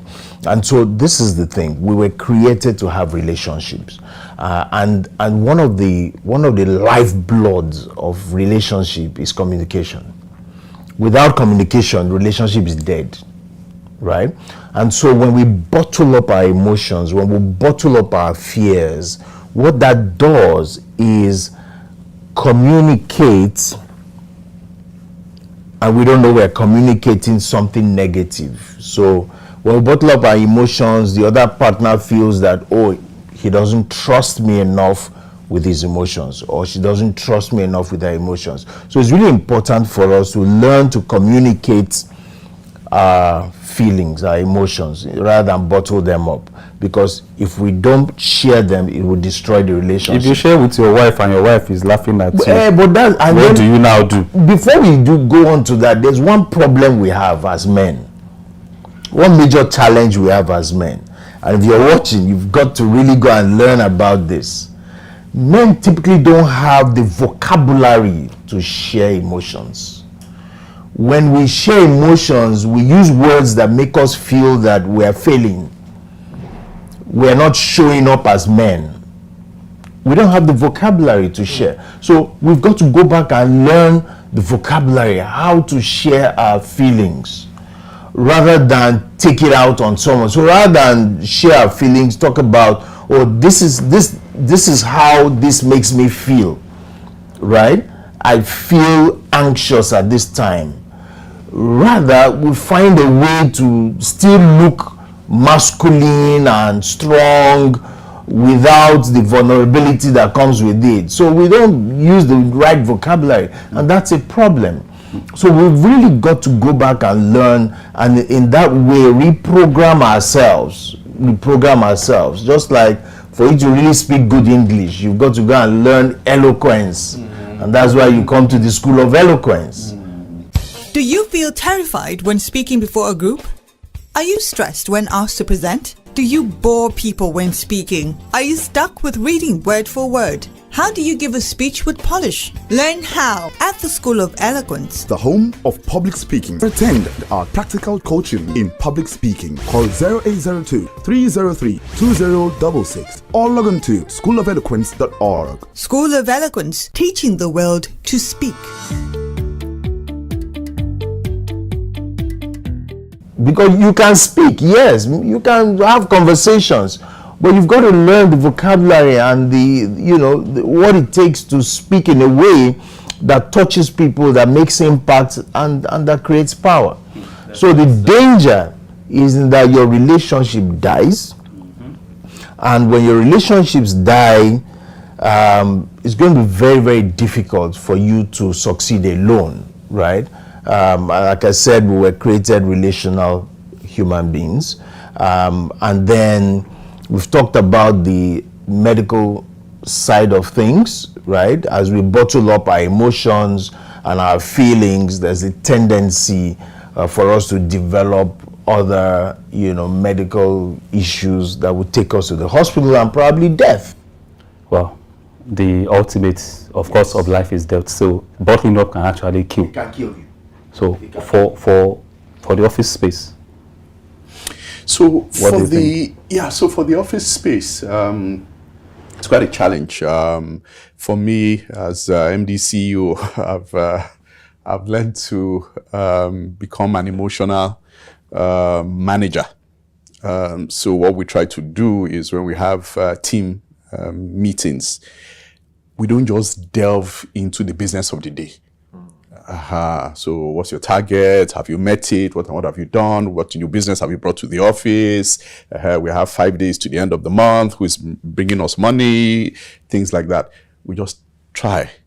So I've learned that also, that, hey, okay, you guys, who has anything nice to celebrate? Did anything interesting happen over the weekend? So that any good news? Oh, you lost your aunt. Oh, sorry, was she dear to you? So sometimes it's even tough for me because I'm like, you're paying salary on Friday, which concern me with one auntie, but you just have to try. Then they begin to come out. I'm like, so this thing I read in this book, so this thing I watch in this movie, so it's true. Then they begin to come out. Nobody has asked them. They are coming up with stiff pressures from the house, and it's tough. And one of our core values is teamwork. When I finish my team meeting, they go out, they need to work together for that collaboration and participation. Then to me, I've noticed that when I'm in a good mood, I've shared with my wife, I'm happy, that's when I can be given 1 or 2 bonuses. Okay, let's increase salary next month. But when I'm stressed, I've bottled up, I've not shared, there's one burden that I've brought to the office, even me too, I'm shouting at them. Who wrote this report? Rubbish, this is the way I taught you. Get out from here. And they're wondering, Then the thing begins to trickle down. Which kind of guy be this? Must you shout? Can't you guide us? Then me too, and I regret, this guy just resumed with us 2 months ago. Yeah. I've not really carried him along. Then the whole thing just trickles down negatively, then I feel bad. I've also noticed that my staff members are like my family. I spend more time. I get to the office 7 a.m. I don't leave until 5:36. When I get home, I eat, watch TV, sleep off. Early in the morning, 3rd Mainland Bridge traffic. So I spend more time with you people. So you people are my family. So I need to know what happens to you guys. What are the good news we need to celebrate? So that even if they don't have ways to ease off pressure, create one and a safe space. Wow. Excellent take, both of you. It is, when you are going, you pick speed. Gear 1, and these days we now have gear 7. You know what I mean? And for those of you that love auto, get on the autobahn. No, nothing is stopping you. So 2 things we are going to take now from your takes, and I'll start from you, but I'll let you say it first. Then we're going to talk about safe spaces. Yeah. You mentioned family. I'm coming back to you for family. Victorious Victor. I noticed that the way leadership and who the person that is leading is reflects directly on the children. Yeah. It mirrors, directly. Stockholm syndrome or whatever you want to call it, whether the good way or the bad way. The same thing applies to men. Today we're not talking about fatherhood and parenting. We're talking about men. Beer parlor in this part of the world. Yeah. In other places, lounges, men's group. polo club, country club, golf club are ways to ease out. So it means that the avenue to talk is important for men, like what we're doing. So how do you think we can create more safe spaces for men that we talk? Because when alcohol is in the body, or you are watching football and people talk, and you'll be wondering, now this is not with this, and like you can't put the two together. They're like two strange people. Yeah. So how do we create those safe spaces and for men to know that, look, speak, be a baby, be yourself again. Yeah. Say the way it is from your perspective. Take your time. So here's the thing. When we bottle up our emotions and our feelings, we tend to increase our stress levels, right? When stress increases in the body, we usually would develop a coping mechanism. This is natural. We find a way to cope with the stress, okay? And what we tend to do as men to cope with the stress is, like you said, turn to alcohol. Because while you're drinking the alcohol, it sort of deadens your pain at that time. But please remember that pain it deadened. It was only sleeping. When you finish the alcohol, when the thing clears from your eye, it's waiting for you. You go and carry it again. So it's not really a solution. And alcohol, like you said, is dangerous. Alcohol kills more people than weed, for example. Right? So this is the thing. So we tend to turn to habits or mechanisms that are not healthy for us.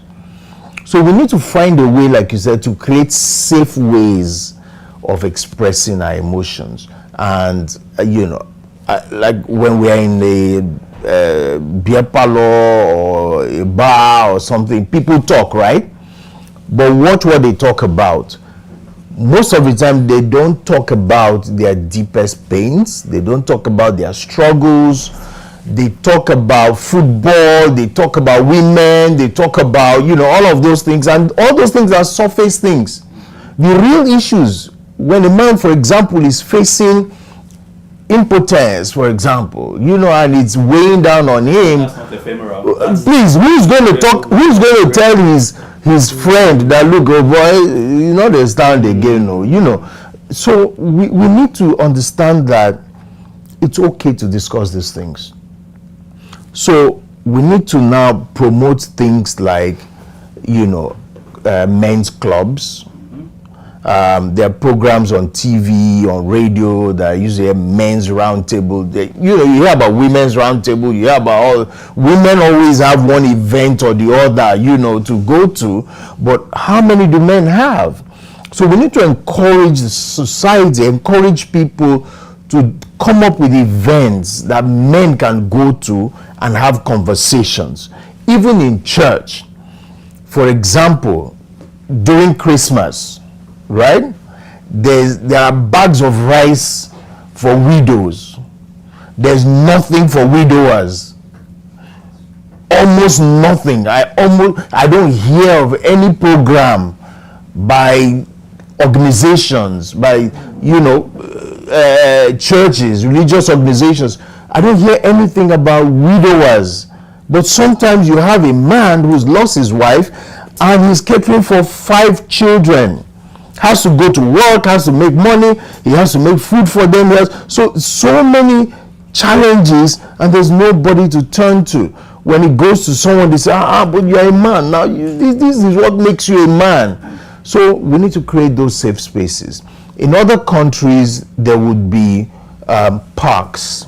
And just walking around the park, you can have conversations, right? You can have conversations. But when Governor Fashola was starting to bring back the green spaces and the parks and all of those things, people were saying, now flower we go chop. But now flower we go chop. Those are the things that make every community different. Parks, you can, in fact, you walk, you can't do 30 minutes walk in some places. You can. It's vivid, I can picture it. You can't do in some places I don't see a good park. Now, for this same question, you are raising very valid points.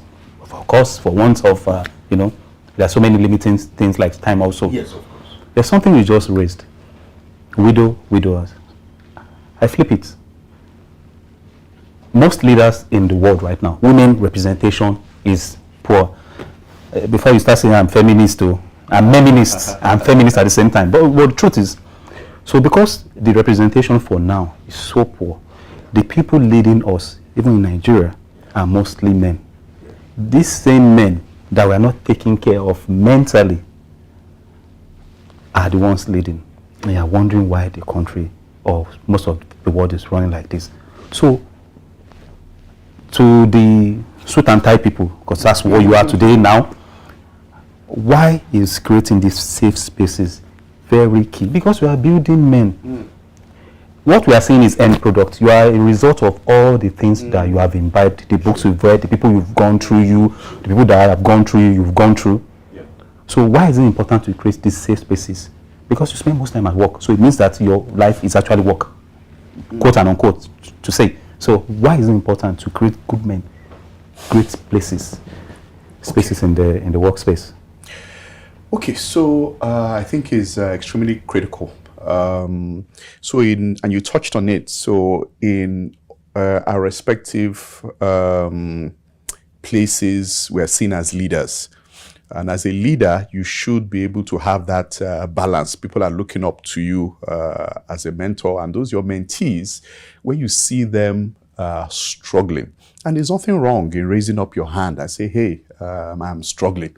But you see, they may not know. And this is where the coaching and the guidance comes in. So if you perceive one or two things, you can say, hey, John, please come. Is everything okay? I may not be okay financially, but let me hear your problems. Because I see the flip side of it. If I go and ask John now money, even me too, I'm struggling. But you can still, sometimes it might not be financial. So you can reach out to them, find out what the challenges are. To me, I feel, and you see, the world is changing. Back in the days, we had only two genders, male and female. Now we have close to 76. To me, I also feel it is a part of the mental struggles that people are going through. Oh, me, to marry another female, to date another female, it's not for me. I want to date somebody of the other sex. Or me, this is the way God created me, but I think I want to move to something else. And it's going to get more, it's going to also get worse. So we need to also understand that. But you see, these are real struggles. People need to be able to call people out.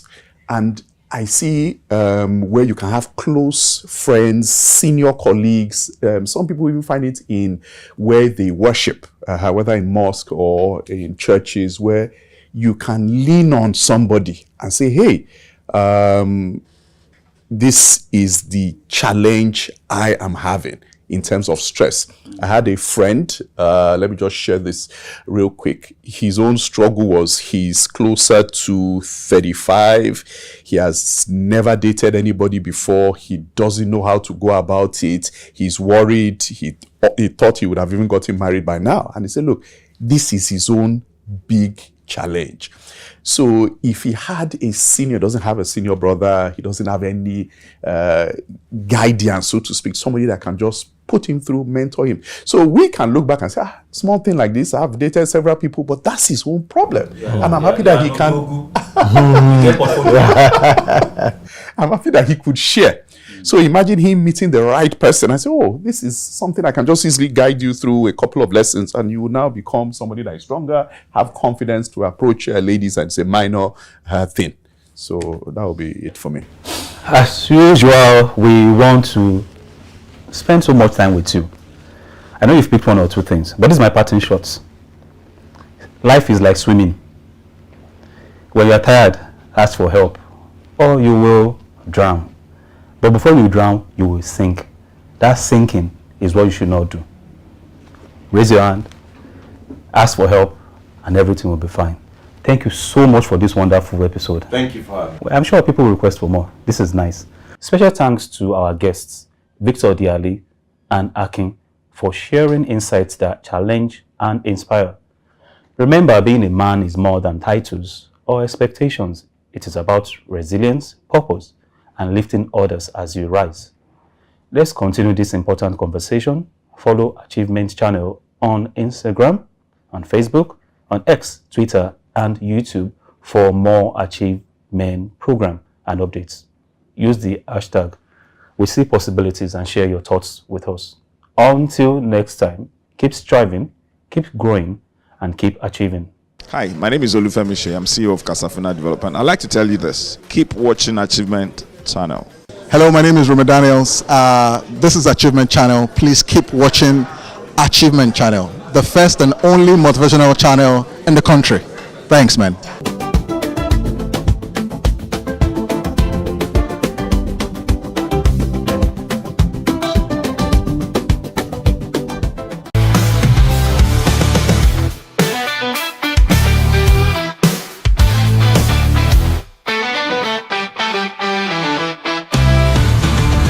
Good day and welcome to Achievement News, right on the Achievement Channel, Nigeria's first 100% motivational television.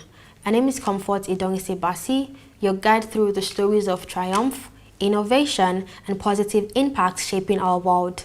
Broadcasting live from our School of Eloquence studio in Ikoyi, Lagos, we bring you the news that truly inspires.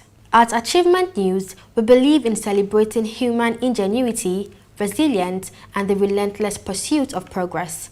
We sift through the headlines to bring you the breakthroughs, the milestones, and the uplifting narratives that prove possibilities around and true achievement is within reach for everyone.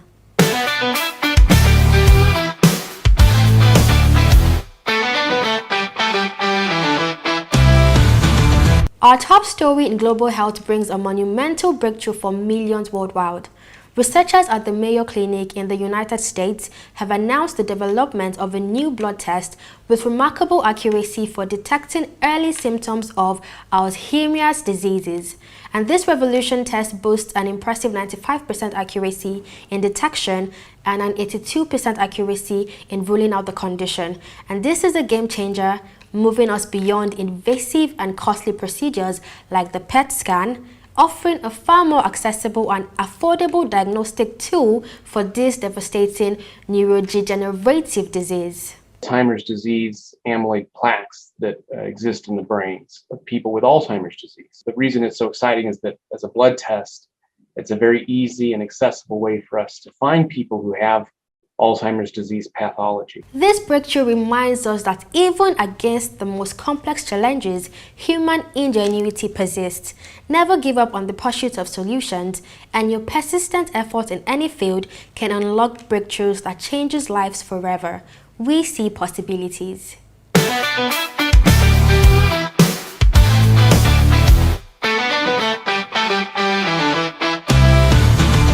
Bringing it home, Nigeria has showcased remarkable commitments to its health sector on the global stage. At the recent 15th BRICS Health Ministers meeting in Brazil, Nigeria's Minister of State for Health and Social Welfare, Dr. Isaac Saluko, proudly announced a national record: the vaccination of over 14 million girls against human papillomavirus or HPV. This massive effort is a huge stride towards cervical cancer prevention. Furthermore, Nigeria has allocated a significant $200 million in its 2025 budget to sustain critical interventions against HIV and AIDS, tuberculosis, malaria, underscoring our nation's resolve to prioritize health, even amidst global funding shifts. Every step taken in collective health is a step towards collective strength. Your personal commitment to well-being and community health contributes to a healthier, more prosperous nation for all. We see possibilities.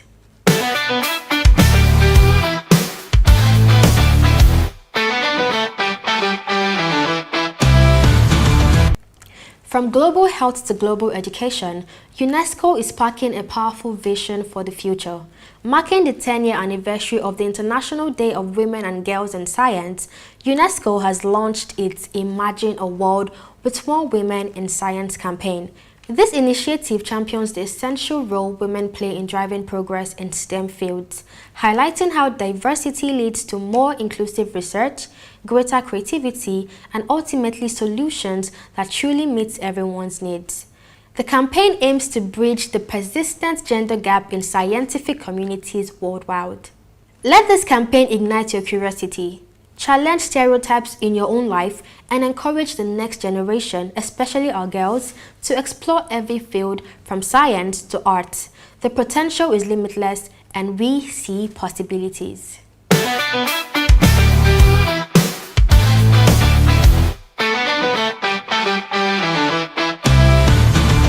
And speaking of limitless potential, a Nigerian youth has made our nation proud on the global stage. Stanley Chudubem Anigbogu clinched the prestigious overall title of 2025 Commonwealth Young Person of the Year.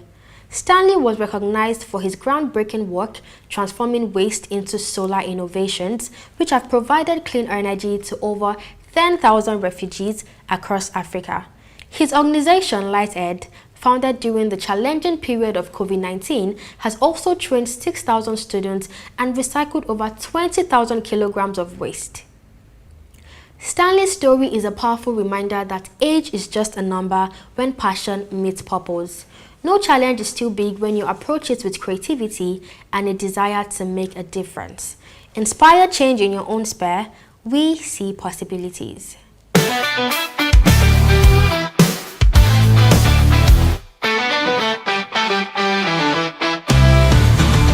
Tune in again for more achievement news, your daily source of positivity. Visit us at www.achievementchannel.com and join the movement #WeSeePossibilities. That's all on the achievement news for today. Remember, every day brings new opportunities for growth, progress, and impact. Keep achieving, keep inspiring, and most importantly, keep believing in the power of possibility. My name is Comfort Idongse Basi, and I'm wishing you a truly impactful day.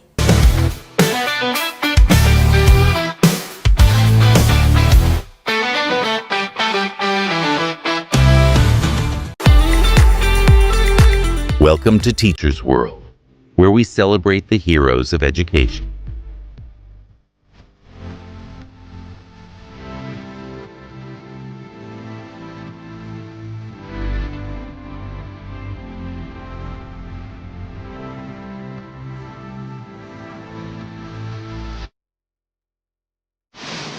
Join us on Teachers World, only on the Achievement Channel. Hello, and welcome to another inspiring episode of Teachers World, the program that celebrates the pivotal role of educators in shaping the future and provides valuable resources for their professional and personal growth. I am Ugonwa Ohuchi, your host, and I'm delighted to be with you today. You are watching the Achievement Channel, Nigeria's first and only 100% motivational TV station, broadcasting from the School of Eloquence studio in Ikoyi, Lagos. In today's episode, we'll be diving deep into how teachers can support the mental health of their students and foster a positive learning environment. It's going to be an insightful session, so stay tuned. Join us on Teachers World, only on the Achievement Channel. I'm thrilled to introduce our guest today, Ms. Sarah Ndu. She's an educational psychologist and a dedicated mental health advocate who specializes in children and adolescents. She believes in a world where no child is neglected and every child receives the right education tailored to their unique learning style. Ms. Ndu, welcome to the show. Thank you. It's such a pleasure to have you. Thank you so much. Thank you. So in your experience, knowing that you're an educational psychologist, what are some of the key mental health challenges that children and adolescents face today? Okay, yes. Thank you so much for asking. Okay, in my experience, adolescents and children, they face quite a number of mental health challenges. And firstly, mental health is a crucial part of teaching and learning. A lot of children and adolescents face mental health challenges, which is neglected by either their parents or their teachers. And I will just make mention of few challenges here. One, let's talk about anxiety and stress. Anxiety and stress, a lot of children and adolescents are anxious and under stress because of, let's say, an expectation from family, expectation from parents, peer pressure thereabouts, and they are under, a certain kind of expectation from family, which puts them under pressure, where they need to have a certain kind of academic success. And if they are not, able to meet up with that kind of expectation from family or parents, they are under pressure and they're anxious. So another is trauma. Trauma is a key mental health factor. Most children have traumatic experiences, or they have what we call the PTSD, that's a post-traumatic stress disorder, where they begin to express whatever trauma they've had in the past. For instance, growing up, they probably had abusive parents, or they were abused as a child. And because they were abused, it's, would affect their mental health, affect the way they think, affect the way they process things, and even find it difficult to learn during the classroom activities. Okay, I think this is quite insightful. Talking about parents not being aware sometimes of these challenges of the children. What are some of the practical strategies that what role do you think educators can play in addressing these challenges? What are the strategies that educators can use in addressing these challenges? Okay, thank you. Educators, which are teachers, first of all, are they are the first to actually take notes and figure out when a child is struggling mentally. They are the first to ever notice that a child is struggling mentally. So when a teacher or an educator finds out that this child is struggling mentally, because we teachers pay attention, or rather we spend more time with children in school rather than the way their parents do. A lot of times, most of these parents are actually more busy. They go to work very early in the morning. Before they come back, probably they have someone who picks their child from school, and they come back because of the hustle and the bustle of Lagos. They get back home, they're all tired. They pay less attention to their children. So we teachers pay more attention to these children because we spend more time. So first of all, we are the ones who can figure out that a child is struggling mentally. And when we can do that, we begin to observe.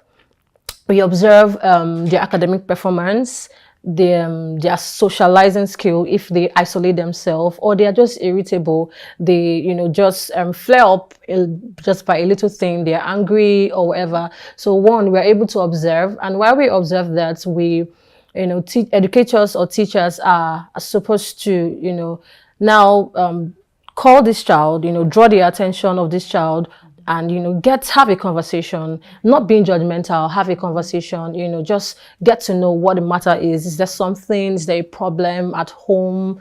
And by the time the teachers have had that conversation, they can now furthermore take it to the parents, get to involve the parent of this child and pay attention to it. Furthermore, if it's something that they think they should involve the school authorities, they should get the school authorities involved.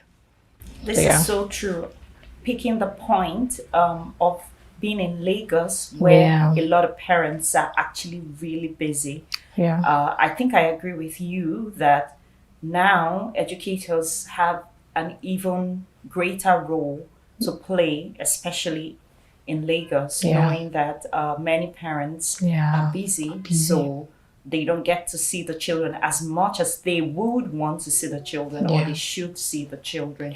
So what, can you give us some specific strategies, maybe one or two strategies that you think that teachers can use to support their students to support their mental health in the classroom while they're teaching?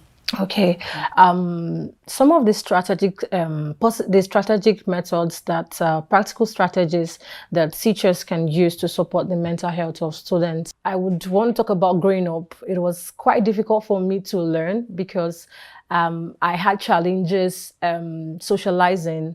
I didn't know how to speak up. I had a very low self-esteem, so I didn't know how to. It was quite uncomfortable for me in class. And also because of the fact that I had challenges academically, where that term of a child being a dullard came from.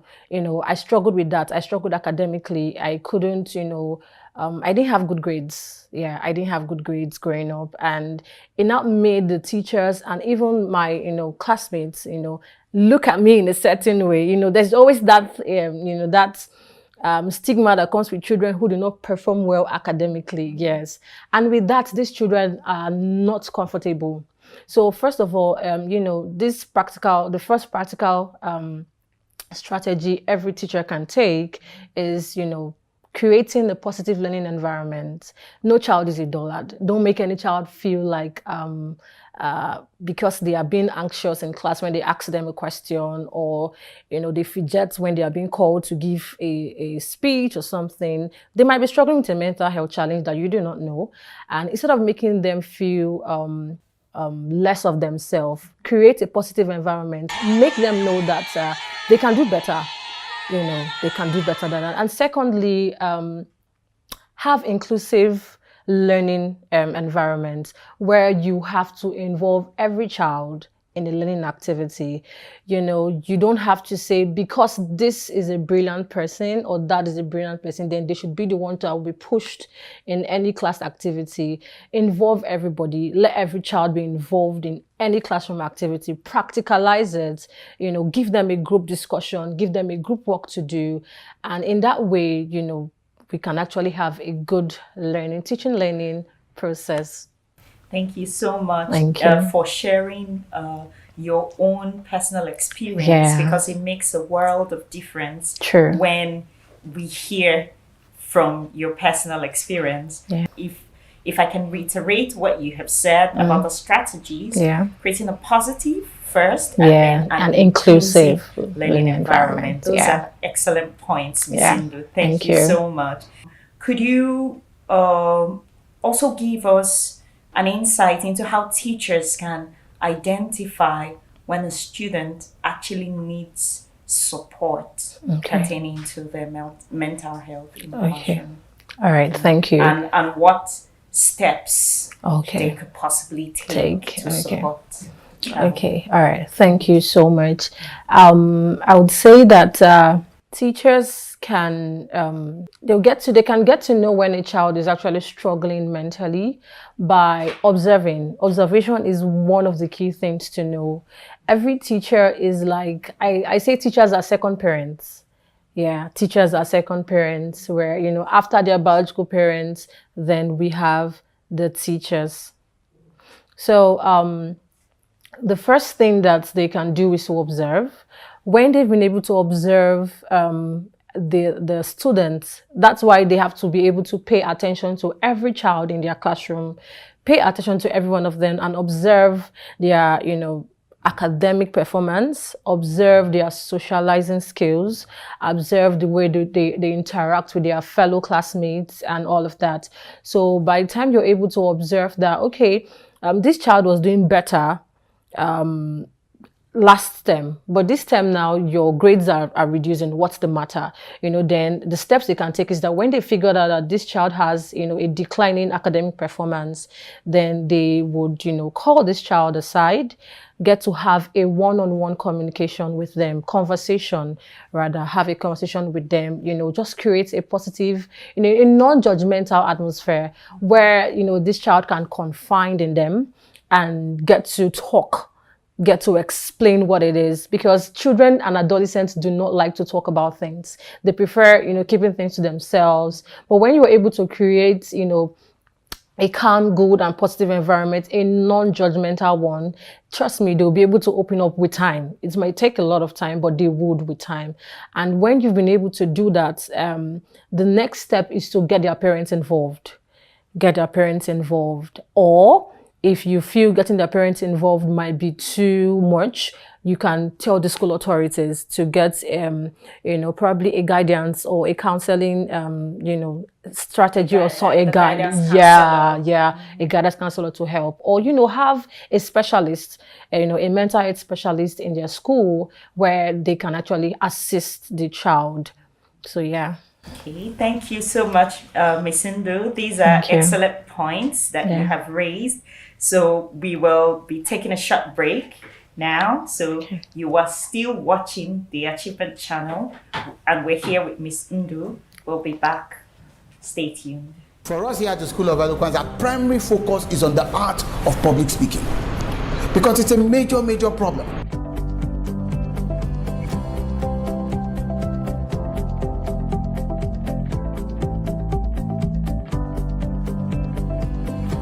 And public speaking, we must understand, is the raw art of speaker to audience oral communication. I got a lot more than I actually expected. I have overcome the few years I used to have. The more you speak, the better you are at speaking. School of Eloquence is the place you can be, and there's a turnaround.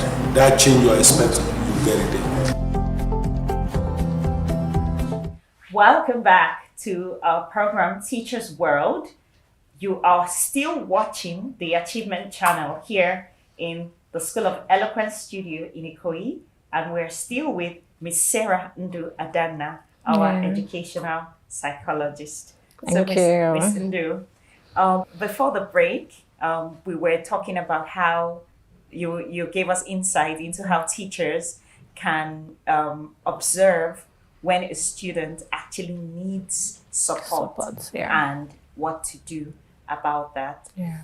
So earlier on, you had told us you had shared your own personal story. Yeah. But as a follow-up, could you share a particular thing done by maybe a specific teacher that helped you out of that situation, or something that could help that we could learn from?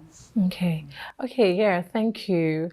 Back then in my primary school, I think I would have to just, give a good background story.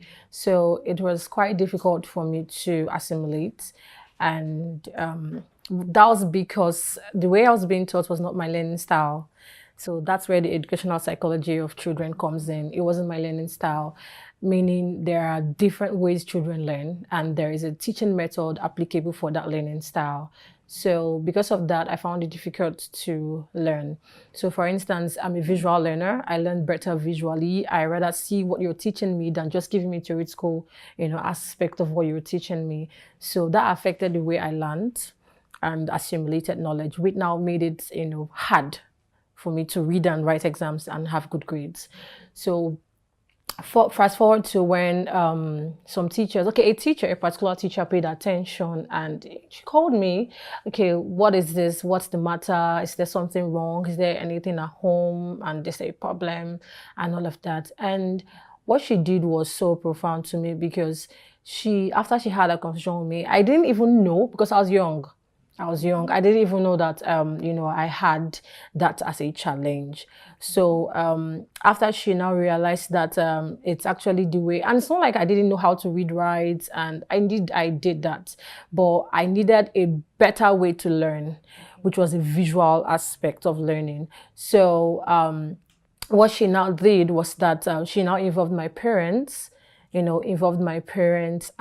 told them that it's better off that, they get involved in my academics by, helping me to, having technologies like, other things to assist, like after school work, whatever thing that's been done from school, my parents should be able to, help me visually to learn, probably with a phone or something, just so that I can, be able to, and that helped for a while. that helped for a while. Also, I was not able to, now understand better what was learned. And with that, that now made me understand that I learned better visually. So fast forward into my secondary school and university days, I now understood that whatever is being taught theoretically, because of the Nigerian system of education, they do what they can do, the lecture method, give it to you and you're out. So I now understood better that this lecture method is not going to stick. All I have to do is that I go on YouTube, look for means to get what was taught in class. And trust me, when I do that, watch those videos, yeah. And when I do that, I'm able to understand every single thing that was taught in class. And that way, I had better academic performance. Beautiful. This is a powerful example of how one teacher, the care taken by one teacher, actually made a huge difference in your life. Thank you so much for sharing this story with us. Now, let's talk about self-care for teachers. Okay. Teaching is a demanding job. Of course. You agree, and I know that because I have the experience. And teachers also need to prioritize their own mental well-being. So what advice do you have for teachers for they themselves? Okay, thank you. Teachers, first of all, you are not a therapist. It's not in your role to want to act the role of a therapist to every child. But I tell you, it is most important that you also prioritize your mental health, because if you are affected mentally, you cannot give in your best to every child that needs your support. So I would advise that prioritize your mental health as a teacher. Seek support if need be. Go for professional therapeutic sessions with mental health practitioners. Have one-on-one sections with them, and get to understand your own mental health and whatever thing you are struggling with and the solution that will be preferred to you. Prioritize your mental health. Take out time. Don't even overload yourself with work. It's hard, of course, as a teacher. It's hard. You need to, it's demanding. You need to meet the needs of every child in the school, but make sure you take out time for yourself. There are a lot of teachers that want to do a lot of things at the same time, where they, they are, after the school activity, after the school time that they've had in school, they still, have extra lessons in, with students. It's not wrong to have that, but most times, most teachers do that to in different houses, home lessons. They have home lessons over the week, over the weekend, all of that, just to meet up with things. But most times when you overwork yourself as a teacher, you would realize that when it's the first day of the week, that's on a Monday, you are stressed out. You wouldn't put in so much for the students that actually need your help and support. So make sure you prioritize your mental health. Reduce every stress as possible as you can. Reduce it, because whatever you have is what you can give out. Yeah. Okay. Thank you so much, Ms. Sundu. So finally, for the teachers who are watching us today, what is your message, your takeaway message for them, at least just in one sentence? All right. Thank you very much. So my takeaway message to teachers is this: you play a vital role in the future of every child. You either make their future or you destroy their future. No child should be left behind. No child is a dullard. Please put in the best efforts that you can in making their future, and they will thank you for how much effort that you did. Thank you so much. It's been a pleasure, Ms. Sundu. Thank you so much for being on the program with us today. And we've gone away with this insight: no child should be left behind. Thank you. Join us on Teachers World, only on the Achievement Channel. That's it for today on Teachers World. Remember, small actions can make a big difference in a child's life. And by prioritizing mental health, You're not just shaping students, you are shaping futures. Would like to hear from you. Share your thoughts, experiences, and questions on social media using the hashtag TeachersWorld. Let's keep the conversation going. Follow us at Achievement Channel on Instagram, Facebook, X, and YouTube for daily doses of inspiration, exclusive content, and behind-the-scenes updates. Use the hashtag #WeSeePossibilities and share your thoughts with us. Stay inspired, stay focused, and keep seeing possibilities on the Achievement Channel, where we see possibilities.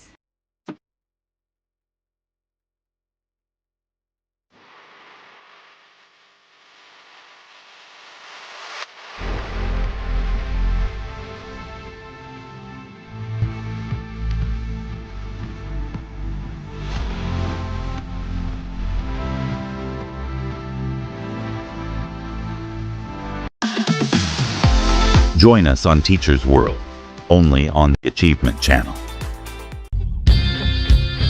Mr. Motivator, Mr. Motivator, Mr. Motivator,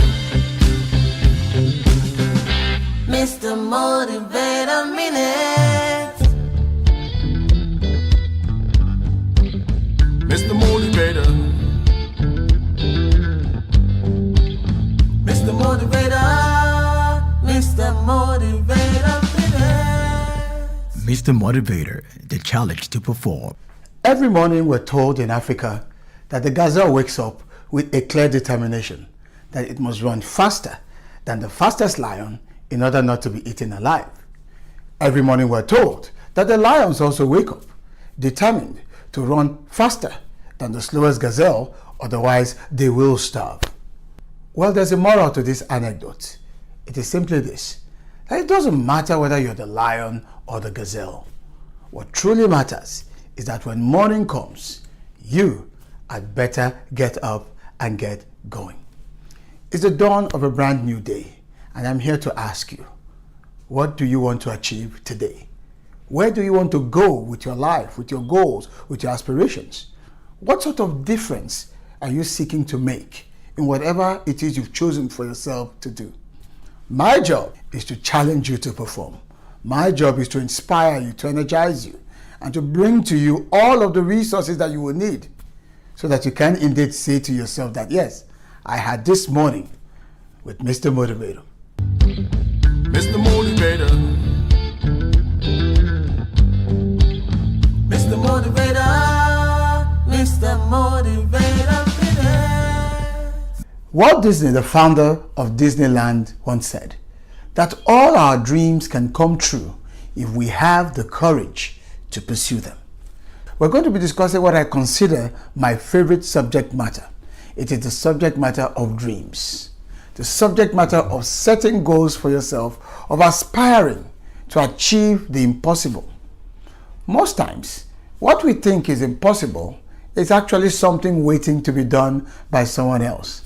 In fact, as Napoleon once put it, that impossible is only a word to be found in the dictionary of fools. And I know you are not a fool. So when we talk about dreams, what are the 4 major things that you need to know in order to live a successful life driven by the power of dreams? Number 1, you must dream big dreams. Dream the dreams of giants. Dream a dream that might look so impossible at the outset, but you need a dream to be so big so as to enable it to challenge you, to inspire you. It's always very important to realize that you were not made for small things. As a matter of fact, every one of us is made to do something big at one point in time or the other in our lives. So dream a dream that stimulates you, that excites you every morning to want to get up and go. That's the first principle. Number 2, you must draft the dream. Put it down in writing. Maybe you need to sculpt it, paint it. In whichever way you can, put it out there. Make it tangible so that people can see and relate to it. And number 3, you must declare your dreams. Tell people about your dreams. We're not asking you to discuss your dreams, but I'm saying to you, declare it. Let people know what it is you are seeking to accomplish in your life or in whatever field of human endeavor that you set out to do. And then finally, number 4 is this. And this is where it all comes together. You must do what the dream demands of you to do. If the distance be not traveled, the destination will never be reached. Dreams will remain pie in the sky if we do not take action. So what actions are you taking? Set goals. Specifically begin to outline what you need to do so that you can begin to work towards them. I leave you with the words of a young lady who was challenged and people felt her dreams were impossible. In fact, they said to her, "Your dreams are not real." Then she replied by saying, "The dream is real. It is the failure to make it happen that is the unreality." Dream big dreams. Mr. Motivator. Mr. Motivator, Mr. Motivator, Mr. Motivator, the challenge to perform.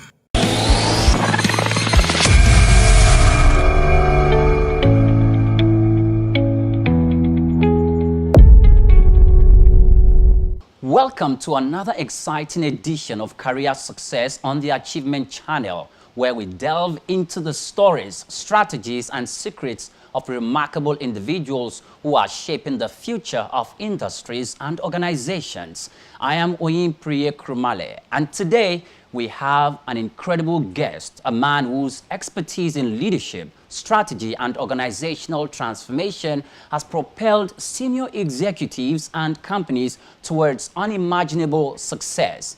He is none other than Dr. Maxwell Ubah. Is a highly sought-after consultant specializing in strategy, leadership, cultural alignment, and organizational transformation. He is the CEO of Strategy House. Dr. Maxwell holds the prestigious Sloan Fellowship in Leadership and Strategy from the London Business School, and that was in 2011. He is a graduate of medicine and surgery from the College of Medicine, University of Lagos, Akoka, in 1997, where he graduated with a distinction in physiology and was the best medical student in basic medical sciences in 1992. He's a fellow of the Chartered Institute of Management Consultants, United States and in Canada. Is also a fellow of International Management Consultants Board, that's also in the United States, a chartered management consultant, accredited management consultant, and a member Institute of Training and Development, and also learning development specialist, learning and development network international. That's quite a robust one. And today, guess what? He is here to tell his career success story and share insights that will inspire and empower you to unlock your potential. Welcome once again to the program. Guess what? Drum rolls, and we have Dr. Maxwell Ubah here. Hello, sir.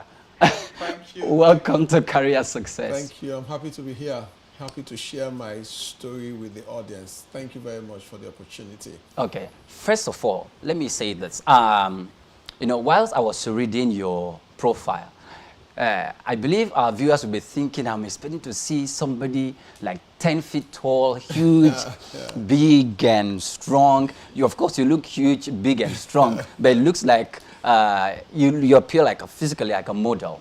So I don't know what you've been doing that, to keep yourself on shape like this, but I'll advise that you keep on doing that. Thank you. So, straight to business of the day. Where did it all start?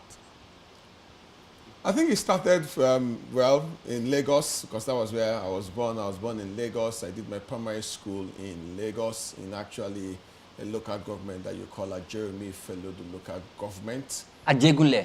Yes. No way. Some people don't believe this particular No, side I can't. of the You don't story. look it. Because, and for me, it's also a message of hope that your background doesn't have to define you. It doesn't matter where you were born. You can actually become what you want to become in life. So it was in a Jeremy Felodu primary school that I did my primary school, but something significant in primary school. I was an average student in primary school. I remembered my first time primary 1 was 14, second, 13, third, 14. But somewhere in primary 5, there was a major turnaround. And what happened was, I saw during the PTA, Parent Teachers Association Day, where the best student was given an award, and I saw my classmate walking down the aisle and everybody celebrating them. And there and then I said to myself, in primary 6, I'm going to win this prize. That was what I said to myself internally. And guess what? For the very first time in my life, it was in primary 6, first time primary 6 that I came first. And one lesson I learned is that I took from that experience that the decisions you make actually propels you to greatness. And a lot of people are not maximizing their potential because they've not gotten to that point where they say to themselves, this is who I want to be, or put in another way, I deserve more. So you can be comfortable with your result. The day you get to that point where you say to yourself, as an individual, I actually deserve more. The people that are being promoted after every 6 months or 1 year, why can't it be me? And that was what I said to myself in primary school, and it started the journey. Then to secondary school was where the major success story happened. I did my first GCE in JSS 2. What school was that? From Reservation Secondary School. Ah, no way. No way. The reason why I'm saying this, because if you know where Jeremy Felodun Primary School is, that's in Ajegunle. I'm sure you've heard stories about that place. And let alone Reservation Secondary School, that should be in Apapa. Yes, Tolu Schools Complex. Tolu Schools Complex. So for people it's a dangerous area for secondary school students at that point in time. At that point, yes. You could hardly tell if those students have any vision or plans of becoming someone in life. I'm just trying to paint a picture. It's coming from somewhere very deep. And for the fact that he has emerged the way he is now is something to be applauded. Yeah, thank you. So the school was Reservation Secondary School. Like you said, in the 80s, the Tolu Schools Complex is notorious for gang activities, criminal activities, and all that. But I was fortunate, blessed, lucky, whatever you want to use, to have a teacher who, his name is Mr. A.B. Adelusi, who called me and some other boys and said to us in JSS 1 that we should go home and tell our teacher, our parents, that we're going to write GC in JSS 2. In fact, when I went home and announced that I was going to write GC in JSS 2, I didn't really know what GC was. This was 1980, 86 there, but I didn't know what GC was. I was just excited about announcing GC to my parents. I remember what my late elder brother said.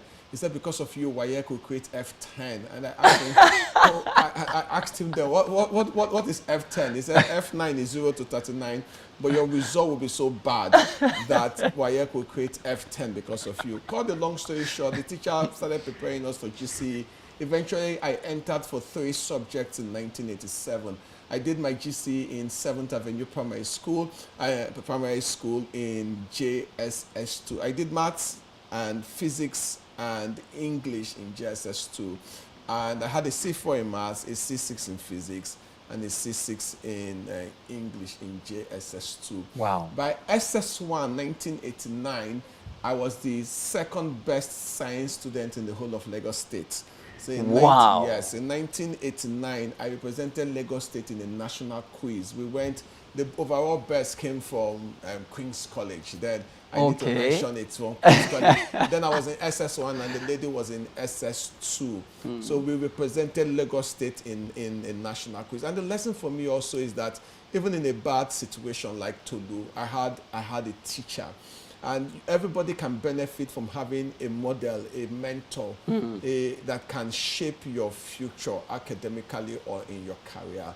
So that's what happened in secondary school. And I wanted to do, I know because people will ask. That's an excellent story, I'm telling you. Thank you. Please go on. Thank you. So in 1989, so when I wrote my papers in 1989, my first choice was to do engineering because physics was my easiest science subject. But those days, if you're very intelligent in the sciences, you are pushed towards medicine. And so I said to myself, I like challenge, and University of Lagos was the highest cutoff mark. And if I can do GC in JSS 2, I should be able to enter University of Lagos first time. And I wrote my GC in 1990, entered. 1990 was the year they cancelled English. and I scored 244 over 300. I had 244. Yes, I had a 90 in physics, a 78 in chemistry, and a 76 in biology. So I entered University of Lagos, and in my second MB, which is what they call the most difficult exam then in school, I don't know about now, I had a distinction in physiology, and I was the best student in my class. And I won the University of Lagos prize, the College of Medicine prize, the Provost of Medicine prize in 1992. But somewhere along the line, I had to make a detour from medicine. Okay, now before you move on or start telling us how you detoured and what prompted that, this is quite inspiring. Your foray, your movement from primary, from that environment, secondary school, then university. So now I'm going to say you're a medical doctor. So you kind of decipher what's wrong with people's health and how you need to fix them up so they can be healthy and go about their daily lives. But now you have to fix organizations. First of all, what made you study medicine? Secondly, why the detour? Two very important questions. Why did I study medicine? I think I mentioned it the last time. I wanted to do engineering. And in fact, even in school, when I say this, some people are surprised. I read Nikon and Packard, the physics textbook, from the first page to the last page. I read Abbott from the first page to the last page. So physics that name sounds familiar, yes, Abbott. Abbott. Physics, I knew physics at the tip, you understand. I knew physics very well. It was the easiest for me science subject. I wanted to do engineering. My daddy, late of blessed memory, wanted a doctor.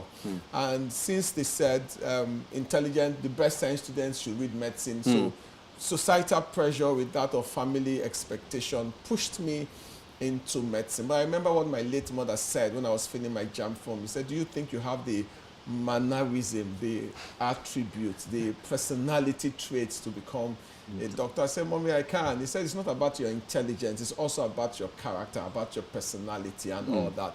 So med school, I was in med school doing well academically. Second MB did well, never failed any exam in med school. But somewhere in my 5th year, my daddy died.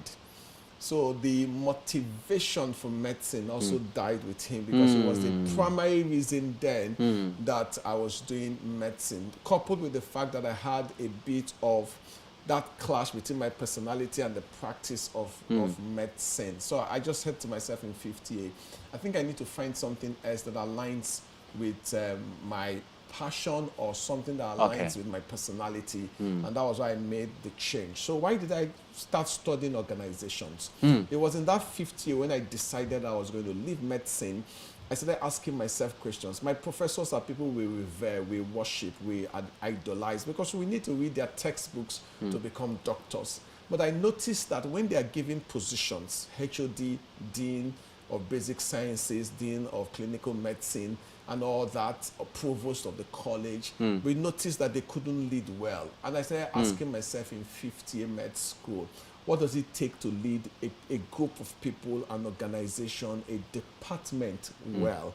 And that was what led me to start reading Peter Drucker's book in 5th year med school. Okay, now, sorry, I need to stop you now. I know we are due for a break, and my producer is trying to prompt me for that, but I'm going to have to just take the risk to ask you one more question before we do that. What was motivating you, pushing you on the inside in all of this? Because it sounded adventurous, but and also you sound like you were enjoying it. So what was the motivation for you? I think the first motivation for me then in school is that I want to be the best that I can be in any field I find myself. That's the first thing. And secondly is that I wanted to play to my strength. And thirdly is also I want to help people. It might be in medicine, it might be arts of medicine, but ultimately I want to help people become, because what do doctors do? Doctors help people become better in their health. I help people become better as leaders and lead the organization. So that's my own way of helping people and contributing to society. At the end of the day, that's the things that motivate me. I want to be my best. I want to maximize my giftings and my talent. And ultimately, it means nothing if it doesn't help somebody become better. Okay. Now, thank you very much. We're going to go on a break. And when we are back from this break, Dr. Maxwell Ubah is still going to be here. He's going to start talking to us about his foray into the next part, which is talking about leadership, strategic thinking, and organizational reforms. Then we're going to be looking at some of the challenges he faced whilst he was doing that. Don't go anywhere. We'll be right back.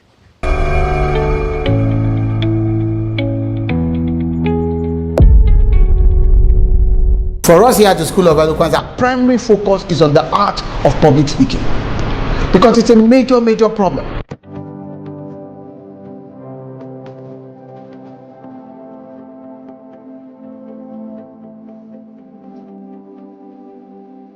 And public speaking, we must understand, is the raw art of speaker to audience oral communication. I got a lot more than I actually expected. I have overcome the fears I used to have. The more you speak, the better you are at speaking. School of Eloquence is the place you can be, and there's a turnaround. That change you are expecting, you get it there.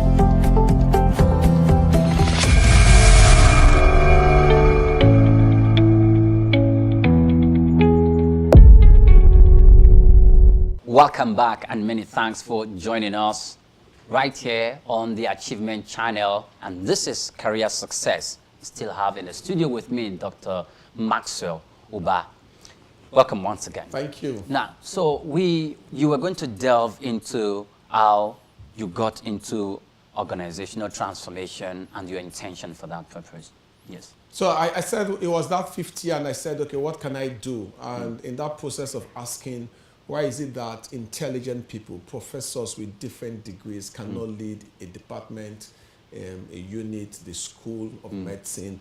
And that was what led me into strategy and leadership, saying, okay, how can people lead better? How can people lead better? And so I started reading Peter Drucker's book. And there's a similarity. You know, in medicine, one of the postings I did in medicine was dermatology. So we are all dressed up, suited. In dermatology, we're dealing with skin diseases. And I found out that when you remove the clothes of some people, there's a lot of things that people are going through, and they need help. Same thing with organizations. You see the big building, it looks all nice and fancy and the rest. If you go internally, you find out that people are going through a lot of challenges. And those challenges stems from poor leadership.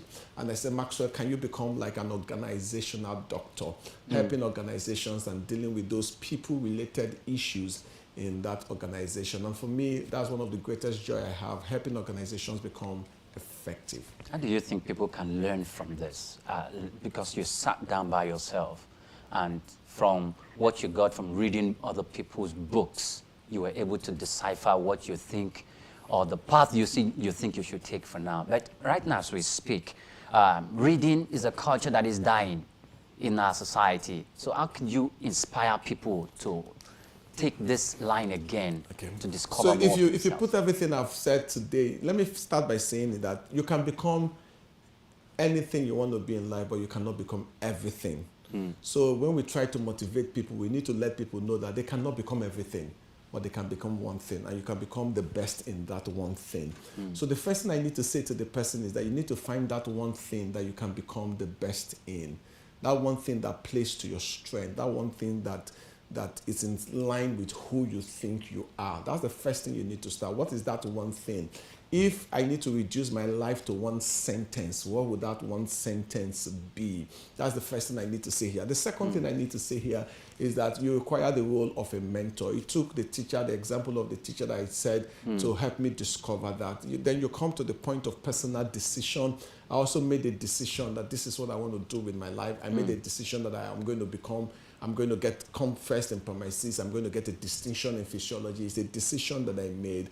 Then you support that with every other thing about hard work and all that. So reading, of course, you need to read because you need to discover what others have discovered. You don't need to reinvent the wheel. Medicine, I think the discipline of medicine is that it forces us to read. That's what the discipline of medicine. Our textbooks are quite big. You need to find out what are the root causes of the disease and all that. So in any field that you have chosen, you need to read. And there's a common saying that is out there, the 10,000 hour principle, that if you invest 10,000 hours in anything, you become an expert in that particular thing. So go back again.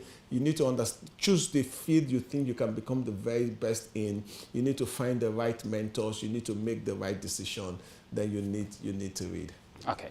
In all of this, you know, just listening to your story, it sounds so inspiring, and some other people could feel like, let me just jump on it and ride on it. But were there some difficulties? Were there some mountainous problems and challenges you encountered?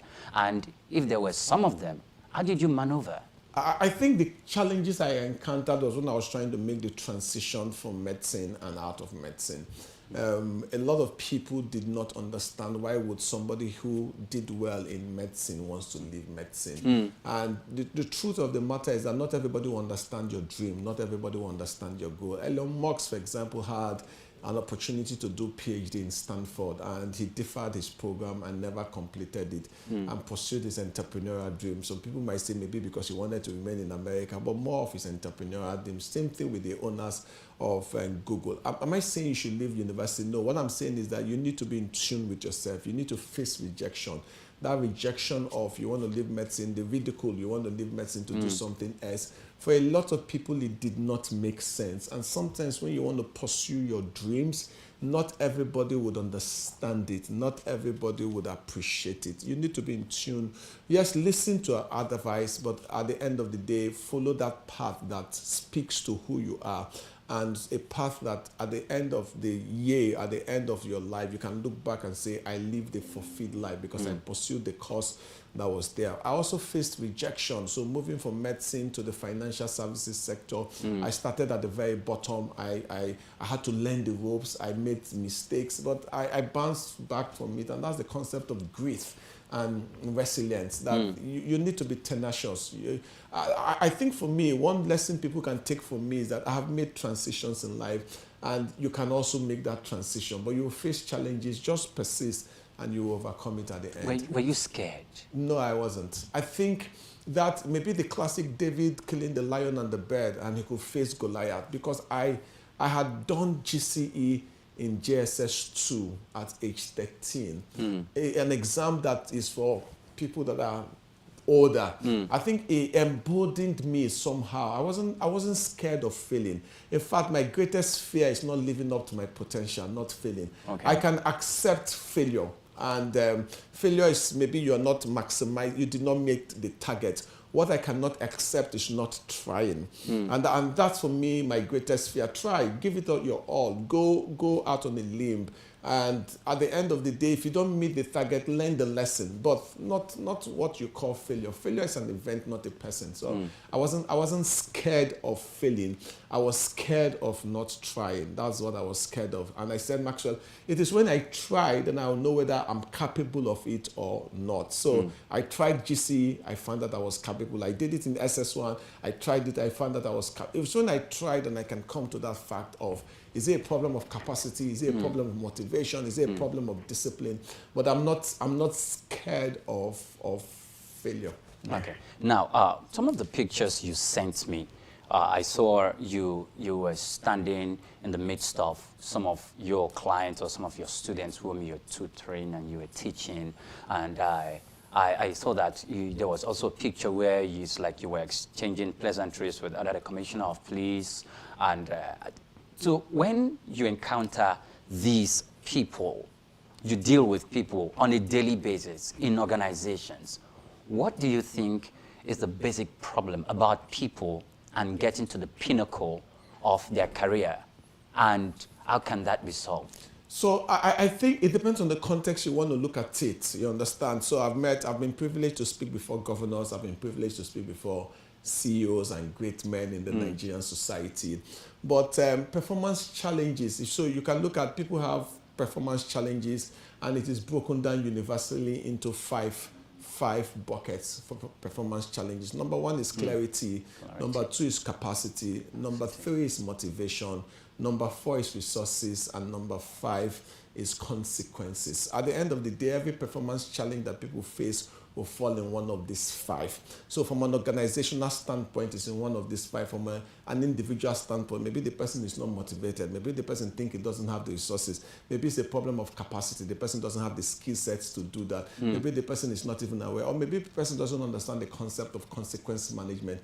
At the end of the day, every problem that an individual faces we can drill it into one of these 5. The reason why people will keep doing things that are wrong is because there's no consequence management in the Nigerian society. Okay. So I think for me, the way forward is the individual to decide that this is what I want to do and I want to achieve in my life. You know, Stephen Covey says you can be an island of excellence in a sea of mediocrity. So in spite of the challenges I see in the Nigerian society and these five problems, there are 1 or 2 individuals who, in spite of these challenges, in spite of the resource issue, in spite of this, are still succeeding. Okay. Now, I want to know moments where success emerged in your face, career-wise and otherwise, where, you know, maybe promotion and maybe where the plaques, the gifts, the accolades came in. At what section of the career did it came in, and how did you receive those? I think my career is also, in every place I've worked, I've been commended. So I worked in banking, you understand, I was promoted when I was in banking to an assistant manager in 2004, you understand. So in every place in medicine, we don't have that promotions like that because I didn't stay so long in medicine. But my professors commended me. So what I would say for me is, if you do a good job, so even some in other banks that I worked, I got offers. I got people who wanted me to come and join them because they had the work I was doing. But I am not particularly, let me put it this way, the first joy I derive from my work is the joy of doing a great job. And so when somebody, today I did a presentation for a company and the person said, Maxwell, where's Maxwell? Call him, he's never late. That's the first joy. The joy of people knowing that I do a great job. The second joy is not the joy of the external reward that comes. Okay. But and did I have it in a lot of my career? Of course I did. And when it comes, because I was expecting it, it didn't come as a surprise. Okay. The only that organization I told you where there was a delay because they didn't believe in rewarding excellence, and I said to them, if it doesn't happen when I want it, I'm going to leave. So that's how I respond to that particular question. Okay, so lastly, tell us, what advice do you have for Nigerian youths, the young people of these days who are somehow trying to, like, okay, where do I go from here? What do I do? Should I study medicine? Okay, should I go into this business? Am I going to resign from my jobs and take up entrepreneuring? Or what should I do? They are confused. Okay, so let me speak to, just quickly, because of our time, I'll speak to, first I'll speak to people at work. Let me speak to people that are already working. Somebody asked me, if I want to give an advice to a young person starting his career, what would I say to the person? I said just 3 things. Number 1 is wherever you find yourself, do a good job. That's the first principle I tell you. Make excellence your watchword wherever you find yourself. Number 2 is develop skills for the future. The fact that you're in a particular job doesn't mean that that job will be relevant for the future. So you need to make sure you develop skills for the future. And number 3 is that you find a great mentor or a sponsor for you. If you put it to somebody deciding his career also, or a young person about to go to school, yes, I know that you need to ask yourself in the future what courses or skills will be relevant, and you can make the decision right now. So if I find myself in a particular course, jump, it's okay, it's fine, but develop the skills that will be relevant for the future, because in the future we know that some courses will not be as relevant as they are now in the future. So whatever decision you make, whether it's medicine, whether it's law, whether it's psychology, just make sure that whatever course you want to study and career path you want to choose will be relevant in the next 5-10 years. And if you find yourself in that place, make excellence your watchword. Thank you. Excellence, develop skill for the future. And lastly, find a mentor or a sponsor. Find a mentor or a sponsor. Those are not my words. Those are the words of Dr. Maxwell Ubah, our incredible guest this morning. It's great having you with us today. Thank you. On the program. Thank you so much. Thank you for honoring our invitation. Now, Sam Adeyemi said, successful people are the failures that refuse to quit, while failures are the successful people that quit easily. So, for you, I'm saying don't give up on your career goals, your academic goals, your family goals, and all other aspirations you have. If you hold on a little longer, you will arrive at your predetermined destination. I am Oyin Priye Krumale saying bye for now.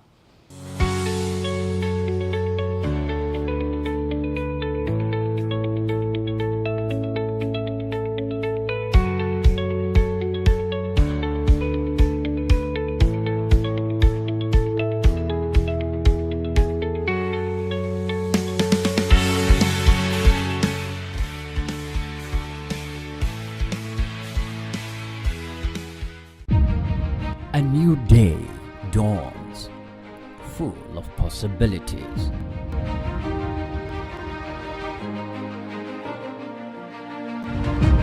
Take the first step towards your dreams. Empower your mind with positive thoughts. Achieve more. Make a difference in someone's life today. Impossibility is nothing.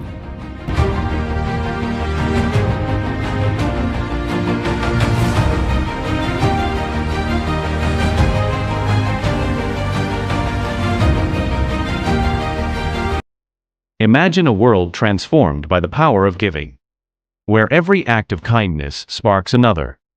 These are the champions who dedicate their lives to change.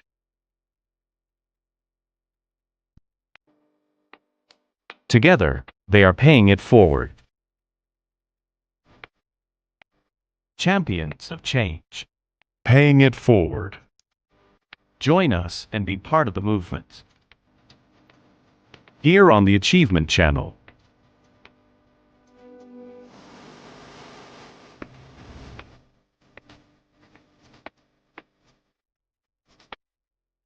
Welcome to Champions of Change on the Achievement Channel, the show where we celebrate extraordinary individuals making a difference, transforming lives, and inspiring positive change. We're broadcasting from the School of Eloquence studio in Lagos, and today's episode is nothing short of remarkable. Joining us is a man whose life embodies resilience, innovation, and the power of vision, Dr. Cosmas Maduka. From humble beginnings as a teenage hawker to becoming the founder and president of the Coscharis Group, a powerhouse conglomerate spanning automobiles, agriculture, and technology. Dr. Maduka's story is a masterclass in turning challenges into opportunity. With over 4 decades of entrepreneurial excellence, he has not only built an empire, but has become a beacon of hope, proving that dreams fueled by hard work can change lives and communities. I'm your host, Pamela Igbo. You're in for an episode filled with wisdom, inspiration, and actionable lessons. Let's get started.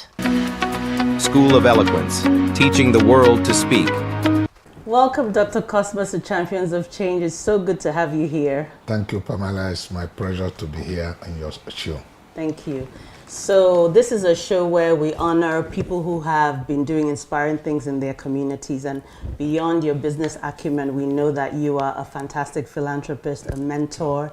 And so I wanted to ask you about your philanthropy and what you think of, corporate social responsibility and how you use that to lead your group in Coscharis. Okay, well, thank you, Pamela. Again, it's my pleasure to be on your show this time. Corporate social responsibility is at the heart of our company, because if you get to know Coscharis and what we stood for, the inspiration was to create an institution that will be timeless in its relevancy and value. Mm-hmm. So it's not about me, it's not about whosoever, but it's about building something that outlasts the founders. Mm-hmm. How then are we going to do that? We came up with a mission to say Coscharis will deliver excellent product and services, giving our customers the highest value for their money, and will contribute to societal development by plowing resources back into the immediate community, growing stronger and waxing bigger into the future, and create a sense of pride in its employees. So, in the ecosystem, corporate responsibility is captured in what we set out to do. We never even said where we are going to be without it being part of the foundation of our organization. And that shows you how important it is. So it's at the very heart of our organization to plow back resources into the immediate community and society. Mm-hmm. And I love it because I know that you lead by example. So that's an correct. excellent thing. So in terms of, I know that Costcharis has expanded in terms of the different things that you offer. And one of the things that you did a few years ago is to get into Costcharis Farms in Anambra. And I know that your initiative there is to create about 3,000 jobs for people in Anambra. Can you tell us a little bit of how that has been going and what transformation you have seen in Anambra State in that community because of that? Okay, it's important that people understand that Costcharis, in all our business lifetime that is close to 5 decades today, we are not one of those rice importers. Right. We never did. So, but Costcharis Farm was also not an accident. It's all about vision and plan. Because where we are today, the property that we acquire, that we are doing the business of farming in Anako, in Anambra State, started over 30 years ago. Wow. My daughter will turn 33 this year, but that was when my wife went to give birth to her, that we signed the agreement. Was a different piece of property that we were acquiring. Omeka Omerowa was the governor of Anambra State then, the military administrator who signed the certificate of occupancy. So it was something we had always planned that we are going to do. But you know, my grandfather used to tell me that when you want to choose certain animal, you need to get the right gunpowder. Because if you take a borrowed gunpowder to shoot a chimpanzee, he will collect the gun from you and kill you. In other words, you don't get into farming without having the muzzle, the capacity to be able to take it. So over a period of time, we are in different kind of business, but we have never really get into, you know, real sector of economy where you add value, because buying and selling is not really how the economy grow. It's part of it. But the buying and selling is a starting point for you to grow, but keep your eyes on the big picture where ultimately you want it to be. By 2012, 2013, we started planning to go and develop this farmland. It's a quite a piece of property. Because some people ask me, is it real that you have 3,000 hectares in Anambra State? Because that's like a village. Where does such land exist? We acquired this property from different people. We bought Rogeni property, piece of property, 310 hectares. We bought Bravo property, 610 hectares. We bought Light Brewery. And then before we now get the villagers to give us additional portions. So it was an area that was like a forest that never have been cultivated. If I start telling you the things we made developing that property, we didn't just make big ponton there. We made different kind of animals there, whether it is alligators and all of those things, because it was a thick forest. Clearing it cost us ₦1 billion. That was in 2015. Wow. But what had happened was that when we wanted to go and develop this property, the villagers looked at us. We became their captive market, like a container they clear. Anytime we come, they want to collect money. So it becomes challenging. But when Obiano became the governor of Anambra State and called for stakeholders forum, I sat in one of the meetings where he shared his economic plan for Anambra State. And one of his 7 pillars of economic transformation was agriculture. It was very interesting. So I listened to it. And at the end of the meeting, I asked him, can we have a private sector, meeting, which he consented to. I said, look, I have this piece of property that actually located in your village, but unfortunately, each time we want to develop that piece of property, it was like we are a container that have landed, and this is becoming very irritating. He said, when are you ready to start? I said, tomorrow.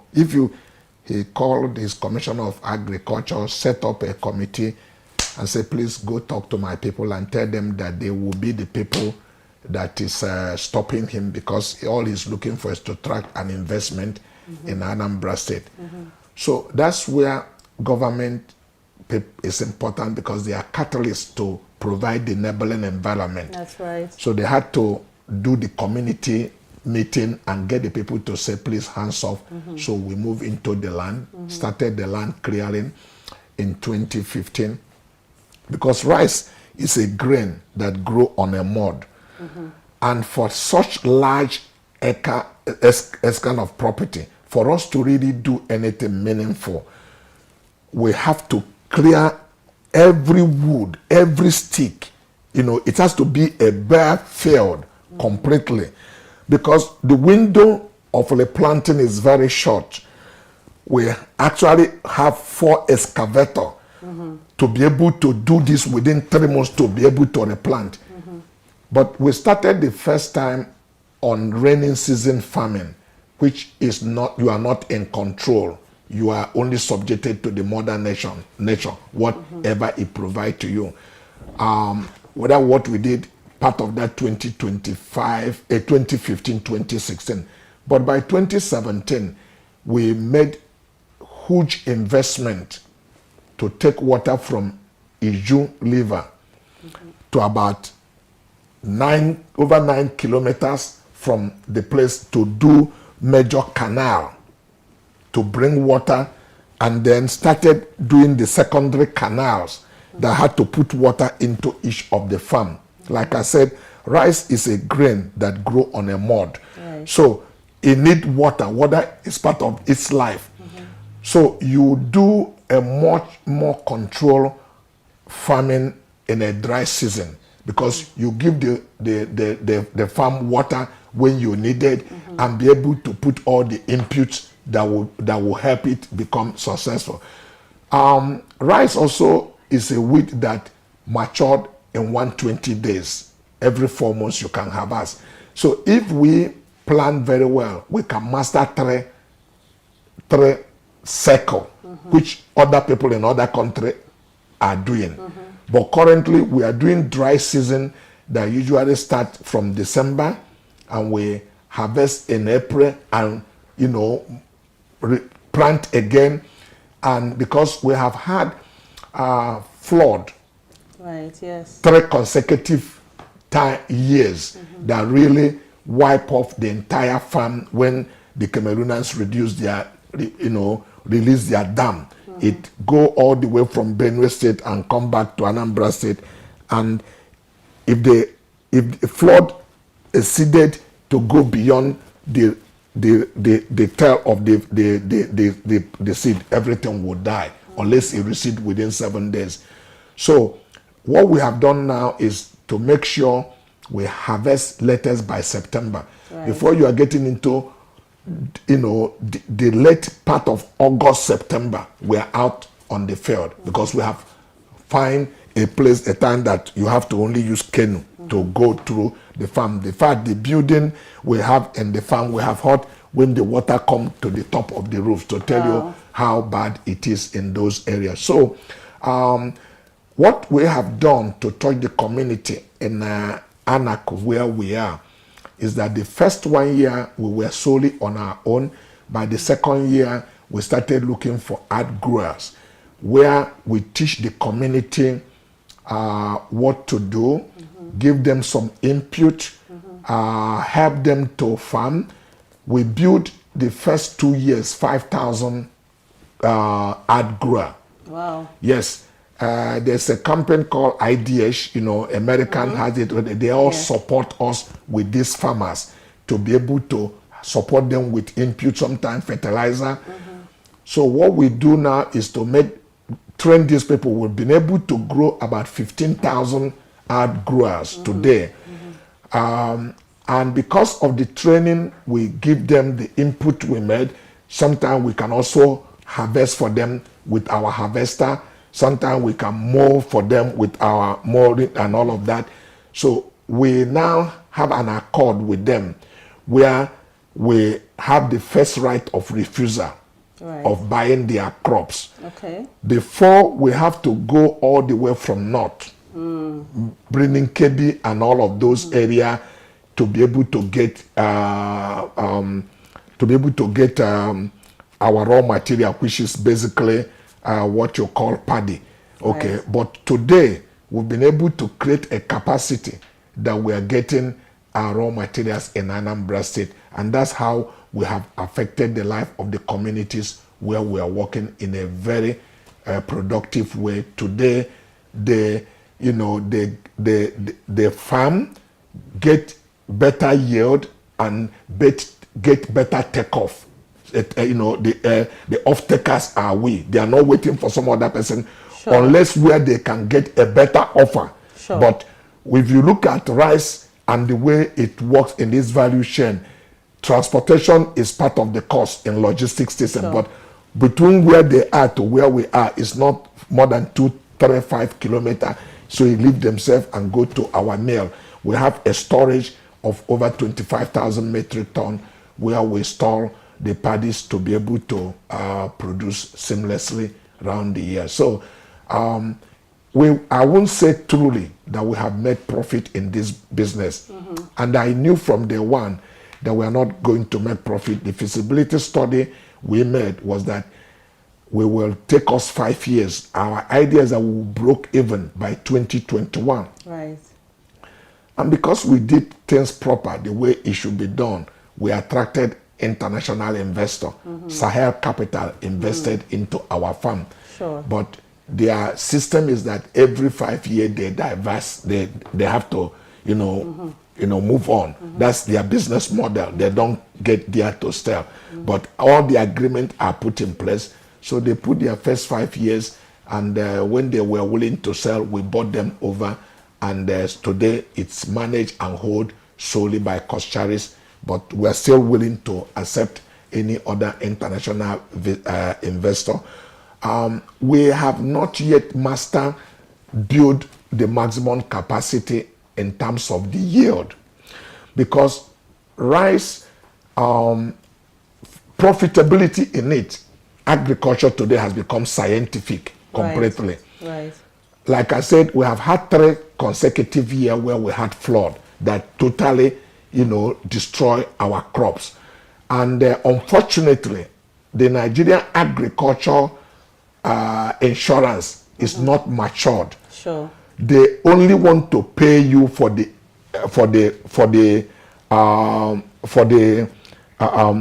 what we call the seed, the planting seed, but all the inputs, the fertilizers, the diesel, we burn 33,000 diesel on a weekly basis. You need to be in this farm because the 2 ministers of agriculture have been in our farm.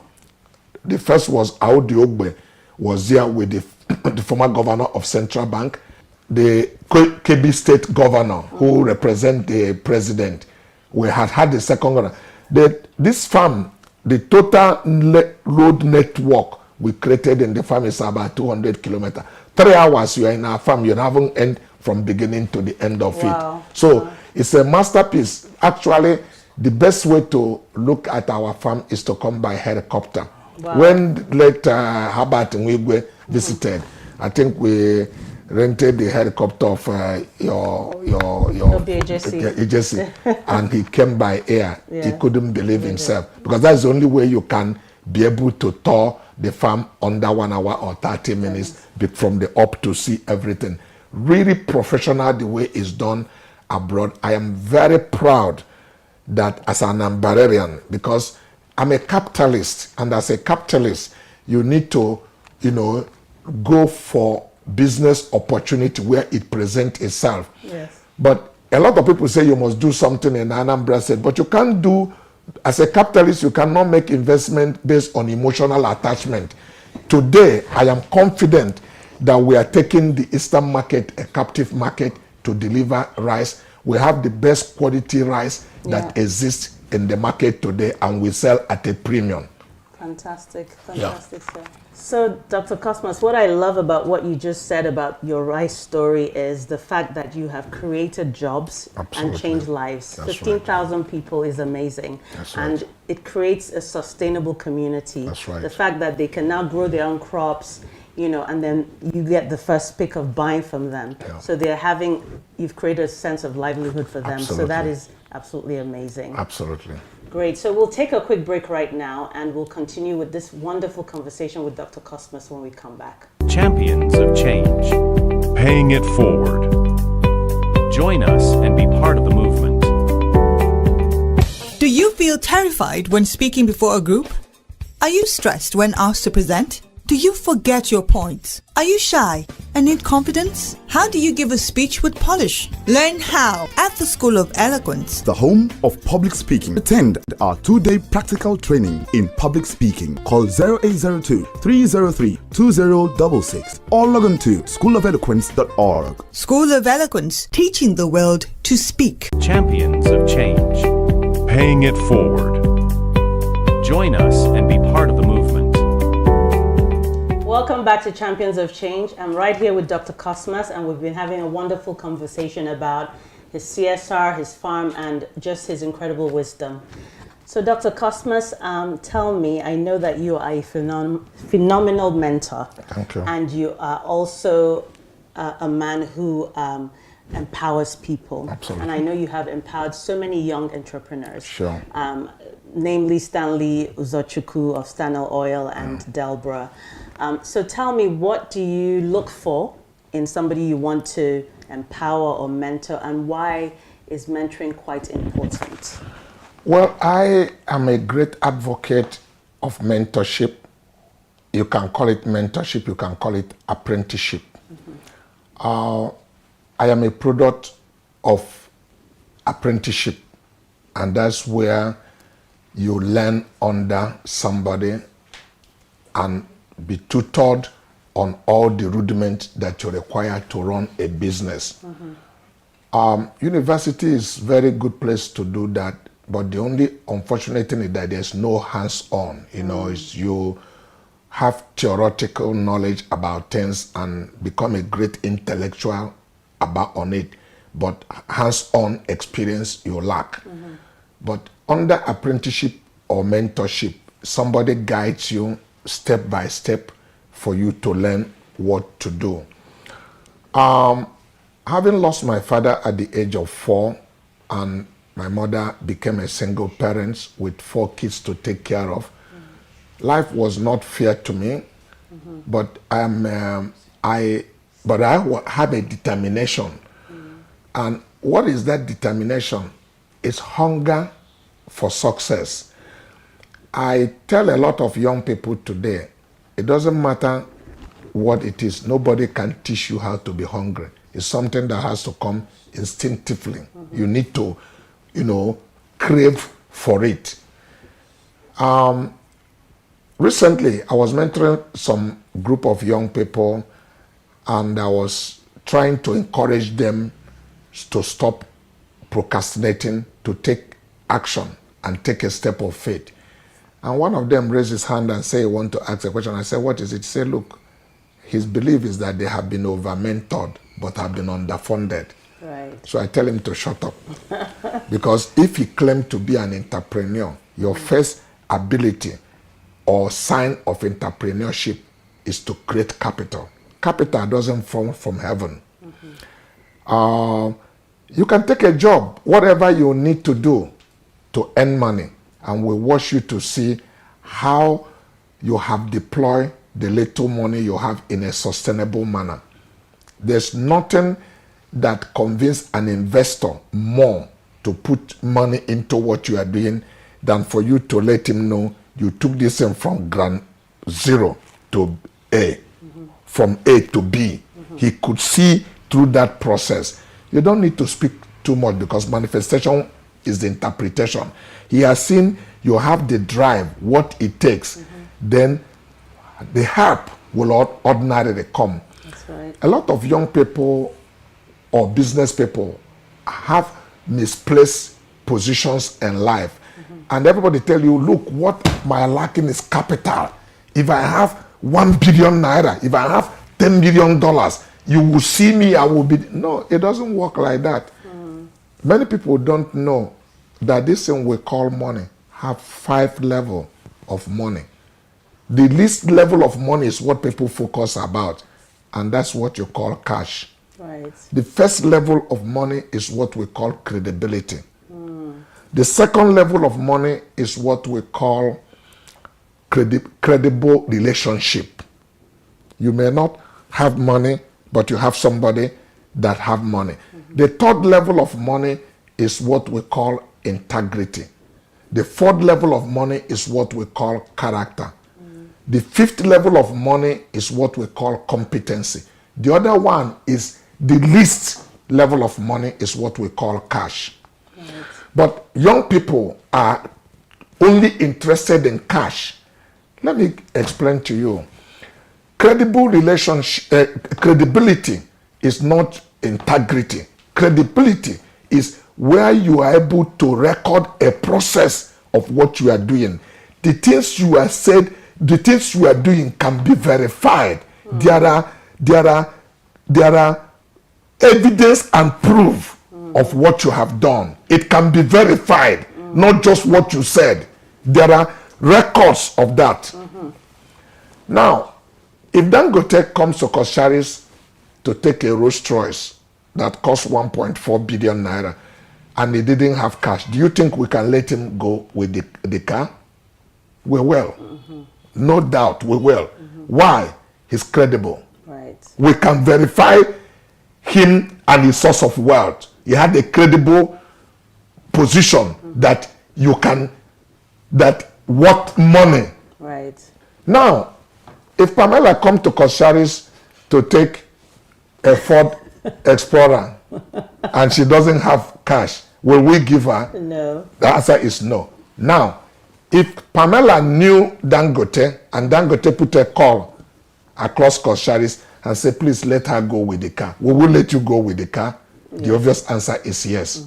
Now, it's not the cash you brought, but you leverage on the healthy relationship you had with Dangote. So he value his credibility that become cash. So many people don't know this, that when a wealthy man or a rich person give you cash, he has cheated you. What you need is relationship. That's right. That you need is relationship, that he can put a call and open door. So let's come back to the question you asked me, what I do, how I help young people. It's the same means. Like I said, I've said it in open air everywhere. I used to go to see Goodluck Jonathan, and I saw this young boy hanging around, and I became very weird of him, like, treat him like, keep him on arm's length.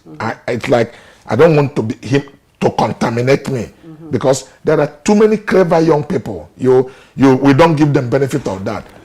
But each time this young man will greet me presently,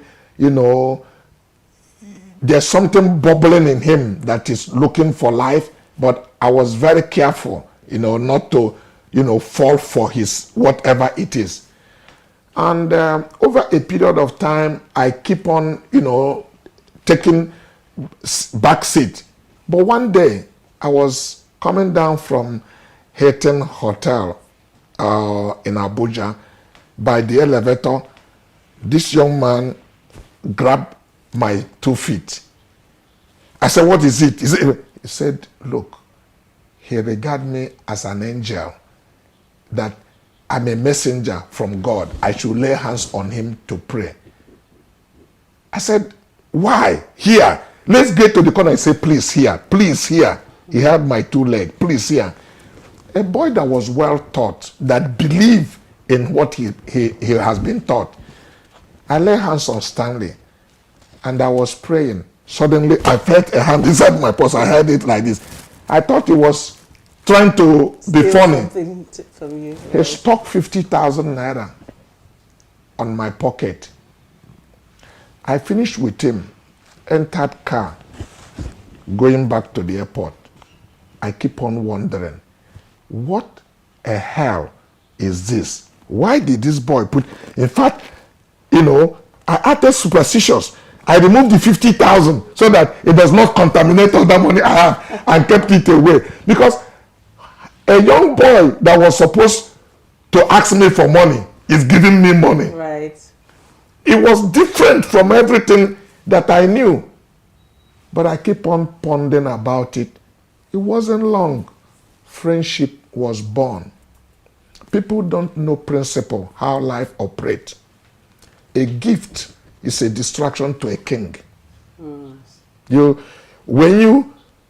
People gave me Rolex watch, things like I never opened their pocket for 2 years because I'm busy. It's a distraction. So that gift that young man did connected me with him, and we became friends.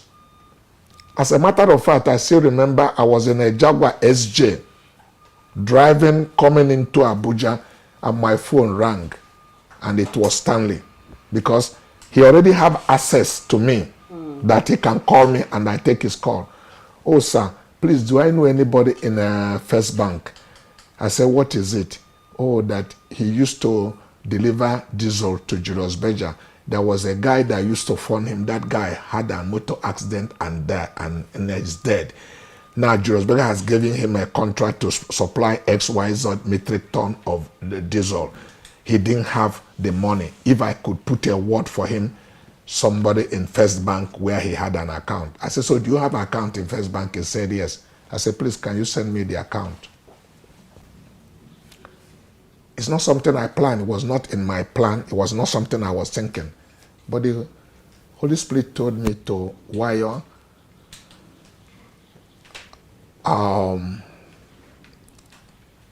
some money into his account. And I sent a message to my accounting officer in Access Bank to send 150 million naira to that account. Wow. And that exchange rate as of then was 150 naira per dollar. That's $1 million. He told me when he received the money, the alert, the phone fell off in his hand. And he ran to his pastor's, Paul Elenchi, to say this is what happened. And the pastor told him he hadn't seen anything. So that was my connection with Stanley. Of course, the agreement was for him to return the money under 6 months. He didn't return it until about 1.5 years or 2. But he returned the money. We didn't call police. We didn't go to court. We didn't discuss anything about it.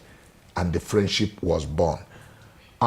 Today, I took pride that Stanley is a billionaire. He's not the first billionaire that I have raised, frankly speaking. You can count in my finger.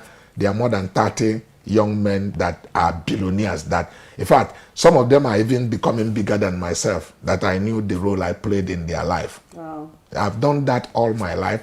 You know, we are called for different life. It's about not duration, how long you live, but are you living a purposeful life? It's about donation. How impactful have you been into people's life? And I can tell you that by the grace of God, I pride myself in this. Some people tell me you trust people too much. It's not about trusting people too much. There's a responsible urge in every one of us. If there's a deep in you calling after a deep, there's a deep somewhere to respond to it. If you are determined to succeed and you follow principle and do everything that you need to do to succeed, God will send you a destiny helper along the way. That's right. Quite a number of people sit back and say things went wrong. Like I could have sat back and blamed everybody around me, including God. Why did he took my father when I was 4 years? But wealth is not about,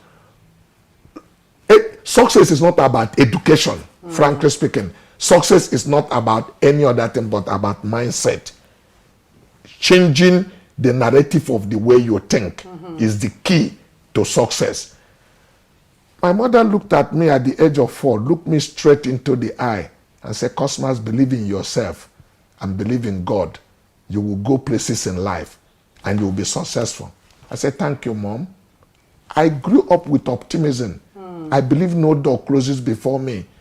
My mother was actually my inspirator, who really discovered my entrepreneurship, because she would fly akala in the morning and give me to sell 1 pan and 1 for my senior brother. I would sell 2 pan before my senior brother sell 1.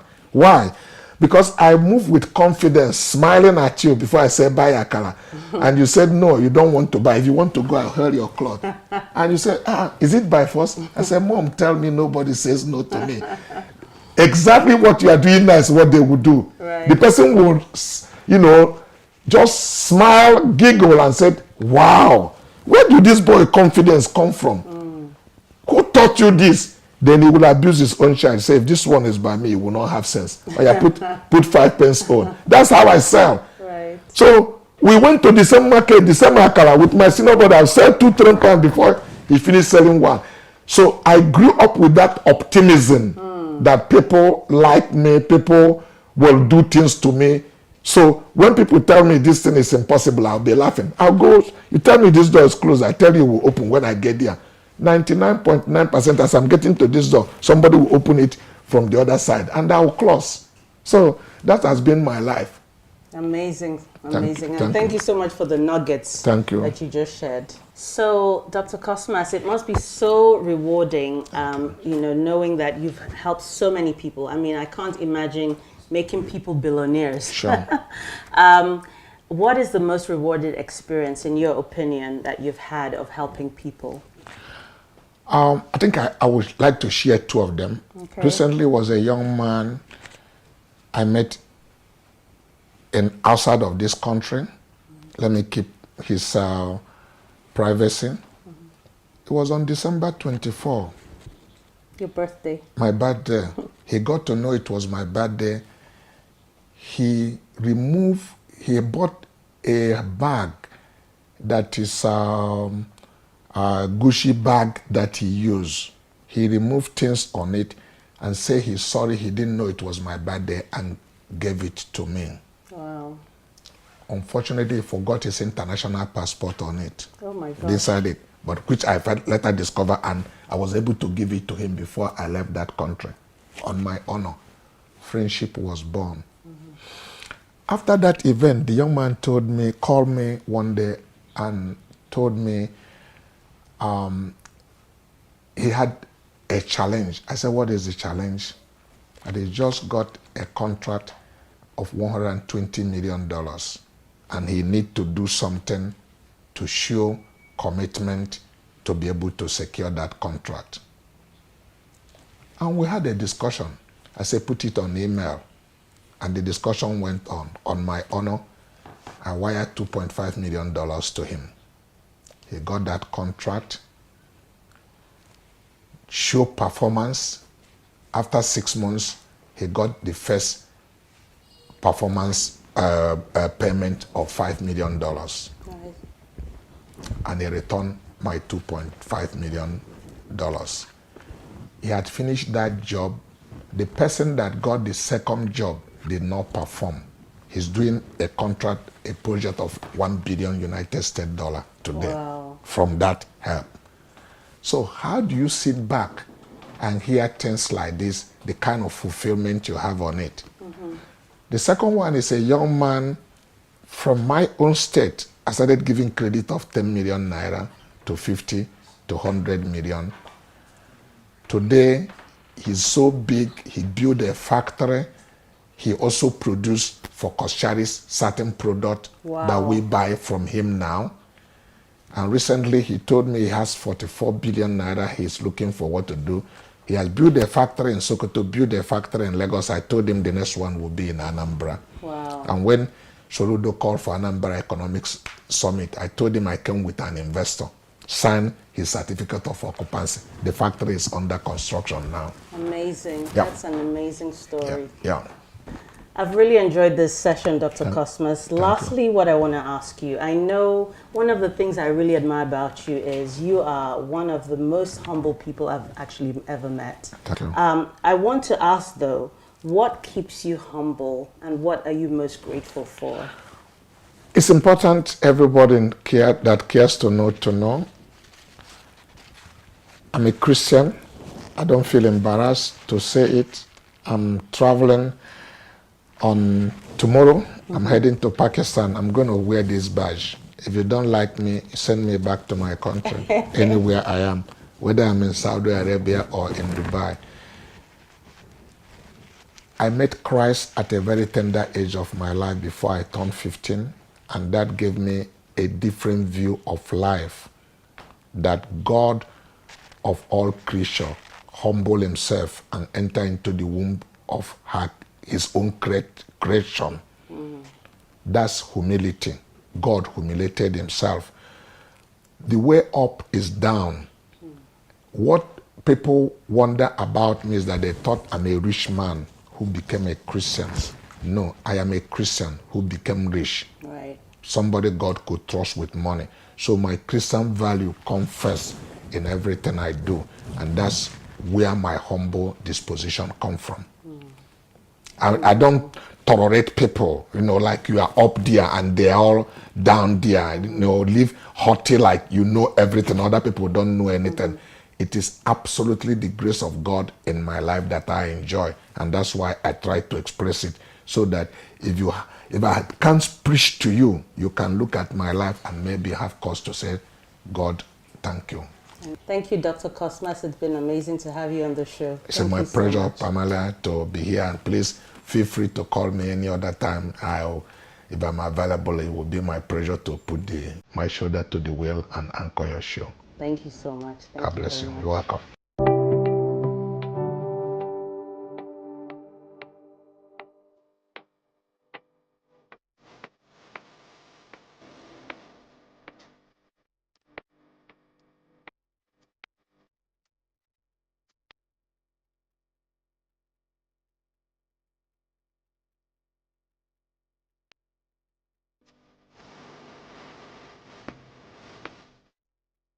I'd like to thank Dr. Cosmas for joining me on this episode of Champions of Change. His incredible journey reminds us all that success is born from vision, discipline, and a willingness to persevere against all odds. I am Pamela Igbo, and we'll see you next time here on the Achievement Channel. Until then, stay inspired, keep making a difference. Bye for now.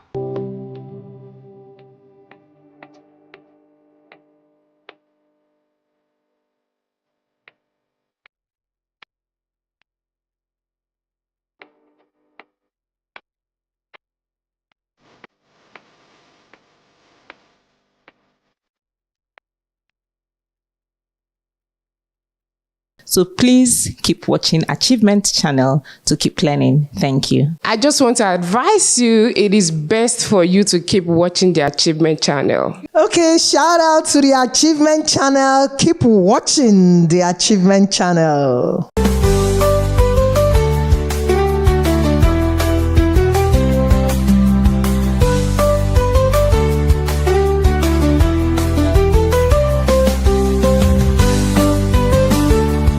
Welcome to Mighty Moms, the show that celebrates incredible women balancing the wall of motherhood and success. This is Achievement Channel, and we are reaching you live from our studio at the School of Eloquence here in Lagos.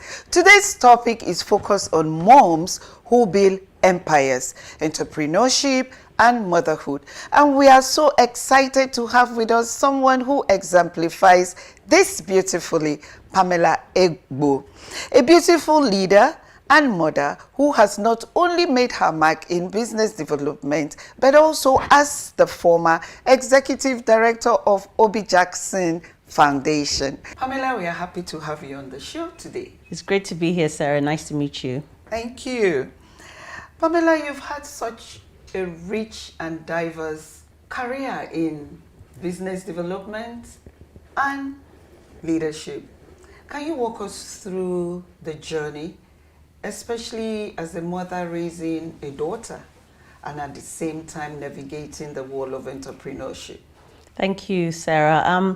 I think for me, you know the saying that goes, necessity is the mother of invention. So that was typical for my case. I never really thought about being an entrepreneur. I was just going to do the 9-to-5 pathway journey in terms of my career. But I found myself a single mother going through a divorce when my daughter was pretty young at 18 months. And so I had to sort of decide at that moment that I wanted to be there for my daughter, and I did not want to miss any part of her growing up, especially now that I was no longer part of a nuclear family and I was going it alone. So that started my journey of entrepreneurship, deciding to not do a 9-to-5 job and look for ways of earning an income and still being very, very present in my daughter's life. That's great. You were once the executive director of Obi Jackson Foundation, which tackles critical issues like health and education, particularly in the rural areas. How did your role influence your perspective on leadership and social impact, especially as a mother and an entrepreneur? Great question. Like you said, the Obi Jackson Foundation, a great foundation. I used to be the executive director.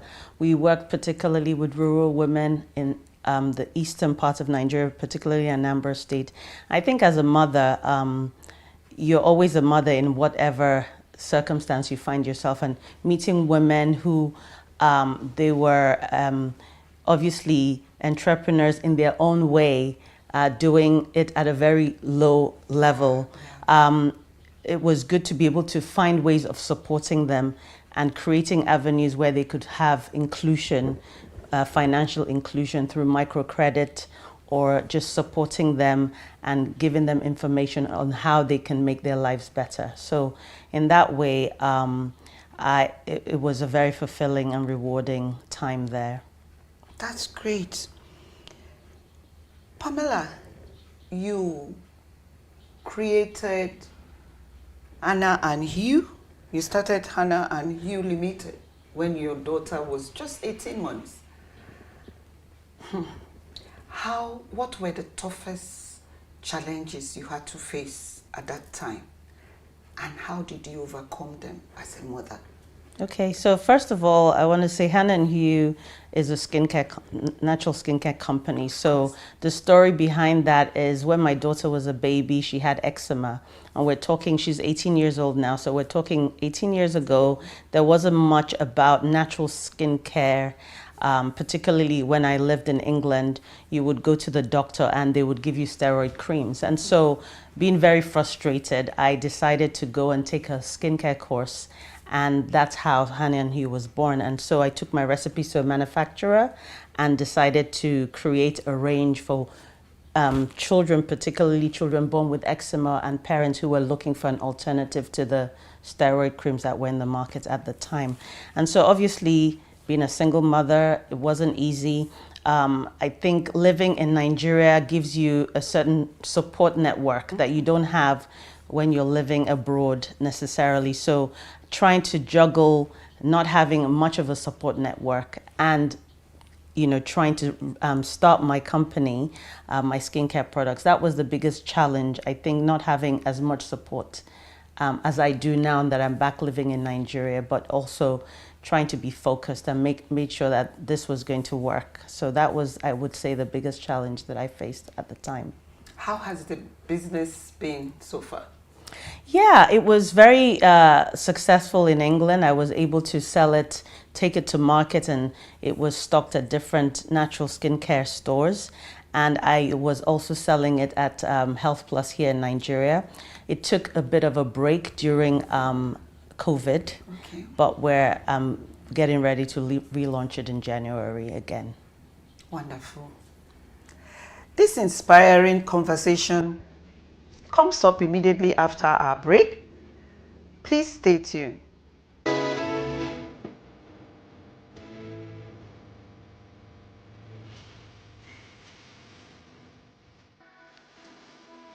Motherhood is a transformative journey that shapes our children and us.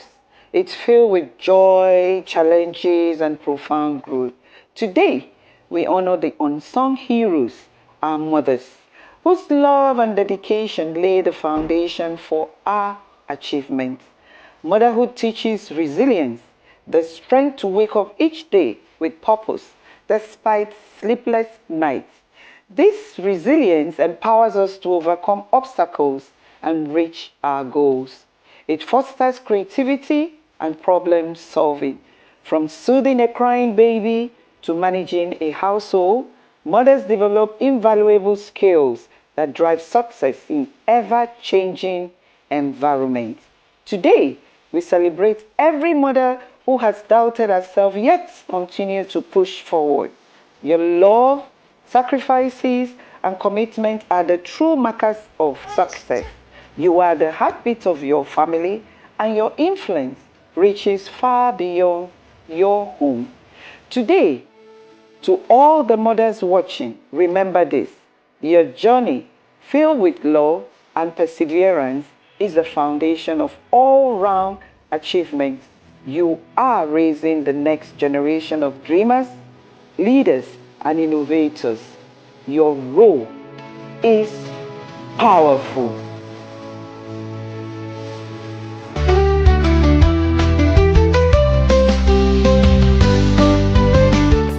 Welcome back to Mighty Moms on Achievement Channel. Pamela, when you reflect on your journey so far, both as a mother and a career personnel or entrepreneur, what do you think are the most rewarding aspects of both?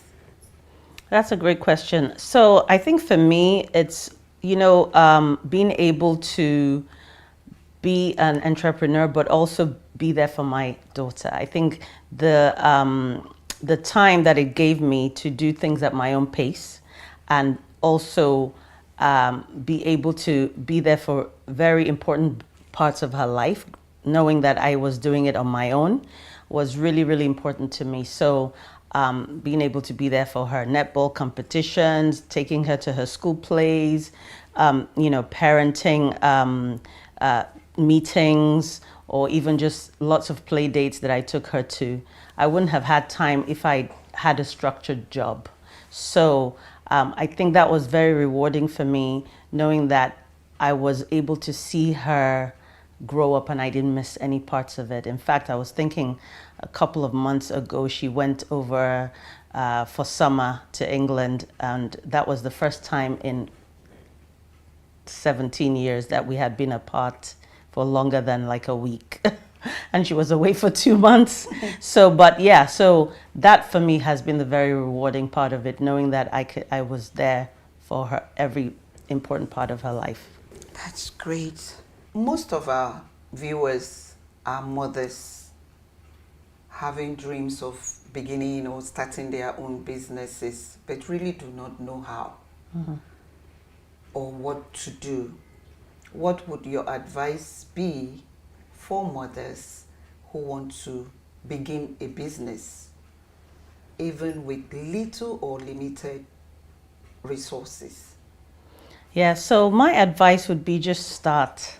If you have a goal or a dream, no matter how small you think it is, just start. The Bible reminds us, do not despise the day of small beginnings. Yeah. And I think that as women, sometimes we can look at other women and think, oh, wow, they are at the top of their game, not remembering that they started from somewhere. So we always see the finished product, but we don't see the struggles behind the scenes.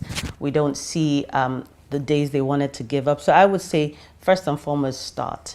Secondly, I would say surround yourself with like-minded people who are trying to do what you're doing, not necessarily in the same line of business, but trying to be entrepreneurs themselves. Get a network of women who can support you. I think that is really, really important. The third thing is there's so many resources these days in Nigeria for your small businesses. So I can think of SMEDEM, which is the Small, Medium and Enterprise Development Agency. They're there to support women in business. There is Enterprise Development Service at the LBS. There's WIMBIZ. There's Gaia Club. There are so many different groups that you can join today that can give you that support that you need. You don't need a lot of money to start a business, particularly in this digital age. You can start with very little resources and just start somewhere. That's what I would say. Thank you so much. It's been so refreshing listening to your story, Pamela. I wish we could go on, but this is where we wrap up the interview section. Viewers, we'll be right back. We are going to take a short break, and when we are back, we will listen to Pamela's final thoughts on Moments on Connection. My name is Dr. Mrs. Wumi Olatunji. I'm an environmental and safety professional. I had a very wonderful experience right from day one to the very end. There's the second day to even up to this moment. It has really improved my public speaking. It has built confidence in me. It has improved my ability to speak even in public without much accessory, if at all I need to use anything, just maybe a paper. Before I'm so much endowed with use of PowerPoint, I must have a computer in front of me, or I must have a paper and read directly from the paper. But now I can boldly present or discuss with people in public with or without accessory.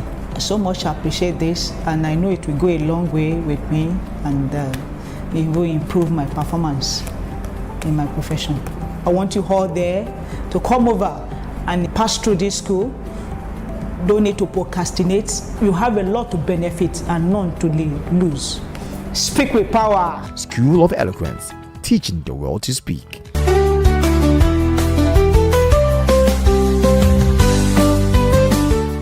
Welcome back. Now it's time for Moment of Connection, where we hear from our viewers. We've had a lot of responses from moms who have shared their experiences of balancing motherhood and entrepreneurship. Let's read a few comments.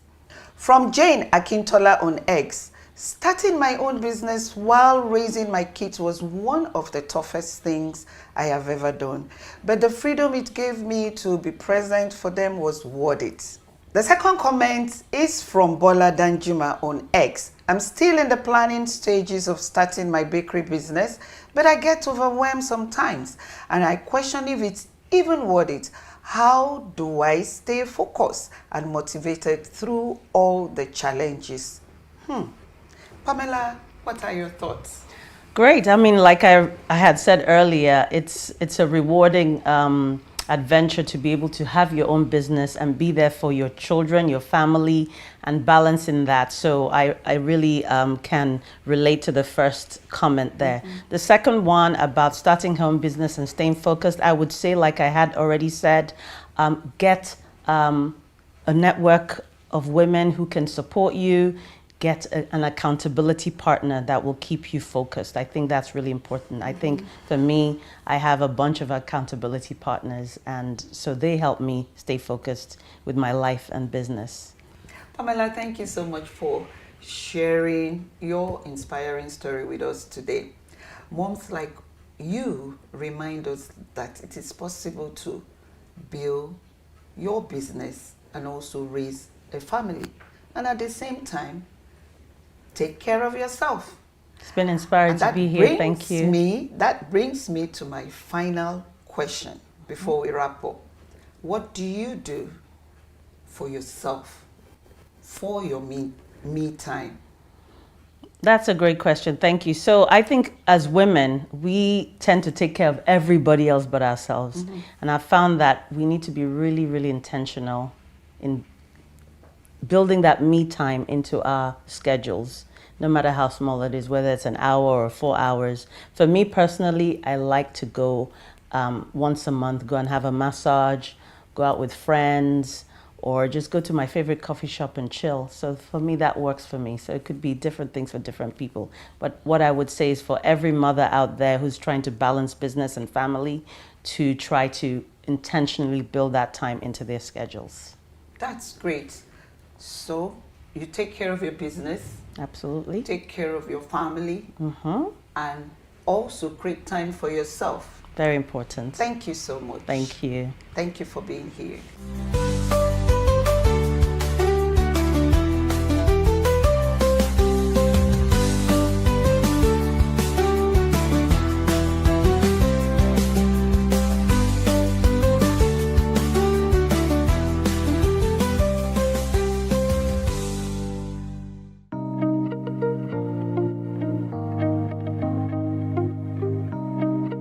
Imagine stepping into a world where every breath refreshes your spirit.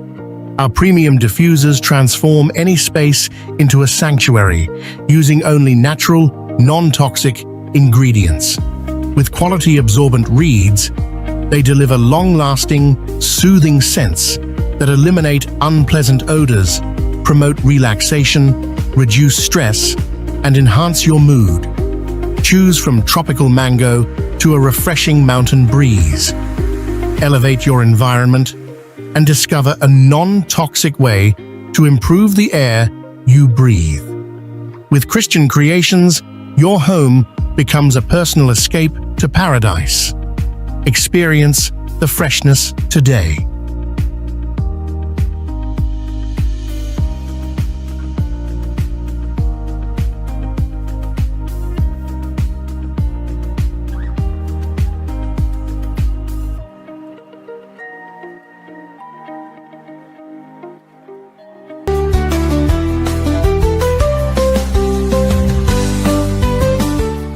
And to our viewers, I hope today's episode has encouraged you to pursue your entrepreneurial dreams, no matter the challenges. I'm Sarah Roberts. Don't forget to join us for our next episode, where we'll continue to celebrate the incredible strength of Mighty Moms. Until then, stay strong, stay inspired, and keep being the mighty mom that you are.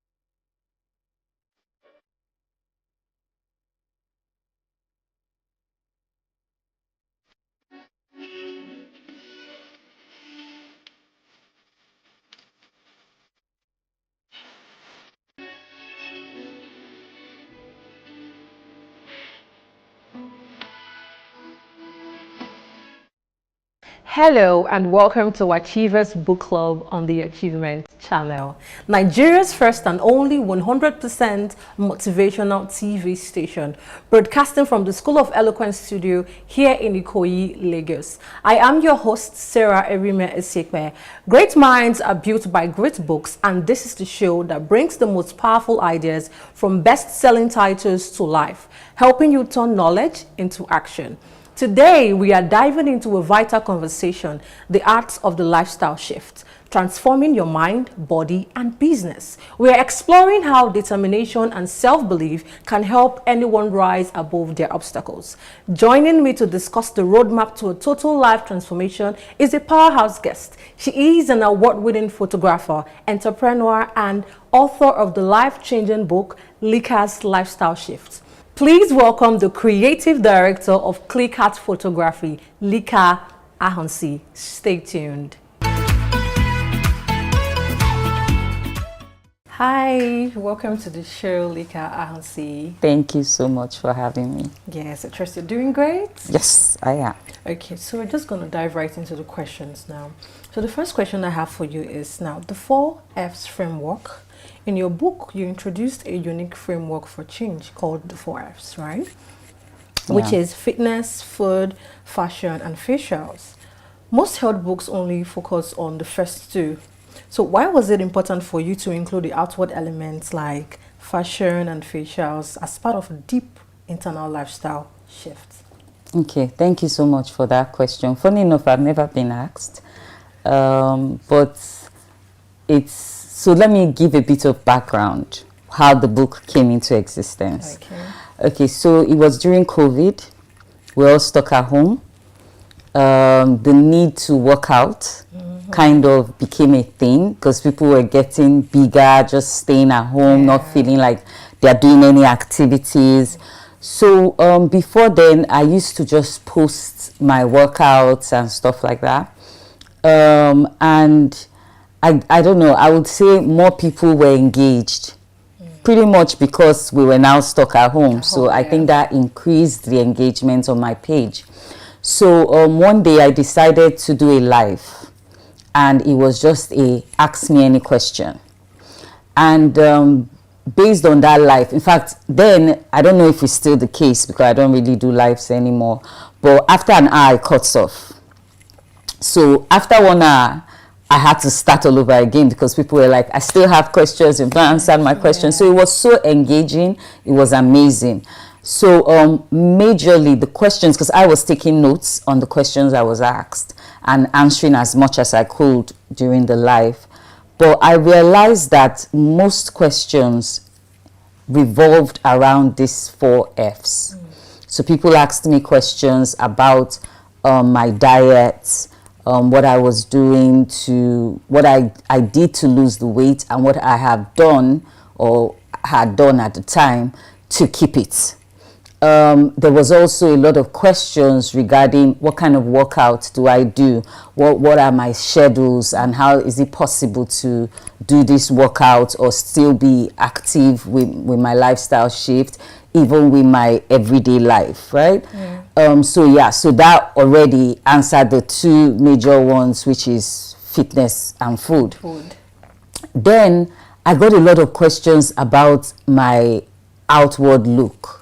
So if you check the book out, I'm going to be referring a lot to the book. That's fine, yeah. Yeah. So in page 16, in page 16, there's this picture. There's this picture here, and you could see how dark I was there and how my skin tone had changed. So a lot of people just going through my page, watching my videos, were like, your skin has started glowing. Like, what did you do? What are your secrets? What facials do you do? Because you don't seem to have a lot of breakouts. You know, when I tell people that I'm over 40, it's very difficult to believe because they're like, you don't have wrinkles, this, that. So as much as I would say a lot has to do with, we like to call it my parents and my background. But I also do a lot with facial care and skin care to also be able to give tips on that. So I decided that I didn't want the book to just be your regular fitness book. I just also wanted to make people see a bit about my journey and my story. And that's why I even called the book my name, Lika's Lifestyle Shift, like the raw data on everything I have done and all the changes I have made to be where I am today, which also included fashion changes, knowing what fitted my body type and stuff like that. So advising people also on fashion tips, colors that fit you. Some people just wear things randomly and they don't even really appreciate why they use the color tones that they use. So just giving a bit of information on fashion, what fits the different body types that we have, and colors as well, what colors that complement your skin tone. So so that's why fashion and facial became really important to put that in the book. That's amazing, because it's not enough to just lose the weight. It's important that your body all round, what you wear, how you appear, your skin, that's amazing. That's good. And Everything honestly, is you do intertwined. not look like you are 40. Above 40, rather. Above 40. Let's put amazing. that caveat That's there. amazing. Above 40. Thank you. Yeah. Okay, that leads us to the next question. You've described this book as a raw and inspiring journey. Yeah, you just talked about that. It's your personal lifestyle. Yep. Right? You open up about very personal topics like family, grief, mental health. Was there a specific chapter or memory that was particularly difficult for you to write down? And why did you feel it was necessary to share it with your readers? Okay, so it's still even quite difficult to talk about. I lost my dad last year. So sorry. And thank you. And that's what led to me doing a revised version of the book. Because I wrote the book during COVID, which was roughly 5 years ago. And when he died, I decided to do this revised version because I wanted to add a bit more information on managing grief. Because I realized that a lot of people are so insensitive to, insensitive to understanding what grief is and how people manage it differently. So talking about losing him was also kind of like my love letter to him, right? How much he meant to me, how much he helped me in my own journey. My dad was my biggest cheerleader. He was the one that would see one fitness tip and send it to me. He was always sending me forwarded messages of different things to do, different health decisions, nutrition, and so a whole lot. He was an inspiration for fitness. I have never known any time that my dad wasn't working out or just constantly taking care of his weight. So it was really sad for me the way he died, because he just slumped, right? He wasn't sick or anything like that. And what even makes it a bit more challenging is that he slumped doing what he loved the most. He was playing golf. And I talk about that in my book. If you go through, so I call that Managing Mental Health. Okay. So Managing Mental Health, that's from page 29. And so basically a lot of the talk around this chapter is about my dad, about his journey, about how much he made me love fitness, how much he was into fitness, not just even only fitness, but nutrition. He was very particular about what he ate. So for him to die the way he did, it was really difficult for me. It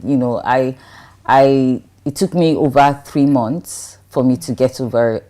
Like, for me, no, of course I'm still not over it, but for me to go back to the gym.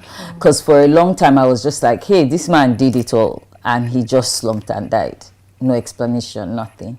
So why am I stressing myself? Why am I doing this fit life, right?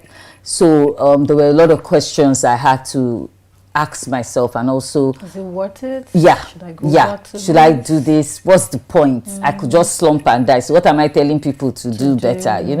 So writing that particular chapter was very difficult, because I asked those questions even in the book, like, what do you think? Like, how do you get over that?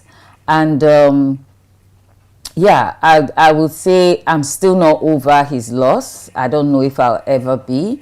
But in the book also, I speak to people who are experiencing similar loss and how they can manage it. I realized that when finally I was able to go back into my routine, I gained a lot from it. I could use that as a way to just release my energy, tension and sadness and stress. Right, especially with taking walks. I never really liked taking walks. I thought it was a very slow pace workout. But I realized that in this time, that's what I needed. I just needed something really easy. So I would just take those walks and listen to like motivational speakers and just try to put myself in a headspace that it's life, this is what it is, right? And just try to accept not having him with me anymore. Yeah. Wow. I'm really sorry about the loss of your dad. Yeah, thank you. Yeah. Thank you. Oh, it's important that we understand how to grieve, because most times when we have such a sudden loss, most people tend to express their grief in different ways. Yeah. That most times you don't even come out of it. Like, for instance, what you explained about how you started asking questions. Is it worth it? Should I go back to... There are most people that at that point, that's the end. Yeah. They now begin to can never, eat.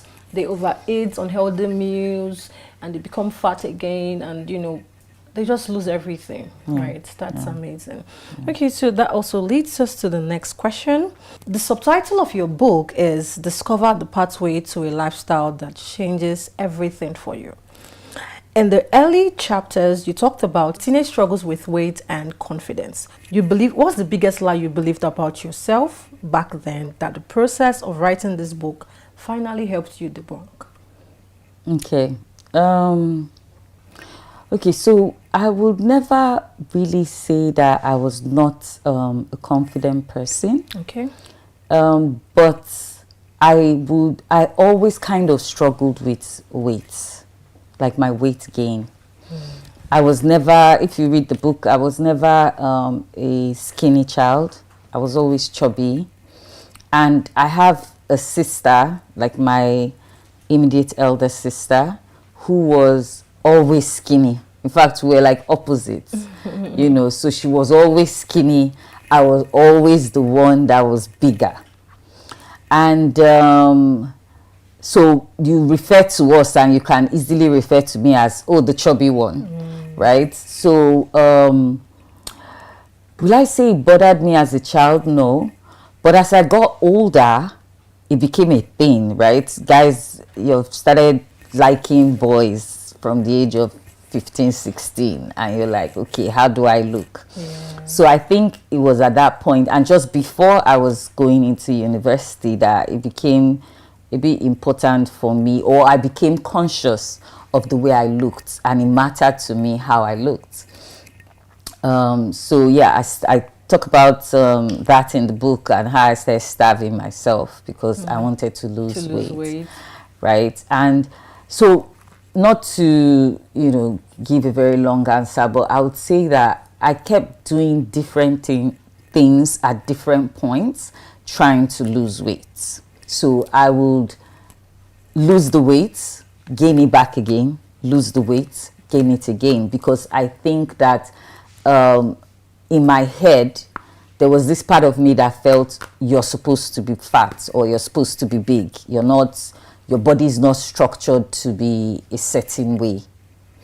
I also have lines around my neck, and when I put on weight, it's like the first part that just becomes really chubby, my cheeks. So my facial change is the first thing you notice when I lose weight. So sometimes I even look bigger than I am on the scale or generally, but just because my face would always have that big look.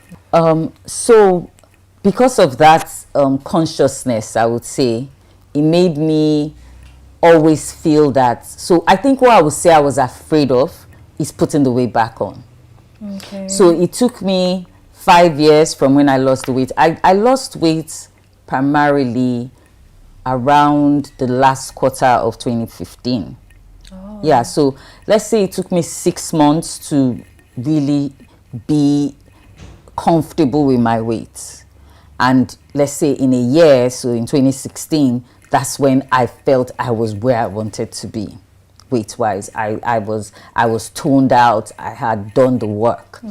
But in 2015, I'd already lost a significant amount of weight. Okay. So I think my fear really was, okay, what do I need to do to remain like this?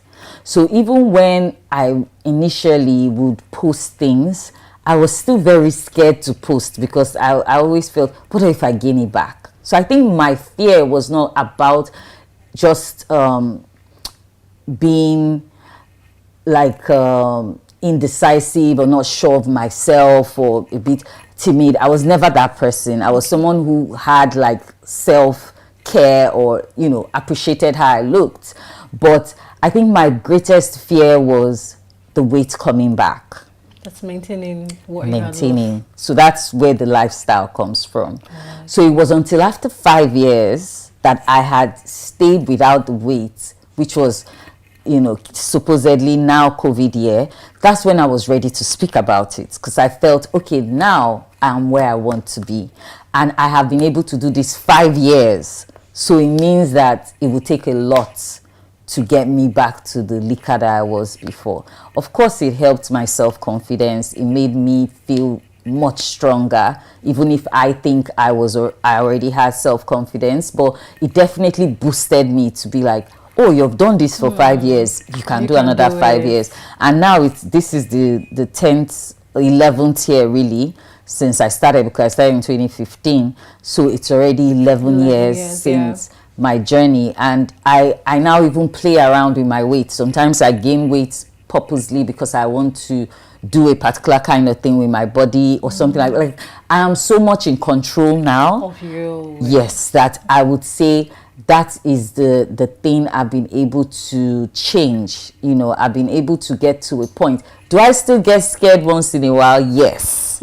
You know, I just told you about my dad and that fear of me just losing interest and just saying what's the point, and you know, just going back to relaxing, and that fear of losing it all, like just going back to being chubby and big and just, you know, like you wrote a book, like what's wrong with you? Why do you look like this? You know, so those fears, they are there. Yes. They would remain there, I guess. But I think I just consistently put in the work because it has become my lifestyle, that I do not really see it happening. But you know, never say never. Yeah, true. So it's not just about the losing weight for you; it was keeping it to it consistently. It was that was where the lifestyle came about. All right, it's been an amazing time with Lika. Let us go on a short break. We will be right back.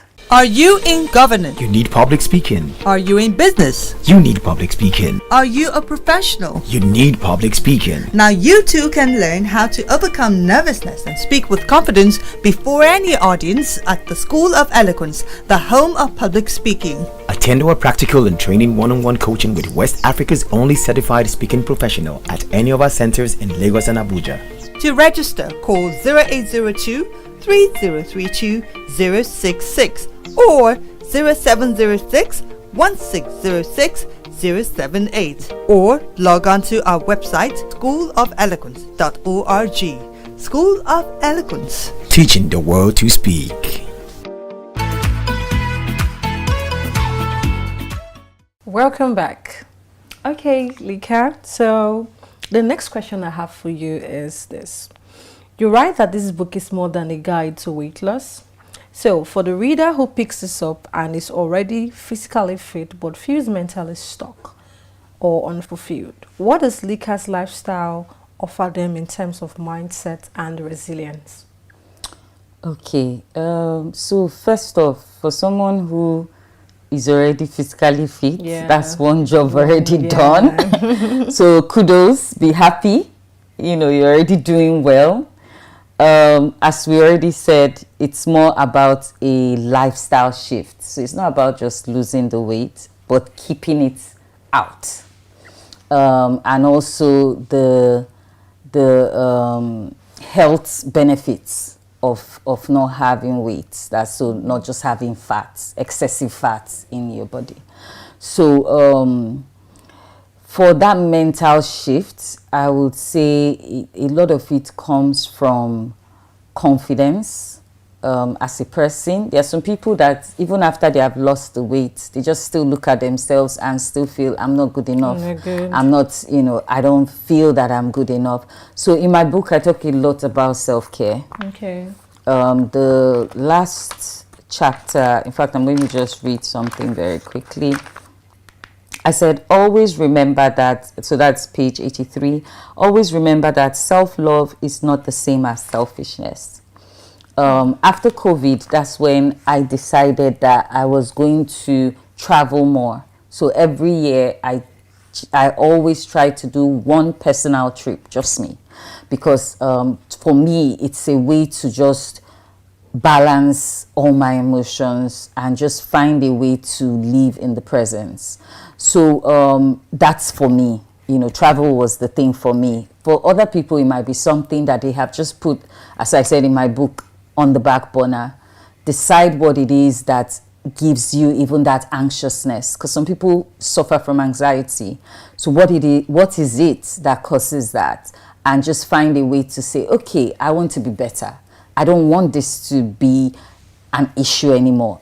You're already looking good, right? So you've done the work. So what are those other things in my life that brings me down? What are those things that I'm not comfortable with? And you start making that mental change, intentional change, to be like, I want to be better. Mm-hmm. So that would be my advice. I would say that self-care. Don't always have excuses. People say, my family, I have little kids. I have a friend who would put her baby on her back, put the other one that is a bit older on a stroller, and she will take her walks, right? There are no excuses. No excuses, just make time out of no time.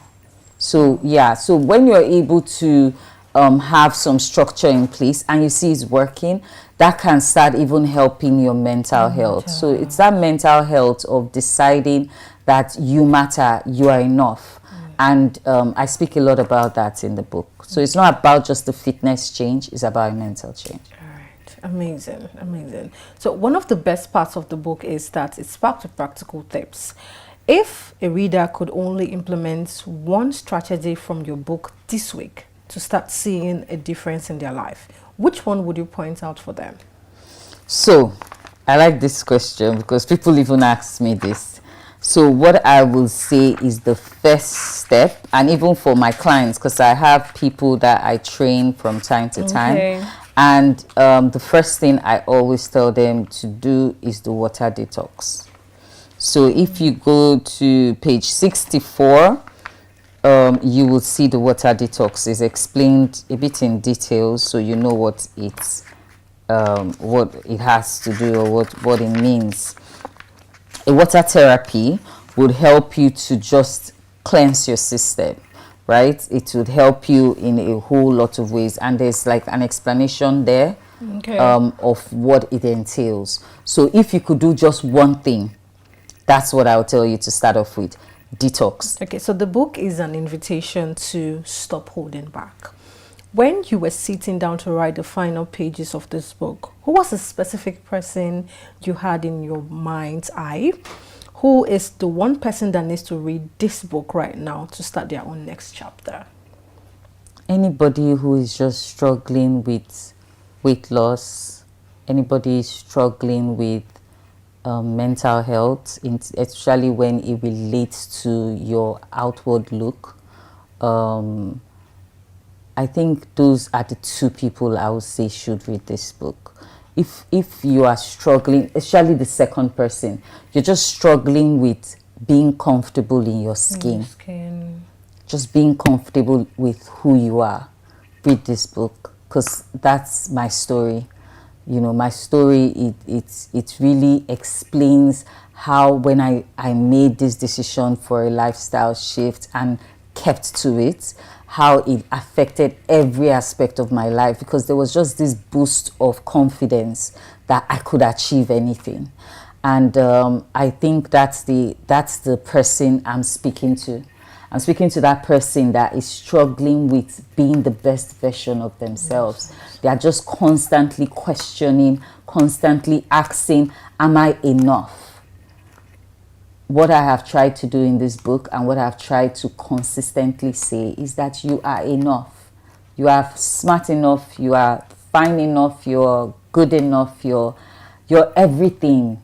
You just need to believe it in yourself. And if making that body change would help in you deciding that you're good enough, then please, let's do that together.